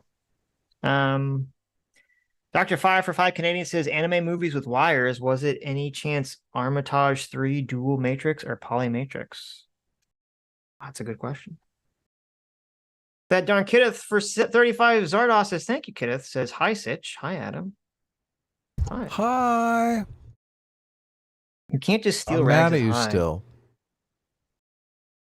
Why? Because she's objectively right about me winning that conversation debate. Damn you. Annihilated. But we should watch our whole video on stream. Let's bring it up right now. There you go. I'll find it. Aussie ODST for 2 Aussie bucks says that pain for me was the Halo show. I never watched that show. Was there an actual Halo show, or are you talking about Red versus Blue? Fondue for $2 says the Sitch and Adam show is a high trust society. True. Debate, disagreement, dialogue. Oh, this video is only 4 hours long, but we're queuing it up right now. WTF 1A for $2 says I'd rather buy a USB stick of Sitch and Adam over a disc. Oh, for a vinyl. How is there no transcript? I thought, is it anything over 3 hours doesn't get a transcript? Or anything over 4 hours doesn't get a transcript? I don't know. There's some time limit for the transcripts. Which I don't know why, because they still create a transcript because that's how the bots work. They don't listen to the audio, they just read the transcript. Kidda obviously doesn't understand the argument. Look at the ego on this fucking guy. Well, I if mean, she says I'm wrong, she obviously doesn't understand the argument. I mean, she's only mapped it out in 3 different colors here. Yeah, exactly. For 4 hours. Dodo I'm for 10 so Aussie. Kid, I'm so embarrassed for you. Why? Because she's right and you're wrong? Look, she did all this mapping and she didn't even understand the argument. Yeah, okay. Okay. Yeah, just bring up the diagram. LGBT is about dignity for groups. What'd she say here? Yeah. Look, I'm going to bring this up and we'll just jump to some random stuff. Okay, you're bringing in some diagrams. Dodoms for $10. 10 Aussie bucks says, I'd argue civil rights was opposed the inequitable dominant identity politics of the day. Groups with common interests advocating simple politics. Adam's definition falls easy to Mott and Bailey. That's my point, Dodoms. Thank you. That the definition used would fall too easily to the Mott and Bailey technique. So weird. I thought Kid joined the call for a second. I was like, what's happening here? Nah, not yet. Okay. Fondue for $20 says, people say, quote, I want dignity. Left to step in and say, these people took it from you. True. Yeah, that's how you gain power. That's how populists do it. Michael Gallup for $5 says, Obama was a race hustler. Example, Michael Eric Dyson was mad at him during his early presidential years because he wasn't being a race hustler like them, but broke with that and leaned into it and continued it after first of the BLM incidences, and Dyson was finally pleased. So the only time that I remember, which I think is really lame that people point to about the race incident with Obama, was him saying he made some comment about like about how Trayvon Martin could have been his son or something, and that was it. So you don't remember the beer summit? The what summit? The beer summit. No. How could you forget the beer summit? I don't remember. I mean, if you want to give me examples of Obama being a race hustler, then, I mean, feel free to do it. Did he make a Michael Brown comment too? I don't remember that. Obama, Michael Brown. Obama issues a statement on the Ferguson and on the death of Michael Brown.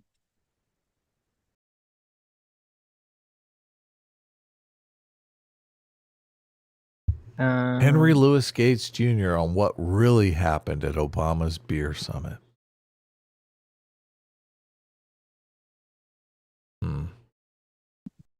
I can't believe they're still talking about the beer summit. When was this article written? 2020.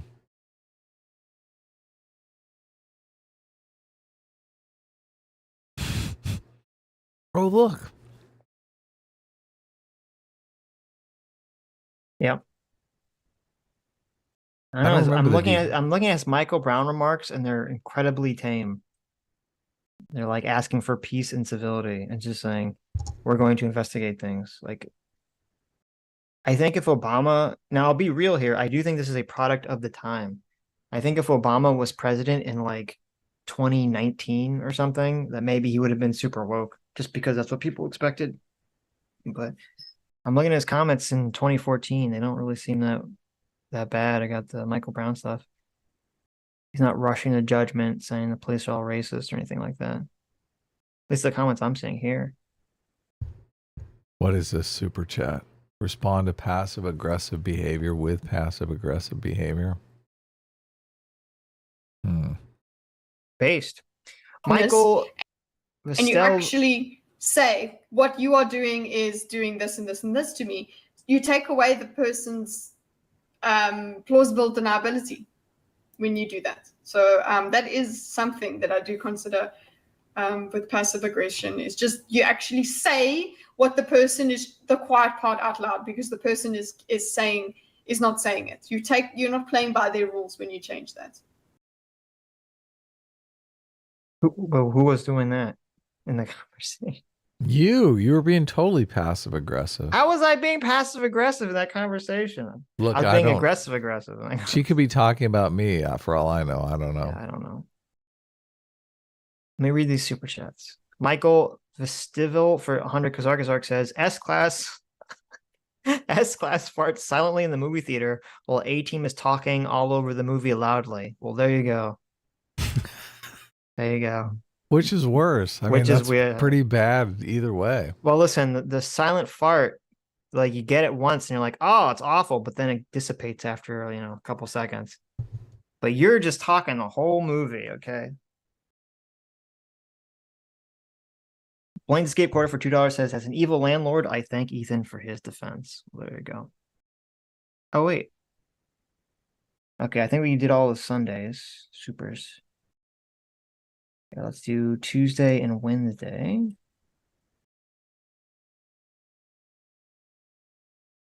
I saw that, David. What did David do? He said she's definitely not talking about Sitch. I think she was talking about you were accusing me of being passive aggressive in the conversation. That's what it sounded like she was talking about. But obviously I wasn't, because I'm too base for that. Look, I went back and I listened to the conversation. I was like, this is good. We should clip it out. So clip it out. Well, the only reason I went back and listened was because there was a few comments that were like based conversation at the end of the stream. Clip it out. People seem to like it. DT, clip it out. And I was like, wow, look, people really like that. I remember, I don't know, we were fighting about something. And I went back and I listened. I was like, yeah, this is super interesting. Orion9191 for 16 months says, late. Y'all should talk about streaming plans or what type of schedule we might be making. Seems more than just Sunday, Tuesdays these days. I mean, sometimes we show up on a Wednesday, Thursday, or Friday at 4. Just got to be on your toes. Who knows? We're not gonna let the surprise go. What are you laughing about? People in the chat are funny. They're just funny. What are people in the chat saying, huh? Why is the Atom font so much bigger than Sitch's? Because I do the design of the show. Oh, that's why. How long has that been like that? That's all you need to know. How long has that been like that? Forever. Yeah, okay. That's fine. I'll let you have it. I mean, my name comes first. You get the bigger name. It used to be a lot. I know you need it. Yeah.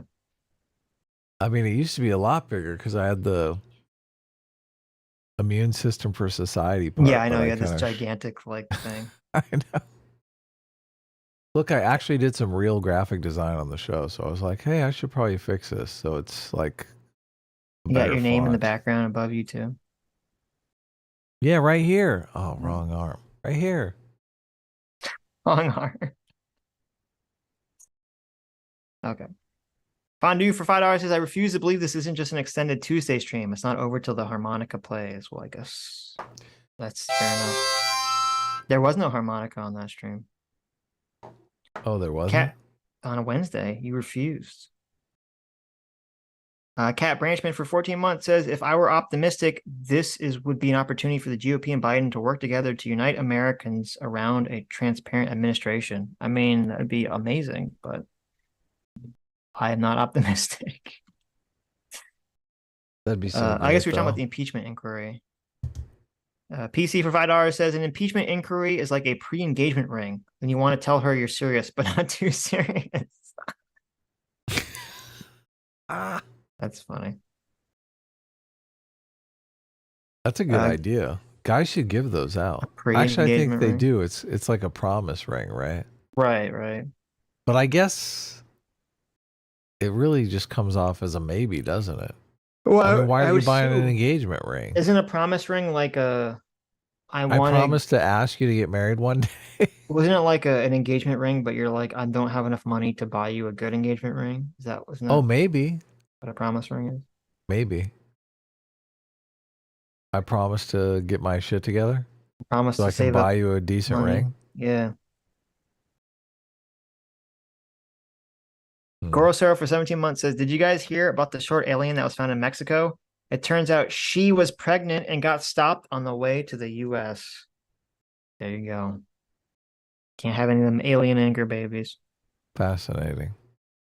Caleb for $5 says, does the impeachment of a president have to pertain to actions taken during office, or can they impeach Biden for tax stuff while he wasn't president? I don't know the answer to that question. At all. Yeah, that's a good question. Does the crime have to take place when they're in office? Can you be impeached for crimes before president? That you can. I mean, they can impeach you for anything. I mean, I guess, I mean, impeachment is not. It's not illegal. I know it's a political. Yeah, it's not like a legal thing. It's right. a political thing. The answer is yes. They can impeach you for anything. You can be impeached for whatever you want. So you know what that means, right? That means Donald Trump could win the presidency, and the Democrats have the House and Senate. They're going to impeach him like immediately. So you can look forward to that if Donald Trump wins. Right. They're going to impeach him for January 6th. Well, yeah, I'll impeach him for everything. Amans for 5 Canadian says, making bank through insider trading not enough for Biden's like Pelosi, good old Joe handling things in-house like an old school politician. Yeah, why didn't he just listen? If he needs Hunter Biden to make money, why wouldn't he just do some insider trading like all everyone else? Why does he got to do it in this convoluted way? Yeah, so stupid. Very dumb. Yeah, very dumb. Mr. Ubercross, thank you for the 10 gifted memberships on Wednesday. Yeah, Albert Cat Stein, thanks so much for joining the Free Will Seekers. Welcome. Stug for $2 says, politicians thrive on profilicity, yes or no? Yes. Yeah. 100,000%. Anonymous Cow for $10 says, out traveling in Scandinavia, I'm convinced we cannot emulate them. We're too culturally libertarian. Not as much a high trust society as they are. Even their dating culture is actually a 50-50 dynamic. Really? Interesting. What does that mean? Like It the means first what it time you go means. on a date, they split everything? Or maybe 50-50 people ask other, like women will ask guys out. Oh, okay. Or maybe it's a Wow. splitting thing. Yeah, I don't know. That is interesting, though. Sounds like I'm That's going to part of the Scandinavia. problem. Gene the Angry Penguin for $5 says, I'm paying you $5 to never say that again. I will not say it what? again. I don't know, but I won't say it. WTF1A1A for $5 says, rip 12-hour stream, boys. They've gotten so big. I'm so proud and sad at the same time. Now what will take up my work hours? Also praise Foamy. Fear of missing out? There you go. Lucy Lemonbug, thanks so much for the 5 gifted memberships despite being a dirty sticker. Chopper. Slogny and Stu for 3 months says, thanks for the free 3 months. Long-time subscriber, never paid for it once. Happy face. Well, there you go. Give us some emojis then. Seg Fault, thanks so much for being a 16 months Free Will Seeker. Look at that, 16 months. That's great. And Seg Fault gave us $5 saying, with the educated people and the populace being an asset to the economy, being a reason for MMT to be pro-student debt forgiveness. Say it again. Would educated people and the populace being considered an asset to the economy be a reason for MMT to be pro-student debt forgiveness? I mean, maybe.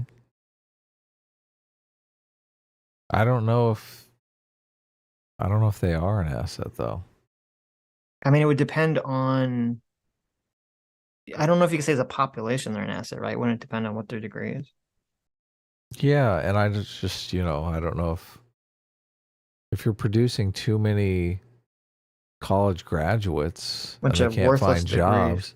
Right. Yeah. They're not going to be an asset in the economy. They're going to be a drag on the economy. Yep.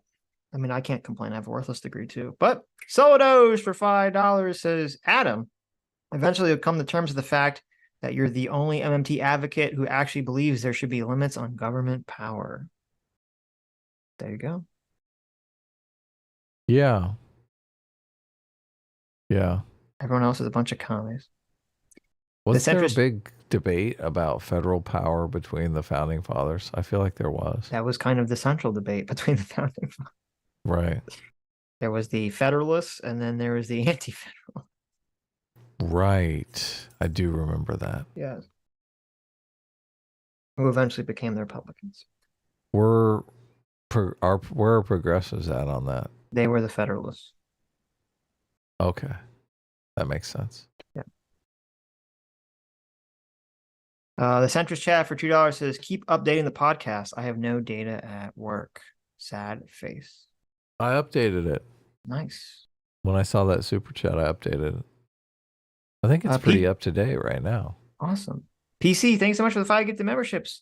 And PC, for 12 months, being disciplined equals freedom. Thank you. Says, cheers to 12 months of being late. Keep up the great content. Well, thank you, PC, for the support. Yeah, thanks. Critically Chibi for 5 gifted memberships. Thank you so much. And thank you, Mr. Ubercros, again for another 10 gifted memberships. Thank you. Nice. Welcome new members. And thank you, Lucy Lemonbug, for another 5 gifted memberships, despite being a dirty, dirty chopper. Chopper. Oh, kind of Bugs Bunny. Almost got me. I almost did. Soul Doge for 13 months says, I hereby declare, I do declare, that Sitch is one of the good grunt grabbers. Also, sounds like Briana couldn't handle the deep end of the Tim Pool. That's good. I like that. I don't. We have to peer pressure Sitch into going on Tim Pool. I think that would be a good face reveal for you. Yes, Adam is trying to get everyone in the peer pressure meeting to go in a Tim Pool to argue about Ukraine and shit and Burisma. I mean, you'd be good, right? Some dumb spider for 50 sexy sexes says there were alternative lectors. They even have transcripts in Georgia case showing that the plan was legally to do it, not throw the others out. Yeah, so maybe, I think I said this eventually, maybe you said this beforehand. The original plan was to have them ready to go just in case they won the lawsuit. And now you can make an argument. I think that those are technically still illegal, but I would argue they shouldn't be charged for that. If that's all they did, if all the Trump administration did was like, listen, we're going to have these alternative finger quote electors ready to go in case we win some sort of legal suit or the state decides at the last minute before they're verified to switch, I would agree with you. But then once the states, the safe harbor deadline came and passed, and the states did not sign off on these alternative electors and they signed off on Biden winning, then Plan 2 went into effect where they were going to do the whole, let's give Mike Pence these fake electors so that he can say, I can't decide which is the real one. And then he can kick back the vote to the House of Representatives and they could vote Donald Trump to be president. Which, to me, that goes beyond the pale. Oh, there was an update. Well, take it with a grain of salt. There was a person familiar with sources update in the Trump documents case. Did you hear about this, Adam? Yeah. No, what happened? So one of Trump's aides, who's been Trump's aide from 2018, supposedly, sources familiar say, so skeptical of that. But one of Trump's aides from 2018 and for years after that claimed, supposedly, that Trump would write notes to her, like go do XYZ. And on the back, and the note would be written on the back of like a classified document. No way. Supposedly he's got like classified documents and he flips it over and he's like, hey, go pick up my laundry. Why is he doing this? Is he doing it just to be cool or? I mean, maybe. Or like, just to be a dipshit. Like he took a bunch of... I am. I could just write in the back classified document to go get me some Big Macs. Yeah. Well, look. I mean, if he's doing it that for that reason, obviously that's better than just, here, I'll just turn these classified documents into a notepad. He's just like, oh shit, I gotta go remember to return this VHS tape. Before I forget, he like grabs a piece of paper off his desk randomly and flips it over. He's like, okay, I want to make sure you get the dog cleaned. Return my VHS tapes. Go give this to Deborah. Is she going to testify? What? Is she gonna testify? Supposedly she's. I mean, I don't know if she's going to testify, but she's being questioned by the government regarding the documents case. So. Oh, she also okay. Well, here's the more incendiary claim. Again, this is sources familiar with, so I always take any sources familiar with a grain of salt until the source confirms this. Apparently, sources familiar claim that she knew about the boxes, the boxes with the secret documents in them that were transferred to Trump's house and then back to Mar-a-Lago after the lawyer came.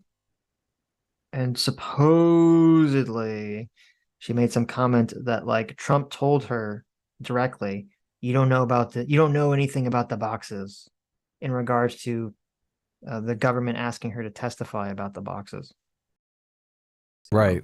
And then he winked at her and pointed at his finger at his eye, winking. Yeah, exactly. Yeah, so we'll see if she actually testifies to that or not. These sources familiar with statements in my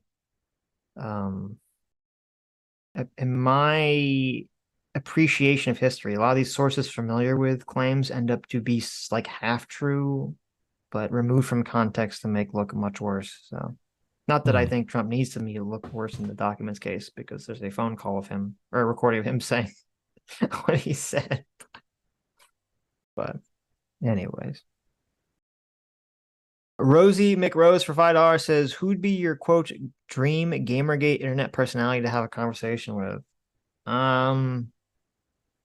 Probably I mean, okay. I don't want to use the word dream. Dreams implies it's something I'd wanted to have a conversation with. There's like nightmare people that I have a conversation with. Like I feel like talking to Steve Shives would be a nightmare. Oh, that would be fun. Yeah. Was he like a Gamergate person? Sort of.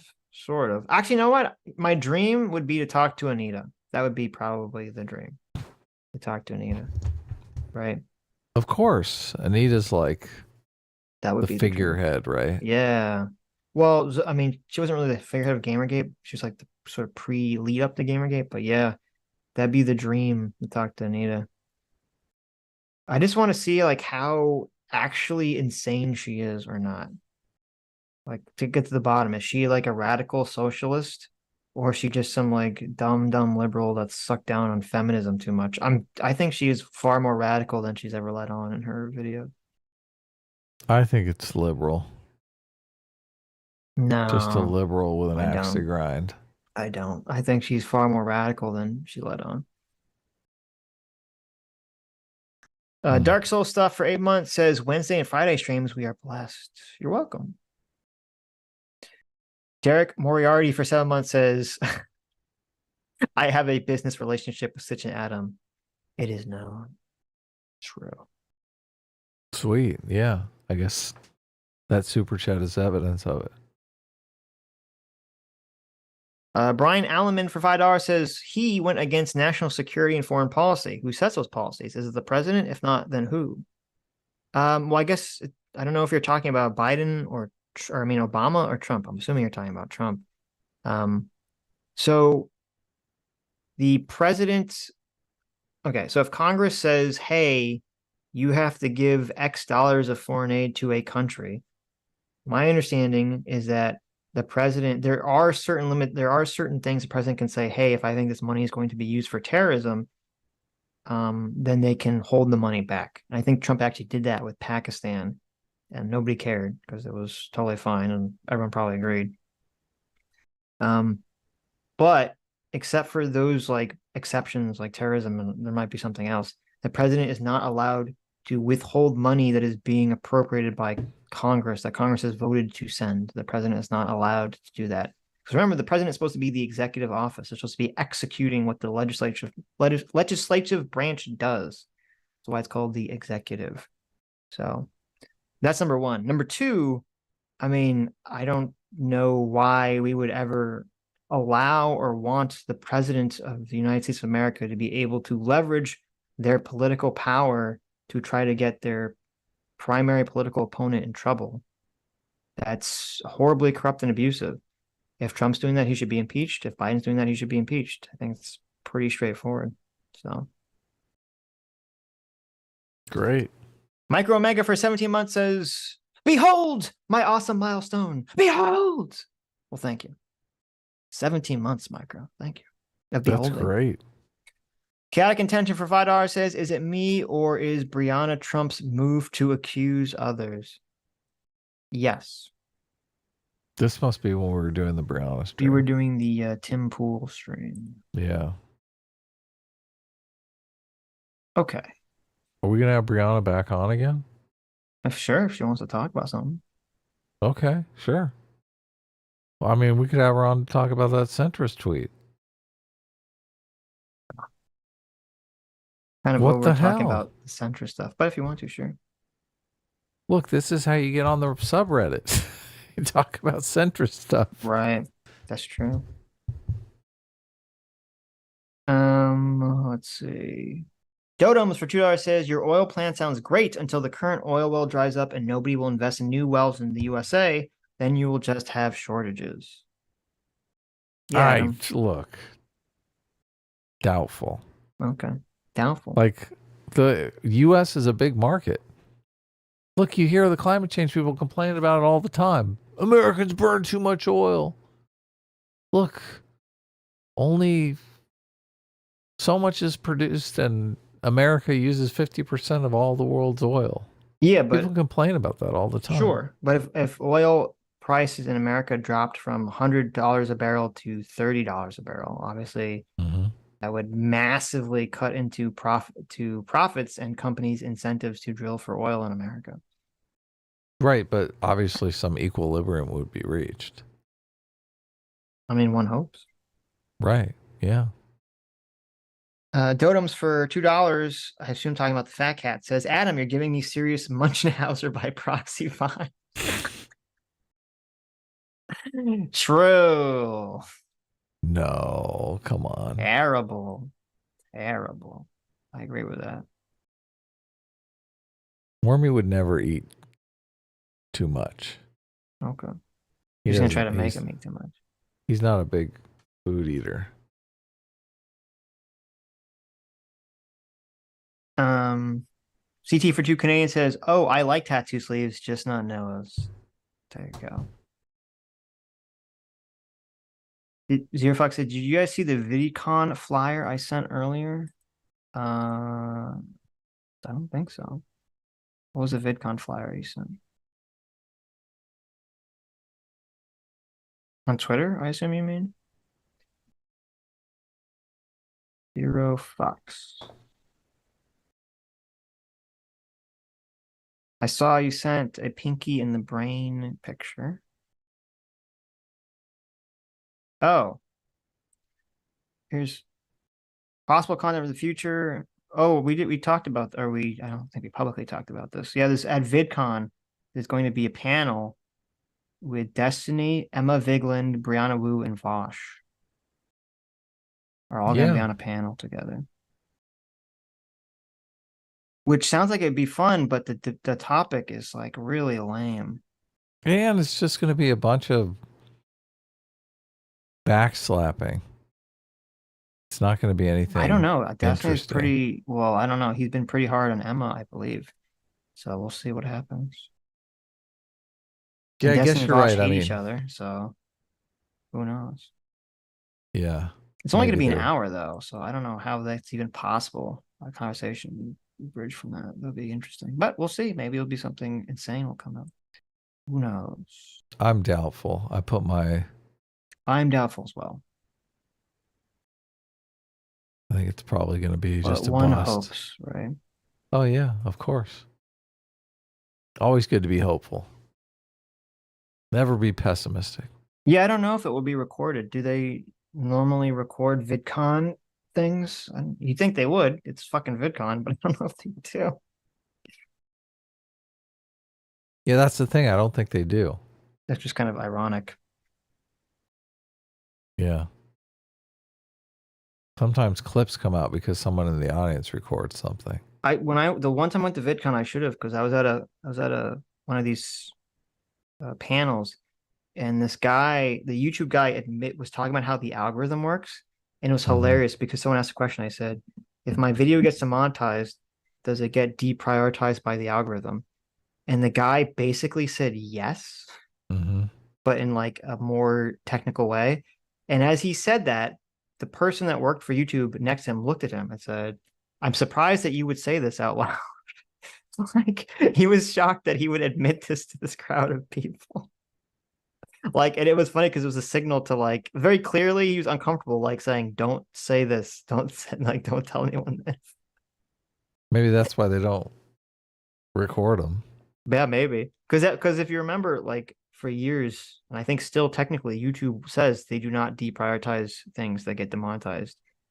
And this guy who worked for YouTube at the time, this was some years ago, explained how that's technically true and technically not true at the same time. There's some like weasel words and how they get around it. So Stug for $10 says, "No, I was wondering about the case where a plot is ruined just because there's a sexy woman in it.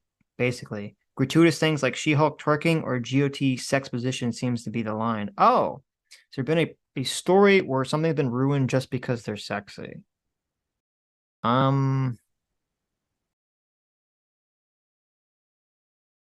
I can't think of anything off the top of my head. No, me neither. I mean, I can think of things that were better because there were sexy people. Yeah, why would that ruin it? Yeah. Fondue for $2 says, "Cannibalize is good for disrespecting Alliance PCs." True. There's nothing better than being an undead, killing some fucking guy trying to gank you, and then eating his corpse as a sign of disrespect. Very true. Lives in That's Deswell. disrespectful. I mean, someone's eating your corpse. Is that not disrespectful? I mean, I guess it could be. Yeah. Be a warlock, kill someone, and they eat their corpse. Pretty good. Lives in Deswell specifically for $2 says, "Did you mention Hunter as a class?" I did. Adam didn't seem very excited about Hunters, though, which you shouldn't be because Hunters are awful. Good. Glad I didn't pick it.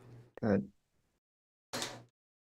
If you're a Hunter, I'm sorry, Devs Wolves, but if you're a Hunter, you should feel bad about it. Okay. Wonton Tiger for 5 Canadian says, "Plate to plate sounds a bit like scissoring." I kind of figured you'd both just be female torrent. There you go. There you go. No, Adam said he wanted to be a warrior. So. Demon Bunny for 14 months. Thanks so much. Says, "I would love to see Adam play Don't Starve together to see his reaction to the fat little cocoons in the shadows trying to kill him." Yeah, we could do that too. You would like the little cocoons. They're these raccoons, but they're cats, so they're cocoons. Get it? Nice. I like it. And they're fat. Yeah, they're. I mean, they got to be really fat. I mean, they're not super fat. Not orca fat, but they're fat.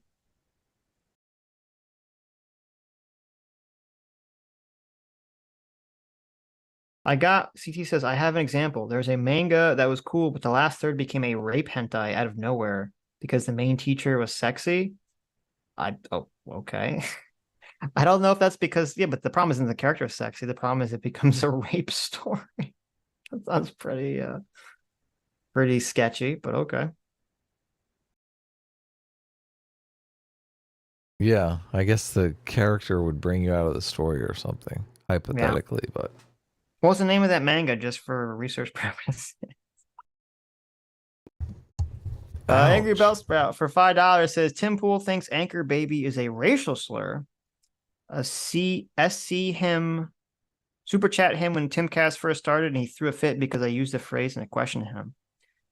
I mean, I think Anchor Baby could used A as lot of racial people think slur. it is. Yeah. Yeah, I don't think it is like necessarily like I don't know if you. I'm assuming you didn't use it in that context. You meant it in like literal context of like, someone is coming to America to have a baby with the intention of staying here. But I have heard people use it in a slurry context. So No, he was calling Tim Pool an anchor baby. I don't think Tim Pool is. Yeah.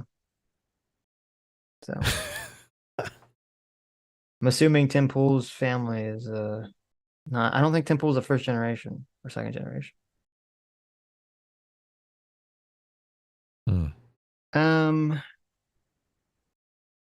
WTF 1A for $2 says Anita scarfing D's nuts easy in. Okay, Java. Solo. That's pretty good. That's pretty good.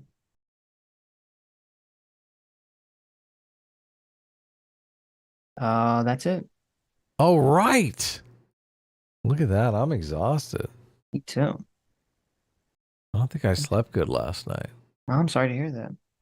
I had a super weird dream last night. So I already forgot it. I woke up and I was like, that was a weird dream. And now it's gone. Anyways. It happens. Thank you all for coming. Thank you all for your incredibly generous donation.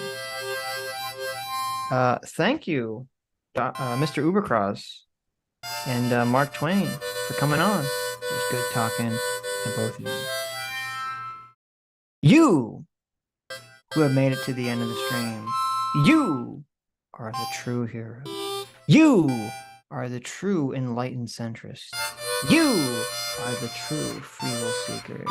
You are the true heroes of the next generation of the generation cycle that will lead us to the promised land.